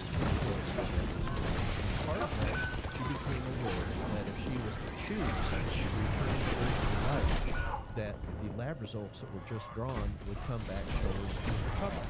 She was starting to respond, and if she chose not to return to earthly life, the lab results would indicate she was on her path to irreversible death. Amazingly, she recovered, and when she recovered, she had an amazing, highly detailed most of the characteristics talked about. See, that's interesting because that makes me think that some of the information that you get in a near-death experience, right? And I hate to we have to step yeah. Some of the information you get during an experience like that, I'm thinking it comes from other scenes, it comes from way beyond aesthetic. But now I'm thinking that if you're getting information where you see that you may be getting lab results coming some of that information is somehow coming out of your body, like on this side, and service. Well, does that make any sense? Well, normally you would make sense. Yeah, it does, because you would have to say, maybe you have a personal deep down sense that this is going to happen. Right. Well, if that's the case, then I was thinking that some of that experience is influenced on this side of life as opposed to part of it being on the other side of it. Absolutely. So, it's very reasonable to hypothesize that maybe some of the people drive just because they have that sense that inner awareness of the physical body. But Theo, they're unconscious, they're clinically dead when they have their near-death experiences, so they really can't gather from that sense, that memory, that subconscious part of the cell, where the test cell is shut down. Are there other choices that people have to do that? Are saying lab results could make her, or upcoming lab results could be different? Were there other choices that came up? Yeah, I'll tell you the most poignant choice that we encountered in near-death experience, and that is a choice to stay in that unearthly, beautiful realm, the environment they're in, off of their spirits, or the choice to return to their earthly life and struggle to overcome that life-threatening event that they caused the near-death experience.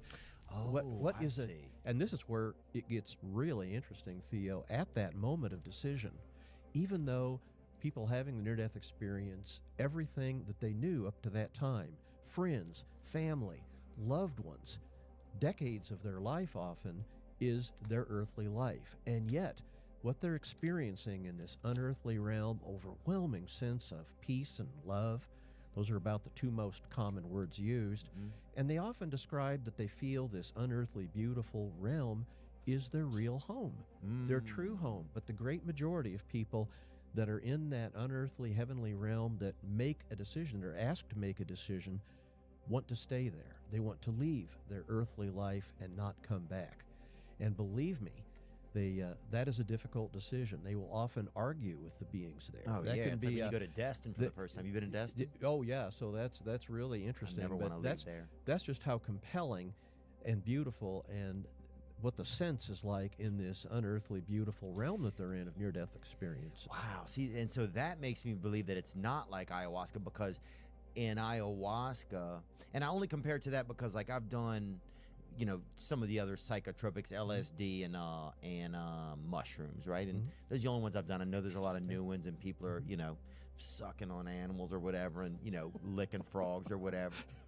There's some stuff. I hope not a lot, Theo. I mean, I don't know. Look, Jeez. I know a dude who's done a thing or two down there. You know, a couple of. Okay, well, that'll leave a taste in my mouth. But moving on.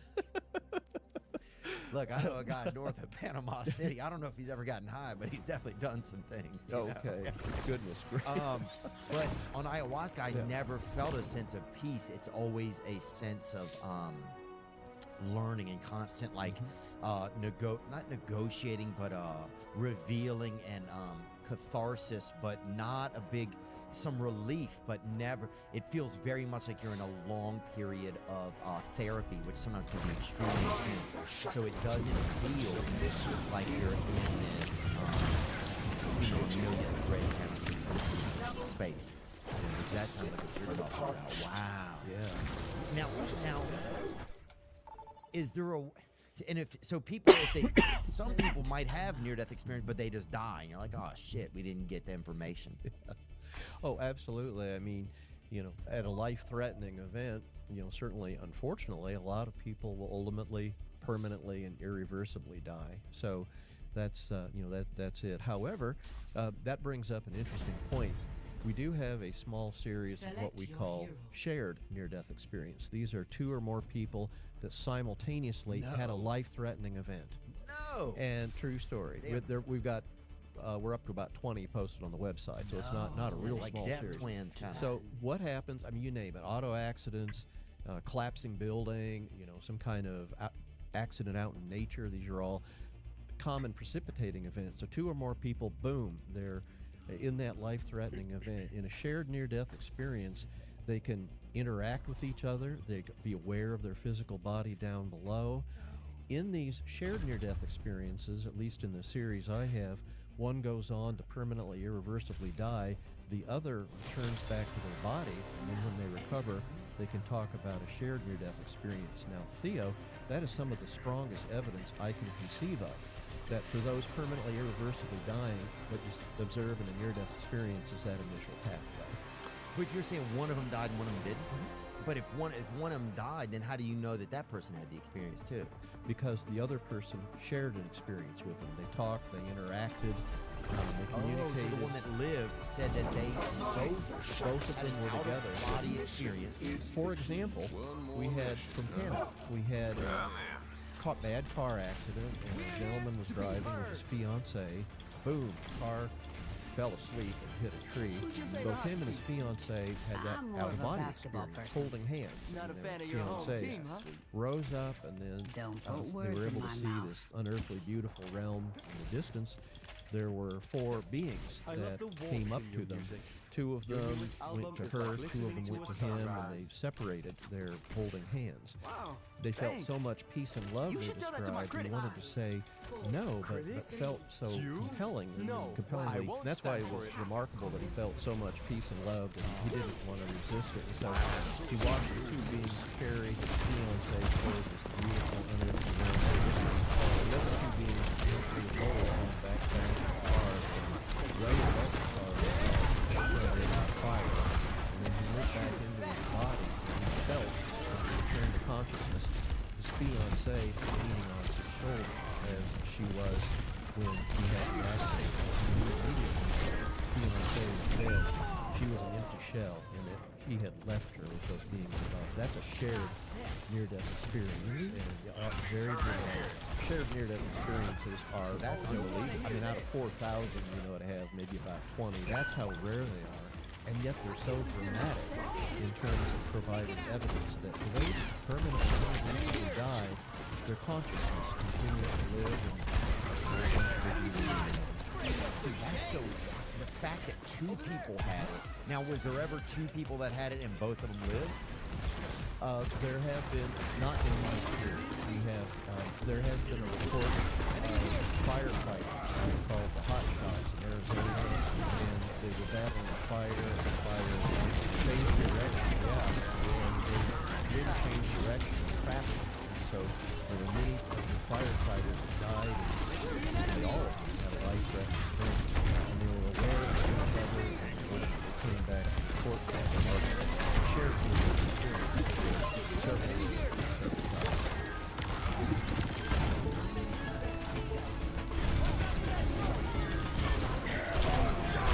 No time for the unexpected. It's Gettle time. Gettle's quick response AC, heating, and plumbing experts are there every time in the nick of time to service your home system. Crank up the game. I was that for food for thought. Those just blow me away. I mean, I tell you, even after 4,000 near-death experiences, when I read these shared near-death experiences, I'm still in awe, even after 25 years. Can you tell when some are fake? We are very careful to investigate whether they're fake. Theo, we asked many of our survey questions in a similar concept we're asking, but we're just introduced to a different section of the survey. So asking them to use our tried and true method to make sure that the near-death experience is valid. Above and beyond the things don't add up medically. And finally, if the overwhelming majority of people share true and honest near-death experiences, even those people that share falsified near-death experiences, if they're that rare, it isn't really going to change our overall understanding of what happens during near-death experience and what they mean to the beings. What are some things that you fake near-death experience you kind of spot those? Right. Because there's got to be some numbers there too. Well, first of all, when we do our survey, we always post it anonymously. They don't get paid anything. They literally have no public recognition because their experience, no incentive at all. Right. So they have no clout at all, no direction to them to share a falsified. Yeah, no call for clout. Most people, especially detailed account, over an hour to fill that out. So people generally aren't going to do that just to laugh. So I think in general, and certainly what we're observing in our experiences are strikingly similar to what all other institutions are finding in their experience. So I'm reasonably confident that there's a great majority, not virtuality, are legitimate. Is it mostly women or women? Women, I can look. Well, I think they're always like, they're always using a woman. It's probably pretty close to 50-50, but I'll tell you why. I think, guys like us are many more inclined women to drive the car fast or go do risky things, swim in places we shouldn't swim. We've all been so we may be a little more predisposed to have fun and some risky things. I think we're a little less inclined to do that. And why it's about 50. Right, because you have more men who are actually get close to death and accidents. Right. If you have more women who may share stories like that. Yeah, they're more inclined to share women, childbirth, and the severe complications of childbirth. Those types of things. Have you ever had a woman that had a child and then a child? I guess the child. No, we don't have any. Oh, let's break the it. lady had a woman.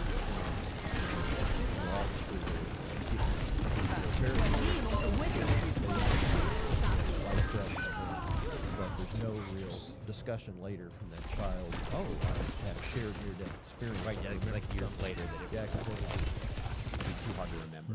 What motivates you to care about this? I am fascinated by near-death experiences, even after 25 years of 4,000 near-death experiences. You ever been to Busch Gardens? Yeah, I have. Oh, yeah. That's awesome. I love all that kind of stuff. It's fun. Well, near-death experiences, to me, it continues to remind me that there's an afterlife. I'm a physician who treats patients. These are my patients that have life-threatening events and I'm involved with them every day. What I know about near-death experiences help me to help them in their journey with their battle with cancer in a way with more courage, more confidence that even if we ultimately don't cure it, that in the end, this ends now. As I told them, you want to be able to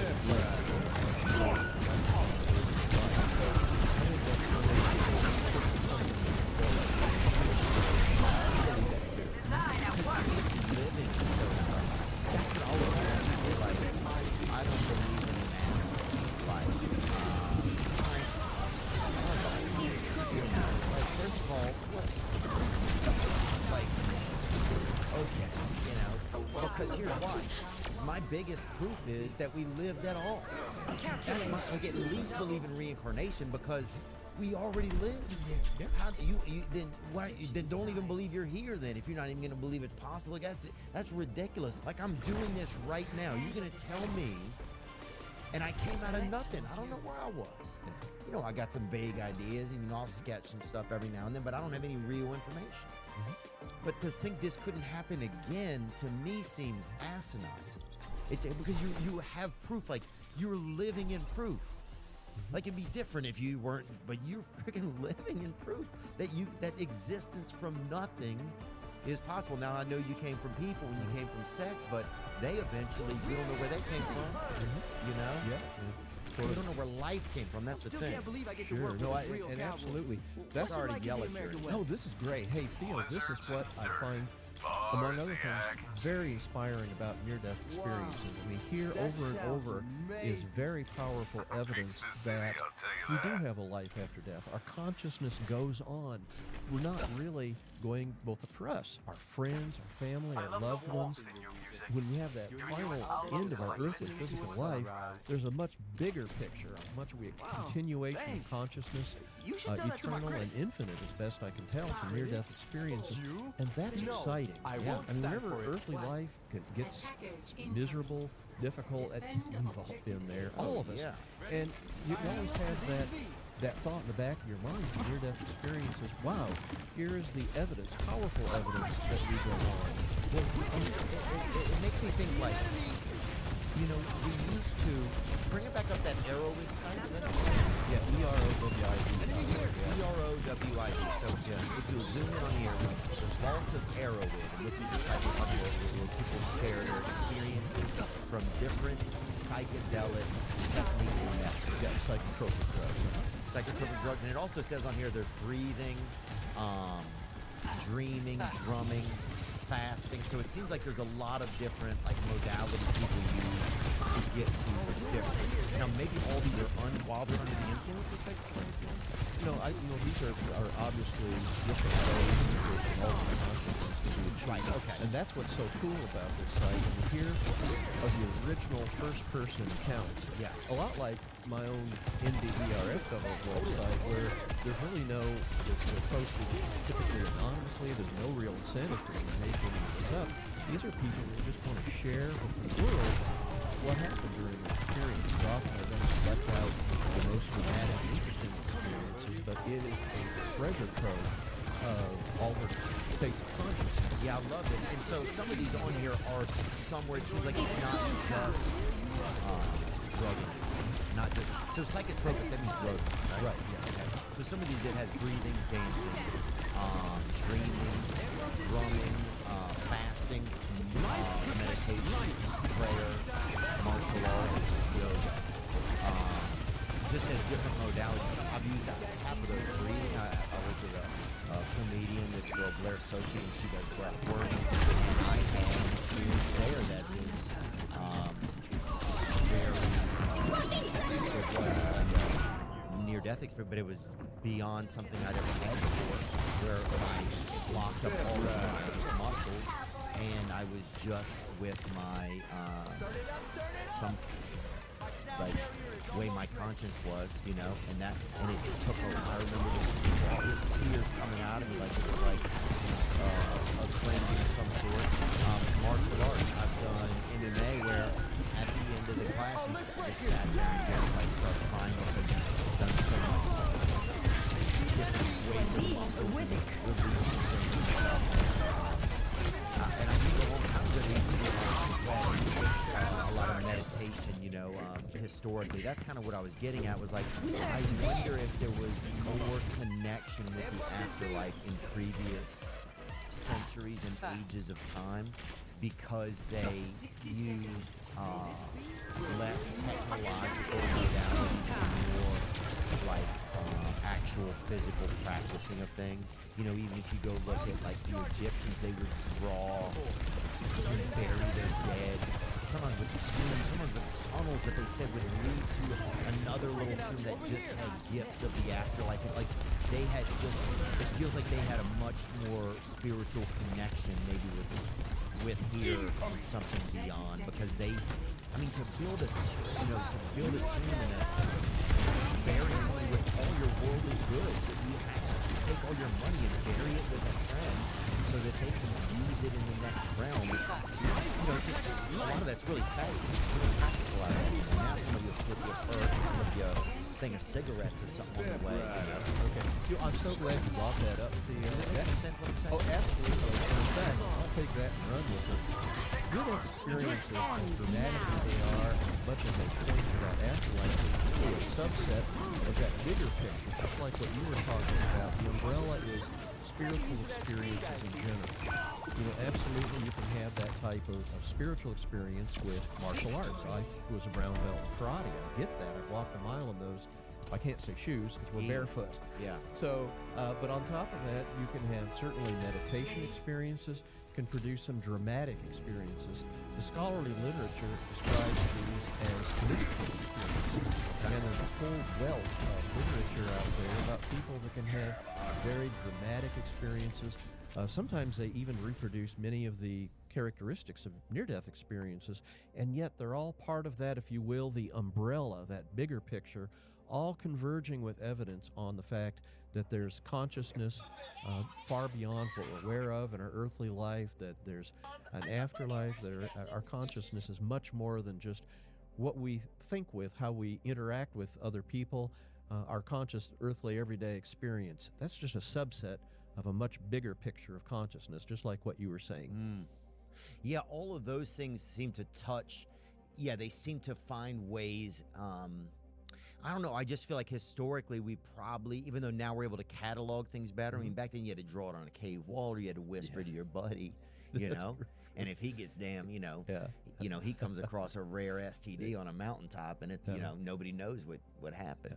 And it's like, just different times, or it just, now we can catalog more, I feel like, but the experience we have is kind of, we have less experiences maybe. I don't know. It seems like our forefathers, this was like a Saturday night, they get together in a sweat lodge and they wanted to see something, but it was, you had to, make your own Netflix in your brain. Yeah, I think you're right. I think you're really onto something there. Here's my take on that. I think years ago, centuries ago, I think there was probably more openness to these types of experiences. Oh, yeah. I think there was more, when we didn't have that sort of scientific rigidity about what the brain can do and what it can't do. I think people collectively were more inclined to share these stories, to have people believe them, to value them, and as a result of that, allow them to be shared in a verbal tradition, probably much more so than we have today, because people were probably less afraid to share that.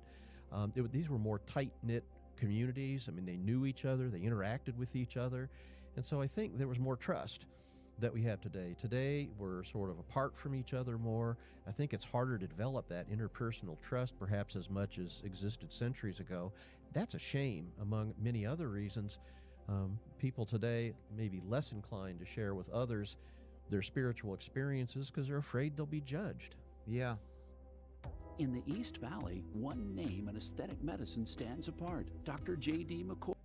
I want to let you know that the best, and that's right, living where the language is spoken and you cheer back to that, but if you had it, and that's really, really exciting.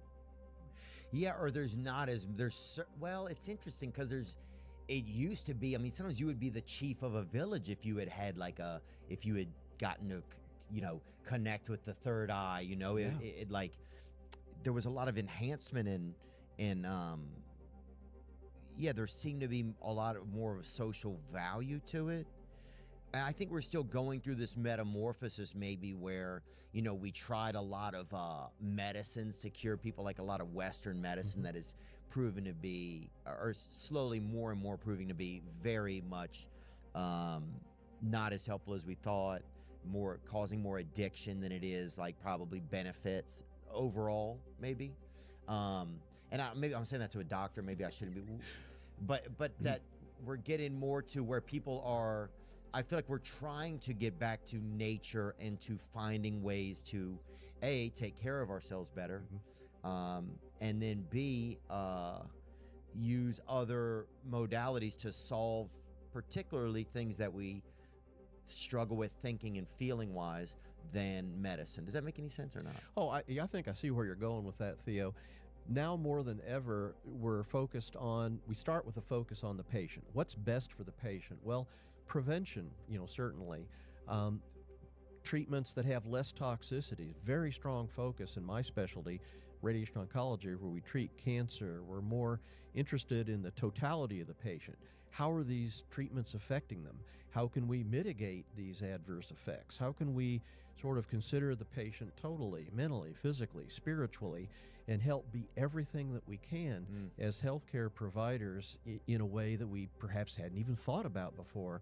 So there's it's kind of interesting. We're really kind of at a threshold now where with a focus like that, I know we're curing more people, especially with cancer, my specialty, than we ever did before. But I think importantly, we're helping people to live better than ever before because we're so focused on the total patient.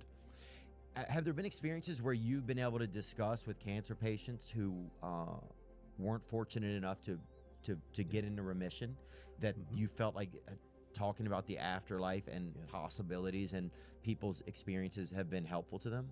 Oh, absolutely.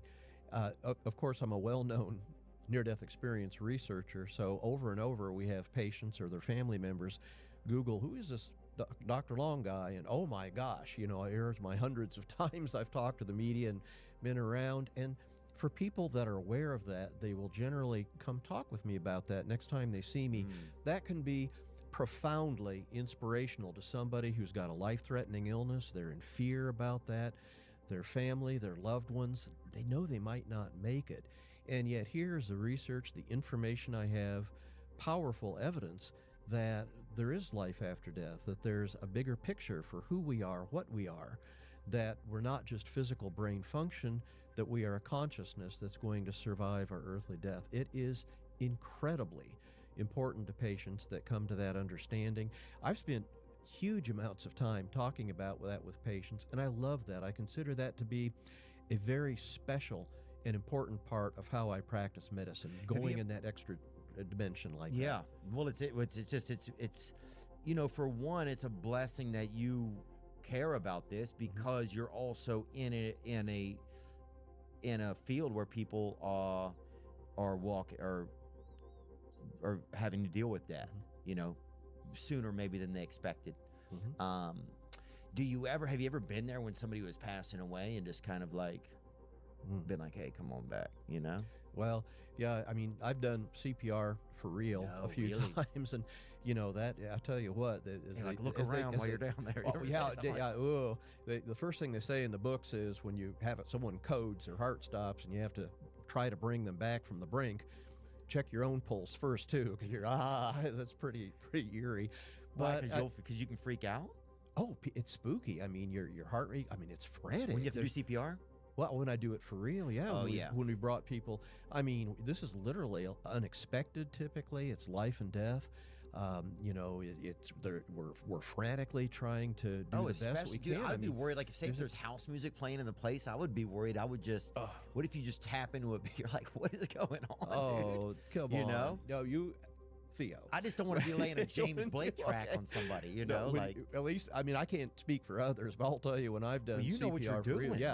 You stay focused and you want to make sure you're doing just the right number of chest compressions per minute. I'm just saying, you get some guy like me in there and it's just, you know, get out the way for Cotton Eye Joe and just playing that. You know what I'm saying? I don't want to. You'd make an awesome doctor. I love that, Theo. We need to get, because that would be, I haven't heard a doctor ever share that, but hey, you know, that's. I think I would be disbarred immediately. I'm just saying that, like, if you're not really locked in on what you're doing, if you're doing CPR on somebody, you know, and somebody just, you know, lays some kind of a track in the distance, anything can happen, you know? Yeah. Have you ever had a near-death experience? No, I haven't, thank goodness. So now, is there a part of you that, because at some point you gotta, you know, put your muffins where the oven is. You know what I'm saying, bro? Like that. And like, you know what I'm saying? At some point, okay, people are gonna, you know what I'm saying? If you want to write the third book, you gotta have to go over there. But let me tell you how it works in the real world here, Theo. People that have had a near-death experience, in general, typically are not near-death experience researchers. And I think the reason for that is they know about near-death experience. It is grippingly real. They understand it. They understand its implications in their life. And so as a result of that, they're not asking questions like me and so many other people that do research in this area that want to know, is it real? What happens? So again, but the near-death experience cures any near-death experience disbelief. That's for sure. Does part of you ever wish, like, you know, and it's not, nobody wants to, because near-death experience, death is in the middle of it. That's the tricky part. Of the rest of it you can handle. But death is the part you got to risk, you know. But is any part of you ever, like, you know, where like, where if you say you ever been skiing and then you fall and you're like, oh, this could be it. Let's see what happens here. Yeah, I'll tell you, I have so many irons in the fire in my life. I've got a full-time medical practice. I love doing research and sharing about near-death experiences. I've got so much going on. I'm very careful not to get into a life-threatening event. I mean, at one, you know, I mean, I get where you're coming from. Sure, at one level, it'd be, I think, an adjunct to my research to say, this is what I experienced and here's what happened. But don't you think that might lead to you get a little confirmation bias? I agree. And then I'd start to see other near-death experiences through the filter of my own experience. Yeah, dude, I can't believe earlier I was like, don't you think there's a lot of confirmation bias? And then I just try to talk you into confirmation bias. Well, again, when I start my near-death experience research, my scientist coat goes on. I have to be very careful to use the best scientific methods and avoid those kind of pitfalls that are common in science. I mean, you know, it's still science. So you're still applying science to this. Absolutely. And I think that's one thing that makes it more valid, you know. We had a guy, Dr. Max Moore, on. Do you know who this guy is? I've heard the name. I just can't place it. He does the, he runs the, what's it called where they froze Walt Disney? Oh, the cryogenics. Oh yeah, he's like a philosopher. He's like a futurist. He's a director of. He was a CEO and a president of Alcor Life Extension, and that's where they do like cryonics and cryogenics, where they freeze people, right? So, we talked with him one time, and some people were like, "Oh, this whole thing's a scam," right? And I looked at the financials of it. It wouldn't really be worth it, I don't think, if it were a scam. It's just not that much money, it doesn't seem like, in it.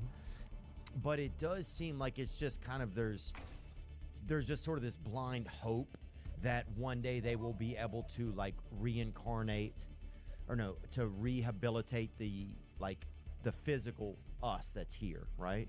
What are your thoughts on that? Like, because it's not really the same world that you're in, but there's this, the afterlife is part of it. You don't hear much about the afterlife, you know? Right.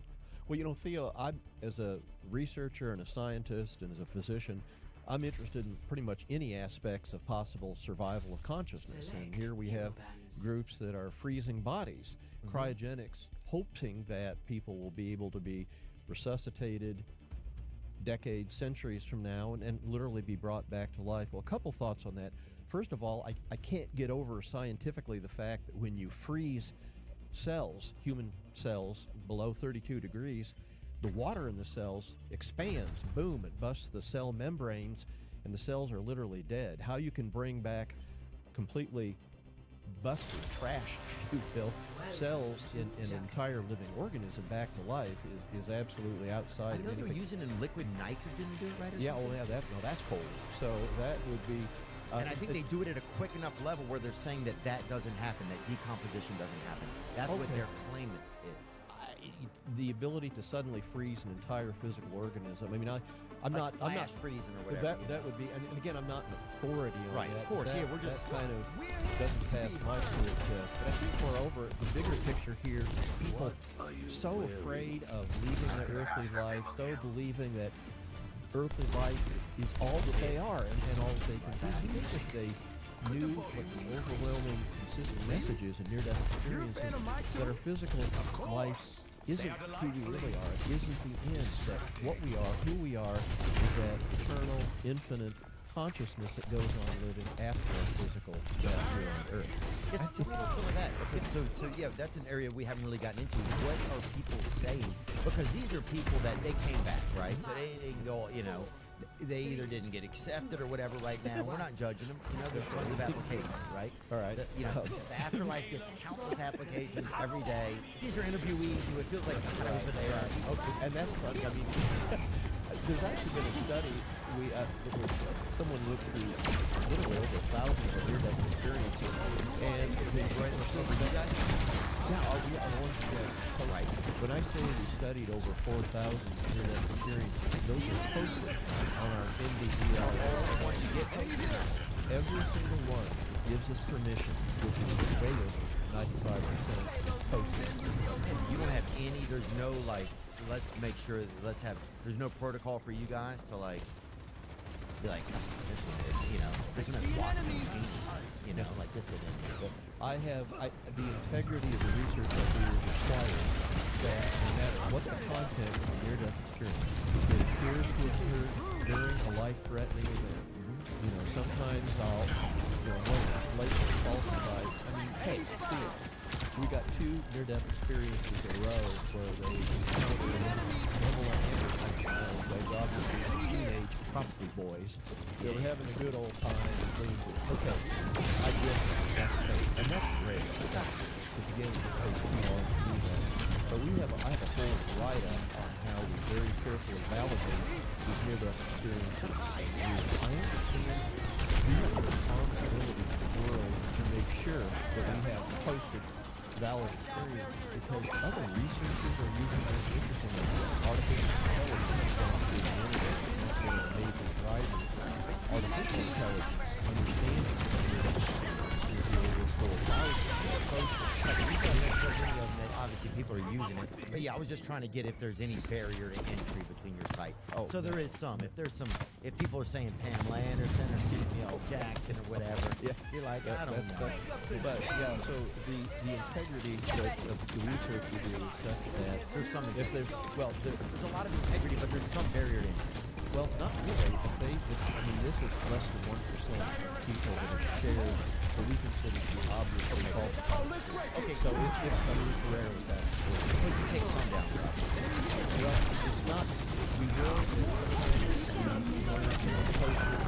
will subsequently, as they, and again, these are usually people that have a commercial interest in their account, and as time goes on, when they come to understand that they falsified, embellished their account, Using you guys. absolutely, and they're out of there if that happens. So that, again, that's rare. Yeah. And that says a lot about the integrity of humans in general. I mean, people that have a near-death experience, that is, in general, the most amazing, influential experience in their life. So let's talk about that then. Sacred to them. Yeah. Okay, so that's interesting. So people say it's sacred. What are some of the things that people go there? They're on death's doorstep. Everybody was learning not that that's no information. But what are some of the things that they? What do we do? We don't even think about the afterlife. So that next step. What do you think about that? Extremely interested in that. After years of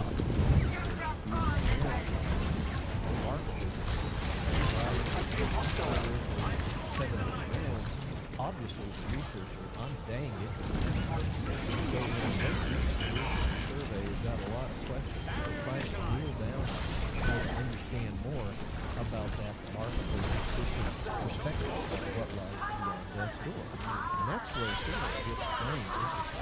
One thing we're talking interesting. So, what's it like? Okay, first of all, you have to be radically different from the physical earthly life that we know. It's nothing that's separate geographically. Yeah, or you see how many symptoms you get Think about all the other symptoms. Yet, the more the merrier, right? But regarding what I'm consistently seeing based on survey questions and spontaneous comments that they have, the afterlife being completely communication.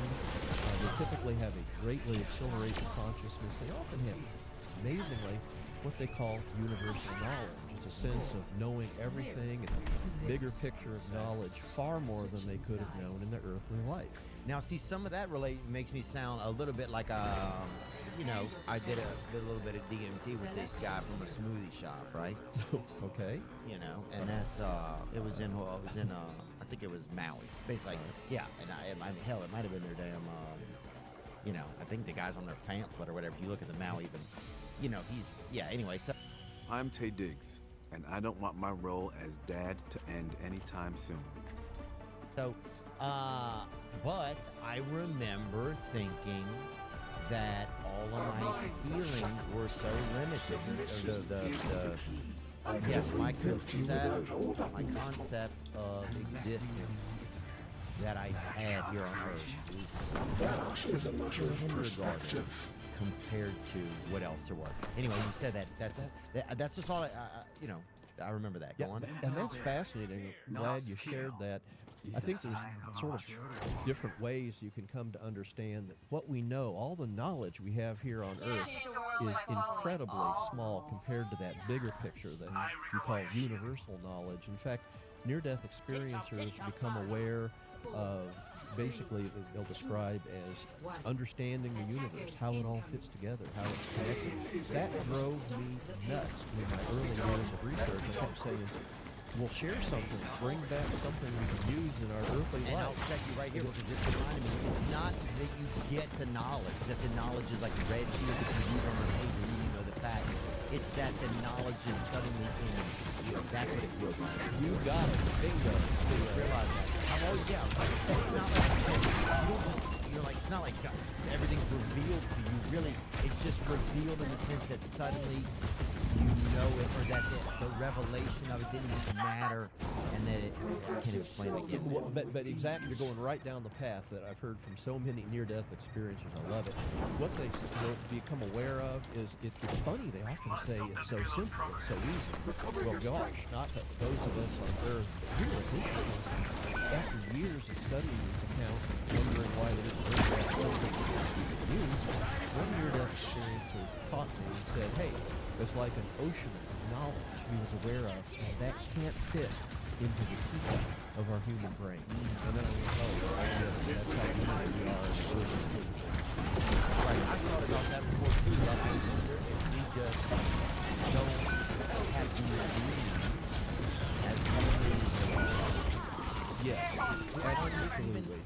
And there's nothing wrong with that. It's just we're doing a great job. We do a ton of, seeking and wondering. But even our ability to wonder is kind of infantile because here we are discussing it. But it's not able to know. Exactly. To be known. Yeah. And it's probably good that it isn't because we would really wilt, I think, if we almost yeah, and I think that's true. I'll tell you the awareness of this universal knowledge out there. One thing that has led me to consider my research, that's just dang humbling. I'm a doctor. I'm a smart guy. Pre-med my work in 3 years. So I thought I was pretty good, aware of this incredible knowledge that is far beyond anything I or anybody on earth could understand, is really, really humbling about how little we really know in the big picture of things. And it's kind of nice when Boy, it tells us a lot of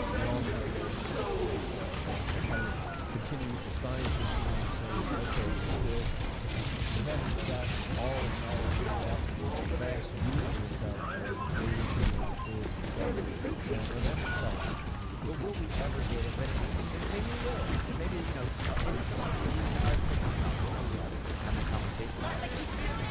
comparing somebody who's done a lot of research with people who weren't getting this drug, consider like somebody falling off a cliff and drugs never being but somebody who only had kind of experiences, and realizing that there's some similarities and some like that are totally different. What are some things that people talked about the afterlife? The one thing you said that was interesting was being able to make a decision maybe to come or to go. So there's some like, it's almost like, do you want to stay? Do you want to try this new thing, That's interesting. What else? It's interesting. What's interesting, Theo, is that when they're in that realm, when they're in that beautiful, unearthly realm, feeling love and peace beyond anything they knew on their earthly life, that's not unfamiliar. They often say this is a strong sense of their real home and not their earthly life. And that's one reason they want to stay there. They know their friends, family, and loved ones that they leave behind are going to be okay, that they too will be in that realm when their time comes. It's that feeling you get to when you hug somebody that you love, I think. I like that. I like that a lot. And that, exactly. That feeling, it's not even about you're happy that it's them, but it's really not even there's a little bit of sometimes in a moment in a hug where it's not even about them. It's just about this like other little space that gets created kind of that just feels absolutely welcoming, Oh, you know what I'm talking about, kind of? Yeah, I love talking about love. So we'll focus on that. But yeah, when you've got a hug and you've got that intense sense of love, you can understand in personal experience the words in the dictionary that it's like a connection, like a unity. And you often can feel that. And because the love described in near-death experience is one of the most common words, you see that in the afterlife described in near-death experiences, one of the most consistent themes, amazingly, is they do feel that, and they use a stronger word, the connection, much more commonly, saying it's a unity, it's a oneness of us and of everyone. It's sort of like the super, if you will, ultra love is what our destiny is going to be in the afterlife. Oh yeah, that 70s love, baby. The 2020s love is a little, it's definitely, it's got, I think it's been cut with something, probably baby powder, I'm guessing, but I think it's definitely different. But that 70s stuff, that's some pure love that's similar back then. One thing that stood out in your book, I remember reading that, that there was that blind people had similar near-death experiences. Absolutely. People of sight.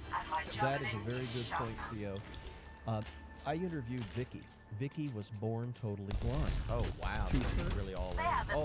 To Vicky, vision was unknown and unknowable. I interviewed her, and you simply cannot explain vision, how we see in terms of the remaining other 4 senses. It's impossible.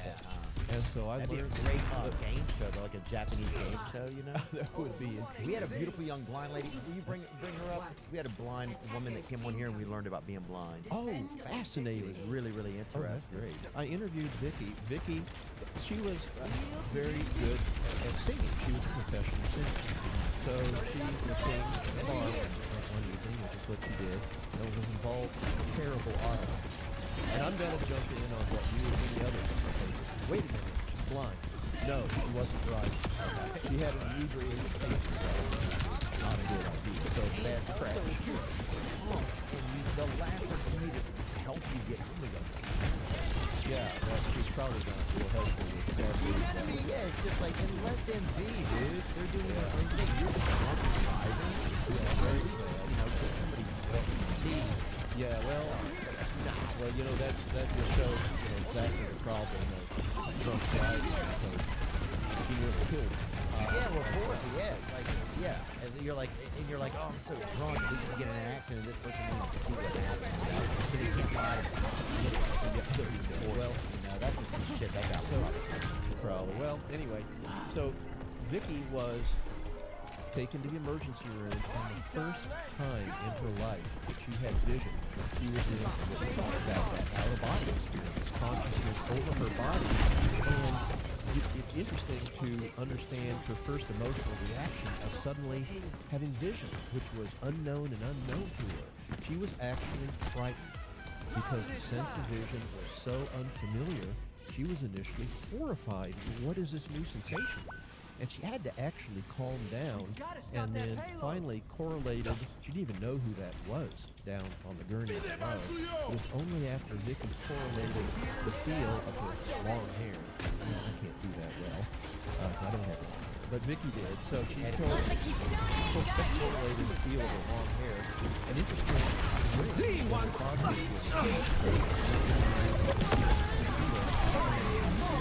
from up above in an out-of-body experience. So when she calmed down, she then had a tunnel experience, had a review of her life review, and went on into those unearthly heavenly realms. Beautiful, highly detailed, highly visual near-death experience. But with a twist. Her vision, as she was explaining it to me, was what we hear from many people that have near-death experiences. It's so-called 360-degree vision. Amazingly, she's simultaneously understanding vision in front of her, behind her, right, left, up, down. The proper term would actually be like spherical, and that was the vision she knew. So when I told Vicky that those of us in earthly life had pie-shaped vision, because where our eyes are instead, Vicky laughed at me. She said that just can't be. Get it, took the basket, because the whole life vision was that experience. She came back to a different vision. So when she returned to her earthly body, Vicky was back to being totally blind. And I mean, this is pure blindness. No sense of light, no partial vision at all. I mean, this is like to her, vision unknown and unknowable. Interestingly, when I asked her, did you see colors? Well, how could she answer that? She had no life experience of knowing what color is. She said but she knew she'd seen. She knew she'd seen. So it almost makes you believe that there's just a one sense thing. It's a holistic sense. So then why we get stuck here that these entities only have 5 senses? We almost feel like a split in the air, like when they split in the air and their hair looks like that matter. Not been doing all around there. Yeah.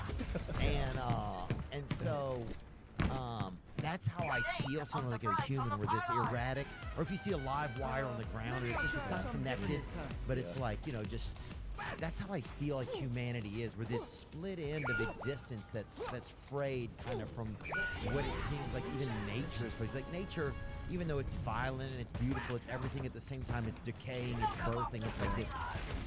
It's constantly occurring, right? I sometimes feel like it's the thing that's able to stick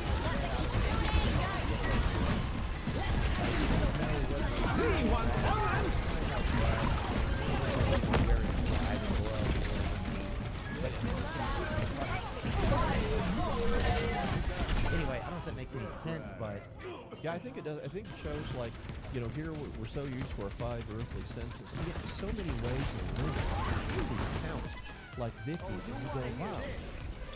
Our senses in the afterlife are going to be much, much more than we possibly do here. I mean, it's just really breathtaking about how consciousness functions. We're not limited by who we are, what we are on our earth. I mean, we're stuck with our vision, hearing, sensations.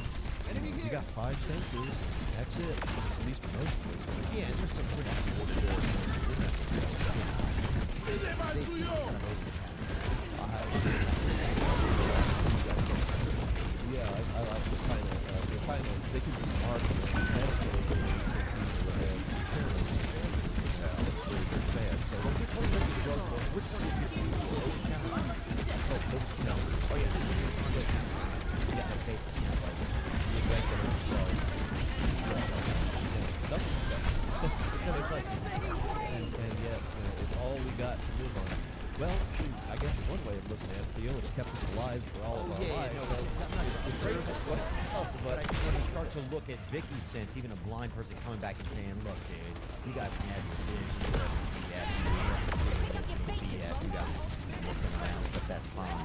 Just knowing on that next level, you get all the, you get like you get everything.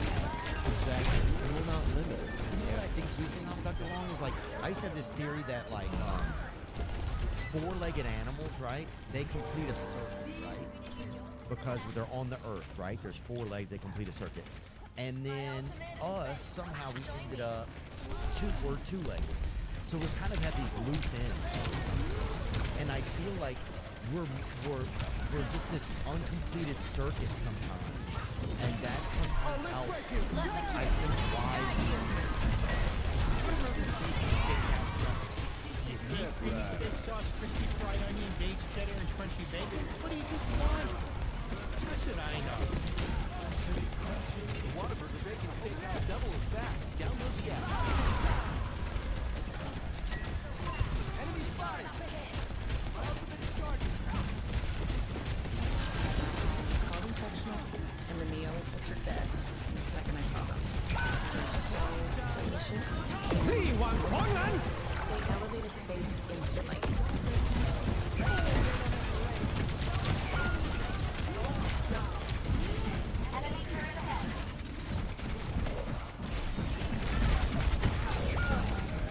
that's something that happened to us.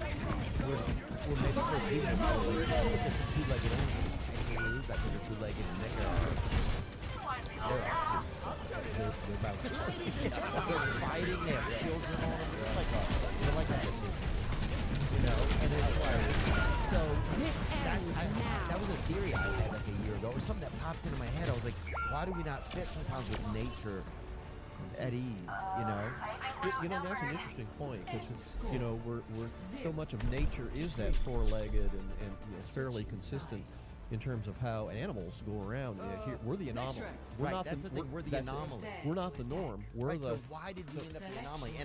But then you start thinking, well, is there a higher power that wants us to be the anomaly, that's taken us from this 4-legged and stood us up to have some enlightenment, which I also think is very, to me, feels very warm and wanting.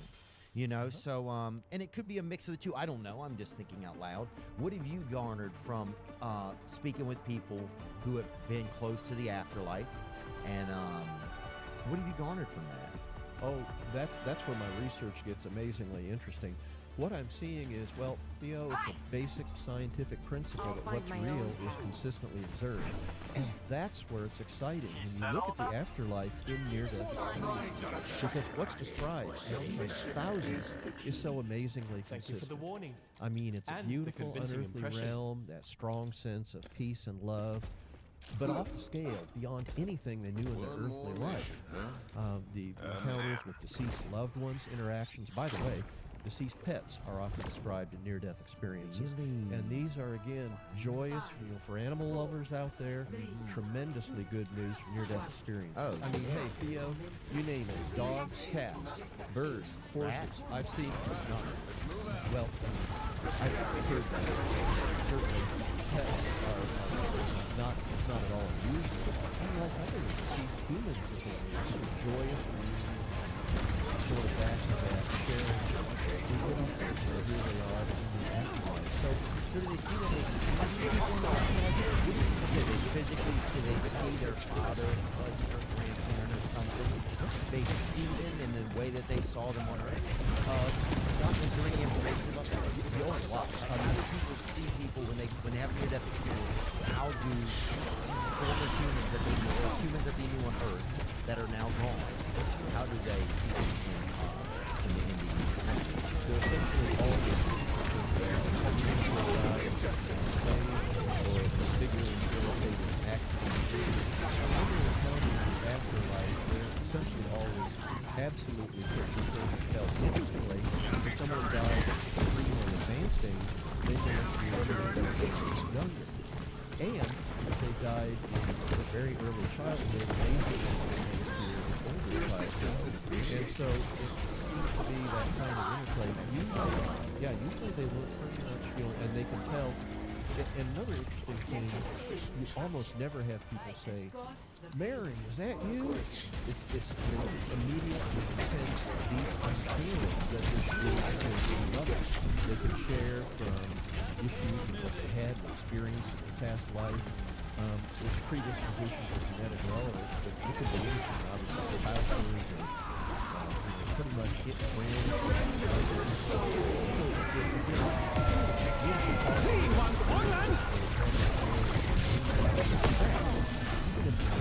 life is strained, in the afterlife, that's not an issue. There's joyous sharing, there can be sort of like the analogous of interaction, touch, you can't really touch, right, on physical, but there's certainly a lot of that kind of very close sharing and interaction, a very beautiful, very touching part of near-death experience. So there's no like needing to get over past things, everything's just equal there. Yeah,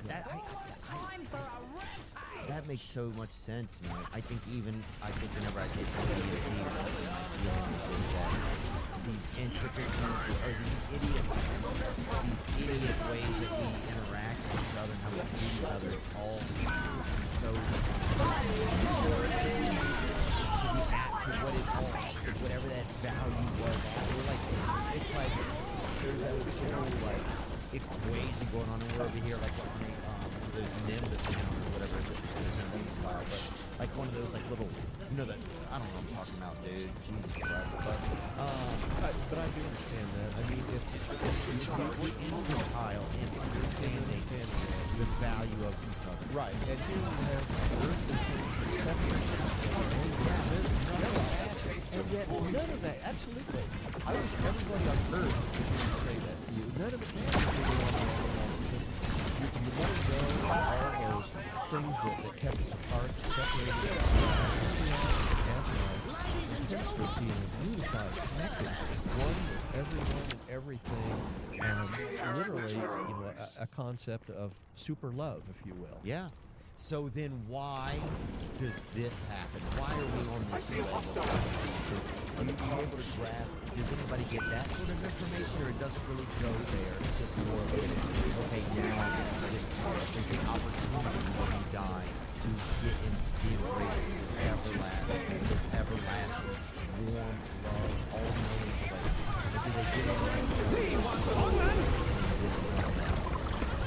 I have a specific survey question if during the experience they got a specific information about the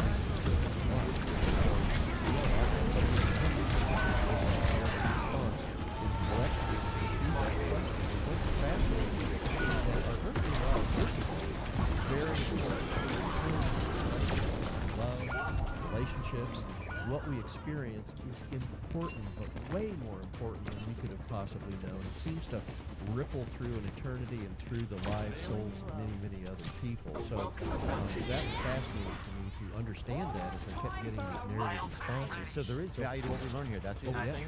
Yeah, absolutely. There is value, and it seems to be extremely important. And here's another concept which a lot of people all we know here is earthly life. But our real consciousness, our real is eternal and infinite. This physical earthly life seems to be the tiniest slice of our eternal existence. This is literally the one time during our eternal existence when we can know non-eternal, limitations. So that is literally it's opposed to trying to hold or bring up experience learn all the physical earthly slice of our infinite. Wow, because you think like, man, I want to get back there where everything's interesting, but maybe when you're there, you're like, dude, you got to go back to Earth where everything's all kind of piecemeal and weird, and you got to figure it out, and you hit puberty or whatever, and shit's strange, you know? Absolutely. I mean, it's only during a physical earthly life. I mean, with the afterlife, you're not going to have that anger. You're not going to have that want. You're not going to have You don't even remember suffering. any of that. Oh, yeah, absolutely. It doesn't matter if you saw somebody that you hated. There's not even all of that friction or whatever doesn't exist, I don't think, in the afterlife. Well, you've got that. Yeah, but Theo, you've got that overwhelming sense of love and compassion and connection. I mean, you're But really. do you think you would forgive somebody, or you don't even have to forgive them? It's just no. I think it's one thing that's overriding in the afterlife is free will. You have the free will choice to forgive someone or not to forgive. But shoot, that's what they say in the afterlife. Well, that's what we see from many near-death experiences describing is you have free will. You would have, I think, if out of free will, you would have the ability to hold a grudge, and yet. I don't even know that I've seen any near-death experiencers describe that. In other words, this is completely off the scale in terms of love, peace, that sense of connection, that sense that on our earthly life, even if we made mistakes, and geez, we all did. Oh, yeah. I know I did. Oh, But I know geez. that those referees who didn't call that pass interference about 6 years ago when Drew Brees was in the playoffs. Well, I know that they did. There you go. Talk about. I'm going to take that. But you might have a different perspective. You know what I thought about that? I can let a lot of stuff go, man. Those guys, they should not have done. They should have figured that out. Well, anyway, yeah, well, you're right. Yeah, but you have the choice. You probably have the choice to do that, and yet you'll understand that in a realm where literally the guiding force is love, that might not be loving, and so that might not be who you are at that point in time. And I think it's tough to put yourself in the mindset of that infinite, beyond earthly love, unity that you have. That's what I hear from thousands. No, look, I think that's part of the coverage that I've had here in some psychedelics under ayahuasca. Just this this ayahuasca DMT in general. It was something I haven't done in a long time, but where it felt like all this silly stuff that the world, this people should have. But then there must be some long-term thing with that stuff. I just say it does matter to be here and exist and go through this. My friend Megan, she was a therapist.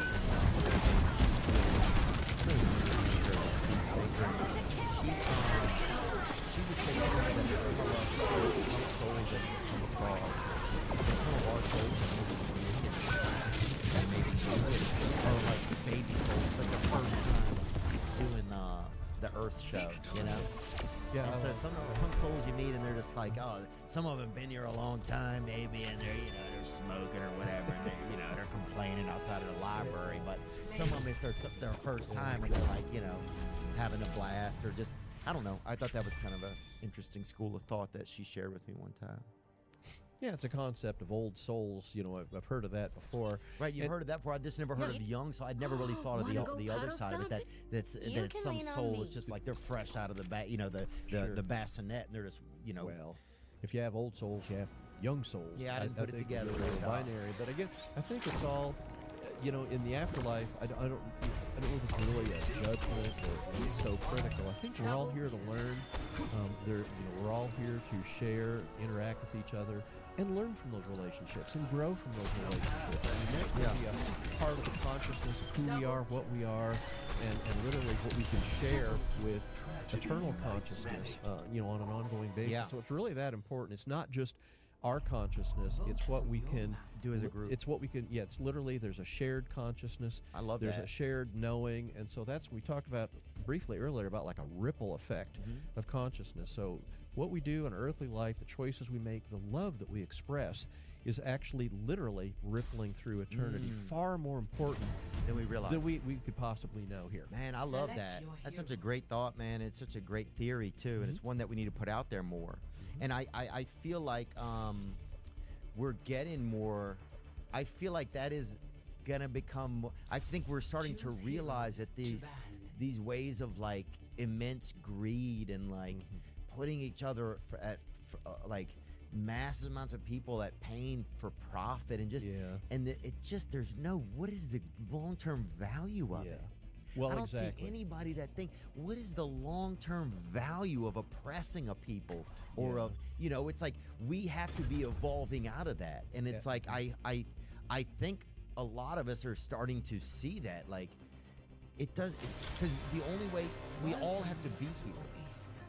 And it's like you have to find a way where it all works out, and some of these archaic ideas of greed and of just I don't know. Well, I think about that stuff a lot. I like that because after all, the old adage, you can't take it with you. I mean, if you spend your life being greedy and hoarding and material possessions, none of that is going to exist in the physical afterlife. But what is going to be a part of you, your soul, is going to be those loving outreaches you've had. It's going to be those times that you really show compassion. And that is going to be what helps define us, our eternal soul, and will ripple out and be a part of us forever.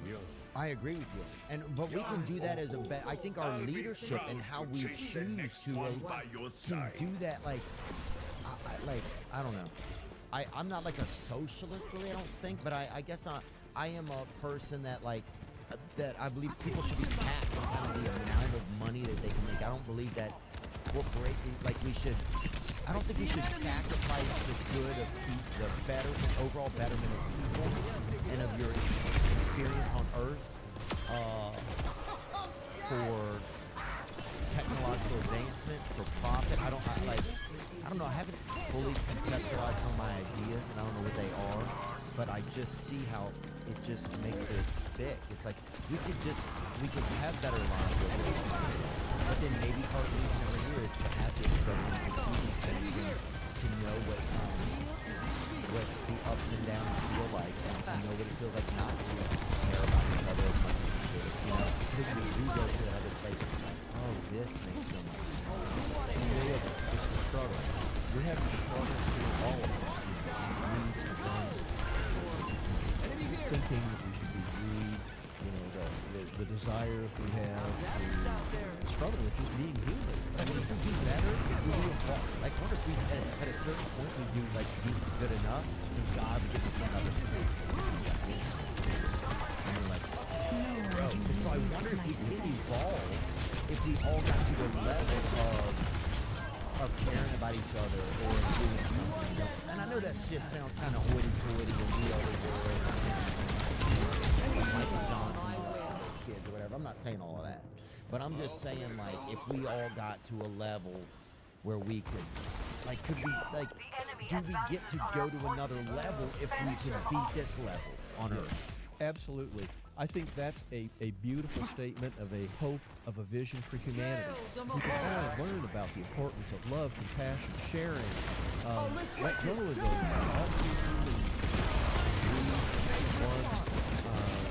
incredible disparities in material goods. It's incredible. We could let go of that. We could all know that we are one world, one people. We could just visualize that, work towards making it happen. Absolutely. Yeah. We as humanity could evolve in a very positive direction. And we would, yes, and I think that is a great expression of hope. So good. I like your attitude too, Dr. Walker. And look, obviously, I'm sitting here in a warm room and, clothes and everything. I'm not, like, trying to,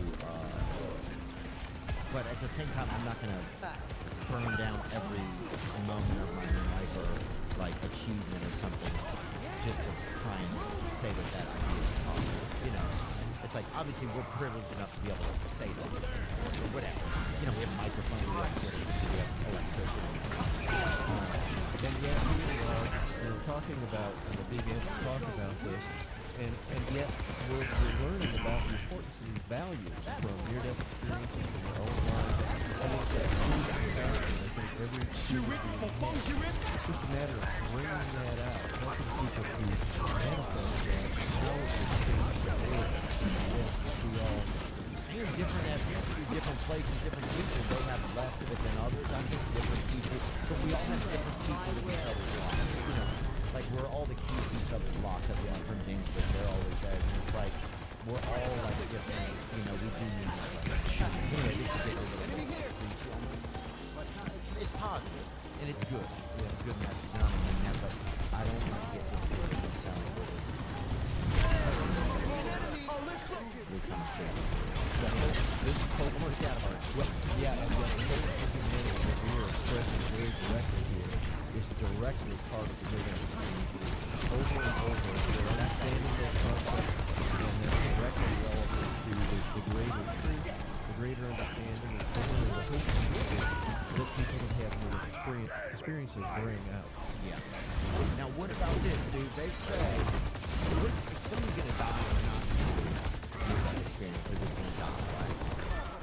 What should you wear, you think, if you're gonna die? Because so you get some people say, you know, sometimes I think that if you whatever you wear, you die in, you can get that job in the afterlife. Like they say, dress for the job you want. You know what I'm talking about? Theo. Yeah. In 25 years of having interviews like this, that's the first time I've heard this question. So I'll address that. I don't think it makes beans worth of difference what you're wearing or what you're not wearing or nothing at all. I mean, it's in the afterlife, it's going to be your consciousness, not your clothes. It's not going to be any aspect of who we are physically. Clothes, hair, jewelry we're wearing. You know, we are much more than that. We are consciousness, and that's what near-death experiencers are consistently describing as going on to the afterlife. Yeah. I think I'm gonna wear a chef's hat probably, because I wouldn't want to be in a bakery. I think if I'm in heaven and you're in a bakery, I'm not good at smells. You know? And you're like spoons or whatever. The bread is I don't know, you know, I'll do it. But I'm, you know, but the bread is really cold. Some people think that they are. But this is one last question I have for you, Dr. Long. Thank you so much for your time today. The pleasure. Why this evolved. I think we stay patient with each other and this evolved into a good conversation. This is an awesome conversation, so we'll carry on. Yeah. And I'm grateful for this book, man. I'm grateful for this, like, you know, that there's somebody who wants to care enough to think about this and collect this information. Because it's kind of tedious and shit. It is literally my second full-time job. And big shout out to my wife, Josie. She is a licensed attorney, and yet she stepped down from doing that so she could devote full-time to running the website and working to gather this information and share it back with the experiences, the near-death experiences shared with us freely. It's wonderful that we have the opportunity to share them back freely, literally in over 30 different languages to people all over the world. If you go to the website, ers.org, go to the homepage, you'll quickly realize, you don't have anything to say in the solicit donations. Why? Well, that doesn't seem like the typical materialistic viewpoint, because you know that the information we have, the experiences we're sharing are so important. We don't want to compromise the integrity of that by having any commercial interest. Okay, got it. That's fair. I respect that, man. I think there's certain ways to do that sort of thing. And there's ways also not to feel embarrassed about it, you know? Like, I think from listening to you, I think people's instincts usually are what they are, and everybody will make their own decision as to if somebody thinks you're some sort of a snake oil salesman or something, but that's not what I gather. And we do that for everyone. You know, we do that on all types of things. I'll tell you this, I accidentally bought 4 copies of the book and 1 audio copy of because I didn't know what it was going to be, and so I was going to be here in LA, so I bought 1, and then my friend got me 1, and then I bought an audio copy as well. But I don't have God in the Afterlife. This is a different book. Yeah, that came out later, and that's where we went into the deeper, if you will, spiritual content of near-death experiences, concepts of God, which I want to hasten to add. Many near-death experiencers say God is a human word. What they encountered in God is far beyond human language, far beyond. They are concerned about being limited in what they encountered by using typical English verbal expressions of that which is beyond the verbal, beyond language I don't and give God. up that But also, great deal of writing in this book about love and the concepts of that seems to be, if you will, the glue that holds the universe together. And what we've alluded to earlier, the overwhelming, consistent comments from people that have been in that unearthly heavenly realm. And embrace the concept that we're all one, we're all unified, we're all together and forever, which is again completely different from conventional religious thinking. And yet, by the literally at this point, thousands we have people that have near-death experience. Yeah, no, I think that's it. That was a little bit more of a religious aspect. This has nothing to do with religion. This is purely evidence-based. This is purely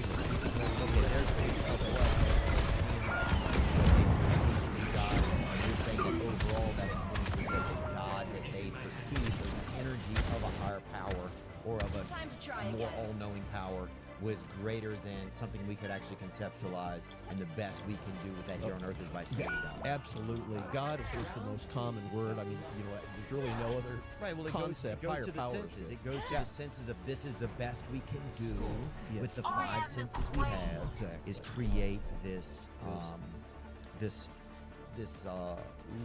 lower level, according now, if we believe in this higher level, that of communication and of sharing an idea of something. Yeah, absolutely. Yeah, you got it. You nailed it there. Thanks, dude. It only took us 2 hours to do it. So, what about have you had anyone who had a near-death experience from like a mass, like a 9/11 or a school shooting or a mass death type of scenario? Was there anything like that around? You said there was one where there was 2 people. Have you had anybody report from something greater like that? Wow, that's a good question. Fortunately, mass sudden death, mass shootings, mass things like that are very, very rare. Virtually all people that die is going to be their individual death, accident, illness, I can't right off the top of my head think of any near-death experiences that occurred at a time of a very mass death. I'll just keep my eyes out. Yeah, I'm just wondering if there's too much death in one moment at that place for the other side to like really, maybe they have to just, maybe they don't have as much of a intake, working that day or whatever, where you have enough time with them. You know what I'm saying? I don't know. Where, I imagine that some things would be a little bit sooner. Maybe they're just like, all right, everybody get in here, you can't loiter, I don't think we have to worry about that. Every hint of information about the afterlife is overwhelmingly more intelligent, loving, and I think there's an immediate aware entry into the afterlife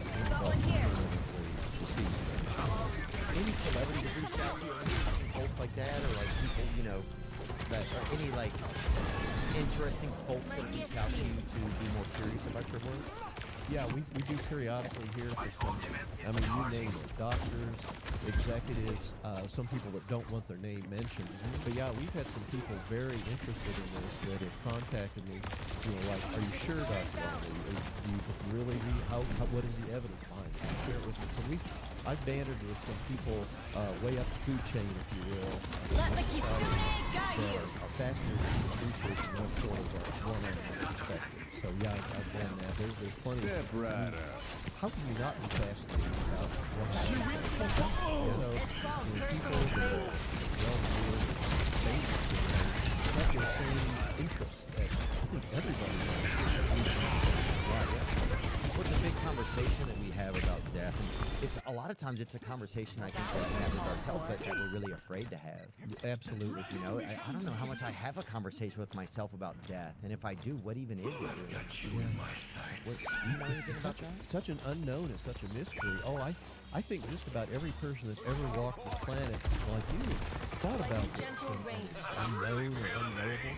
The good news is, interestingly, when people have a near-death experience, like death, their fear of death drops dramatically from a person who's had a near-death experience called after effects. Typically observe changes after a near-death experience. One of the most common is a dramatic reduction in their personal fear of death.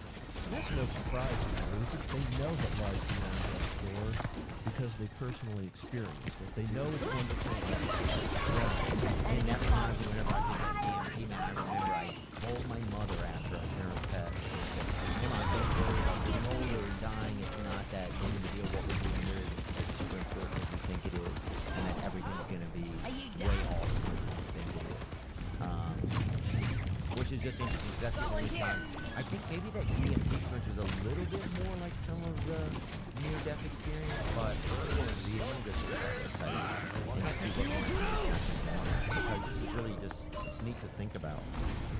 Man, yeah, that's close. Now, are there people who want to sign up and say, hey, put me under some type of a coma or something so I can try to have a near-death experience? Are there kind of like astronauts of death where they want to go into that darkness and see what they can get and come back? Are there people like that? Yeah. Thank you. Fortunately, people that have raised that possibility for having themselves having induced death is, first of all, vanishingly rare, thank goodness. Second of all, nobody's ever going to do that. That would be illegal, unethical, and that's not how you study near-death experience. Let the Thousands of people share their near-death experience. Why should we put someone's life in jeopardy to just study what we can eliminate? Thousands, tens of thousands, probably around the world, millions of people that have had near-death experience. So there's absolutely nobody's going to do that. Right, I see it from your side, especially as a medical professional, right? But are there, dude, I bet. Let's take him to the gallows. I bet you can get 6 people off of Twitter by midnight today who would do it, who would let you put them under some sort of a thing, and they would sign the Red Rover agreement or whatever if they don't come back or whatever. I don't know what it would be called, but I bet there's a lot of people who would be like near-death experienced astronauts or whatever who would want to just, every other day, maybe it's an every other day job. You put them in a coma or something and say, see what happened, and they try to come back around. Yeah, sadly, that's true. I think there's a lot of people that so want to incorporate that wonderful message of near-death experience into their own life that they would be willing to risk it. Again, illegal, unethical, and absolutely not a self-loving path, which we see in near-death experiences so commonly, that overwhelming importance of love. That's not loving, either to themselves or to the individuals that would put them in a dying state. That's just really, it's sort of like the lessons we learned from people that had near-death experiences as a result of suicide attempts. They learned vividly that that's not the right thing to do. It was a huge mistake. Right. Wow, man, this is pretty heavy here, Theo. But you don't have a lot of talks where things get this deep. No, and it's nice though. I want to have more talks like this, and I think even us just talking about some of these things, like I want to have more talks about like greed and why do we live in this space? Because I think some of the sickness that we feel as humans these days, that we there's a lot of emotional unwellness and mental unwellness, and I think a lot of it is just because of us. We realize, or we feel, and we can't even maybe put words to it sometimes, that we're sick of something we've created, a way of being, a way of treating each other. And even some of us are at fault. We're all part of it, but we're sick of it. I think it's making us sick, but we are all stuck in it kind of, and we've never been able to see it before, but I think we're starting to be able to see it a little bit. Does that make any sense to you, or am I crazy? No, absolutely. I like what you're saying. I think there's sort of that sickness innate in humanity. I mean, here we are, self-focused, focused away from other people, focused on our own interests and our own concerns, our own wealth, our own everything. I mean, it's literally, you're getting down to values. There's a sickness in the expression of values all around the world today, and that's a sad thing. Globally you could call it unloving, and yet here in near-death experiences is that consistent message pointing to that's not the way. That's not how life is to be lived. You need to think about your neighbor. You need to think about other people. You need to reach out compassionately. I mean, it's literally a profound message of hope for all of humanity, and in fact, these profound, deep messages in the near-death experience are, in my opinion, the most profoundly positive message even conceivable for all of humanity. It's crazy that we have to almost die to get a message of how to live, you know? That we have to go, you know, we have all this life in front of us, every moment in front of our eyes, and you have to go that close to the, you know, to that white vulture of the Lord, death, and go over there and feed him birdseed out of your dang hand to just speak and get a little bit of information. And yet I think we need to, if we do understand that that's the big picture, that that's really a part of our real, eternal, and infinite existence, and that we're all here to learn lessons to move closer to that greater reality that we have, that unity, that love, that compassion. I mean, I think that sets, you know, really a pathway that we can all think about each day of our daily lives, and maybe move one step closer to being our true selves, which is what we're going to be in the afterlife. Right. Yeah, man, it's definitely super fascinating. It's interesting to think about. I'm grateful that God let me exist to even kind of just get to think about stuff like this. That's sometimes the most fascinating thing about life, and especially of being able to stay alive and get older, because you get to see more concepts. And like that's one of the saddest things I think when people die young, is they just don't get to see like how things kind of a little bit more clarity you get, and a little bit more light knowledge you get of what of existing and stuff.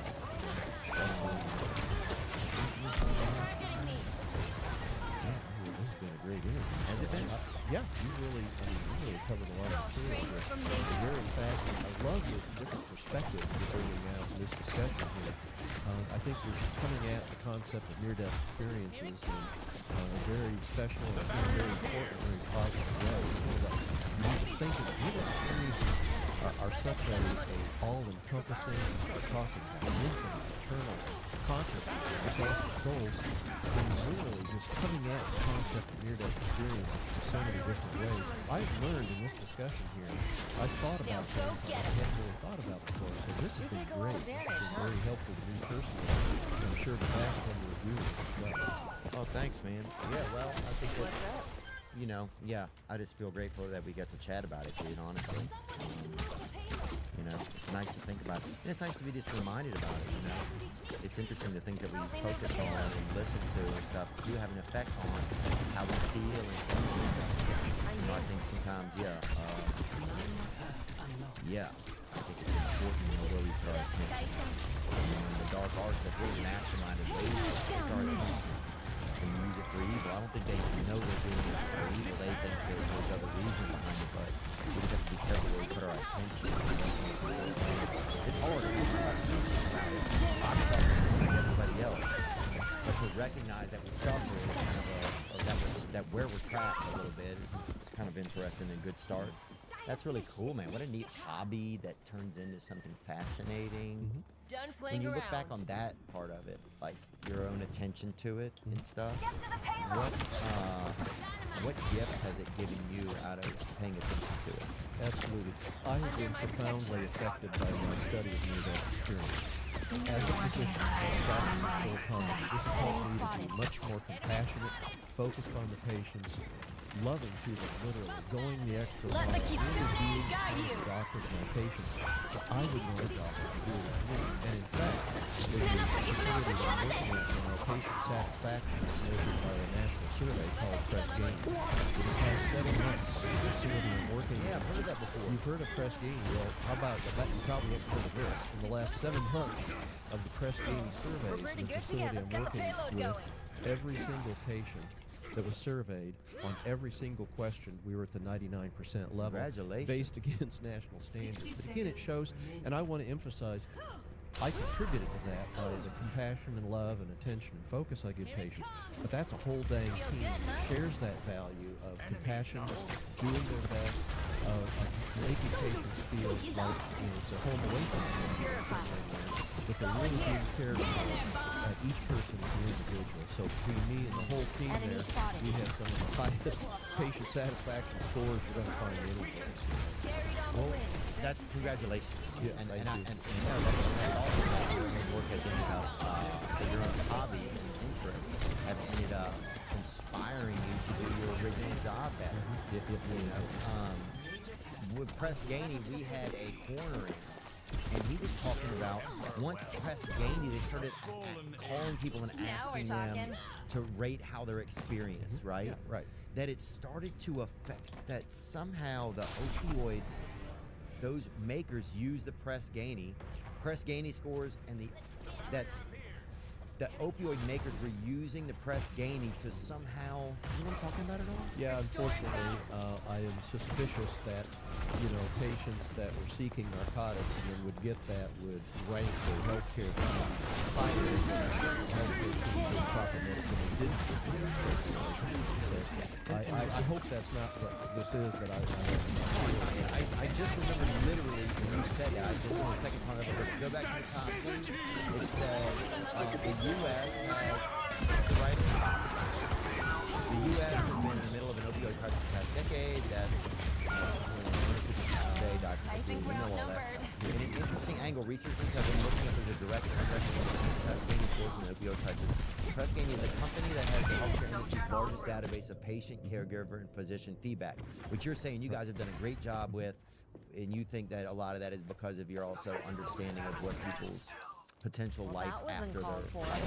It has certainly helped me to be a more compassionate, courageous doctor. I deal with patients. These are people that are facing a life-threatening illness. Cancer is a scary word. But with what I've learned about near-death experiences, I can approach each patient with cancer in their journey of guide you. Cure. Hope and compassion. In a way that I know what I could have done before I started studying near-death experiences. We had to do a concierge to this more comfortable afterlife or existence, even if you just No one can hide from my That's very fascinating. I think that would definitely warm me if I'm really in severe pain. I mean, it warms me and I'm not in pain. But yeah, I just want to look at this. But patients using prescription opioids to manage their pain are 32% more likely to report high patient satisfaction scores, according to recent research out of Dartmouth Hitchcock Medical Center. But here's my question: is why, if a medical place gets a higher Press Ganey score, is there a financial incentive to them? I mean, not directly. I'm not accusing you of anything. You just happen to be here when this is happening. I don't want you to.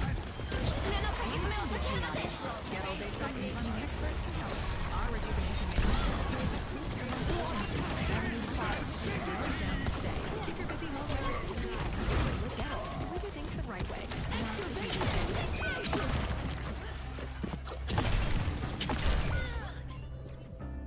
Coming through.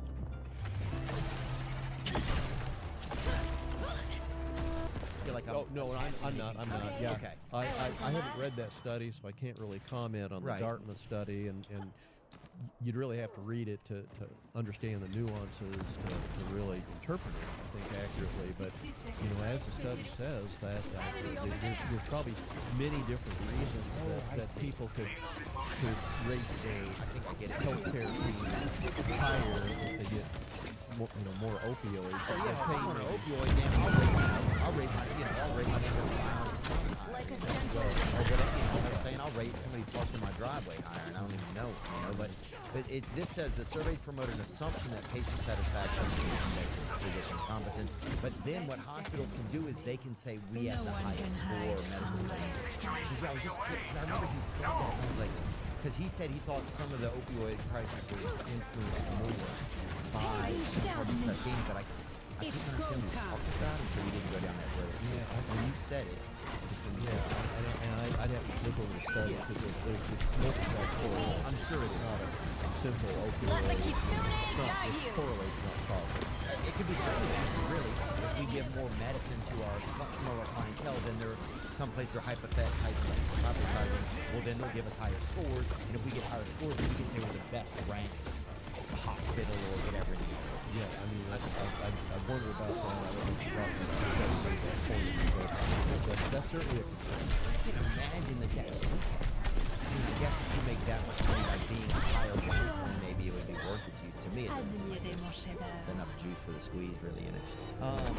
But anyway, Dr. Jeffrey Long, I appreciate it, man, and maybe longer, huh? If there's an afterlife. Oh yeah, we may. That's a good point. This may not be adieu at the end of this discussion. There may be a continuity, a sharing of experience in an afterlife, infinitely and eternally. So we may encounter each other again as souls. Well, nice to get to know you here on the starter block. I like that phrase. But thank you so much for just aiding people in their cancer journeys and for being somebody that's curious about possibilities outside of just the form of modern medicine these days. And I think that's really interesting for people to hear. And thank your wife too for being a part of your life as you guys have.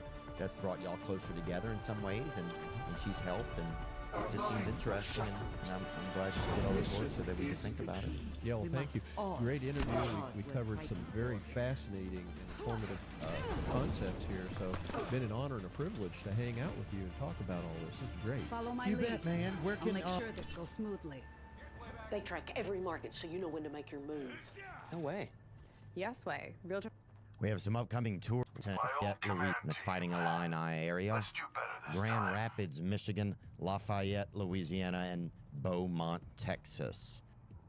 You can book aboard. I'll sit and tell you my story. I agree.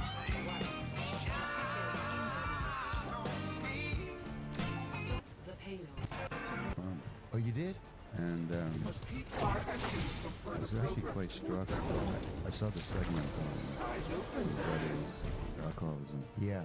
And I found him unusually without drawbacks and almost tender, really vulnerable and just kind of humble. I was trying to just talk to him about something that felt really warm, you know? But he's also expressed interest in you Yeah, I thought it was sweet of him. As sweet as he could be. Yeah.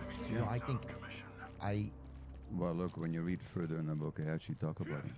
Really? His childhood trauma, yeah. Oh, you do? Him and Hillary Clinton's both. Oh, wow, I didn't know that. Yeah. Oh, that's cool. I'm looking forward to that. Yeah. Yeah, it's like, especially like just as a regular person in the world, you want to try to get a feel for somebody. He's a poster boy for trauma. Yeah. In my book. Yeah, I wouldn't be surprised if there's a lot of it there. I mean, his brother had addiction, and even him, I think, trying to learn about addiction. I wish I would have stayed in that conversation a little bit more with Donald and tried to share some thoughts and things that I had. Not thoughts, but a little bit more explanation about addiction from my own perspective. Yeah. That would have been an interesting conversation. Yeah, just to let him know that it wasn't something his brother could stop. It wasn't like his brother just couldn't stop drinking. You know, that he had other things inside of him that prevented him from doing that. And I really wish that if I could go back, like one of the things that's been tough for me is just to get into certain conversations, and I'm still learning how to be in conversations sometimes. So sometimes it's you're learning on the stove. We're always learning. Yeah, we're always learning. Gabo. Yeah. Theo, nice to meet you today, Mr. Mate, and thanks for coming. Thank you, my pleasure. Yep, and thanks for sharing this book, man. This is your book, The Myth of Normal, Trauma, Illness, and Healing in a Toxic Culture. Yeah. You believe that we are kind of a sick culture. What makes you believe that? Well, or like what proof do you have of that? Well, so 70% of American adults are at least on one medication. 70%. 40% are on 2 medications or more. The number of children being diagnosed with automatic dysfunctions, disorders, mental health problems, self-cutting, addictions, anxiety, depression, childhood suicide, it keeps going up. In the United States, annually, twice as many people die of overdoses as died in the Iraq, Vietnam, and Afghanistan put together. This is every year. the life expectancy, particularly of white men, has gone down to suicide and drug overdoses. I mean, I could go, the number of I could go on and forever, but just statistically, there's no evidence of illness on this one. Yeah. Yeah, I mean, the overdosing alone is unbelievable. You know, the fact that that's even just become a common thing in our society is it's heartbreaking for so many. It's heartbreaking for so many and so many people's families. Just when we think of suicide or overdose, it's like we don't even think about those numbers. Don't even take into the ripple effect of people losing a loved one. You know? Absolutely. I mean, the families that are being devastated, and I mean, I used to work with what is North America's most concentrated area of drug use in Vancouver, British Columbia. And I know you were there a month ago. Yeah, we went down on Catchings, is that right? Hastings. Hastings, yeah. We went down on Hastings just to take a drive and see. Well, so that's where I used to work. Wow. For 12 years as a physician. And everybody down there was severely traumatized in childhood, and their addictions were all a response to immense emotional pain that they didn't know how else to handle. Not to mention the racial aspect, like 30% of my clients were indigenous, whereas they only make up 5% of the Canadian population. Wow. So the more you suffer, either socially or individually, the more likely you are to escape in the soothing and the relief that drugs or other addictions offer. So if you look at American society, you really got to be asking, why are so many people having to escape from reality? Yeah. And we're going to get into good stuff. I have a good plan today. I'm prepared. Yeah. Some stuff, I have some questions that I even wrote down that are on cards just because I want to make sure that we get the best information that we can for our guests today. I think it's really important. One of the things that you talk about in the book that's causing a lot of sickness is trauma. Yeah. And then more specifically, unprocessed trauma. Yeah. Help me define those a little bit for our audience. Sure. So trauma is one of these words that everybody throws around. Yeah, it's a buzzword. Yeah. So let's just define it. So trauma literally comes from the Greek word for wound or wounding. So trauma is a wound, whether it's a physical wound or a psychological wound. In this case, we're talking about emotional wounds that haven't healed. So trauma is an unhealed wound that you sustain in childhood, but then it stays with you. And it directly causes inflammation in the body. It affects how your genes function, how your chromosomes function. It stresses your organs. It creates all kinds of physiological problems. On the emotional level, it instills a lot of pain in you that you try to escape from. And one of the ways you try to escape, for example, is through drug use or to other kinds of addictions, or through self-cutting or bulimia or any, pornography or whatever. It also makes you disconnects you from your own emotions, because when a child is being traumatized, it's too painful to connect to themselves. So they disconnect. And that disconnect then causes all kinds of problems in terms of illness, mental and physical. So the impacts of trauma are vast and quite under-recognized. Indeed. And you talk about trauma also as not being seen and known. Yeah. So here we have to understand what are the needs of the human child. So everybody understands that the child needs to be physically cared for, cleaned up, fed, and sheltered, and so on. Children, according to evolution, also have emotional needs that they're born with. One of them is being just accepted and valued for exactly who they are, and being seen rather than being forced to be something that the parents want them to be. Yeah. And a lot of parents in this society, not because they don't love their kids, but because they're so stressed, have just a hard time seeing their kids. I had trouble seeing my kids. Wow. And that had an impact on them. And not because I wasn't devoted, because I didn't love them, just because of my own trauma, I couldn't even see myself. Oh. Man, I can relate so much to I can relate so much to that. Yeah, it's like, it's funny because I work as a comedian, and I grew up in a kind of a traumatic home. Like my mom was very busy. She had 4 children, and I feel like she never looked at me. I feel like she never kind of put her hands on me. I feel like she just, and she didn't know how, I guess, you know, it's okay. Yeah, I just always felt like I wasn't seen.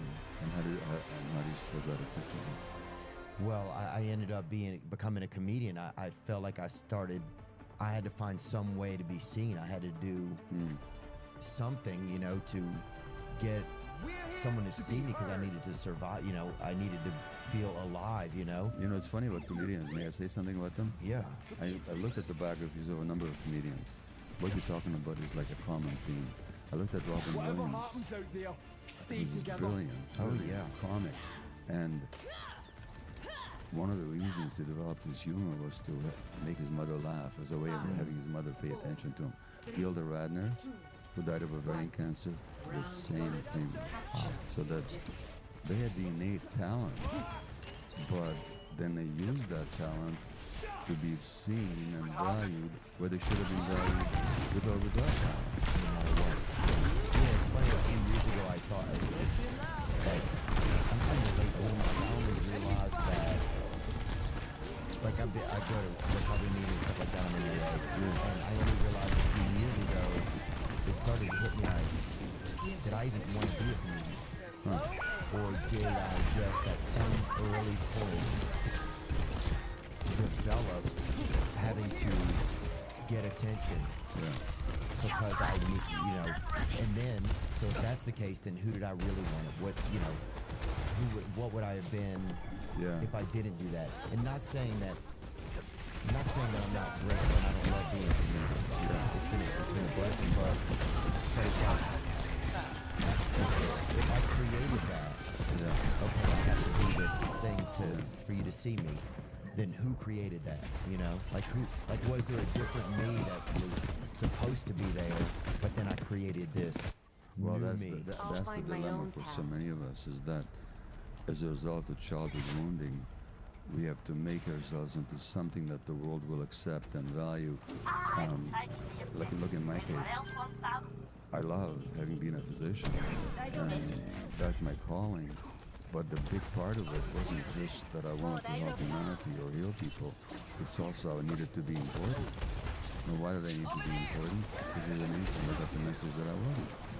And so now then, and that creates a kind of an addiction, because you have to keep proving to yourself how important you are and how valuable you are. And nobody should have to prove how valuable you are. That's just our birthright, that we exist. We have the right to be here. Yeah, that God shows us, or that the energy of the world shows us and said, I'm going to put you here like with a fine pen. I'm going to put you in the world. Yeah. And I did it on purpose. And the world, it was built to take care of you and to nurture you and to make you feel welcome as you are. And if you actually look at, and this has been studied quite extensively, how the indigenous people, the tribal people, close to the land, rear their kids.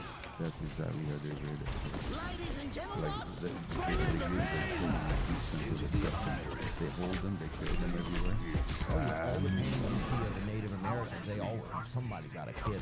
They got them in a knapsack, they got them. And they tend not to hit their kids.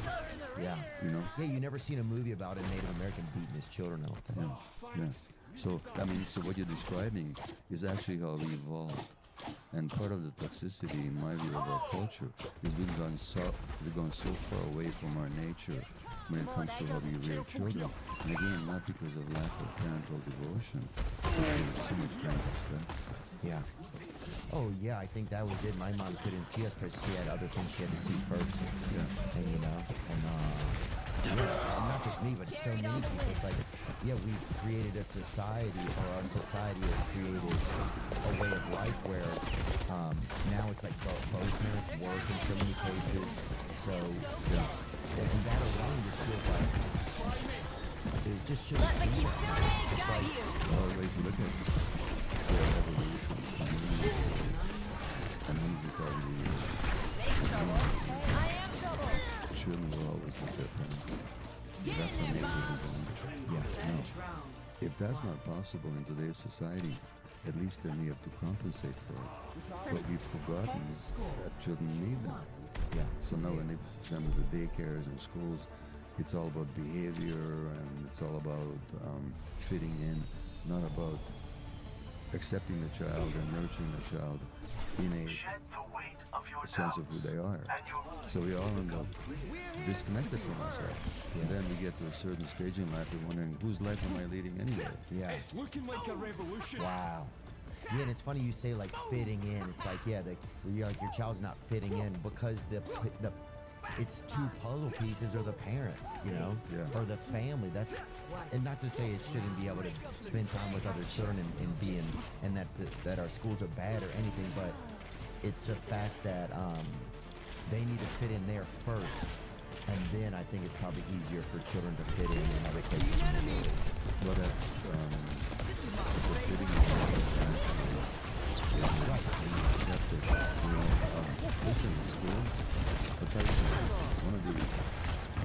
I'm talking science here. One of the essential needs of all mammals is play. In our brain, there's sympathy for play. You can see it. Dolphins play, little elephants play, puppies, kittens, they all play. Why? Play is essential for them to survive. It's far more important than academic learning. But in the schools, there has to be a lot more play, a lot more freedom for the kids to be themselves, a lot more freedom to move around. And then those kids will be naturally curious and interested in learning. But here we try to put the cart before the horse. We try and stuff them full of knowledge, skills, and behavioral control rather than, again, promoting the conditions for healthy brain development. So the schools actually play hand well, but they really don't get it when it comes to what the children actually need. Well, I think it's just and that's just part of it. It's like our whole society is, I wonder sometimes where we maybe go off the rails in a direction or a series of directions, that have kind of put us where we are. I want to get this statement right here. Sure. Why is a trauma event different from other stressful events? Like, what makes it a trauma? Like, some events could be traumatic for some people, and the same event not traumatic for others. What exactly is it about the mind, body, soul that makes the event traumatic? Or, like, what is the mechanism? Right. Great question. So every traumatic event is stressful, but not every stressful event is traumatic. So,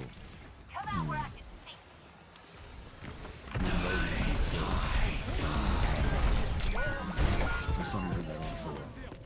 And you had this studio and that makes stress. It doesn't traumatize. It doesn't leave you with a permanent wound. So it's traumatic if it leaves you with a wound. And if that wound leaves you more constricted and more afraid and more suspicious and less comfortable with yourself, more hostile to other people, less comfortable in the world, then it's traumatic. Now, not every stressful event will have that effect, but if it does, then it's traumatic. If it makes a wound.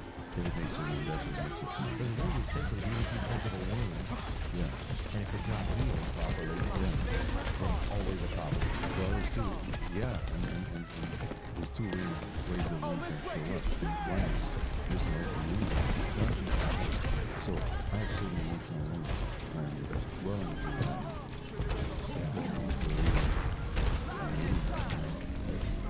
Say my You look great. Well, thanks. It's all the Botox. No, it's and in my 55-year-old marriage with my wife, she might say something or react in some way that touches an old wound, and all of a sudden, I'm not this 80-year-old guy. I'm this one-year-old kid responding, because that wound is so. I'm not giving an excuse here. I'm just saying that that's the challenge, So in one sense, a wound is a trauma is an open wound that you touch it. That's the one thing. But then the other thing that happens when you have this scar, and scar tissue is broken. It's hard, it doesn't grow, it has no sensitive. So you get hardened. And you can either get extremely sensitive or very hard. Or both. Depending on, and when you talk about hardened criminals, guess what hardened them? Is that they were so wounded in childhood. Again, I'm not making excuses. I'm just telling what the science is. And so then question is, then what are we doing children in a society where so many of us are very wounds? Let's talk a little bit about unprocessed trauma. So you talk about emotional isolation as being something that really negatively nurtures unprocessed trauma. So once you're hurt as a child, you tend not to trust other people. So you could be in the middle of a crowd and be laughing and interacting, but still feel quite alone emotionally. Maybe you've had that feeling. Oh, yeah. You know, and that emotional isolation itself then has effects on your body and on your mind. So the people who are lonely, and the U.S. Surgeon General, Dr. Admiral Vivek Murthy, just issued a paper on loneliness in the United States. And loneliness, and there's an epidemic of loneliness. People are describing themselves as lonely in much higher numbers as they did 20, 40 years ago. No, loneliness is as much of a risk factor for physiological illness as smoking 15 cigarettes a day. Really? Yeah. So loneliness is both a manifestation of trauma and a cause of tremendous stress, which then undermines physiological and mental health.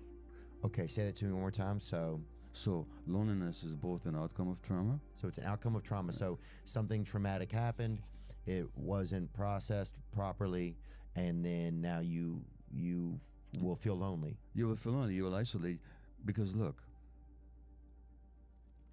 if I am always being a nice guy so that you will like me, but inside I'm feeling all these emotions that I'm not sharing with you, that's pretty lonely. Even though you might like me because I'm showing you this nice side of myself. Right, that's not really me. That's not me. There was a study done in Australia, or at least I used to work in palliative care as a doctor looking after dying people. In Australia, there was a palliative care nurse who wrote a book called The Top 5 Regrets of Dying People. These were people that were dying before their time, like I used to look after, of cancer or chronic neurological illness. You know what the top regret of dying people was? That they didn't have the courage to be themselves. And the third top regret was that they didn't have the courage to express their emotions. They pretended to be happy when they were not, and so on. So the question for the rest of us is, do we want to wait till some terminal illness wakes us up? Or should we just confront the fact that in so many ways we're afraid to be authentic because we're so afraid of being rejected? And as children, we didn't have much choice. As adults, can we develop that freedom to be ourselves? Wow. 1 in 3 males over 40 experience drips and dribbles. But imagine being this. Wow. Yeah, it's like, it's amazing what your feelings or your heart or your mind will like want you to do sometimes. But then this other smoke comes in, that feels stronger sometimes, and it almost clouds that feeling away. Yeah. You know? Well, it does. Yeah. And am I interrupting? Sorry. No. I just wanted to, you said that in the book that if you have a trauma that you can't process, you essentially have the trauma of unprocessed trauma. Yeah. So now you've had a trauma that's happened. Yeah. And then if you can't process it, now you have almost a new trauma of unprocessed trauma. Well, they have the ongoing wound, which is what trauma means. Now, look, let's take an extreme example. Okay. Let's say a child is being sexually abused. So, what would their instincts tell them to do? Well, their instincts would say, fight back, or run away, or ask for help, for God's sakes. But by definition, none of those options are available to the child. So the only way they can survive is to disconnect from themselves. And that disconnection then gets wired into the nervous system, into the brain. And every time they even think of being themselves, as you just described, they get scared. Because being themselves because had they fought back, had they tried to escape, it would have been even worse for them. So that disconnection from the self was the only way they survived. Now, every time as an adult, they even think of being authentic, that fear comes up. And it may not even come up for them like in their awake mind. It's almost like it comes up at a level where you don't even realize like that something's pulling the strings in the distance. That's what's pretty remarkable. Well, pulling the strings is exactly the right analogy. There's a neurobiologist, neuroscientist, quite well known at Stanford University, Robert Sapolsky, wrote a book recently called Determined, by which he means predetermined. He basically says there's no such thing as free will because we're so conditioned by our biology, our culture, and our early experiences. And he's almost right, because what he's talking about is, as you say, we're pulled by these invisible strings of our unconscious that were programmed into us even before we were born, even in our mother's wombs. And so it's just a lifetime, I find it personally, a lifetime's challenge to cut the strings and to actually be in the present moment as an adult person connected to myself. Let me tell you, it's a lifelong's work. Yeah, no, I feel you. It's funny, like I didn't even know that I didn't know that. That sounds crazy. I didn't even.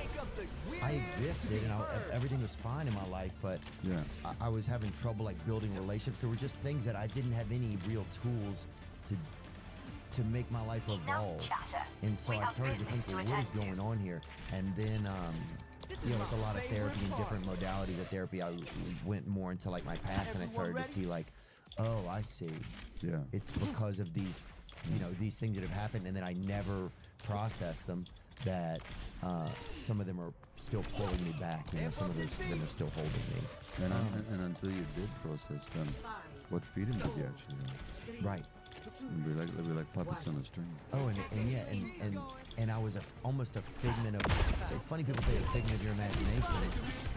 That's almost what I was sometimes. I felt like I was something that my mind or that soul or whatever created in the best place. Yes. You did really feel it. Oh yeah, that is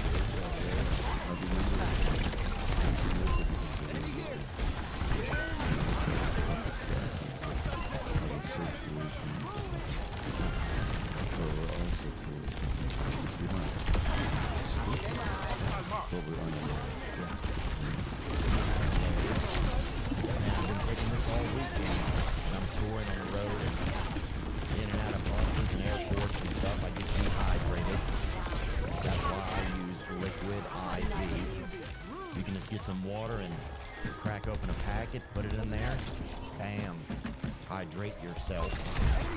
There's so much to love about liquid IV's new hydration multiplier and immune support mango passion fruit flavor with 5 times the daily value of vitamin C and 3 times the electrolytes of the leading sports drink. You can give your body the immune support it needs while treating yourself to a taste of the tropics. Support everyday wellness with liquid IV. I do. Get 20% off your first order of liquid IV when you go to liquidiv.com and use code PIA at checkout. That's 20% off your first order when you shop for hydration today using promo code PIA at liquidiv.com. Every device we use is getting smarter. Your watch can now tell the time, but also tell you how many steps you've taken. The world keeps getting smarter.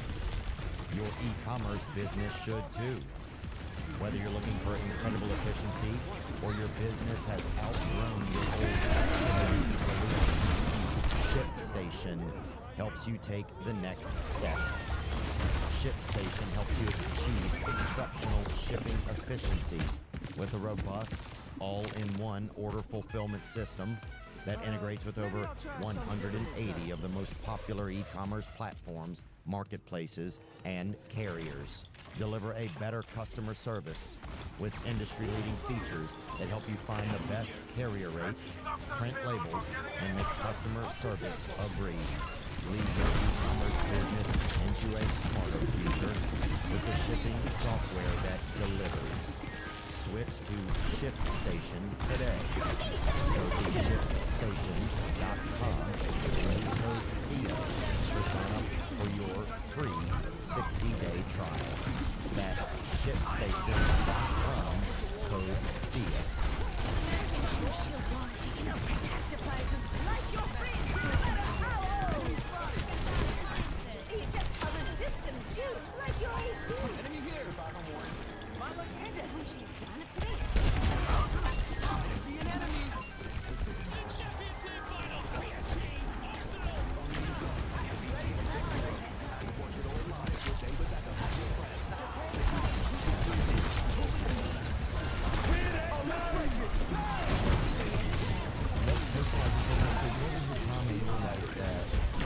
started you on this journey? What started me on the journey was well into adulthood. For a long time, I didn't realize I was successful, but you didn't. I just was a puppet on the string in some ways, you know? And I was successful as a well-respected family doctor, but I was unhappy. I thought I had potential, but I my marriage had difficulties with tension. My children were facing their challenges, and in some ways, That was just a sound check. they were even afraid of me, you know, and Like afraid of your energy, afraid of like... afraid of my sudden outbursts of uncontrolled, I don't mean physical violence. Yeah. I mean just outbursts of rage, you know. Anger, yeah. You know, relate to that. and my son Daniel, who helped me like to make it moment, he says in the book that the four was never the four. You know, and the four might disappear, and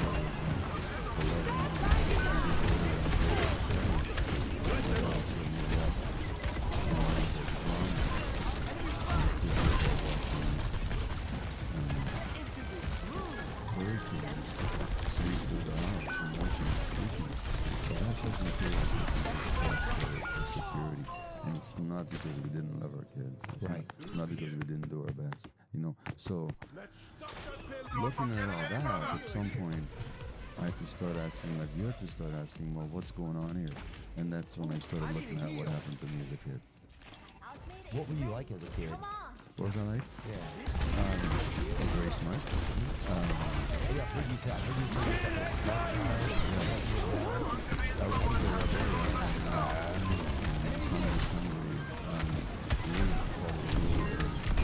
the teacher at some point sent a warning to my parents saying, you better watch it because he agitates his classmates. I love getting those. You know, I was very thoughtful. I read my bed till I was 13. Dude, I wet my bed, I think I was 20. Okay. And that does go back to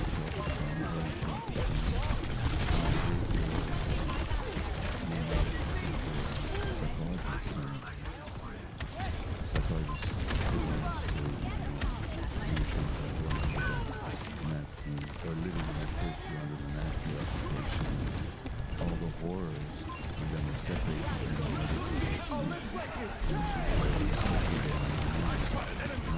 The only problem is kid has is that he gets very fortunate. Well, so on the one hand, I was highly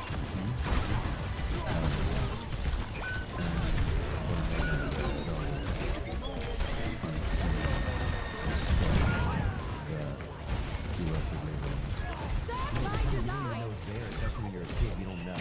You don't know. Yeah. You don't know. You don't know it's there. And then later you have it's almost like a fire that starts when you're young. But you don't, the smoke doesn't show up. I mean, for me, it wasn't until my 30s. And I was like, where is all this smoke from? Yeah, unprocessed trauma. It's like, yeah, it's like a fire. Like, imagine starting a fire with no smoke. Does that make sense or it doesn't? No, it makes total sense because what happens is, like when you said earlier you were fine, the heck you were fine. You thought you were fine. Right. And that's because you pushed down all the rage that we never expressed as kids. We pushed down the pain. We pushed down the isolation. We pretend. And we can function in the world in ways that the world can give and respect and reward. At this, I mean, look at, we're talking here in Hollywood. Look at all the figures here that were great successes, idols to millions, and they had these miserable in their lives. I mean, you can list hundreds of them. Yeah. 50 of them. Yeah. I mean, it's funny that things, it's not, the foundation isn't there, then you go find it in the world. Yeah. And sometimes what you go find, you're just trying to replicate what you did when you were young. Yeah, that's right.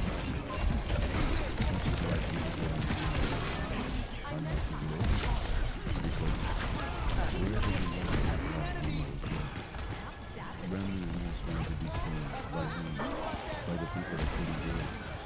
Therefore, we will repeatedly look for people who can't see us. I'm hoping that this time they will.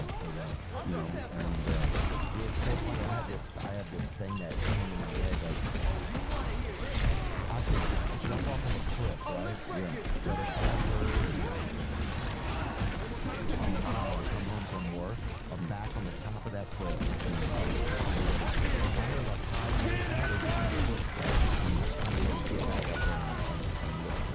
Because you live for the moment. Because I'm just, yeah, it's like, it may sound crazy, but yeah, just like, yeah, it's like, I can't help but look. I can't help but wonder, is that woman accept me? You know, even in dating and all my relationships, I see it now. It's like, you know, I'm always even in just dating relationships, any moment, I'm just looking, you accept me. I can feel this, you accept me. And unfortunately, it really gets in the way of male being in a relationship. Let them up. In my relationship with my spouse, it's something that he wants to be with. Like his love doesn't matter. But actually, on the one hand, on the other hand, I would want to because I don't want to work. So it puts the woman into an impossible situation. Oh,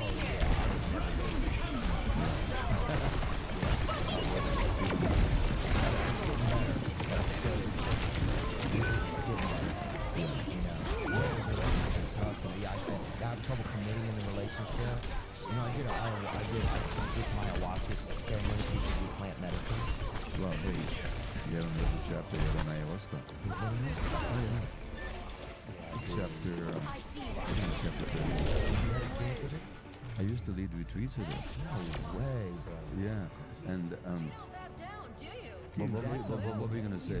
What were you gonna say, brother? I was gonna say that when I did a plant medicine retreat, that I realized one of the reasons why I've had trouble getting relationships is because I'm still waiting for this original relationship. The perfect mom. Yep, and it's no blame. It's not a blame on my mom. I don't do that anymore. I lament some of the feelings from my youth, but I don't.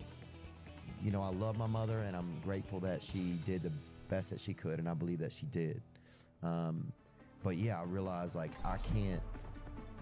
There's just a part of me that's it's just still like I feel like it's like a kid like standing on a dock and waiting for a boat to come. That's how I envision a lot of times. So there's a deep longing. Yeah. I totally understand that. And then you try to get someone else to fill it, and they don't even know what to do. And for years, I didn't even know I was trying to get somebody to fill it. It just nothing. I couldn't figure it out. Oh, it was wild, man. And my life was still okay, but just right below the surface level of my life, it was a precarious foundation. I totally understand. I found out about ayahuasca after my book on addiction got published in 2009. It's called In the Realm of Hungry Ghosts, and it's about how addiction is not a genetic disease, it's a response to trauma, because it affects the brain and the psyche. But after I published that book, I was doing book tour, and people are asking me, what do you know about addiction and experience by Next stop. What do you know about it? Even alone, I'm 3 years writing a book, and you asked me about the one thing I don't know anything about. And it's someone said, you know, you could experience this up here in Vancouver. There's a Peruvian shaman that came up there. So I did the ayahuasca, and I experienced pure love for the first time. There's a little baby his father has been a plant, and the mother has been a baby. And the baby started cooling around. And tears of love. Watch out for that evidence! And I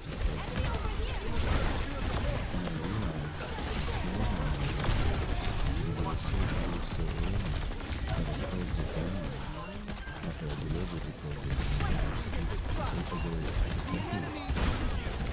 And that revelation of the accident was that people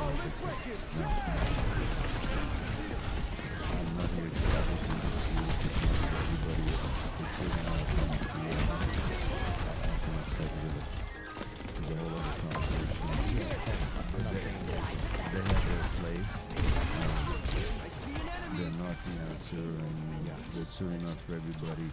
But in the right context, with the right guidance, the right preparation, they can really have people open up to parts of themselves that they weren't even aware that they were there. Yeah. Oh, yeah. I mean, it's fascinating. I hope that the knowledge of that evolves over time. But that can also be scary because some people don't get addicted to that. I've seen that happen with people. I've seen it too, because if people get addicted to it, not so much nobody's going to get addicted to it. Let's go nasty. You can't call someone a club. But what they get addicted to is the heightened experience. And if they don't know how to integrate what they've learned into their lives, then they keep looking for that experience that takes them on their own self. So I really think that that's one of the risks of psychedelic use, is that you start looking for that elevated, heightened, or deepened experience that's missing from your life, where the whole thing is You've got killer instincts. the experience can open a door, but you gotta walk through it. And you have to keep walking through it. Not when you're in the danger. It's so key. That's a huge part of our society.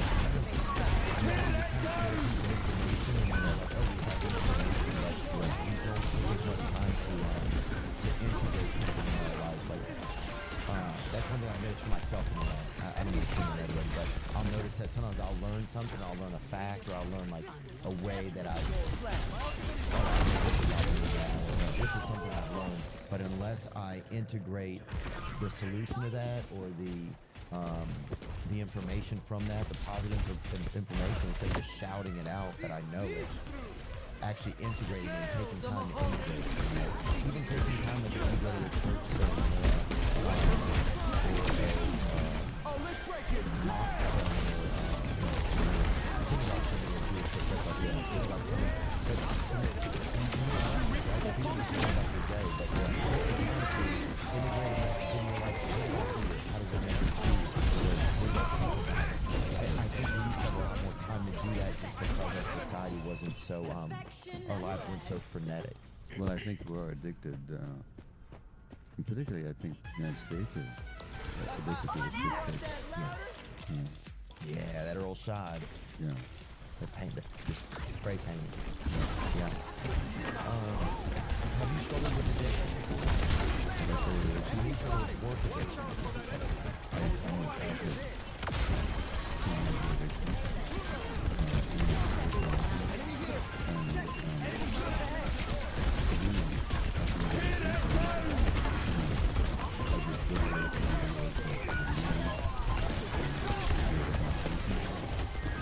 That's good.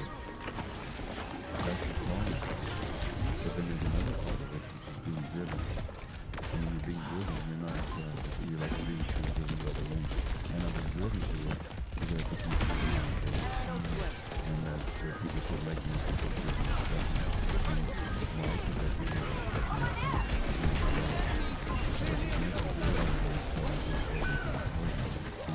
and I believe that the trauma is not, for example, the trauma is not, for example, my mother completed surgery when I had to save my life. That wasn't the trauma. That was a traumatic event. Trauma is what happens inside you. The trauma inside me was that I concluded from that I wasn't loved. I wasn't important. Now, that drives the work addiction. Because you keep proving to yourself. The other addiction I had, people often laugh, and how do you call that an addiction? But really it was shopping for classical compact. This. CDs? CDs. But I could drop people every day. You know, and most of them were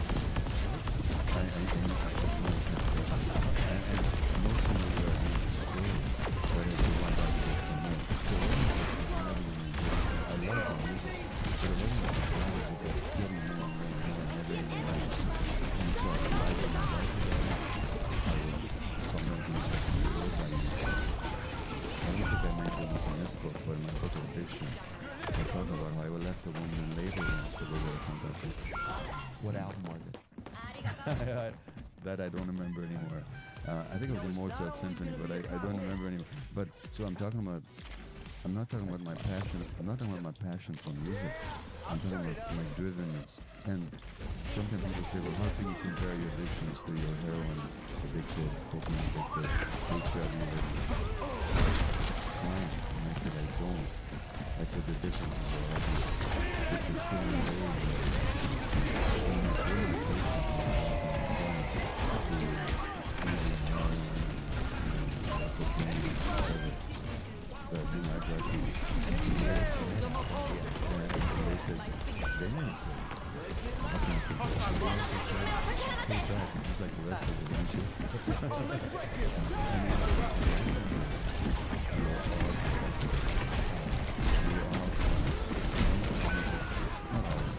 most people, whether it's drugs, pornography, sex, the internet, cell phone, gambling, shopping, running, working out. That's a huge extreme working out and all that. And we're running away from it. And so, and what I'm saying is, what's wrong with you? And that's all. If there's not any of that, it's everything. That's what you say. Whether they do to you or I think it gave me a break from how I wanted to feel. It gave me a break from me. It gave you a break from myself? Yeah, it gave me a break from my feelings. Yeah, and it gave me a break from me. I was just... But that's because you were really uncomfortable with yourself. Yeah. And because you had feelings that were painful. So the mantra around addiction, which I mentioned in this book, is don't ask why the addiction, ask why the pain. And if you understand why people have pain, don't look at their genes. Look at their lives. Yeah. What happened to them? Yeah. Yeah, you say, I've heard you, in your book, you talk about addiction. If you recognize the harm or I think it might have been in an interview you did, if you recognize the harm it's doing and you keep doing it. Yeah, so addiction is manifested in any behavior in which a person finds temporary relief or pleasure and therefore craves, but then suffers negative consequences and they don't give it up. So pleasure, craving, relief in the short term, harm in the long term, refusal and inability to let go of it, that's what an addiction is. So it's got nothing to do with drugs. Well, it could have to do with drugs. Could have to do with any of the things we already mentioned. But any of the things we mentioned. But why the pain? That's the question. The question is why the pain. Yeah. What are we running away from? Right. Yeah, I had like once I saw like pornography and stuff like that, it was like, and I could do masturbation or jerking off or whatever people call it, but that was the first way that I realized, I can make myself feel good. Yeah. And it was like the first time that I could make myself feel good. And so then it just became, it became a way that I always, I would just, I would just, if the only way I knew how to make myself really feel good, even though it's just for a moment, well, listen, I would take it. Shall I tell you something scientific about that? Yeah. So, cocaine addicts and crystal meth addicts, or any stimulant addicts, in fact, all addicts, amongst the things they're looking for is a hit of dopamine. Dopamine is the incentive, motivation chemical in our brain. It's what makes us feel vital and alive and, ready to go. And without it, we can't survive. Now, cocaine, crystal meth. Without it, we can't survive. No, we can't. That's cool to hear. That's interesting. Oh, no. Because dopamine flows in the brain when we're exploring a novel object or a novel environment, when we're seeking food, when we're seeking a sexual partner. We can't survive without that stuff. You can take a mouse in a laboratory and put food in front of him, and he's hungry, but he won't eat. Why? Because genetically you knocked out his dopamine receptors, and he doesn't have the motivation.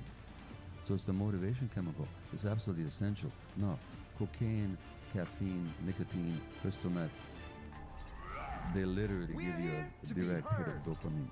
So does pornography. When you do brain scans on people with pornography, they get repeated spikes of dopamine.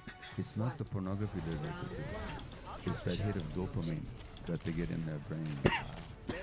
And all addictions, shopping addiction. When I went to the record store, it was the dopamine. Like I've been diagnosed with ADHD. The first book I wrote. And spacing out, absent-mindedness, you know, all this kind of stuff. Daydreaming, yeah. But when I was in the record store, I was present. I was focused. Like, I almost remember which records I bought at which store at what time, you know, like, because the dopamine was flowing like crazy. And that's why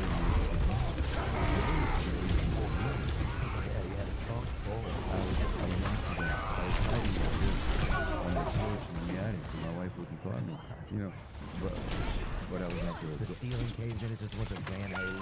Yeah. And I was after that dopamine. Wow. You know, which is what you're after with the pornography. Yeah. Yeah, this was and I was a way to make me feel good. It was the first way that I could interact with a woman where it felt like I could, I knew it's not real interacting, but it was like, this is the safest, closest I can get to interacting with a woman and it being like, okay, because I would get so nervous around women, or like when they looked at me, I was like, not really hot, like I couldn't handle it. Yeah. But yeah, that dopamine is, it's interesting to hear. So, yeah, no matter what it is, it's the dopamine. What's the dopamine? No, that. And there's another chemical that's involved in many cases, like the heroin addicts or the opiate addicts or something like that. Those are opiates. In your economy. So why do they work in your brain? Why would an opiate not work in your brain? Because we have receptors. We have molecules that receive the opiate molecule. Now why do we have receptors? We don't. We have receptors for so we have an internal opiate system. And they are called endorphins. Endorphin means endogenous internal opiate. So those are our endorphins are our own opiates. Opiates. So we manufacture our own opiates. Not only do, plants do, animals do, everybody. Now, but we do a lot of things. But three important Spotting out the jigsaw. the thing is necessary for life. Jump out of the window. But when they do what they do, they give you a sense of pleasure and reward. So when people go bungee jumping, they get this high level of endorphins. That's what they're after. That's why they keep doing wild stuff like that. That's right. And the third thing is the most important. The endorphins help to make possible this little thing called love.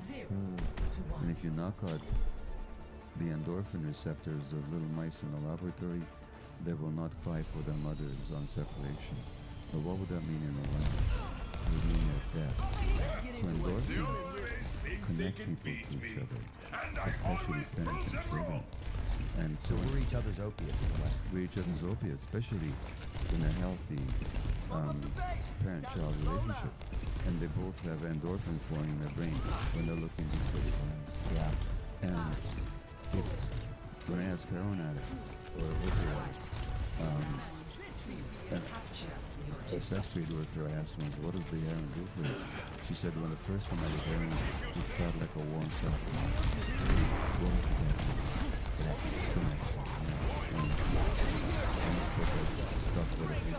So many of the addicts, a recovery leader and fearless advocate is Jamie Lee Curtis, and she told me. Serious? She is. Oh yeah, she's a big 12-stepper. I didn't know that. Oh no, she's a huge 12-stepper and very forthright about her addictions and also her recovery. Wow, that's fascinating. I'd love to talk to her. Yeah, I've seen her eating lunch in the Palisades before, Pacific Palisades before. But she told me that what the opiates did for her gave a sense of warmth in the belly. That warmth is what we're all after. That comes from me. Enemy here. And when we didn't have the connections we needed early in life, then we keep looking for that warmth from other sources. So these people that are basic opiates, that's what they're looking for. A bunch of hug hunters. Yeah.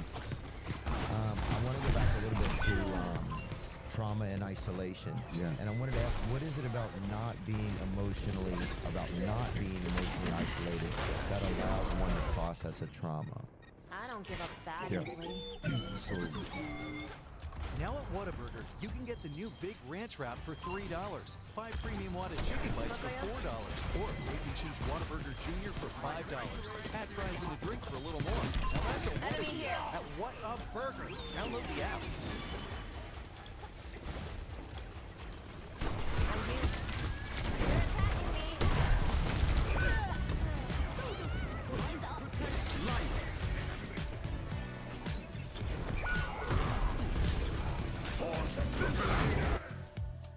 Well, that wasn't hardcore.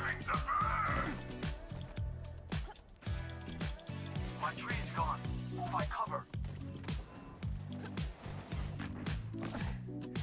My ultimate is ready.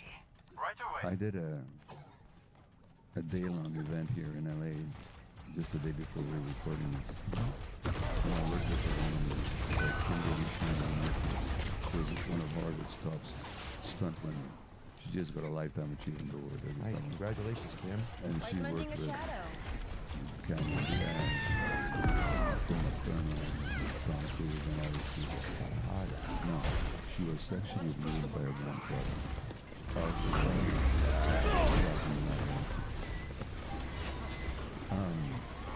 And of course, the family was in denial. Nobody noticed it. If they noticed it, they kept silent about it. She was totally alone with it. So that's what induced the woman. And had she been able to talk to somebody and say, "This is happening to me, please help me," she would not have been traumatized. So the trauma happens when a child suffers and there's nobody to share that suffering with. Whether it's the extreme suffering or sexual abuse, You must be fun at or the parties. milder you might say suffering of just not being seen for who you are. If you're Yeah, that alone makes with sense. it, you can't You'd have to be process invited it. first. So what happens later on is as your depression. When you meet somebody where you feel safe, and now you can express what's happening with you, that's what helps to process the trauma. So it requires compassion and safety. And ideally, I mean, I criticize my 12-step groups, not for what they do, because I love what they do, for what they don't do. I don't think it's ever that's my view. But a 12-step group that's properly run will offer you support and safety. So now you can share it and be seen by others. Amen. Yeah, I mean, I've gotten even into like the intimacy disorder groups, and those are a lot more potent with people talking about their emotional disorders and like traumas and things that happen. And it's not a crybaby group either. Like sometimes we talk about trauma, but I don't talk about it from like a crybaby place. I like to talk about it from like, this is important, and it's important to learn about it, and I like to share what I learn about from it. It's not about people victimizing themselves. Right. They're trying to present them as a victim. Yeah. Saying, this is what happened to me, and it's my responsibility to learn from it. That's the truth. And it's my responsibility to grow from it, not to wallow in all of what happened to me and I can't help it. That's nonsense. Oh, I'll tell you this. Can I say that a thing I realized I was addicted to a few years ago? Yeah. Self-pity. Yeah. And I didn't even know it. I kept always thinking, what's wrong with me? Yeah. I had to fix this. Every day it was nothing was enough. I kept it. And then I realized that even though it seemed like I was trying to make myself better, the truth was that I was always seeing myself as less than. Yeah. Because those things have to both be present at the same time. Because I can only get better if I have to. I'm never enough. Never being enough though. Yeah. I'm here. I gotta figure this out. Well, I got addicted to self-pity. I got addicted to like. Can I jump in with a thought? Yes. It did something for you. It took away responsibility. Human beings have a hard time taking responsibility. I mean, I have a hard time taking responsibility. We all have a hard time taking responsibility. So when you're suffering, but you don't have to take responsibility. I'm suggesting that's what it is for you. Yeah, I think, maybe there was a part of me that wanted to keep it around because it always let there be something wrong with me too. That's right. Like if I never solve this, if I'm never enough, then there'll always be something wrong with me. Yeah. Does that make any sense? It makes sense because again, it takes away the challenge of growth. Right. I mean, we talk about growing pains. Growth is painful. Oh yeah, people go from being 7 inches to 7 feet to 6.5, 6 1. Yeah. And the emotional growth is also painful. And so when we grow, at least we avoid the growing pains. Yeah, I used to, whenever I used to smoke, I used to do like, part of me didn't want to quit smoking. Yeah. Because I wanted to have an excuse for why I wasn't doing other things. Right. Hey. Does that make sense? Makes total sense. Little sense is enough. Does blue chew work? I can answer it. Yup. I chew on them thing, baby. Get that diving board, baby. Make your own pool. If you're asking that question, does Blue Chew work, we want you to know that Blue Chew is putting their money where their mouth is by giving you a month free. Blue Chew is an online service that delivers the same active ingredients as Viagra, Cialis, and Levitra, but at a fraction of the cost and in a chewable form. Blue Chew wants men rock hard. They told me that's the mission. They will not stop until every man is bricked up. Till every 10 is pitched. Until every rod is raised. Salute. Discover your options at BlueChew.com. And we've got a special deal for our listeners. Try Blue Chew free when you use our promo code Theo at checkout. Just pay $5 shipping. That's BlueChew.com. For help to hold off trauma. What else did I want to talk to you? Oh, this is really fascinating stuff here. So, trauma fosters a shame-based view of the self. Yeah. I'd love to talk a little bit about shame, man, because that was a huge part of my life. Well, tell me about it. I just felt ashamed of myself. Yeah. I felt ashamed of I felt ashamed of how I looked. I felt ashamed of like my ears, my nose, my face, the way I stood. I felt, I felt ashamed of my family, of my home. Everything. I just felt a ton of it. I'm not whining about it right now. I'm just thinking back. But yeah, I just felt a ton of shame. You know, I think I felt ashamed of who I was at like the first molecule almost, like the first cell of my, the dirt under the roots. It felt like there was a part of me that I felt like I was me, or anything that had to do with me was gross. And I use the word gross because it felt like gross. Now, the only thing I'll say is I'll find my own path. It's not that you thought you were gross, it's you believed you were. Right, yes. Yeah, you're right. I didn't feel it. It wasn't like a feeling on the surface of me. Yeah. It was like a knot someone had tied a long time ago in the beginning of my time. And in that knot, it was in there somewhere. And I couldn't really even access it. It was Yeah. But shame, I want to hear about shame. Did you feel it? Oh, yeah. Oh, yeah. How'd you feel? Well, growing up in Hungary, in Eastern Europe, and I lived there until I was 13, there was a lot of anti-Semitism. And my grandparents had died in Auschwitz. I almost died as an infant. My mother, my father. That's when your mother showed you someone else to save you? That's right. When I was 11 months old. But even after the war, there was anti-Semitism. And so I feel ashamed of being good. I don't anymore, but I did as a kid. So I was ashamed of my Jewish looks. Oh, so you have to hide, or you have to feel like, there's something different about me that isn't quite right. And there was a lot of anti-Semitism taunting in school when I look back on it now. So, yeah, and then I developed body shame. To this day, it's kind of this industry. Time to try again. but every day I do adjustments to my body. You know, like this is not big enough, or this is too big, or whatever. You know? Yeah, it's too big. Yeah. So, shouldn't nobody born to change. Really? No one can born to change with himself.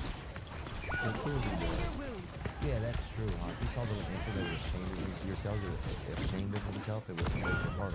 Yeah. No. They wouldn't even know how to do it. How infants get shamed is when they might see. And yeah, and what happens then? Well, the one for Earth they're mistreated. Well, let's say a child is not seen, or is overseen. They can these adults are stupid. They're incapable, they're incompetent. I'm all alone in the world. Every child can believe Let's there's get back to something it. wrong with me, and maybe if I can work hard enough, I can fix it. I mean, which belief do you think is more Enemy spotted. acceptable for the child? The second. Second. So then you realize that these senses there's something wrong with us. You just have to work hard enough to look good you cut off from comes from being cut off from being contact. There's a kind of protective thing, really, because it makes us at least think that there's something we can do.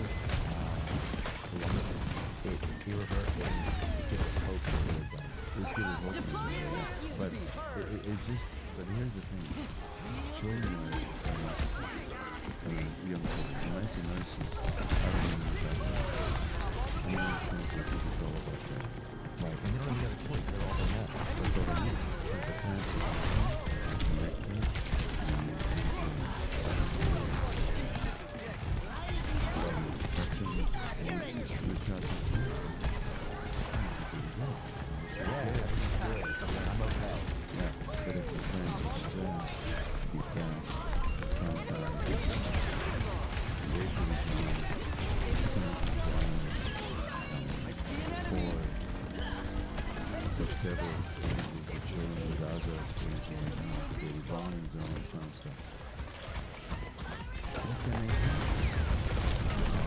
There's something wrong with me. Oh, imagine some kid over there in Gaza looking out and there's a bomb and you think, man, I'm so horrible, I deserve to be bombed. Well, you know what? There was a study on Gaza children. Man, that's crazy. I hadn't thought about that. Like, really look, imagine that, though. There was a study done of children in Palestine 21 years ago. And 95%, this is long before the current horrors. Long before October the 7th, long before the aftermath of October the 7th.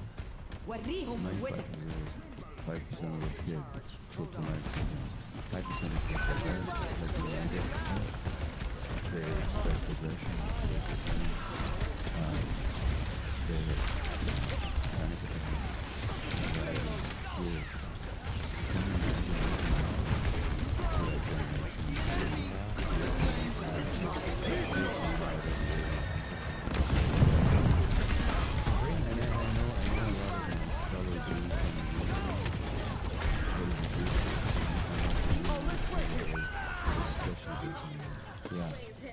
When you put it in that sense, like, imagine if people, you know, yeah, what are they going to think? They don't know. They just think, man, something's so wrong with me, I deserve to be killed, you know, or something. I don't know.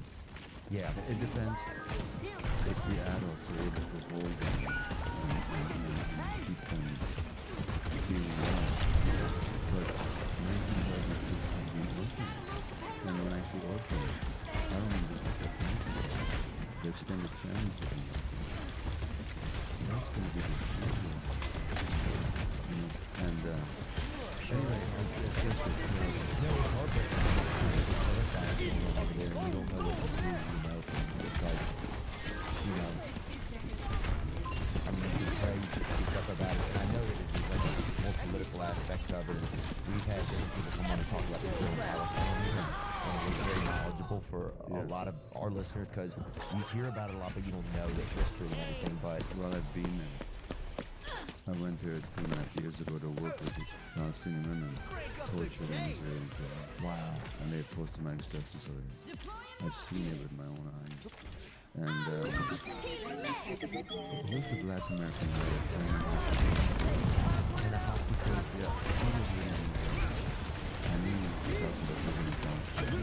He says, yeah, Ta-Nehisi quotes, yeah. The image what he says, once you go there and see it, you can't unsee it. You know, and yeah, I understand what you're saying. See an enemy! I feel like I'm really looking forward to super fair. That'd be interesting to speak with him, man. Thank you for bringing his name up. Oh, yeah. Yeah, I mean, it's heartbreaking anytime something happens to a child, you know? That should be something we can all figure out. It's also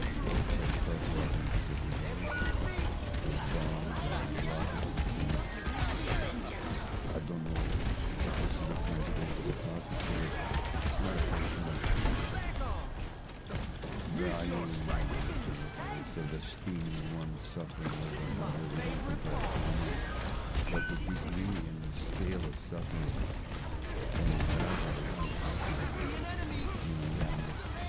Look, it seems like when my wife walks into a room, I mean, I'm present in the room, she walks into the room, it's not there. Oh, let's break it! Because the starboard responsibility. There's a feeling that sitting back to the line and you go like this. It's called the starboard responsibility. That's what we do. My first year. Budapest was doing quite apart from there was the war. So I'd be going to Johnny Basket and the West Basket. So when here and now, I still go. Yeah.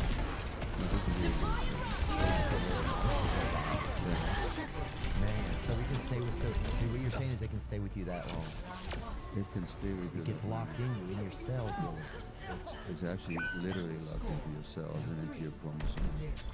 Yeah, I mean, it's heartbreaking for the children on both sides of that, and just anywhere, anytime you think like, and even a kid, when they think like, even in America, it's like, in America, it's like we're bombing each other. Like we can't figure out a way. There's a huge planet here.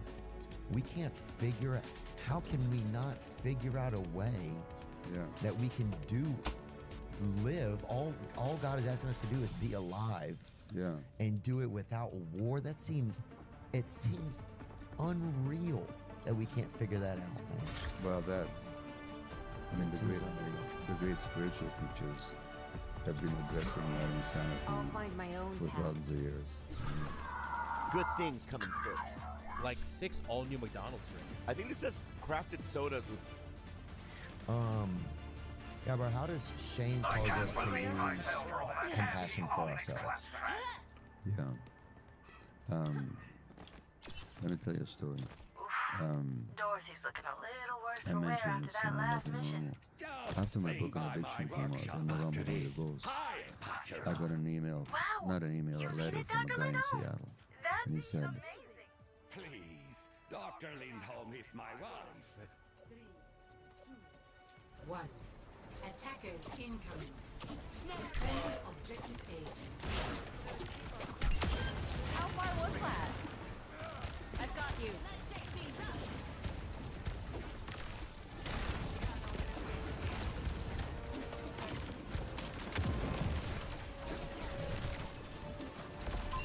Enemy here.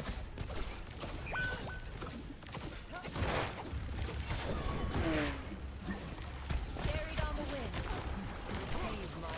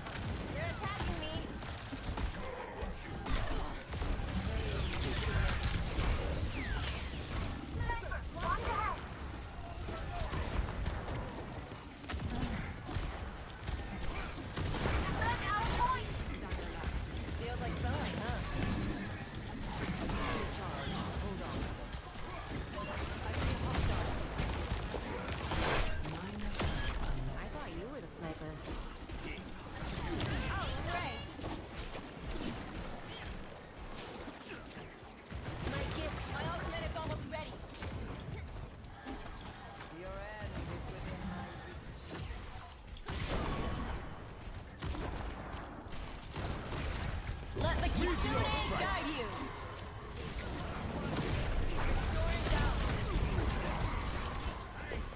Sniper, don't get shot. Over there. Over there. Personne n'échappe à mon regard. Surrender to my will.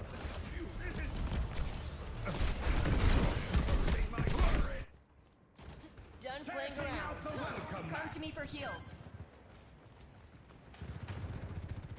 Come here. I can heal you. Carried on the wind.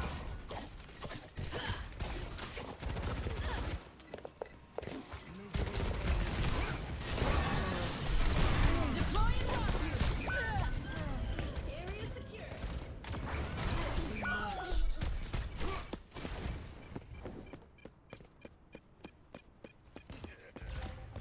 Objective lost. The spring flows Stop anew. the payload.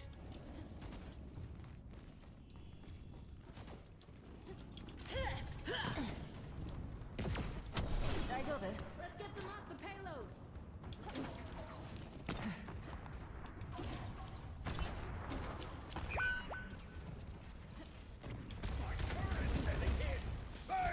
Kaiki.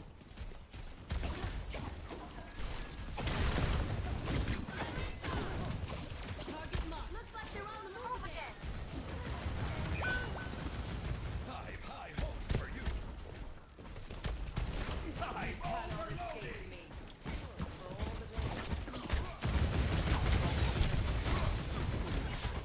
Under my protection. Let's get them off the payload. Meteor strike. I think we're outnumbered. Right there when I need you. Kusuru.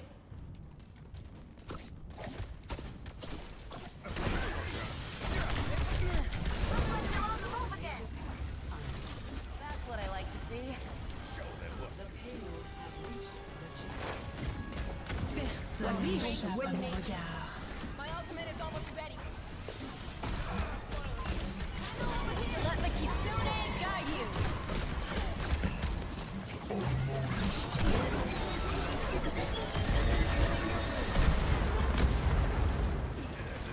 Now it's going to get interesting.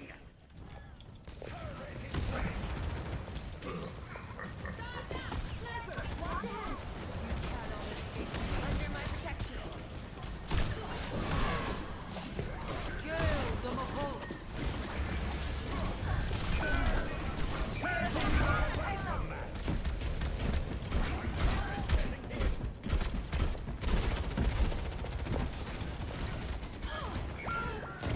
Amp up this beat.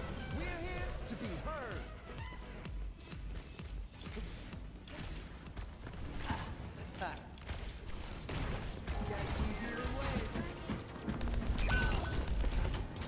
Get into the groove.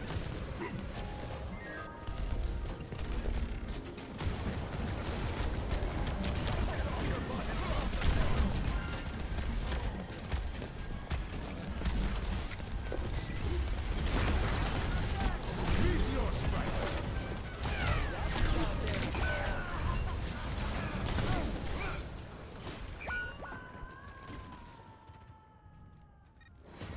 Let's get them off the payload.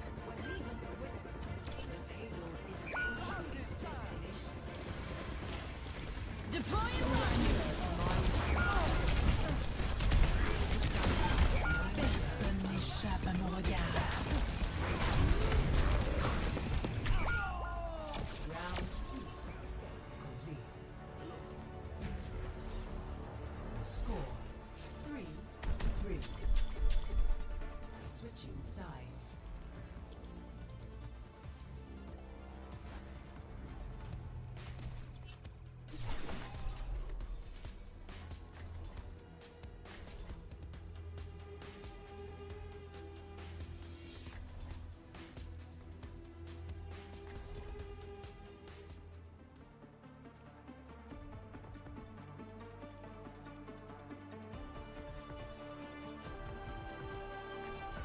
Major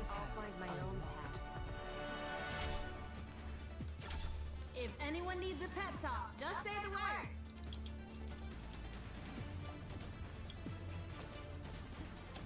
All right.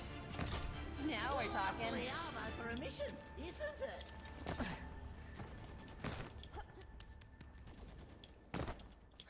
I was sleeping. Did anyone read the mission brief?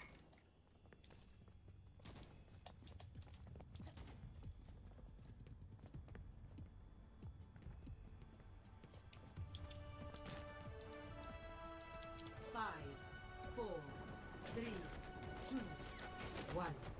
Attack commencing. Capture.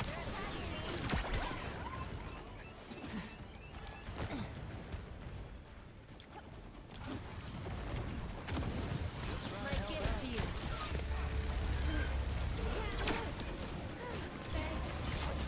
The barrier appeared.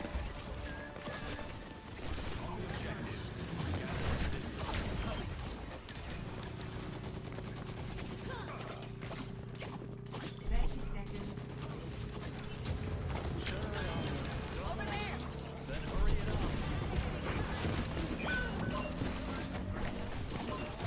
Got one here.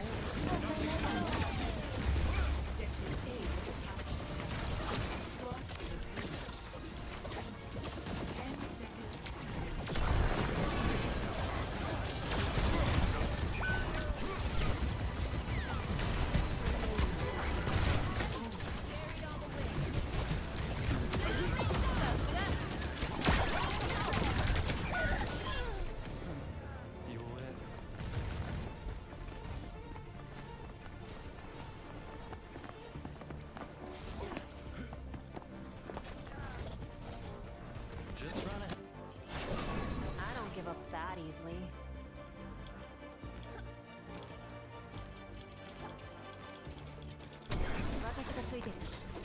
Enemy, heads up.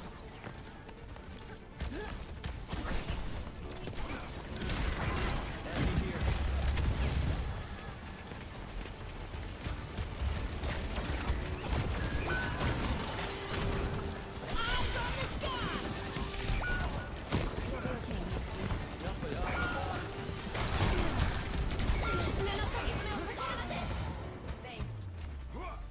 Round 3. Complete. Score 4-3. Switching sides.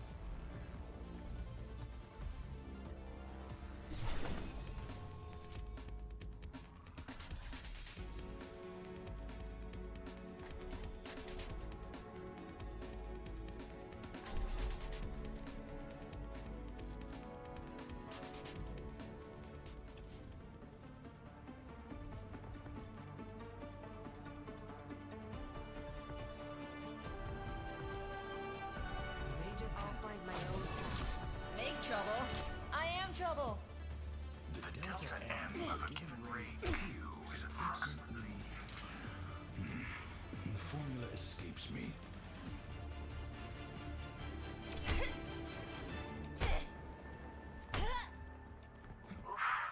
Dorothy's looking a little worse for wear after that last mission. Just swing by my workshop after this. I'll patch her up. Wow! You mean it, Dr. Lindholm? That'd be amazing. Please, Dr. Lindholm is my wife.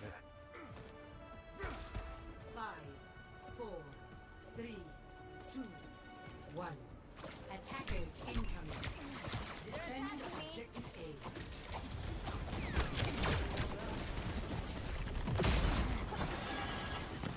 Under my protection.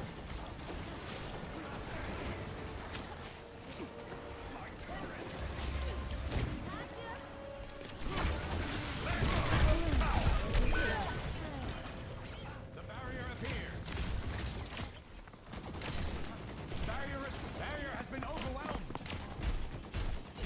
Let's get loud. We're here to be heard. Look at that.